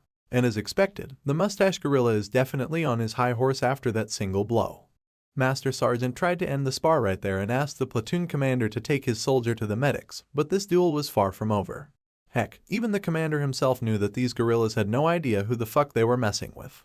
The Master Sergeant was now getting overly condescending, telling our boy that he should be glad that he at least managed to dodge the first hit. But from the perspective of their unit, he's far from ideal.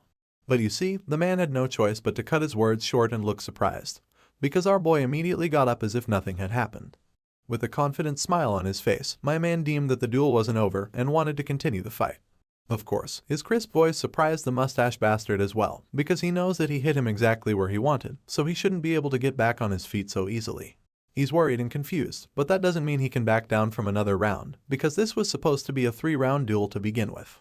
The Master Sergeant, on the other hand, thinks that Minjun is trying to push himself too far, and even though he agrees to continue the duel, he's worried that it won't be good for anyone if he gets injured too seriously. But that won't be a problem for our hero, because the battle hasn't even begun from his point of view. His opponent sees his courage as an act of arrogance, and once again comes back to teach him a lesson. With a pissed-off face, he claims that such foolishness cannot be called determination, as it's nothing more than suicide. But well, he's talking to the wrong person entirely. Minjun is now ready with his weapon, and we finally get an explanation on why he chose it in the first place. It's because he wanted to use his latest ability called the Demonic Whip to encapsulate his energy into the weapon, and he further used his other skill to camouflage it completely from the eyes of others. The gorilla was now starting to look like an angry baboon instead, ready to tear apart his opponent for his arrogance. And just like before, he was once again the one to make the first move, coming at our hero directly with his load of overconfidence. This time, he launched a triple thrust attack with his sword, but our boy was as ready as ever. Without so much as a single flinch, he easily parried all of his attacks by tugging tight on his whip. For the mustache, who thought this round was going to be just as simple as the last one, this was the first of many surprises to come. He immediately pulled back to gain some distance from our hero, and lunged forward once again with a much heavier thrust, aimed directly at the throat. Not that it was going to matter though, because this time, our boy immediately captured the sword by turning the whip around it. The dude and his mustache were shell-shocked by what he just witnessed, and as Minjun tugged back on his weapon, the gorilla's training sword was flung 10 feet into the air, disarming him completely. Both the Master Sergeant and the First Lieutenant were mind-boggled to see this, but our boy had a lot more in store. Without relenting, he swung back his arm to direct the whip back at the gorilla, who was still stuck in his earlier position. This just goes to show just how fast all of this happened. The whip came crackling down from all directions, and the gorilla had no choice but to put his guard and endure the blows. Although disgruntled and furious, the man looked fine on the surface. But just as he was about to get cocky and tell Minjun that his lousy attacks weren't going to work on his buff muscles, his hands started to crank up from nowhere.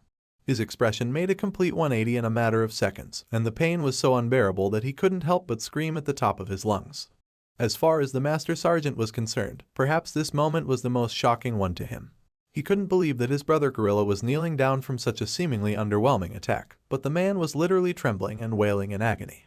But this was just the start of the suffering, and the Master Sergeant could instinctively spot the threat when he saw the whip once again. In the hands of our boy, who was swinging that shit around like some experienced cowboy and grinning like an absolute psychopath, this innocent training weapon was starting to look incredibly terrifying. The Master Sergeant was finally beginning to realize that they might have fucked up, and Sergeant First Class Jang was literally about to cry when he saw our boy approaching. Of course, his cries wouldn't be heard in a duel of pride, and he was made to eat the full brunt of Minjun's demonic whip to his chest. With a tear and snot-covered face, the man almost fell unconscious upon this last impact. He grunted in pain, and our hero just watched him suffer from his high position. From this exchange, he could understand that the STF was definitely a cut above the rest, but they chose the wrong opponent to go up against. This was probably their first time getting hit by a whip coated in demonic energy, so it's no wonder the gorilla couldn't endure the pain. After all, when it comes to the life forms back in Isgard, even the incredibly thick-skinned orc warriors curl up on the ground from the impact of this skill. So, when the whip wails and cracks in the air, cutting through everything as our hero gets closer and closer to his opponent, the fear sensors in the gorilla clock up to the max, and he literally starts fearing for his life. My boy's demonic expression isn't helping the Sergeant First Class either, who's having a lot of fun thoroughly breaking down the egotistical nature of his opponent. Seeing him wind up another attack, the gorilla screams as loud as he can, and the Master Sergeant jumps in immediately to stop the fight and save his junior's ass. But my man is no warrior of justice, so he brings down the whip regardless. A loud clap of thunder-like impact is heard echoing through the training chamber, and we see that Minjun decided not to hit the poor gorilla after all. Instead, he hit the ground right next to his crotch. Well, not that it helped anyway, because the poor Sergeant First Class had already started frothing from his mouth when he saw the whip coming towards him, and rather pathetically, he fell down to the floor with an inch of his life remaining. Press F to pay respects for this poor idiot, who might never even appear in this manhwa again. Anyway, seeing him faint so abruptly, the Master Sergeant had no choice but to rush straight to his rescue. He lifted up his hulking junior, only to find out that he had fainted completely. For someone who never even blinked an eye while getting beaten up by terrifying monsters, Sergeant, you can't believe that his junior would faint from the fear of pain. He looked back at our hero, happily chatting away with his platoon commander, and truly wondered if a training whip could ever be capable of dishing out such destructive force. The only conclusion he could come to was the fact that Minjun was truly special, and there was no way he could afford to let go of such a treasure. So, as the man who finally understood our hero's true value, he decided to face the shame, and asked if he could be allowed to apologize in place of his subordinate to atone for their mistake. For a moment, Minjun didn't know how to respond. For such a prideful man to personally offer him his apology, he wondered if he had gone too far to teach them a lesson. And as he looked once again at the sorry state of the Sergeant First Class, he was starting to feel a bit bad for what he had done. And so, deciding to let the matter go, he simply replied with an apology of his own, claiming that he had acted beyond his rank on impulse as well, so they should just bury the hatchet. The Master Sergeant didn't show much expression to that response, but deep down, he really respected our hero's reply to this situation. Growing more and more interested, he handed him out his card once again, telling him to contact him anytime in the future if he ever decides to change his mind about the offer. With that, he picks up his junior from the floor, politely deciding to exit the camp with whatever dignity they had left. But of course, the now satisfied lieutenant teased them the whole way, asking them if they needed to be shown their way to the medics. Master Sergeant Yu declined the offer without showing any emotion, and gestured that it's best that they now get going back to their camp. And with that, this foxy bastard just stepped aside and showed them the way out with the most passive-aggressive pose imaginable to mankind. It looked as if Minjun was quite pleased with the end result as well. He didn't know what to do with the card in his hand, but this was probably the best outcome in this scenario. We now head back to the present timeline to the company commander's office, where a loud burst of laughter could be heard outside. The platoon commander had just finished telling the whole story to the battalion commander, who was beyond happy to hear it in detail. With a bright and pleased smile, he asked his junior officer about the whereabouts of the man in question, Kim Minjun. The lieutenant replied that he was now back in his barracks and was currently training on his own. The colonel says that he'll personally deliver the news of Minjun rejecting the offer from the Special Task Force, as he's sure that the division commander Brutus would be thrilled to hear it. But still, there's a moment where he shows some worry on face, because if our boy rejected their offer this time, he's sure that the STF now wants him more badly than ever. The lieutenant seems to think the same, and wonders if they should do something to entice our hero to make him stay in their battalion. The colonel's response to this is rather bland. He believes that the division commander must have predicted these things so far, so they shouldn't worry unnecessarily. He looks back up with a renewed smile and a hint of confidence, saying that he's looking forward to what kind of offer Brutus would prepare for our hero. That's where we transition the scene towards the training room with a bunch of broken slabs of wood on the floor, and our hero who's currently in the process of breaking more of them by using his whip. Holding his weapon with a hint of confusion, it seems as if this man is trying to practice his control over the skill so that he can tone it down a bit when dealing with a similar opponent in the future. The episode starts, and the first thing we see is the absolutely joyous face of Brutus, laughing at our hero's recent shenanigans with the Special Task Force. He's getting the news from Minjun's battalion commander and is overall quite pleased with the result. He speculates that the STF guys must be quite upset right now, to which the colonel fully agrees. You see, Brutus was previously quite worried because he knew he couldn't stop our boy from leaving if he decided to join the STF, but now that situation has resolved itself rather beautifully. The colonel agrees and suggests that it's probably the best time for them to step up their game. Since the Major General agrees with this statement, he wastes no time and gets up to express his proper appreciation to the right party. My man picks up the tiny handle of the phone receiver with his gigantic hand, and casually proceeds to talk in abstract words to the person on the other end, confusing the colonel behind him. With almost a vicious smile, he orders the other person to meet him right away and bring all the relevant files along with him. We'll get back to this mysterious development later, but for now, let us go back to the military camp of our hero. The corporals are all gathering in front of their sergeants, looking a bit anxious. The reason seems to be the newly lined shoulder traps of our hero, which seem to represent yet another promotion. Guangxik and the rest look confused to see this, and nervously ask Sergeant Li what seems to be happening. Sergeant Li responds without a change in expression, letting everyone know that he's no longer the leader of their squad, and the position has now been passed on to Minjun. The ponytail inquires if this means that Sergeant Li is getting a promotion, but the man replies with a negative. However, he elaborates that he will soon be applying for the position of a staff sergeant rank, so he's now passing on his current position to Sergeant Kim Minjun. All of these guys have been through every dangerous situation imaginable, so it's not like anyone has a complaint regarding this decision. In fact, all the corporals agree in unison that no one else is more qualified than our boy to receive such a position. Still, Minjun's disciple raises his hand to ask a question, and the sergeant allows him to speak. Looks like the student is curious if his master was the one responsible for solo clearing the fake dungeon from a different division, because that's quite the hot topic inside the division. His inquiry hypes up Guangxik and the ponytail as well, who claim that the entire hunter community is in an uproar because of that incident. I guess he couldn't deflect the rumors at this point, so my boy keeps it casual and calmly admits that he's the one responsible for clearing that dungeon.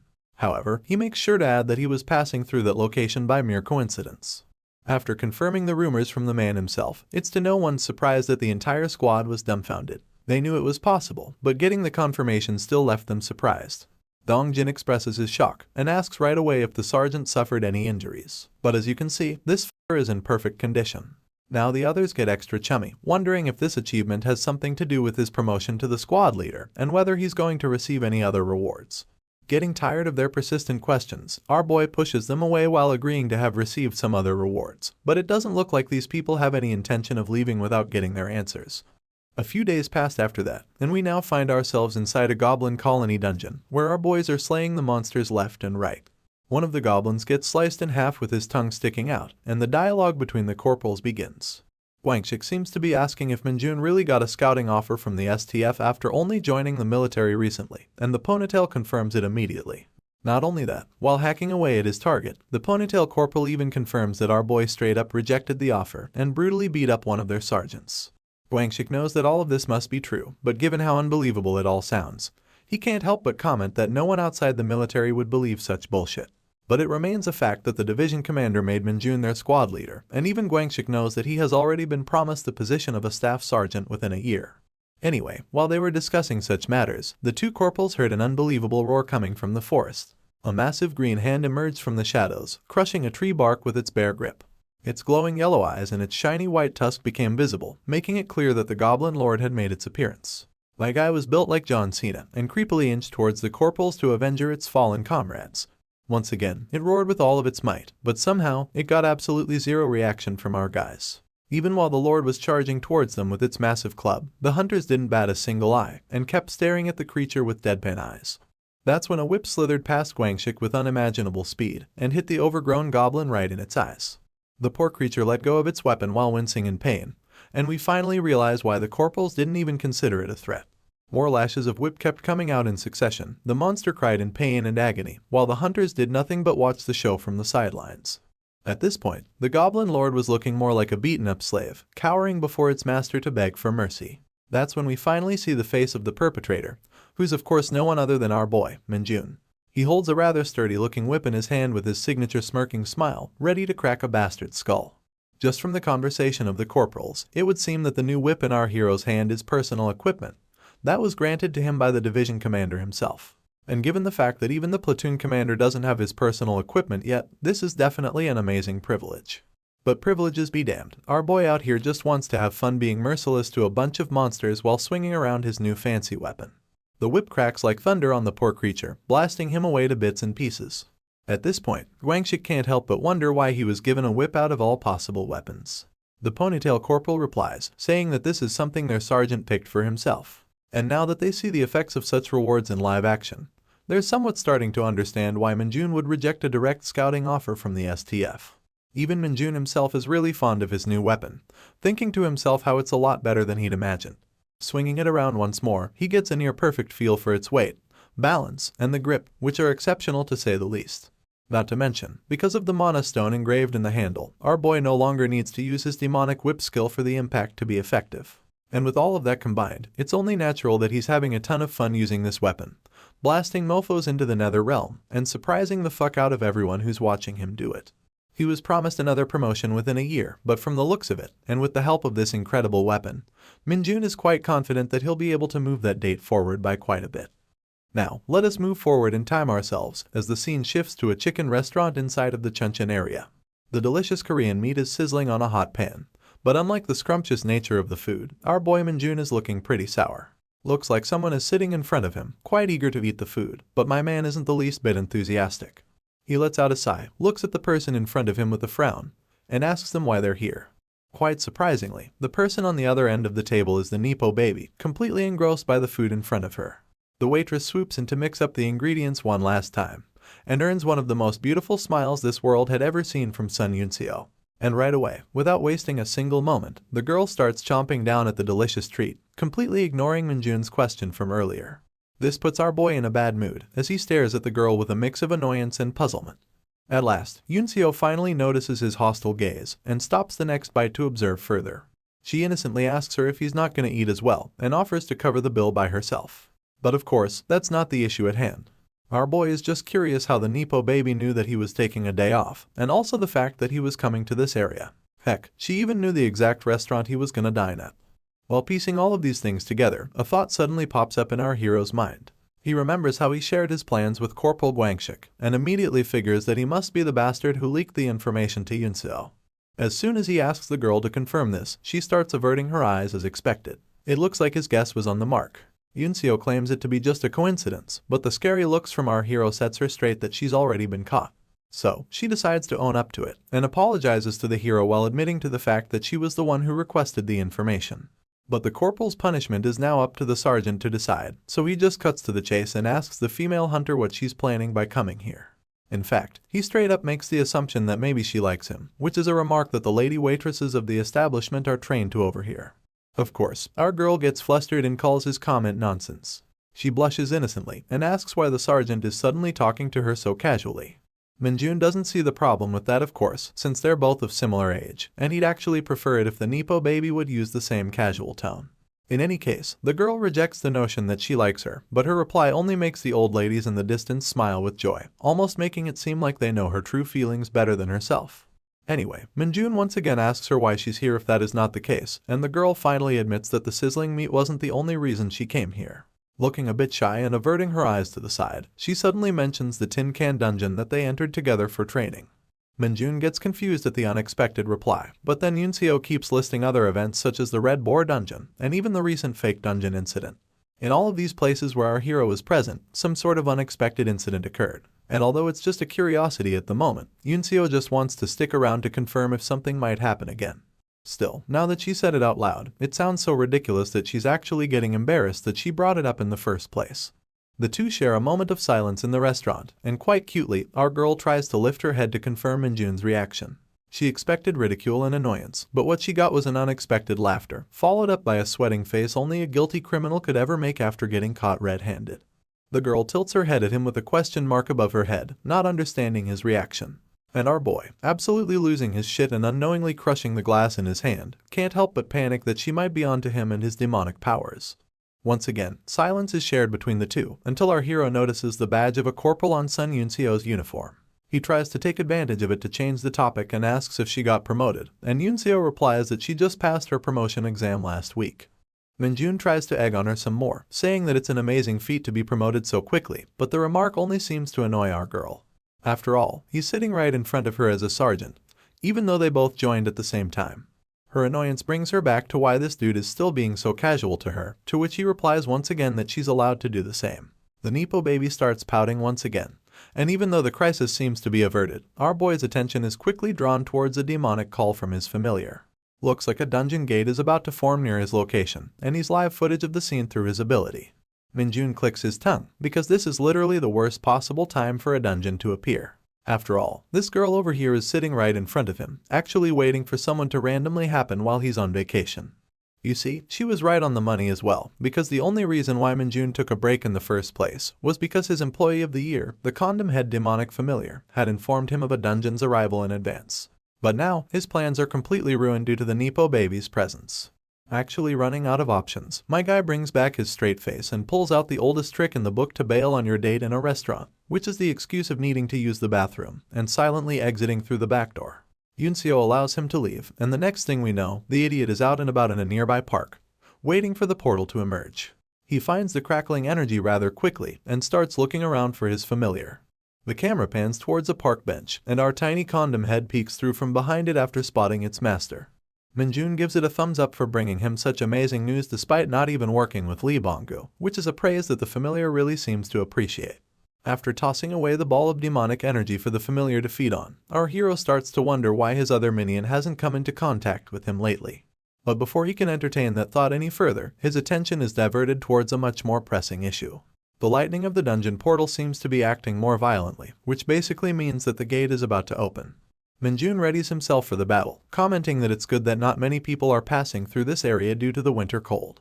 In just a matter of seconds, the lightning energy starts running rampant in its location, and a gigantic portal is opened right in front of our hero as he had expected. We all know that our boy isn't the type to care about others, but even he is getting annoyed by the fact that the gate is opening up in the middle of a residential area. Regardless, for the sake of the citizens' safety and his promotion, he gets ready to deal with this mess as soon as possible.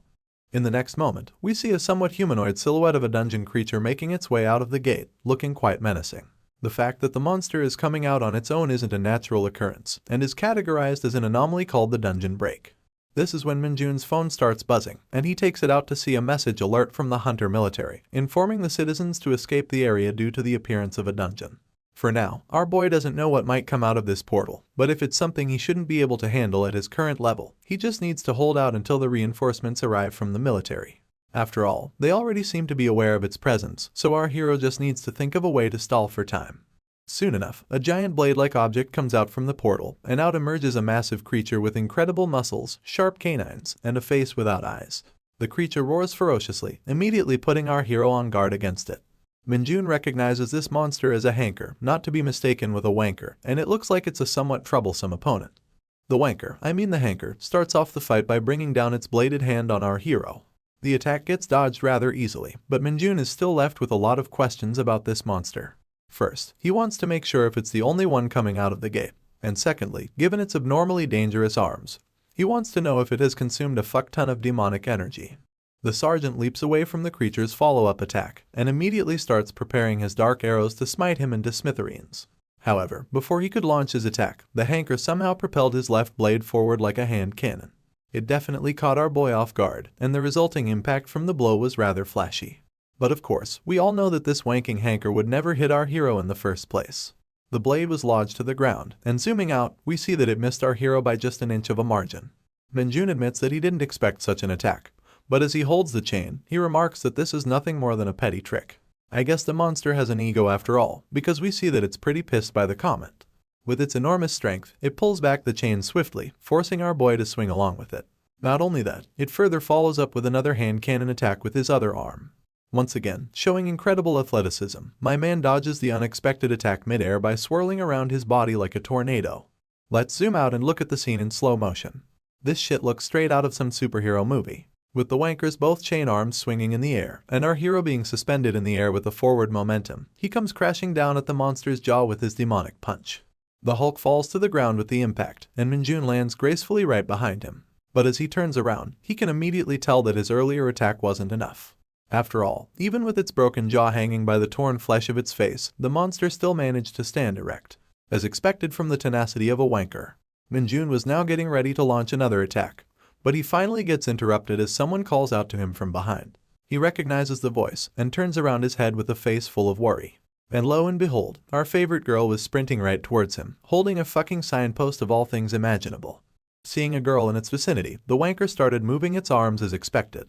Its shiny blade was aimed directly at the Nepo baby, but our hero saves the day once again by holding firmly onto the chain and deflecting the blade's path immediately. While doing so, the sergeant asks the girl what the hell she's doing here. On the other hand, the wanker was still busy roaring and screeching, probably wondering the same question. However, instead of replying to Minjun, Yunseo simply shouted back with the same question right back at our hero. After all, my guy ran off on her in the middle of their dinner. Minjun doesn't care about that either, he just wants to know how she figured out his location. In response, Yunseo holds onto the signpost even more firmly, before throwing it straight at our hero, telling him that she saw the message alert and sprinted her way over here immediately. At first, our boy just looked at the flying signpost with his straight face as usual. But zooming in, we see the smile on his face, signifying that this is just the thing he needed. He starts sprinting, following the post's trajectory, before leaping into the air, grabbing the handheld makeshift weapon, and coating it aggressively with his demonic whip ability. And with that momentum and a burst of power, my guy brings down the post of justice towards the poor wanker's head, crushing it completely. And all the while, he's just wondering if the Nepo baby at least paid the bill before leaving the restaurant. He now sits on top of the crushed monster, while on the other hand, the dust cloud made by the impact of the blow obstructs our girl's vision. Without wasting a single moment, Minjun takes this chance to immediately absorb all the demonic essence out of the creature. As soon as he finishes, he hears the coughing sounds of the girl, who, despite getting the confirmation, is still a bit confused that they were actually facing a hanker. It's a high-danger monster, and she's just stunned that our hero defeated it by himself. But of course, Minjun just looks at the signpost and comments that she's the one who helped him, so it wasn't a solo feat. Although truth be told, he knows that he would have had a much easier fight if she hadn't interfered. Yunseo goes down to observe even further and immediately notes that this version of the monster is also not normal, as it seems mutated and much more dangerous than its normal counterparts. So, given all the evidence right in front of her, the girl gives a stern look to the sergeant at last, telling him that they need to have a serious talk about all the recent events involving him. But before such a conversation could be initiated, another silhouette starts to emerge out of the dungeon portal. The hunters both sense its presence and look back to confirm their suspicions, and we immediately see a total of 5 wankers, casually marching their way out of the dungeon. Seeing their numbers, the Nepo baby suggests falling back and regrouping with the reinforcements when they get here. Our boy likes the idea and tells the girl to back on her own and regroup with the others. But that means he's not including himself in his plan, and our Nepo baby doesn't understand this decision. But the time for such talk is over, as the group of wankers with their popping veins and ferocious nature are right upon their throats to rip them apart. Minjun sprouts his signature smile at the scene, confusing the girl even more. Immediately in the next scene, we see him make a battle-ready pose, coating himself in the signpost with a layer of demonic energy, and then quickly leaping forth in battle while leaving the girl behind. My man is happier than ever, already sure of himself that his next accomplishment will land him the position of a staff sergeant. We then move away from the fight, to a faraway location in Isgard, with 2 full moons in the starry night sky. A hooded figure makes their way into the depths of a thick forest, treading ever so lightly with their leathered boots. They stand in front of a rather peculiar-looking rock and start chanting in a language that's unknown to us. Upon their chant, the rock splits in half and slowly starts crumbling into little pieces, revealing a mysterious staircase leading to the underground. After revealing the hidden entrance, the figure starts descending the stairs slowly. We see their cloaked face, walking inside a fairly long and well-designed hallway. Soon, they reach a certain gate at the end of a hallway and head inside into an open hall, very similar to the summoning room used by the Saintess in the central cathedral of Isgard. The figure stops in front of a shrine, pays their respect to the deity, and slowly reveals their crimson hair by unveiling the cloak. From a distance, we can tell that this person is a woman, wearing an outfit that's very common among the dark mages of Isgard. And zooming in, we also see that she's quite the beauty.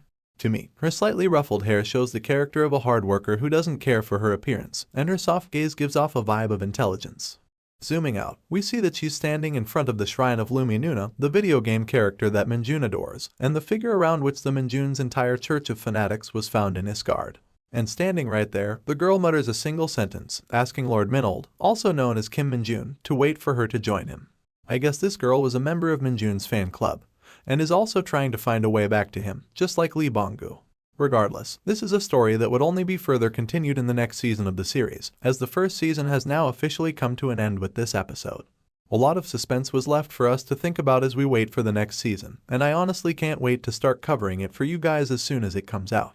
Please spam the comment section below to let me know how much you enjoyed this series so far, what was your favorite episode, and what development are you expecting to see in the next season. Until next time.